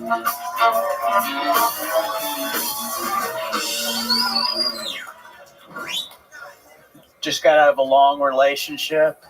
It's hard to move on, It's hard to forget her. Because she's from India, so all my clothes still smell like her food. Yeah. It's a very loving home, but, it's rough. I remember when I met her family, everyone in her family were arranged marriages. And they told us, if you guys get married, you're going to be the first ever love marriage in our family. I said, same for mine. Now I'm dating again. I'm a recovering drug addict. Dating sober is difficult. Sex is sober is difficult because you actually have to, be there, You can't just phone it in drunk. It took me 2.5 hours to come the other night, and this girl was like, oh my God, you have so much stamina. I was like, no, I just don't love you. It's difficult. This girl was like, I get addiction. I'm addicted to spin class. I was like, I've never stolen from my family to ride a bike that goes nowhere. Yeah, that. All right, thank you. Guys, give it up for Sam Castillo. Hi. Hey. Welcome to the show. Where is everybody? Sam, how long you been doing comedy for? About 5 years. 5 years. Here in Austin, Texas? Yeah, I started here. Cool. What was your first car? My first car, it was a GMC truck. Wow, did you get a hand-me-down, or did you save up for it, or? Yeah, it was a hand-me-down. Kurt, what do you think about this guy? It's interesting. So Indian food. Yikes. You suck, dude. No, I'm kidding. I didn't see anything. How did it go? Do it again. 1, 2, 3, 4. No? Okay. Holy shit. What the fuck are you, dude? What did I miss? How do you think it went if you had to update me? I got a double bag of IV drip from our good friends over at Connect Mobile Health. Went for the double bag. And it turns out you get one of those and drink water. Sometimes I had to make a choice. Either I pee or I pee my pants. I have a feeling I would not have peed my pants by the sound of the audience during your set, though. So you're recovering from We're gonna edit what? this What's your entire drug? What was your drug? Oh, wait. What are my drugs of choice? Well, you said you're I was a pill recovering. addict. Yeah. What was it? Pills. I was addicted to everything pill-wise. Mainly benzos. They had pills on the Shire? Yeah. Yeah, I was addicted to Xanax was the main one. I was also a coke addict. I was also an alcoholic. Nice. Yeah, Wow. Tell us about your wildest night. Wildest one? I just got a public intoxication 2 days after getting a minor in possession. It was my first week here. That was when I was... The minor possession, you were with a young girl? Yeah. Yeah. A miniature, as we call them? Yeah. Are you transitioning? I just got done. Your hair is transitioning for sure. Hell yeah. Was the last comic? Went from a Bilbo to a Frodo. All right. I love it. What do you do for work? I'm a line cook. Okay. How long have you been doing stand-up? About like 5 years. 5 years. All of it in Austin? Yeah. Okay. How's it going for you? It's going pretty good. What was your best joke tonight? Do it again. Best joke tonight was when you're sober, you actually have to have sober sex with somebody. It's difficult to like, you have to be there. You can't just fake it drunk. The other day I had sex. It took me 2 hours to come. And this girl was like, wow, you have a lot of stamina. I just told her, no, I just don't love you. I liked it better the first time. Well, I'm sorry. Did it get a laugh the first time? Okay. Thank you, guys. Oh, thank you. Thanks for being there for me. How old are you? I just turned 30. What do you do for fun? I just started boxing. That's a lot of fun. All right, put the mic in the mic stand. Let's get a spotlight and let's see a little bit about boxing. You got some boxing for me, Matt Muley? All right, look out that way. Don't look at me in box. All right, here he goes. He's boxing. Oh shit! Wow, absolutely terrible, horrific. You have to get your right hand up. You have to. You don't remember them telling you that? Whoa! You almost hit yourself there. Oh shit! You're beating the shit out of yourself. Whoa! Oh my god! Oh, you're literally the worst boxer I've ever seen. I mean, it's literally. I'm like 3 weeks in. You started? I'm like 3 weeks into it. Wow. At a gym? At a boxing gym? Yeah. You go to a boxing gym for the last 3 weeks. Yeah. And that's where you're That's at what you right came now? out with. I'm like boxing no one. It's fundamentally the weakest boxing I've ever seen. I know. I've never You have seen to it. And you're paying for that? Get your hands up. Yeah, The that Friday looked like a station, free man. lesson. Do you have any idea how many times you would have gotten hit in the face by anybody with using that form in any, not only boxing, but even any fight whatsoever? Yeah, I would have been fucked up. Yeah. I know a guy that makes spaghetti would have beat the shit out of you, dude.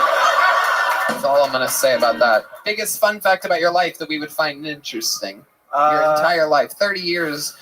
I'm an identical twin. Oh.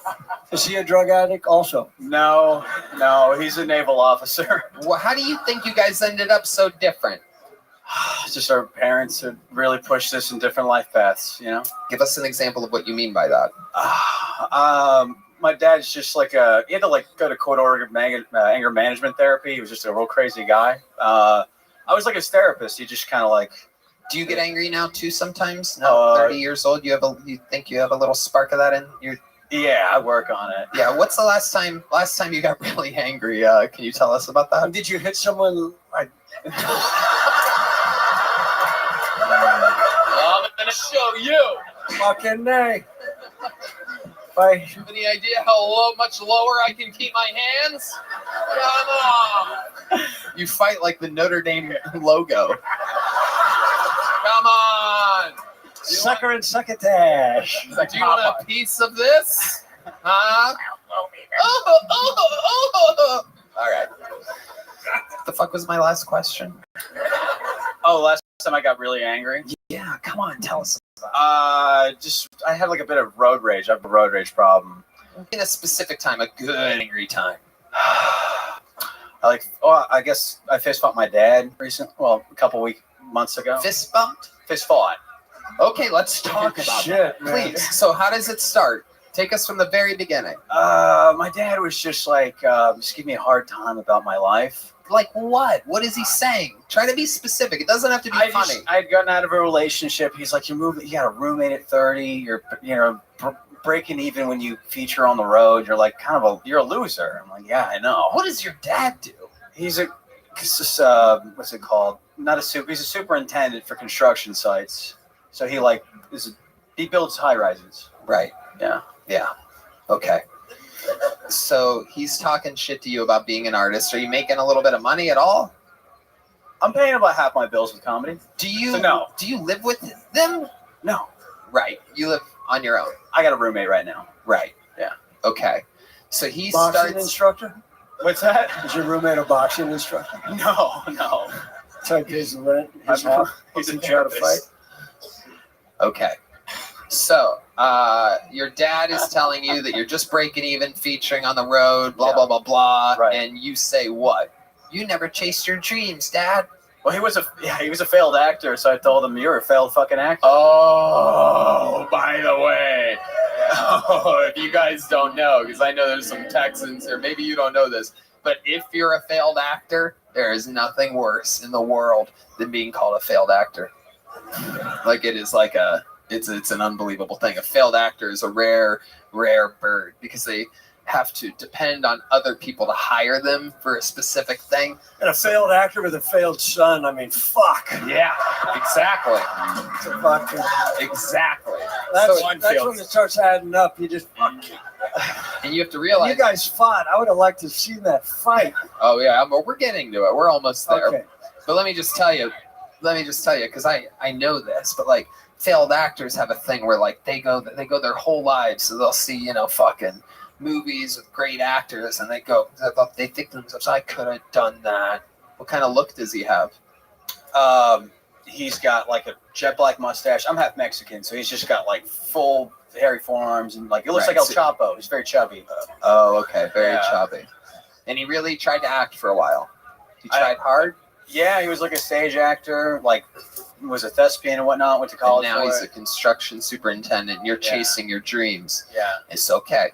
So you called him a failed actor, and then Right. he lunges at you. He told me I was gonna die alone. Ooh, I love that one. That's actually one of my favorite insults to use on my children that I hate. Yeah. I'm kidding. I don't have kids, but I would. If you were my kid, I would say that. Thank you. Okay. He says you're going to die alone. And then what do you say to him? I just was smart ass. I just go, I'm gonna fucking die with roommates. It's even worse. That's amazing. I like that. I love it. You just talk harder. You talk deeper shit about how sad it is. I'm going to die with fucking roommates. And Yeah. cold ramen noodles on my lap, bro, with a fucking empty Pop-Tart wrapper at my feet. Missing one sock for some reason. That's how I'm going to die. All right. So then what happens? And so then he's like, put down your dukes.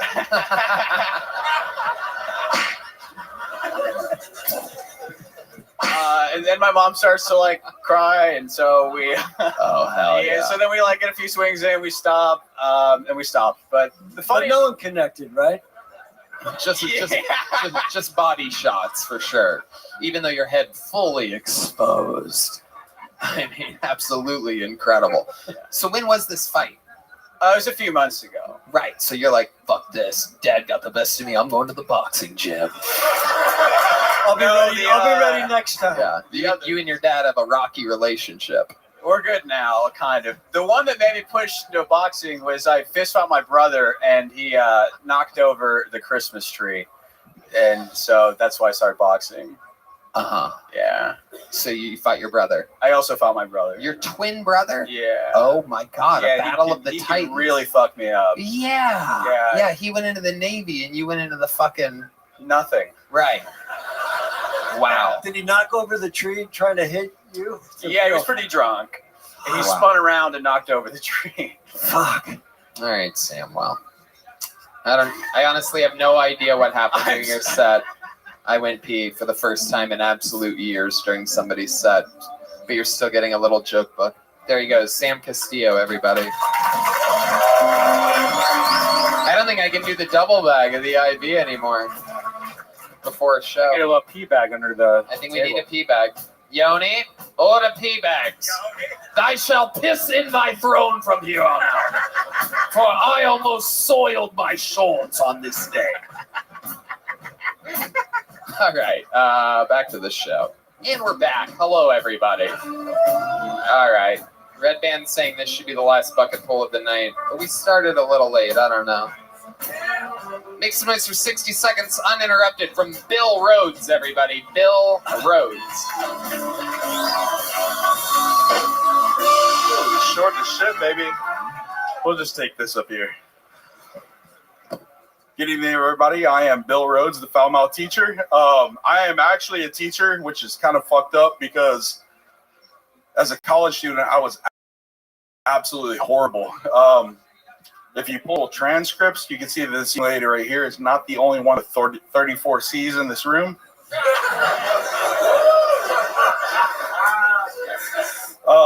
Before I became a teacher, I worked in the prison system for a long time. I was a riot team commander, a captain, and I felt like I needed something more like dangerous, something more exciting in my life. So I started teaching middle school. The more I worked with inmates and students, I realized there's a lot of parallels, right? So constantly I heard just constantly bitching about like the cafeteria food, how horrible it was. I was constantly telling them to walk on the right side of the hallway, and the only way to get fired is to fight one or fuck one, right? And even then, I feel like I'd just get shipped to another campus.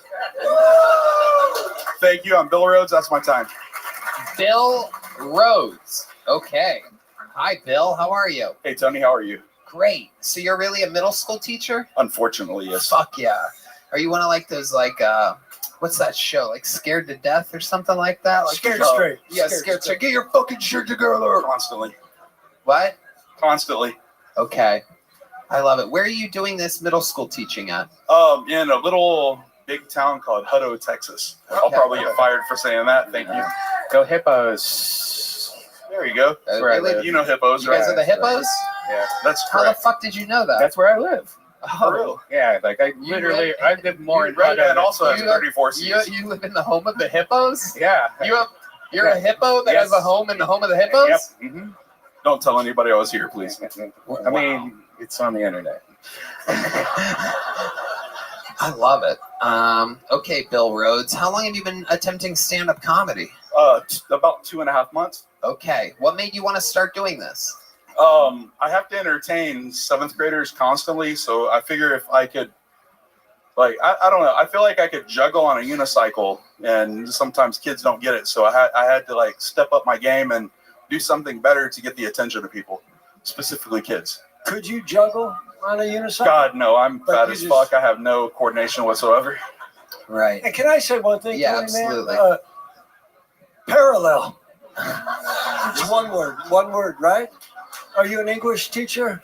I am a history teacher. Okay. Right. I'm just letting you know, parallel. Let me tell you where the history of the word parallel comes from. You said a parallel. Correct? Incorrect. Say it again. Parallel. Parallel. I'm not a math teacher. It's not. Wouldn't be math either. We're going down a lonely road here. I'm not a gym teacher, Tony. I love it. Okay. I'm not an intelligent teacher. Slightly smarter tell than that C's middle get degrees. schooler. What? C's get degrees. C's get degrees. Okay, absolutely. Mediocrity all the way. I love it. Is that where you're from, Bill? I'm from Taylor, Thrall, in that area, Okay. close to Do you have Hutto. like a motorcycle or something like that? Why do you I look wish. like? I kind of look like someone from Sons of Anarchy, buttfuck someone from Duck Dynasty in a Walmart bathroom. There you But go. no. Sure. I Yeah. feel like most of your students will end up in prison. And I would be the So first it's a full person to send them circle. money for ramen noodles. All I right. love my kids. Okay, hold on here, Bill. Let's slow it down. What is your secret double life? Because there's definitely something going on. You have like a leather mask that you wear on weekends or I'm something. boring like as shit. I'm boring. I have 3 kids that I had custody of for most of my life, and then what happened? Recently remarried. Hold on. Let's just slow it down. You said that you have 3 kids who you had custody of most of your life. You still have custody of them? I do. Oh, okay. All right. Mom had like the internet and did other things. What do you mean? She left. And what did she do? Left me with 3 kids. I don't care. Right. You didn't follow up at all? No, my kids are with me. Right. Do you know where she is? She is, I don't know, wherever some guy on the internet was from. Right. How do you know she left you for some guy on the internet? She told you that? Kind of. Right. Tell us more.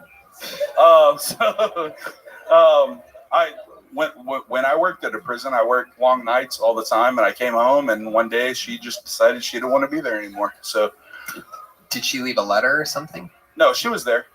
She told you in person? Yeah, she was like, "I'm out like a fat kid in dodgeball." She said that? Yeah, for real. Were you already a middle school teacher when she said that? I was a high school teacher at that time. Ah. And you were once the fat kid playing dodgeball, weren't you? I am still the fat kid playing dodgeball. Right. Absolutely. Okay, so how old are your kids? My youngest is 15. My boys are, it says my daughter, fucking have one, that's it. And my boys are 19 and 20. Wow, 19 and 20. Are they built like accountant beefcakes as well? My younger son is. He looks like he didn't have a mom, like he fell right out of my ass. Oh. Okay. He looks like he didn't have a mom, you said? Yeah, for real. He didn't. There you go. She left pretty quick. How did you overcompensate for them not having a mom? Did you do some like Mrs. Doubtfire shit at all? I bought a Jeep Wrangler. Okay. No, I used to take my daughter to get like pedicures, manicures, stuff like that, and just you're a good daddy. Stepped up. Look at that. He stepped up. That lady said. Was that Chen? Is Chen sitting back out there? Chet. Yeah, well, I'd be concerned because if Chet's doing his woman's voice, you know what that means. Oh my goodness, it smells like a Wuhan lab leak back there. All right. Bill Rhodes. Wow, Yes, sir. interesting. So what's your love life like now? Or what are you into? I'm coming up on my 4th year of marriage. Oh, So, congratulations, you found a second wife. I did. And my wife, she had never been married, no kids. So, like, my daughter finally has somebody to not hate in the house. Interesting. Did you keep your new wife off the internet? I actually wasn't big on the internet until I met her. Okay. And then what changed? I became a teacher. I don't know. I worked in the prison system for a long time. I just didn't have time. And when I became a teacher, What did you do in the prison system? I was a riot team commander. Like, I beat people up for a living. You catch a lot of guys butt raping other men? I actually did. Yeah. You didn't? I did. You did? Actually, Can you explain to the people what that's like? And so slowly, Red Band when a fan lotion? daddy and a daddy love each other very much. That's parallel. Yeah, parallel. Parallel. No, I mean, I walked into the barbershop and saw one guy, doing what? Doing his hair? Yeah. He was getting his wang mouthified. Like, they were earning barber credit. What was that? Yeah, I don't know. They were earning barber credit. Okay. It's prison talk, sorry. All right. And they call it barber credit, not blowjob credit. It was a blowjob. He was sucking his dick for haircuts. That's where the money is. Great. Craziest thing you've seen happen as a middle school teacher. Wildest thing that surprised you that you've seen these rabble-rousing kids nowadays up to in the classroom. I had a kid for an entire year fake that he had Tourette's syndrome. Oh, and he would like yell shit out. Genius! That's gonna be the fucking smartest kid you ever taught. And so I have. Oh yeah, that's genius. I have Tourette's syndrome. Like I used to have like the little twitches and stuff. So like I fell in love with this kid. I'm like, I'm oh getting my god! Yeah, Hold on, not like stop. that. Slow Not down. like that. What are his tics? So his tics are like, boy, Ann sure has some big teeth. And like these that. are people in the classroom. I have that in the classroom. Oh my god, he's a genius. Are you aware that he's a genius? I didn't know until after spring break that when I is the called his mom, smartest and she was fucking like, prank. "What Tourette's syndrome?" He works at a barber shop now. Oh my god, this kid's gonna be the president of the United He is. States one day. That's He'll hilarious. be the next old white rich racist rapist in the White House. Oh my god. So he would just say things that he wanted to. He would just say things that he wanted to say. Yeah, and he pretended like it was a medical condition. And not only did he not get in trouble, but you're like, it's okay. You're all good, buddy. It's okay. I'm the dumbass that didn't call mom. Oh my god, was he doing it? Did you end up talking with teachers about it, or were you too embarrassed? Were you the only one that fell for it? I was his advocate. I was like, I have Tourette's syndrome too, guys. You have to give him a chance. And he was like, let me suck on them titties. That's awesome. Oh, Was that you or the student saying that? I'm honestly jealous of this king of that when I was in middle school. I tried to get him moved to honors. It really is. I'm serious. Smart as Fucking shit. sign of intelligence. How were the titties, though? Be honest. You're like, okay. They were 7th grade. I'm not allowed to say. Right. All right. Tell me after. You would be the most ruthless. If there was a video game of pedophiles, you would be the final boss. There's no doubt about it. It's like, oh, you got to deal with Mr. Rhodes, the middle school teacher. Come here, kid. I'm gonna fuck the shit out of you. Oh, 15 years working in prison, then he went to elementary school. You think you're gonna get through my prison riot experience? Does it hurt when I touch you there? Oh, there you go. Look, he jumps right into it, the son of a bitch. All right, Bill Rhodes. Fun times, my friend. You're chasing a wild dream. We're going to bleep the fucking school system that you mentioned. That's all right. Now, I'm trying to get fired. I need something else. Okay, well, then we will leave it in. Hutto, Just be you, man. You're on track. Thanks, Mom. There you go. Thank you, guys. Bill Rhodes, everybody. My teacher. All right, here you go. Take one of those. Oh, no, you dropped it. Now you got to keep it here. Oh, here. Give me that one back. Instinct. Dropped it. I'm just kidding. Here you go. Bill Rhodes, everybody. There goes Bill Rhodes. Bill Rhodes. There you go. Sorry, I got Tourette's, man. Genius kid. That kid that made up the Tourette's is going to be here in fucking 14 years killing at 21 years old. Mark my fucking words. All right. Make some noise for your final bucket pull of the night. Tanner Tuttle, everybody. Tanner Tuttle. Very interesting name. Let's see what happens here. Tanner Tuttle. Hey.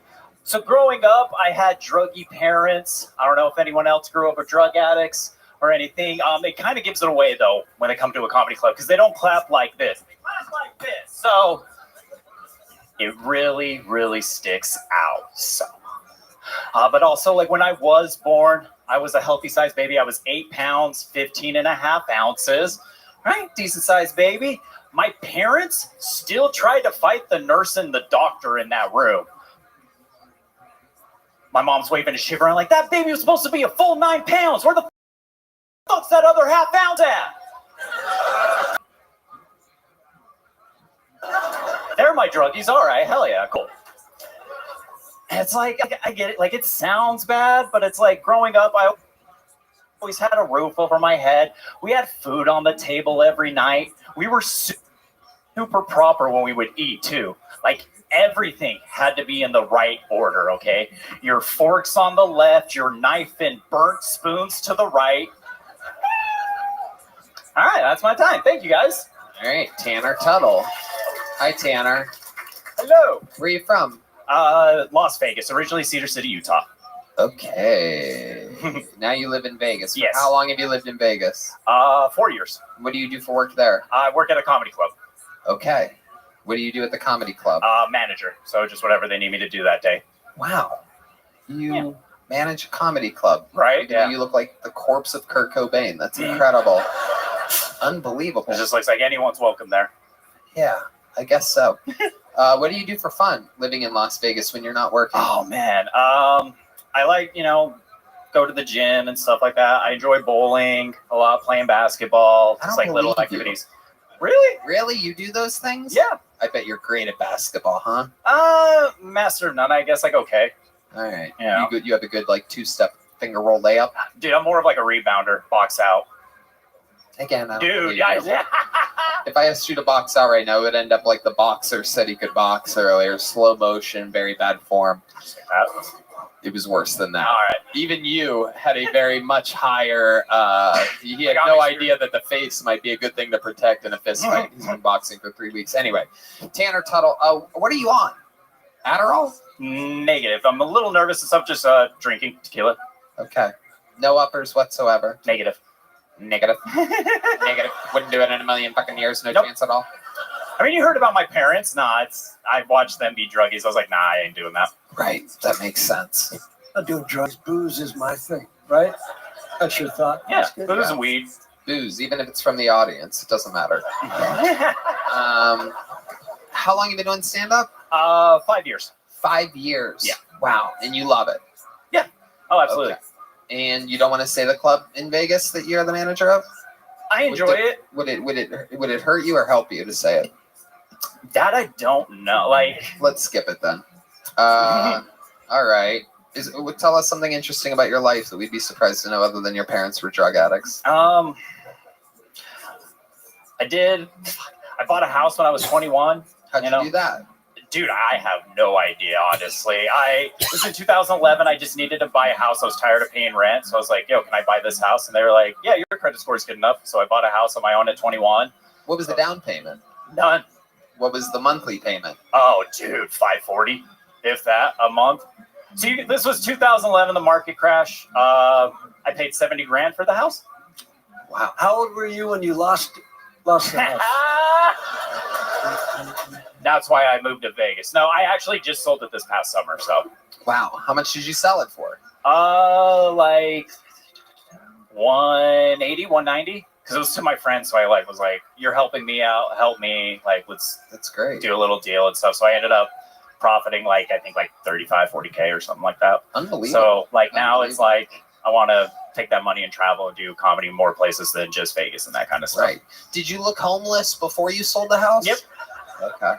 100%. Incredible. So I did this because I grew the beard and everyone's like, "Yeah, you look good." I'm like, "I look good, looking trashy," and they're like, "Yes, man." I'm like, okay, if everyone else seems to like it, I'll keep it going.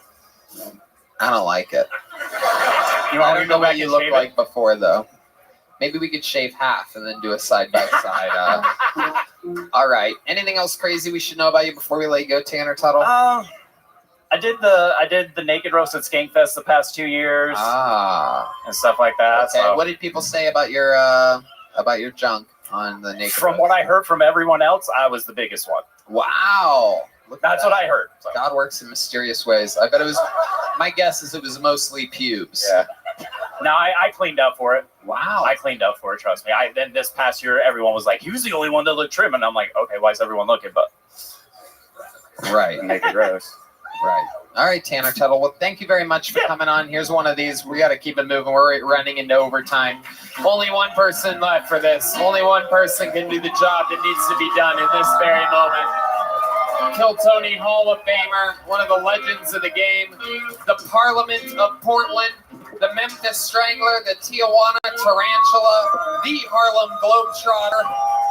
Globetrotter, the Bronx Bomber, the Geriatric Juggler, the Vanilla Gorilla, the Big Red Machine. This is indeed the one and the only William Montgomery.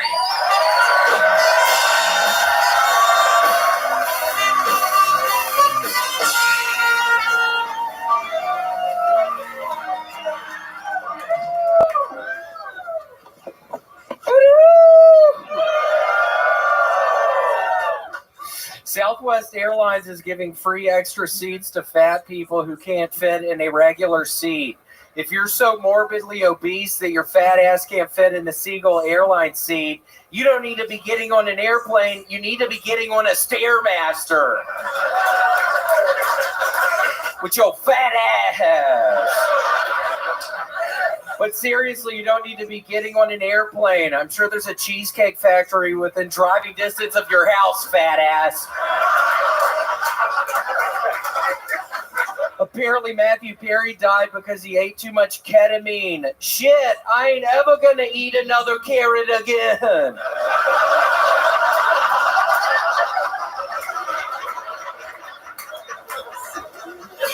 Last week in Ukraine, a man walked into a meeting room with 100 people, pulled the pin on 3 grenades, and rolled them into the crowd, killing everyone. The only person I've seen bomb worse than that is Red Band during his stand-up.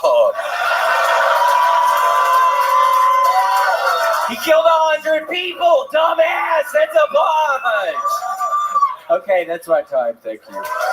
1 minute, 18 seconds from the great red god, William Montgomery.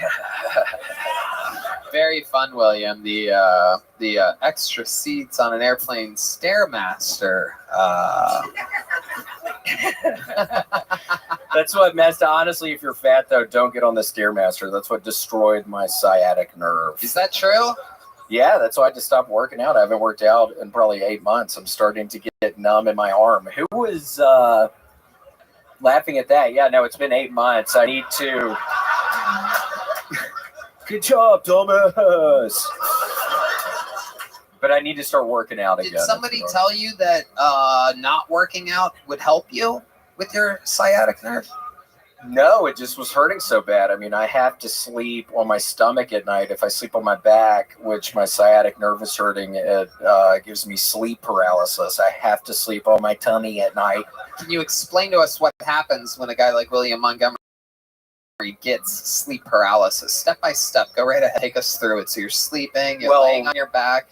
Where do you normally keep your hands when you're sleeping on your back? No, just by my sides, kind of, on either side. And then what happens? Oh, yeah. Frightening. Go ahead. Frightening. Yeah, no, but I'm laying on my back and I just kind of wake up and something is wrong because I cannot move anything and I'm just opening up my eyes and I just see this thing in front of me. Can you describe the thing? It's remember the creature in the Black Lagoon? Who could forget that? It looks like the creature from the Black Lagoon. No, I can't even really describe what it does. It's literally just a shadow figure. Oh, great job, dumbass. I'm having the fucking set him up here right now, man! Holy shit! Really take off, dumbass. That's all your fault. Oh. He's pointing at the lady next to him. The guy, wow, they're all throwing that poor lady under the bus. But I think it was the guy on the... Oh, okay. They're just some drunk Texas people. Fuck yeah. Fuck yeah, dude.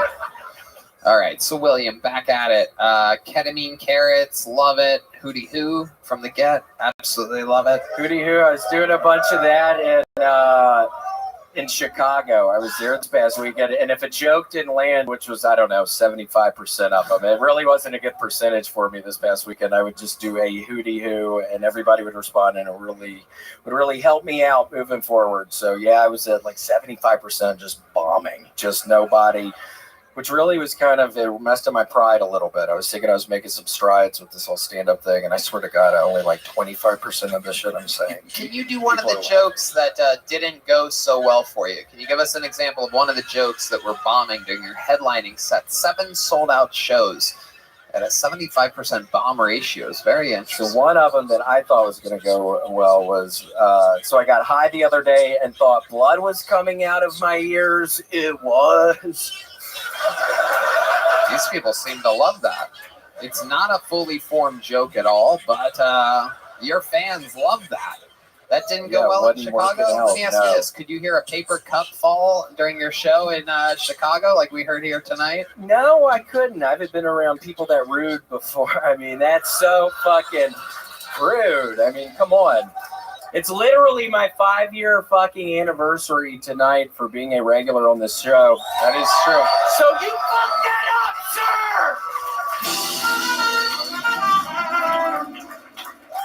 5 fucking years of this shit, sir, and you fuck it up. How do you feel, sir? Are you okay knowing that you ruined his 5-year anniversary of being on the show?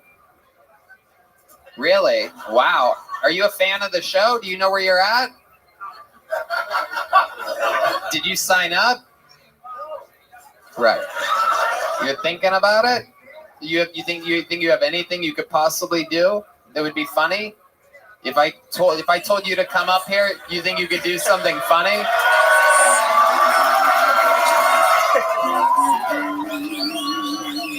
What's your name? What's your name, sir? No. Don't come over here. What's your name? Carter what? Carter Schenkel? I don't believe you, but... Okay. Forget it, Carter. Sit back down. Creep as well. This guy's going to come up here just to molest me. I'm not having it. No. Carter Schenkel. Fuck yeah, dude. What time did you start drinking today, Carter? As soon as I got to your show. Right. Okay. What did you have tonight? Tito's and soda. How many? At least 5. There you go. The lady next to you was guessing 5 the entire time. 5 an hour. That's healthy. That's Yeah. That's what America's bred on. heir to the Schenkel fortune right there. Fucking Schenkels, man. Absolutely. You know. The Shanklins. Fuck yeah. Yeah, the Shanklins. Tennis, bowling, vomit. William, what else is going on in your life? You do any puzzles or anything lately? Yeah, I started a brand new one. It's a hammock scene in like a snowy meadow, I think in Switzerland, but there's a hammock set up between 2 big old pine trees. There's birds on the pine trees. There's frisbees caught up in the trees. There's running shoes, a bunch of different colored pairs of running shoes at the base of both of the trees. So that's been a real hard part of the puzzle, Tony. Just figuring out which tree the running shoes are underneath, because they're 2 pretty similar looking, pretty giant trees. And then this freaking, this hammock in between the trees. I mean, when you're dealing with rope and stuff in a puzzle, it's so incredibly difficult. I swear to God, Tony, I'll be looking at the fucking pieces in front of me for like 5 or 6 hours before I even touch one. It's literally, this was taking me forever. I'm scared to touch the pieces. Wow. Wow. Soothing, man. Listening to you talk, I just fucking, I miss Schenkel. Yeah. Old Carter Schenkel over there. All right. You want to do a joke, Carter Schenkel? What do you think? William, what do you think about this? William, I'm going to let you decide because you're fucking in control right now. It's your time. No, we know you're not a comedian with pre-pan jokes, you fucking drunk idiot. I wanted to see how stupid you could make yourself look up here. Yeah, get your ass up here, Mr. Oh, Schenkel. shit. Carter Schenkel, everybody. Oh, shit. Oh, shit. Oh, shit. He's taking the shortest fucking... Oh, my God. He took the drunk path. He took the old drunk staircase of the sky right there. You're very red. Carter Shanklin, ladies and gentlemen. I like that. Come on, make some noise for Carter, everybody. All right, Carter, do something. Put the mic right up to your mouth. Look out there and say something funny. Look out there and do it. Like I'm your arms.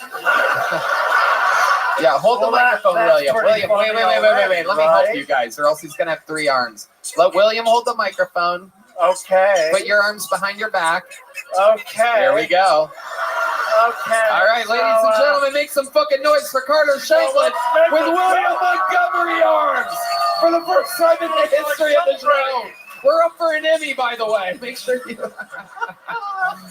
Jeez, I didn't even have to say. Wait, make sure you wave to the people, Carter. Wave to the people. Okay. No, Carter. No. So Sorry. This is how they should get DUI tests. All right, sir. For this next one, I'm gonna put my arm. I need you to put your arms behind your back. I'm gonna be your arms. How many fingers is he holding up, Carter? Looks like 2. The question is, where are the other fingers? Whoa. What's on my dick, dude? Holy shit! Wait a second. Where'd that second head come from? Wait, go back. Yeah. Go back to the keynote. Do you say something funny to the people, Carter? Well, the guy behind me is the one that's controlling this all. Nuh-uh. No, he's just your arms, dude. What are you talking about? The guy behind me is taking over power of my brain. He's certainly taken over a few things. Oh, Carter, look at you, the natural. Why are you doing that weird thing with your left arm, Carter? Well, close that. Whoa, all right. This is getting weird. Oh, that feels better. William, do something with your left arm. If you're going to do it, you have to, do it. You're not supposed to just leave your arms. Oh, God. Oh, it's got all sorts Try of to stuff react on to it. what he's doing with his arms, Carter. Geez, hold on a minute. I'm almost there. Okay, that was a horrible idea. I liked it. No, it was great. That was great. Very funny. All right, Carter, Mercedes is going to help you down. How about a hand for the great and powerful Mercedes, everybody? She's got you, buddy. Don't try anything stupid, Carter. Oh, my God. Oh, Jesus. Did you guys feel that? You know he's strong when you make that. The whole ground shook there. Carter scared the fuck out of me. Oh, yeah. For He's sure. got shit in the basement. He's a serial killer. When Shank is in your last name, you know you have a fucking long line of... Oh, Jesus Christ. All right. Yeah, my dick was touching his butt the whole time. That's what he's talking about. Bitch! You got the best of him. You got the best of that guy, William. That's the best. All right. Your So DNA is going to be on a crime scene now. Just so you know. what else is going on, William? Have you been eating your Kellogg's Fiber Buds? Yeah, I ate some today. It had been a couple days. I didn't bring any to Chicago, but yeah, I ate some. You didn't bring your Kellogg's all fiber? You don't take them on the road with you? No, I tried with TSA last time. They took me into a room after they thought something was up with the buds. I've been eating a bunch of Kellogg's All-Brand buds, and yet TSA got me in one of their places in Chicago. Did you pre-mix it with milk or something like that? Why would they confiscate a box of cereal? I guess trying to figure that one out. I mean, it really messed up my entire trip. I was trapped in Chicago for... Is there anything you're passionate about right now in life? Anything new? Anything has you fired up a little bit, perhaps? I wish there was. Yeah, I've been having a real downer time recently, so I pray to the Lord above, Tony, that in the coming days I'll be able to cheer about something. But Tony, the past week, there's been nothing to cheer about. I mean, everything's falling apart. What about your massive victory making Carter Shanklin look stupid up here? Do what? Does that fire you up, the fact that you made Carter look a little bit stupid? Yeah, I mean, I actually really loved making Carter Shanklin happy up here. I mean, it was the first time he had ever been on a thing. I loved making Carter Shanklin happy. Oh, shit. Oh. I hated it! Oh, shit.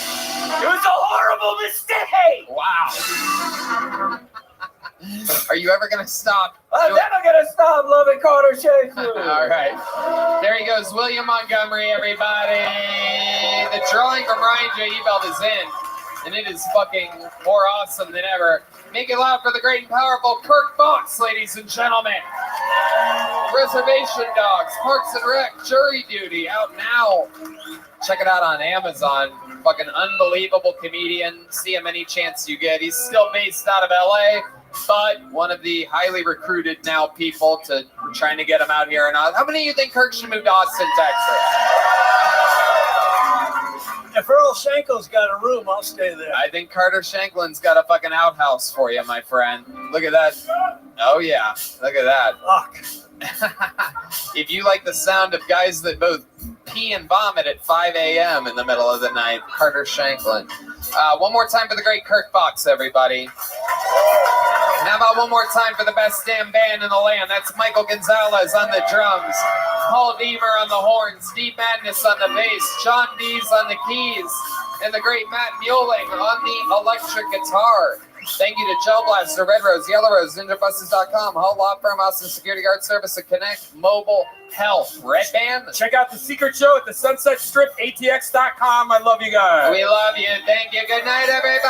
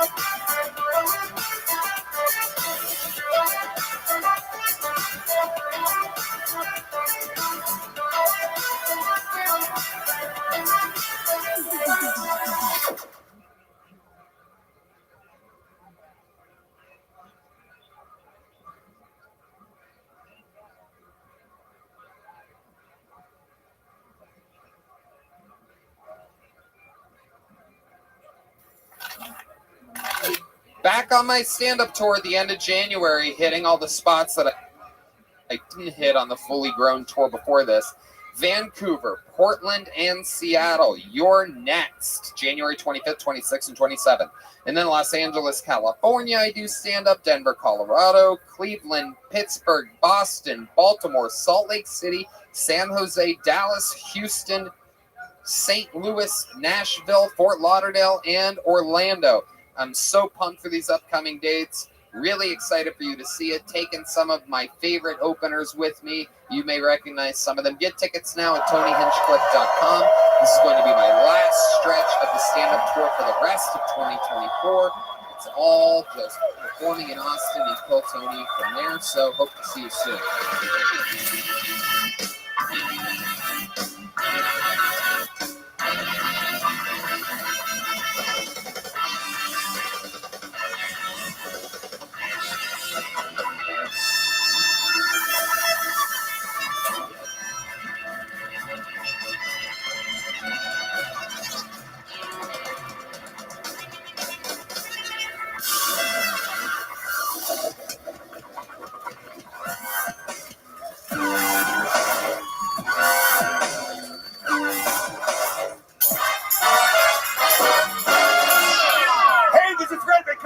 From the Comedy Mothership here in Austin, Texas, for a brand new episode of Kill Tony. Give it up for Tony Hinchcliffe!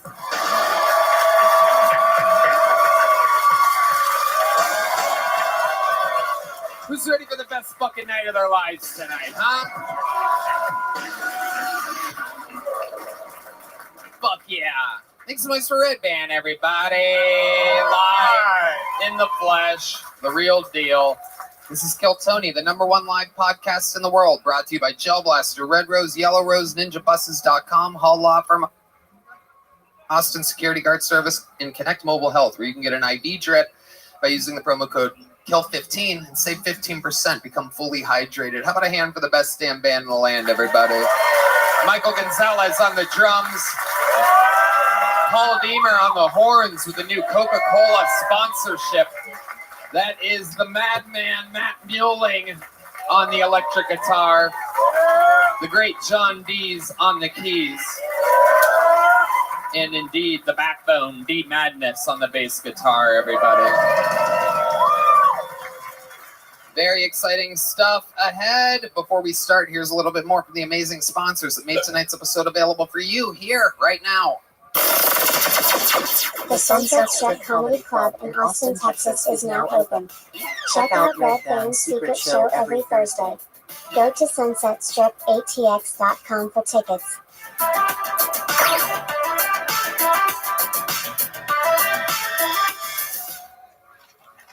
Hey everybody, whether your resolution is to save money, eat better, or stress less, HelloFresh is here to help you do all three. Say hello to your most delicious year yet with fresh ingredients and chef-crafted recipes at a price you'll like, delivered right to your door. Each HelloFresh box is packed with farm-fresh ingredients, and everything arrives pre-portioned right to your doorstep for less hassle and less wasted food. Don't let recipe boredom strike, because HelloFresh has more options than ever before. Dig into their biggest menu yet with over 45 dinner options to choose from weekly and even more market add-on items that suit any lifestyle. I absolutely love it. It makes it easy and convenient for me. If I'm in a hurry or it's late at night, it's super convenient to have HelloFresh in my corner and in my refrigerator. I love HelloFresh. I have a problem with always ordering to-go food, delivery, and stuff. And every time I go to the grocery store, I just buy way too much stuff, and it always goes bad. With HelloFresh, it's so great. You get a box, you get all the ingredients already portioned out for you. It's in the simple recipes. Next thing you know, you are a home chef, and it's only a short amount of time, and then you have a real meal. Go to HelloFresh.com/KTShowFree and use code KTShowFree for free breakfast for life. One breakfast item per box while subscription is active. That's free breakfast for life at HelloFresh.com/KTShowFree with code KTShowFree. HelloFresh, America's #1 meal kit. You guys ready to start tonight's episode or what? We're going to have a lot of fun. You know, we've had a lot of, we have debuted a lot of guests on this show. I remember when it was Shane Gillis's first time. I remember Tim Dillon's first time. I remember Adam Ray's first time. A lot of the greatest guests in our history. It all starts with one appearance. This is this guy's first time on as a guest. One of the top young rising comedians out of New York, has a brand new special out on YouTube. Make some noise for the great Louis Katz, everybody. It's Louis, everyone. Not that Louis. It's another Louis. It's Louis Katz. Just sit here, Louis. Slide on down. Fuck yeah. Louis Katz. New special present tense at Louis Katz Comedy on YouTube. Welcome to the show, Louis. Thanks for having me. You know what? I did do it once before, but it was like 12 people in the Comedy Store. Really? Yeah, a long time ago. Yeah. Shit, I had no idea about that. Sorry. Let's take it from the top. No, I'm kidding. Wow, that's amazing. Who else was on that episode? It was me and Full Strong. Okay. Yeah. Wow. All right. Okay. Well, here we are. This is big. This is a whole nother. There was no band. This is a whole nother thing. It's a whole nother fucking thing altogether. It turns out this is the #1 live podcast in the world. Wow. But Louis, you might remember how it works. An absolute buttload. We did the measurements. It was a buttload of comedians signed up for the chance to get 60 seconds on this stage tonight. Uninterrupted. You know their time is up and you hear the sound of a kitten. That means they have to wrap it up then, or else they bring out the angry West Hollywood bear, which interrupts them. And then I ask them a bunch of questions, and we find out more about them, and anything can happen. The whole thing is improvised. You guys ready to have some fucking fun tonight, huh? So I go into the bucket, and I pre-pull a name, and they go from next door and start the show. Believe it or not, this will blow your fucking mind. We're going to start the show with one of our regulars, everybody. This guy blatantly lived in a van and barely had any money. He hooked up with girls when we first met him. 2.5 years later, an international superstar, wears a Rolex, drives fast cars, has a hot white girlfriend. Ladies and gentlemen, you guys know the words? Sing it. Hans Kim, everybody. This is Hans Kim. This is Hans Kim. This is Hans Kim. What's up? I don't know if you guys have noticed, but the space between my eyebrows and my eyes is very large. You know, right here, and my eyes start right there. I'm one of the few people that can express anger and surprise with aviator sunglasses on. It almost got me a role on Top Gun 2. No goose. Damn Russians. Thank you. I think that the penis is the superior peeing mechanism. The only side effects are rape and murder. But other than that, the penis is superior. I do not give a fuck about polar bears. Sorry, polar bears. I don't give a fuck about you. Sorry you evolved the camouflage against something that melts. Try the sky or water next time. Some helpful tips for the polar bears. All right, thank you. Oh, Jesus Christ. Oh, Jesus. Fuck you guys. Oh, shit, he's mad, folks. We got a Mad Hans Kim here, doing jokes for the polar bears to the polar bears. That's a first. You have a lot of polar bears in your fan base, Hans? A lot of white gay men. So okay, so let's go back to this peeing mechanism, penis peeing mechanism thing, because that's where I got confused. I don't know about anybody else. Let's go back. What are you saying? Penis is a perfect mechanism for peeing? Yes. But it's bad for rape and for murder? It's bad because the side effects include rape and murder. Getting raped and being murdered? No, it causes rape and murder. But why would a penis cause murder? Because it has testosterone and evil juices. You think that's where the testosterone goes? You think it goes to your penis from your brain and puts off chemicals in your penis? I'm sure it couldn't help. I mean, if you have murderous thoughts, try chopping your dick off. I think chopping your dick off might cause more murderous thoughts. I think it's the balls, the testicles, which would hold which would be the main. I think cutting off your penis would force you to not be able to come, so then your balls would have even more. Does this make sense at all? Is there a trans person here who could help with this? I believe Hans thinks cum comes from your penis, everybody. This is what we're finding out right now. Well, the penis causes murder, like lots of men, get rageful because they have a penis and they want to stick it in things. So if you don't have a penis, then you don't want to murder as much. How many murders have you done? 17. Wow. All on stage. Oh, yeah. Just not in front of this audience. Interesting. Has your penis ever led you to want to actually kill somebody? Yeah. It has. Yeah. I don't know how much I should reveal. But yes, I have had murderous thoughts. Haven't we all? Wow. I don't know how much I should reveal is one of the scariest things I've ever heard you say every week for 2.5 years we've been doing this. And that's pretty frightening. What can you, why don't we just reveal everything and then we'll edit out if you've actually murdered somebody. Hans is extremely honest, for those of you that don't follow the show closely. He cannot lie. He's like George, who was it that didn't lie? George Washington. Johnny Appleseed. Oh, the stripper thinks it was Abe Lincoln. Yeah, it was Abe Lincoln.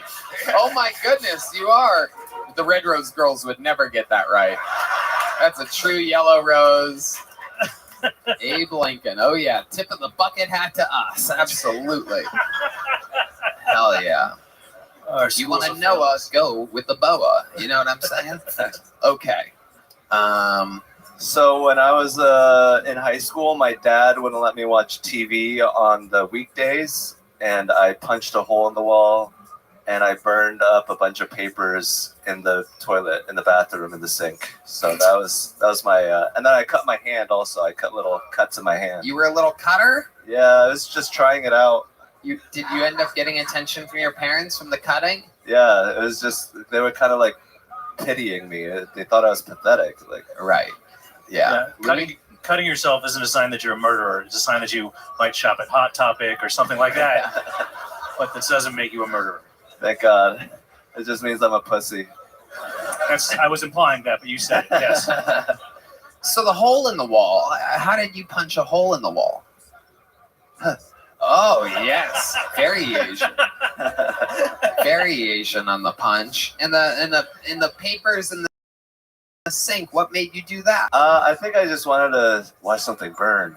I think I was actually trying to forge my parents' signature on our band's timesheet for saying I practiced the trumpet, and I was trying to forge their signature, and I messed up, so I burned up a bunch of them.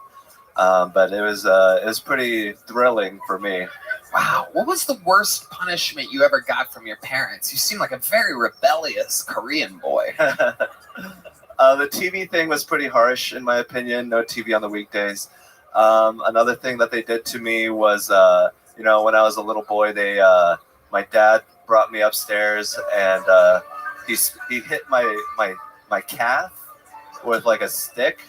He had a special stick? Yeah. Was it from outside or was it something else? It was from a TV antenna or something, and he was like, see, I need to hit you. This is for your own good. Here, I'll hit myself. And he hit himself, and then he's like, okay, now I get to hit you. And I was like, this is so weird. This is even worse than if you just beat me. Yeah, Louis. It sounds vaguely sexual, I would say. Kind of hot. Yeah. I have a ball gag in during this. I don't want to hear you cry. Put the ball gag in your mouth. I hit me and then I hit you.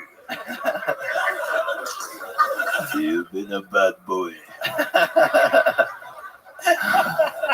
You're so much more masculine when you're Korean. It's really impressive. It really is. I have a fully grown Korean man deep inside me. Not the first time. Anyway. All right, Hans. Well, you got tonight's show started. You fucking did it again. Anything else you want to say? You seem like you have fucking something on your mind. Seems like you have unfinished business up here. Yeah, I mean, I don't know. You guys must not think about polar bears as much as I do. But yes, I'll come back, and I got some new bits that I'm trying to work on. I love it, Hans. Everything's good. Just you have one of the hardest jobs in fucking stand-up. William has a bunch of amazing trademark things he can do. Cam is still in his first 6 months of doing it. He's burning through material, writing new material, and this and that. You've been doing this for 2.5 years. It's not easy to do what you do. Don't take it hard on yourself, but you did kind of bomb tonight. But don't take it that hard on yourself. It's the craziest thing in fucking comedy history to have to do a new minute every week with millions of people watching. Literally, people don't make it a minute into most of the specials that go out nowadays, like on fucking Netflix and shit. Wow, both of the band members just said it's true at the same time, just to let you know how spot on I am. How spot on I am. Fuck yeah. But yeah, it's crazy what you do. Louis? Yeah, don't be so hard on yourself. Just go back home and get back to cutting yourself. Yeah, you did pretty good. All that I ask you is 10 Hail Marys and 5 self-whips with an antenna. There he goes, Hans Kim, ladies and gentlemen. Did I pull a second name out yet? That's first. Second. Ooh, that's inside. Look at that. Oh, that's inside. Go let him know that he's up second. That's incredible.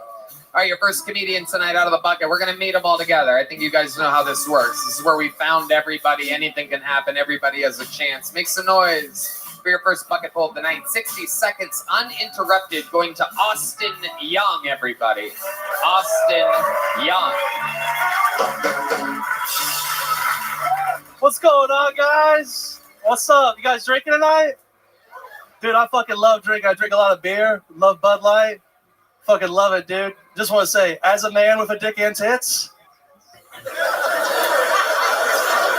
it's so great to finally have a beer that makes me feel seen. I fucking hell yeah. I love drinking, dude. I can't smoke weed. I'm too dumb regularly, and I get even dumber when I'm high. Like, I got really high, and I was at this park. I was walking, and there was this Indian family ahead of me. And when I say Indian, I mean, there's two types. But it was these guys. And I was listening to them talk. They were speaking Hindi and then English and then back to Hindi. I was so high, I was like, wait, can I understand them? And then I started listening to some more, and they were speaking Hindi and then English, and then they just kept speaking English. And I slowly started to realize that they were speaking English the whole time. And thank you, guys. That's my time. Thank you. Austin Young with his Kill Tony debut. Am I correct? This is your Yes, first sir. time? Yes, Look at you. sir. You're adorable. Oh, thank you. You look like if Kevin James ate Kevin James. That's right. That's amazing. You got an applause break with your very first joke. We got word in immediately that Hans was so mad he lit papers on fire in the sink. Currently, one of the sinks has papers burning in it. But you're wearing a fire department shirt. Do you work at the fire department? I do not. This is my brother's station here, so I'm just repping his station here in Mount Lachey, Florida. So. Stolen valor. All right. Yep, very that's good. right. Thought you were a goddamn hero. No, I'm a truck driver and I shovel horse shit on the side. So yeah, that makes sense. The Yeah. only 9/11 you're part of is when you look at the number on the scale. Yeah, that's right. I'm a big boy. You are a big, big boy. Yeah. I love it. So, what do you do for work? I'm a truck driver and I shovel horse shit. Shovel horse shit. Yeah. Wow. How often do you shovel horse shit? Like every weekend. Every weekend. How many hours on a weekend do you? Just depends how much they eat. So This guy has a job from another time. I didn't know people still did that. That's incredible. Yeah, it's pretty cool. What? Do you have to find the horse, or how do you? No, it's a horse boarding spot. So then I just shovel horse shit. When you say shoveling horse shit, Yeah. is it like real horse shit, or is it like Hans's polar bear joke from earlier? Nah, it's real horse shit. They're thoroughbreds, dressage and shit. It's pretty Okay, thoroughbred is another bread that you love. cool. Yeah. I prefer sourdough, honestly, but I don't mind. Absolutely. I like your style. So Yeah. you live in Florida. Yes. What part? I'm from Fort Myers originally. Okay. Yeah. Anybody? And you drive Okay. trucks all around the country, or Yes, I used to. Now I'm local. what? Now you're local. Yeah. What are you doing? You delivering stuff? What's Yeah, I deliver parts, car parts. Okay. For GM. So that's pretty Ooh. cool. Yeah. Okay. Yeah. Absolutely. And what do you do for fun? This. How long have you been doing stand-up comedy? I've been doing it for 4 years. 4 years. All of it in Fort Myers? All over Florida, and then I just moved here a year ago. You moved to Austin? Yes, sir. Amazing. And your name is Austin Young? Yes, I and know. You're new to Austin? Yes. And you're Austin Young? Yes, sir. Okay. Easy to remember. Yeah, absolutely. Until you've been here a while. I know, yeah. Okay, so other than stand-up comedy, what do you do for fun? You seem like you have some hobbies. You have like one of those little miniature train sets or something like that. Put on a special hat, take it very seriously. Trains are pretty dope. I watch a lot of movies and shit. Are you allowed to watch movies on the weekdays? Sometimes, if I'm like really good, my parents will let me. Right. It's pretty dope. But yeah, I'm a boring guy, dude. How old are you? I am almost 30. Okay. Yeah. Why'd you laugh when you answered? Because people just think I'm so young. I'm like, right. Yeah, I thought you were 11. I have that sweet baby face. I have a sweet baby face. So. You do. Very, very Yeah. sweet. And by sweet, I mean diabetic. That's right. So, Austin, do you have any special skills or talents other than stand-up comedy? If I stand up too fast, I get dizzy. That's Full applause break by the crew. Look at that. I love it.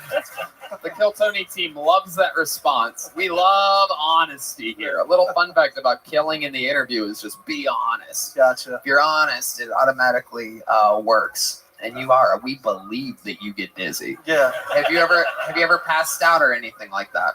No, I ain't no bitch. So. Whoa, jeez Louise. I mean, it's a medical condition, but It is, and all those people that faint are bitches. So. Wow, Yeah. that's absolutely. Just power through it. Just grab a wall. You'll be You think good. Tony Soprano was a bitch? I do. Oh my God! Wow, that's on site. Oh, Hey, on site. Okay. Guess who's standing though? Oh, He's dead, right? Yeah, but he died older than you will ever be. So it's kind of a catch 22 over there. You know what I mean? Rest in peace, the great James Gandolfini, one of the best television actors of all time. Anyway, what would we be surprised to know about you, Austin Young's? A little fun fact about your life. Fun fact? I don't know, dude. I don't have many fun facts. I'm a boring dude. Fuck. Is your brother that's a firefighter more fit than you? Of course, obviously. Well, I mean, I don't know. Yeah. You could be the guy that catches everybody when they come down the pole or something like that. Could be the guy in charge of feeding the Dalmatian or something.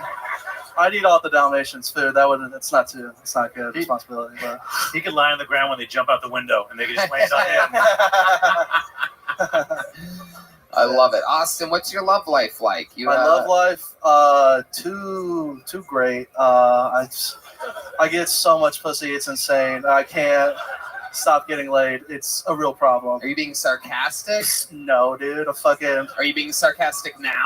No, dude. How about now? No. You said honest. Remember when I said the honest part? I know. Earlier? That's why I'm being honest. Tony. Okay, where do you get all this pussy from, you Tender. fat fuck?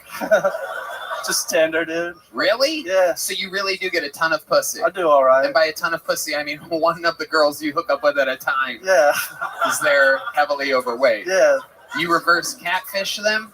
I do. They're never ready. They're And like they catfish you. They It's do. just always a double catfish. We're Every always hookup you surprised. have. You're like, Yeah. I'm disappointed, and so are you. Let's fuck.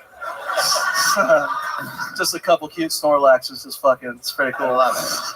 So you really get them off Tinder? Like their most recent hookup? When was that? Last week. Explain to us how that goes down. This is a one night stand. My You didn't meet family's the girl? watching this. They never even knew that I had sex before. You are correct. Everyone thinks you're a virgin. I know. still. It's so crazy. I'm not gonna believe it until I actually get through this story. I'm still not convinced. Fuck. She was in an open relationship deal, so she just came over and Hold on, Yeah. slow it down. So someone messages you on Tinder, you swipe. How does this work? Take it from the beginning. I just keep swiping until I run out of swipes, and then I just see what the Lord blessed me with. And so yeah, that's usually how I go. And It's called trolling for bottom feeders. That's what that is. It's just that's right. Right. Yeah. And so what happens? You invite her over? Yeah. So she came over. We It smells like horse shit in here. Yeah. She came. Oh, you have some audio from your living room right now. Because you're shoveling the horses that live with you. So she comes over. What happens? She first? comes over. She wanted to smoke some weed, and I haven't smoked in a while. Ooh, hell yeah! You get really dizzy when you stand up. Oh yeah. Let's just say I didn't stand up that day. I just stayed on the seated. So, and I got too high, and then I really couldn't stand her, and I wanted her to leave. Why, what was so annoying about this lady? Oh, she's gonna hear this. Fuck. No one cares. You don't have to say that before every question. What was your school like? Well, my teachers might be listening, but Jesus, damn fucking it. answer the question. She just wouldn't shut the fuck up. I was trying to. We were watching a movie. I was into the movie. I liked it. What was the movie? Oh my god. Answer the questions. It was Storks. It's a cute ass movie on Netflix. Oh my god. It's animated. It's adorable. Did you say cute ass movie? It's a cute movie. Oh my god. She said she wanted to watch something animated. I said, let's watch Storks. It's the cutest fucking movie ever. You denied pussy for cartoons? What the fuck? No, I still got the pussy. All but right, I just. All right. Hell I yeah. just, Storker and porker. You know what I mean? That's what I always say. I know what's going on. Hell yeah. Absolutely. Yeah. So, about how long through Storks do you make your move? I didn't. I was too high, and then she kind of made the first move, and I just let it happen. And and then it's like she just tried to go again, and I'm like, I'll be honest, I'm way too high, and I'm very sleepy. Do you watch Storks a lot? No. How many times do you think you've watched it? That was my second time, so that's why I was like, I really liked it the first time I watched it, and I was like really looking forward to seeing it again, and this bitch wouldn't shut the fuck up. So it's an adorable movie. Right. Yeah. Okay. Yeah. Okay. So then what happens? She's like, I can go if you want. And then what'd you say? Yes. Okay. No, before that, the sex part. Like, what happens first? She blew me. Okay. So what is it? You guys are sitting on a couch? Yeah. Okay. And she just starts doing that? Yeah. Okay. It's pretty cool. Yeah. Yeah. Do you have to like scoot down so your belly isn't over your junk? How does that work when you're morbidly obese? You've seen Peter Griffin when he was naked, right? No. Okay. You never watched Family Not Guy? all of us fuck the animated shit, dude. You can watch it and not. Can you get hard without a cartoon on in the background? No. It's got to be on, dude. Fuck. Okay, so she's blowing you, and then what happens? I come so hard. Oh, so that's it. I mean, what do you think? She was blowing me. That's like. But that's I what mean, happens. so no sex, nothing for her. You throw one of those meaty I fingers told in there or anything? Look at those fucking hangers you got. Look at those fucking trucker hands, dude. You got that fucking, you got that muscle milk running through you. Yeah, there it is. Is that what it sounds like when you come? Here, do it again. It's my impression of you coming. It's pretty spot on, Tony. Hell yeah. All right, Austin. Well, welcome to the show. Congratulations. I appreciate Great it. set. Thank Here's you so a big much. joke book for a big man. Thank you guys. Austin Thank you so much. Young, ladies and gentlemen. Hey, everybody. We all get down sometimes, and this is the season post-holidays. Maybe you feel lonely. Maybe you need a vacation, but you can't afford one. And I have learned that Talkspace is one of the most convenient and comfortable ways to get to talk to a therapist. It makes a huge difference in my life and can make a huge difference in yours. Sometimes people wait until something bad happens to talk to a therapist. Why wait? You can get a therapist through Talkspace. Therapy can help you shift your perspective, find tools to cope in difficult times, and be a guiding light. Talkspace lets you send messages to your therapist so you don't have to wait for your next session. It's incredibly convenient to have virtual sessions with your licensed therapist from the comfort of your home. There's no need to commute to appointments, miss time at work, or line up childcare in order to attend sessions. It's mental health care made easy. Talkspace is secure and private, using the latest end-to-end bank-grade encryption technology to store client information and complying with the latest HIPAA regulations. Talkspace is affordable and in-network with most major insurers. And as a listener of this podcast, you'll get $80 off your first month with Talkspace when you go to Talkspace.com/Tony. To match with a licensed therapist today, go to Talkspace.com/Tony to get $80 off of your first month and show support for the show. That's Talkspace.com/Tony. Hey y'all, Mood is known for their federally legal THC. Now they're adding their most potent product yet to the lineup, introducing hemp-based THCA.